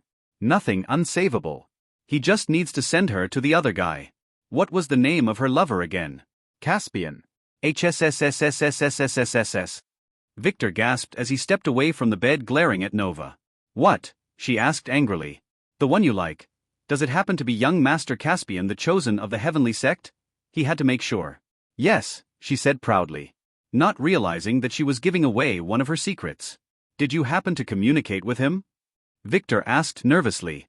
I sent him letters, she said, making Victor's heart skip a beat. Did he ever reply? Victor asked, thinking wildly. His mind was about to blow up again. Not yet, she whispered, looking away again, making Victor sigh in relief again. If this was a one-sided love, things can still be managed. Many people like that dangerous guy after all. He could only glare down at Nova, who was sitting on the bed looking away in embarrassment. That's when he saw it, and what remained of his poor mind was blown away. HSSSSSSSS, he gasped again, pushing Nova down and then ripping her dress collar. Let me go, she screamed and wanted to fight back, but due to the effect of the locking bracelet, she couldn't use any power at all. Victor completely ignored her fists that were trying hard to push him away as he glared at the flame-shaped birthmark above her collarbone. It was definitely the same. She stopped attacking as she watched his face turn white before he quickly lifted her skirt and looked down, inspecting her butt. What are you doing? She yelled, pulling her skirt back as she glared at him. She no longer found him charming at all. He was a hooligan. A sick bastard hooligan. Checking if you have a tail, he said, stepping back. She didn't have a tail, but it was definitely her. Her birthmark was famous after all. He should have known when he read that her fate spelled burn the world. He should have known when he felt that he had seen her face somewhere. It was hanging in the building he worked at for 60 years after all. The name he knew her by was not Nova von Astrum, but Blue Flame of the East. One of the 4 demonesses under the leadership of Demon Lord Caspian, who was nowadays being hailed as the noble chosen of the heavenly sect. That guy appeared to be human, but in truth, he was a demon in hiding. Biding his time, getting stronger and waiting for the reckoning. It happened after the reckoning. After the chaos subsided. Caspian convinced his father, the head of the heavenly sect, to lead a coup against the von Krone family, who had barely managed to secure the imperial throne at that time, uniting all humans. The battle lasted 20 years, engulfing most of the world in flames and misery.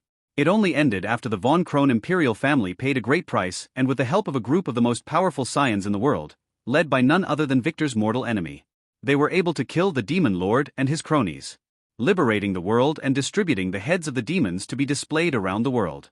They ended up as a decoration for the royal library after the public got bored with them. Nova's face back then didn't look like the current pretty one. It was all shivered up and had a lot of black marks due to the demonification process she underwent. But in some way, it held some resemblance. No wonder she was a dark scion. The world must hate her guts. She was destined to be one of its mortal enemies. And no wonder Tom didn't have her in his diaries as Nova. He was the one who cut her head after all. Destiny works in some weird ways after all. Why would I have a tail? She yelled at him, closing her ripped dress nervously as she watched his shocked expression change from fright to annoyance. He didn't answer. As far as he can tell, she was not acting as a demon, but he can't make sure without a demon detection artifact. She could be like Poe, a demon hiding in the public. A part of the Limbo Empire. His plan was a mess. A big mess. He didn't even know if his backup plan would work now. What if that bastard Caspian decided to break into the wedding? That would definitely ruin all his plans. Looking at his watch, Victor realized it was 7:57. He had no more time. He should make his choice now. Either to kill her or to make use of her. Nova shivered as she watched him walk toward her again. His eyes had the word murder in them. I am really soft-hearted, do you know that? He asked, not expecting an answer as he knocked her out. This is going to be messy, he added, taking a talisman and putting it on the locking bracelet, taking control of it. Carrying the fainted Nova, Victor almost tripped over the soundly sleeping Atlas as he quickly climbed upstairs in a hurry while using his disguise skill. He had decided to carry on with his plan. Nova's trouble would have to wait until after his wedding. In the living room, the Von Astrom couple were still busy arguing, not aware that Victor was now beside them. Leave this to me. This would be better for Nova, Liliana was saying. I am worried that she might be mistreated, Sirius replied. Relax, she would be under your Uncle George's care. But what if this guy took revenge on her because of your unreasonable demands?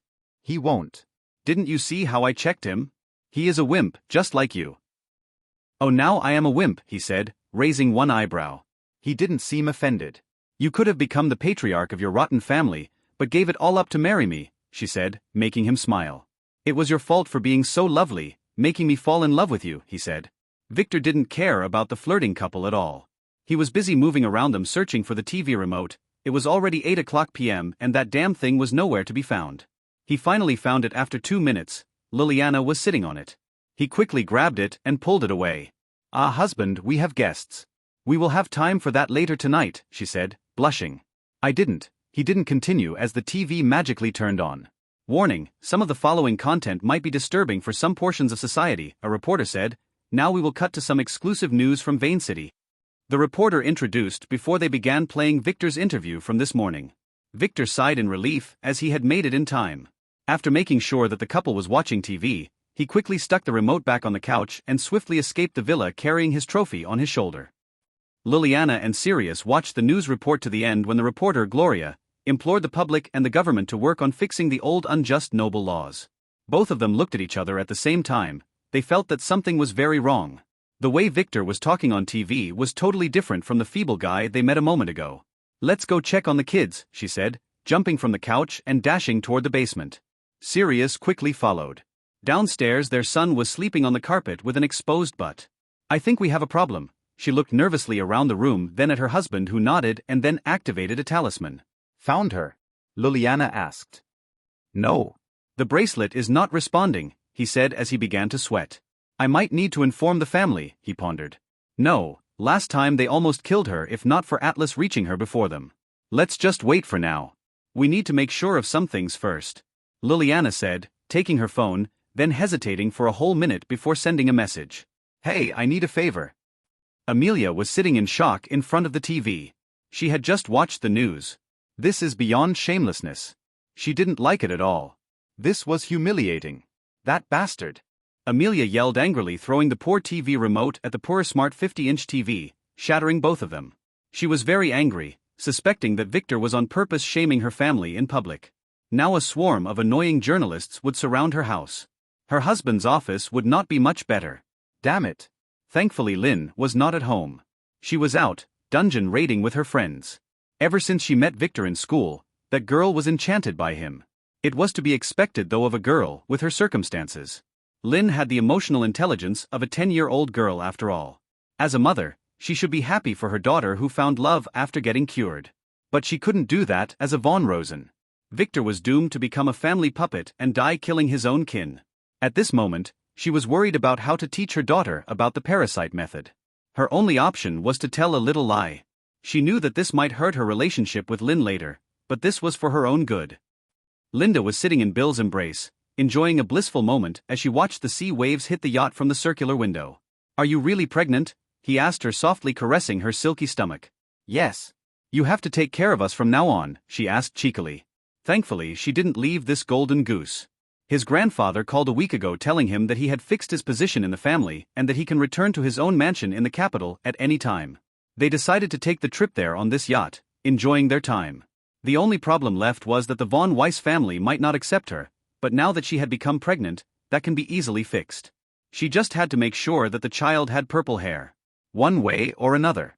Suddenly her phone beeped a very stupid tone. It was a message from one of her trusted friends. Cuckoo. Watch TV now. 14th channel. It is that pervert. Linda frowned but quickly switched on the satellite TV in the cabin. This crazy report from Vane City has made the news all over the country in the last hour. Now we will broadcast it again due to our viewers' demand. A bald announcer said. Linda and Bill quickly sat up and watched as Victor's smug smile filled their 80-inch mild TV screen.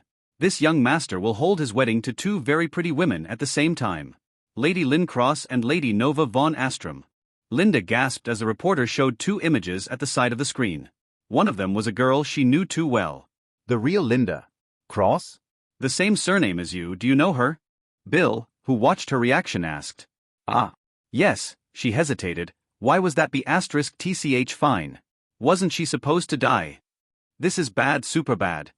What's wrong? He asked. Nothing. That girl. She is my sister. The thing is. She is evil. She always hated me because she was jealous of my talent. She used to bully me as a kid. She must have taken the opportunity to jump into that pervert's embrace after I left. And I am afraid she might even fabricate some lie to make the family haunt me because I chose you, she said with tears filling her swollen eyes. You don't have to fear her. I can call my grandfather and ask him to stop the wedding if you want. Bill said. No. That would break my mother's heart, she said nervously. The only reason the Von Rosen family didn't tell the world about her was that they didn't want to antagonize the Von Weiss, who might get angry if they discovered that they were scammed in the beginning. If the families began to fight, some tongues might become loose. I just don't want to meet her ever again. She can't let Bill know she was scamming him. Don't worry, even if they invited me, I will never go to Mike's brother's wedding. Their branch in the family is just a joke. A group of weirdos, he said, remembering Alice. That slut dared to offer him a place in her harem in front of his friends, saying that he has some potential to be whipped into shape. I need to go to the ladies' room, Linda suddenly said, not noticing the loathing look in his eyes. Should I come with you? He asked, raising one eyebrow. This girl was teaching him some interesting stuff. Much better than that, Alice. Ah. Not this time, she said, making him a little disappointed. He frowned a little as she hurried to the toilet where she began to text Cuckoo, instructing her to buy some things and send them to her. She didn't want to arouse suspicion by buying those things in the capital, and in Vane City, she knew a certain hidden expert who can get anything. She would not let that slut Lynn enjoy her wedding. And what better way to ruin a wedding than a curse? She still had a lock of Lynn's hair hidden away for such occasion. After watching the shocking news, Lily sighed as all the assassin girls looked at her without saying anything because Malcolm and Ian were sitting with them. Despite that, she could really tell from the pity in their eyes what they meant. The girls did not know that Victor was intending to replace Nova with her. She had told no one. I think this guy is a bastard, Malcolm said. When I marry, I will only cherish one girl for the rest of my life, he said heroically, looking sideways at Lily. After staying with the girls for an entire day, he realized that although they were sadists, they were not bad at all. He was much more comfortable speaking around them, especially after seeing how Ian was talking a lot more. If this crazy girl can relax, he can do it too. You have to grow up first, Nora told him with a smirk. I think the guy is nice. I wouldn't mind if he married me with a few other girls. Look, he is both rich and super handsome, she said, winking at Lily. Ian, who looked at Victor's picture, nodded. He is handsome. Too handsome. Devilishly handsome. She shivered a little. I am already 14, he exclaimed. The girls ignored him. I don't even need to be his wife. I don't mind carrying his child, Ivy said, faking wiping her drool as she winked at Lily, who ignored her sister's teasing. I think that wedding will carry some surprises, Lily said, hiding her smile behind her veil. This announcement was not for the world, but for her. After leaving the villa's neighborhood, Victor quickly bought a disposable phone and sent a letter to Alpha, telling her to change the location of the dropout. If the heavenly sect was involved, he must be more cautious. The trip to the new location would take 2 hours, but he didn't care as his mind was busy thinking of a way to fix Nova's trouble. He was so disturbed by the things he found out that he totally forgot to check on Alex and even failed to notice the convoy of 15 ambulances that passed him heading downtown. His mind was occupied by Nova. She was a bag of worms. A pretty one that Victor didn't know how to handle. She was both a problem and a chance. First of all, he needed to make sure that she was not possessed by a demon, as that would mean she had to go. And he had no easy way of confirming that. He needed an artifact that was very troublesome to get. Maybe he should send Tom to get that artifact for him? Yes. That would be good, he would be able to get him away from the city at the same time. In his previous plan, Victor had a role for Tom to play at the wedding, but now he didn't want to risk it anymore. He could no longer give Nova to Tom, as this girl was destined to be that idiot's nemesis. She would definitely escape and go to Caspian. And that guy knew how to hold a grudge. Victor had read many books about him and knew of his despicable character quite well. Damn it. This is troublesome. If only he had another blood slave slot. He used the last one on that sick bastard Poe. He can always kill him and retrieve that spot though. Taking a deep breath, Victor reviewed his options. Use Nova, hide Nova, kill Nova. In the end, he decided to keep Nova for now and deal with her after the wedding. Maybe Poe would become dispensable at that time. Step 2. Victor quickly connected with Tom to send him away. WTF. That idiot was already raiding a dungeon. When did that guy find a dungeon? Wasn't he at the academy in the morning? Could it be? Victor checked on Lynn quickly. She was in the same dungeon fighting some iron skeletons. Damn it. This was the academy's dungeon raid. That slut Isabella must have found a dungeon and then hurried the students there without prior notice. *T, he must hurry back to Vane City as soon as he finishes with the trouble here in the morning. I just want to know what mistake I made in raising my children. Elena sighed after she finished watching the TV report. I think he is fine, Luna, who was sitting opposite her, said. Theodore had 3 wives after all, and she was number 4. She really liked Victor, he was really nice to her. Theodore had already told her that it was Victor's idea to make her move here with Elena so that they can get to know each other. You don't understand. Victor is my 3rd child. I should have had enough experience in education. I made sure to educate him to be a sensible and respectable man. He was supposed to refrain from such brazen behavior in public, she began to complain, other than announcing to the world that he will marry 2 girls this brazenly. Didn't you see how he molested that poor reporter? I just want him to be a little more sensible, not like his 2 older siblings who have already crossed the line of no return. Elena wanted to cry. Really? Luna asked. This sounded like an interesting story. I don't want to talk about it, Elena said. Talk about what? A voice made the 2 women smile as they looked at the door. It was none other than their husband, Theodore. Husband?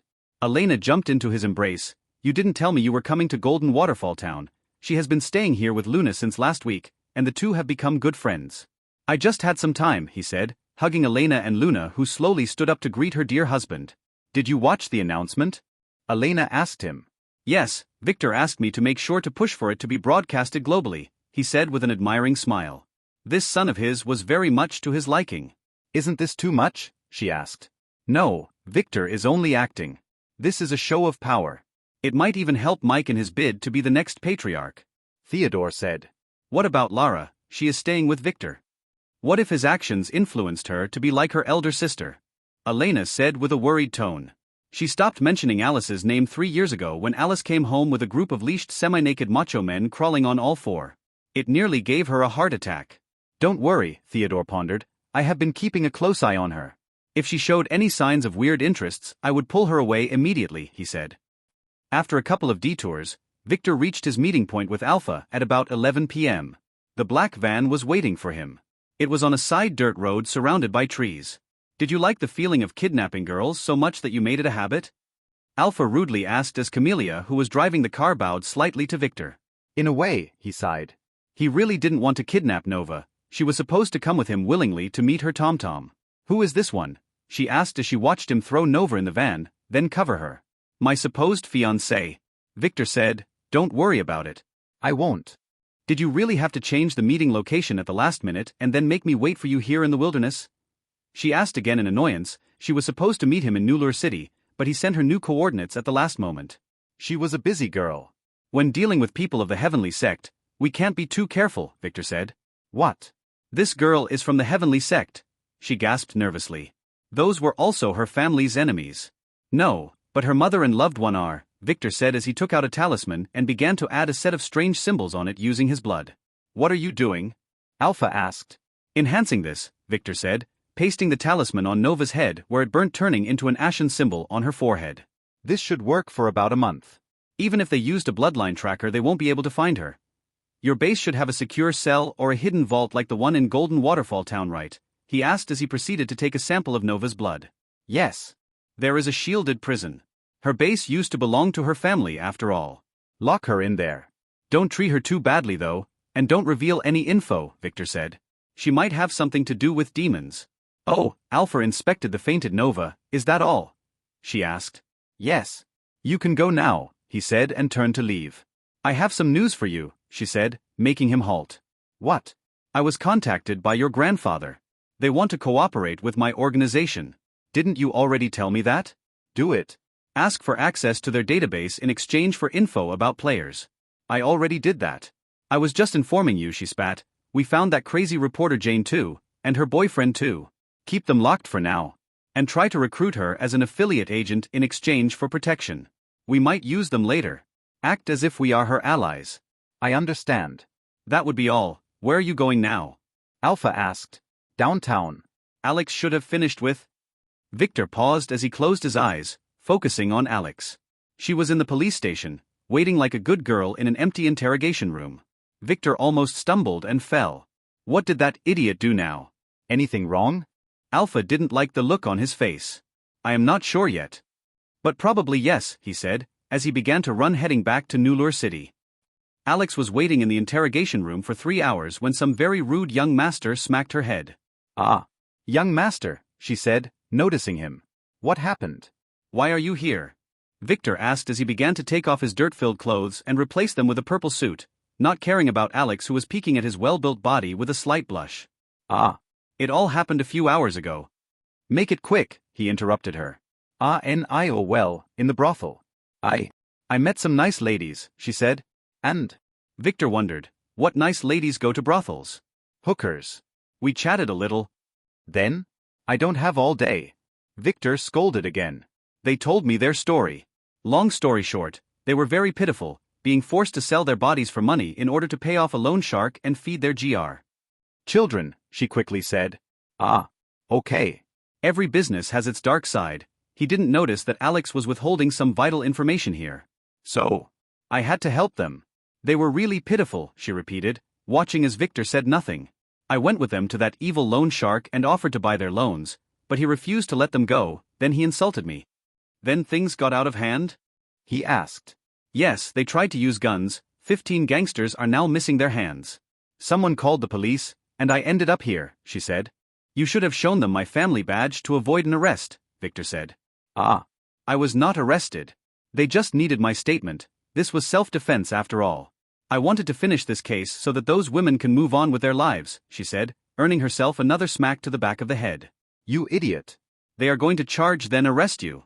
Victor said, I am 99% sure that they are cooking up a solid case against you at this very moment, he added. Ah. Alex didn't know what to say. She had no experience dealing with the corrupt police system in this world. She was only arrested once before after all, and it was for a crime she committed.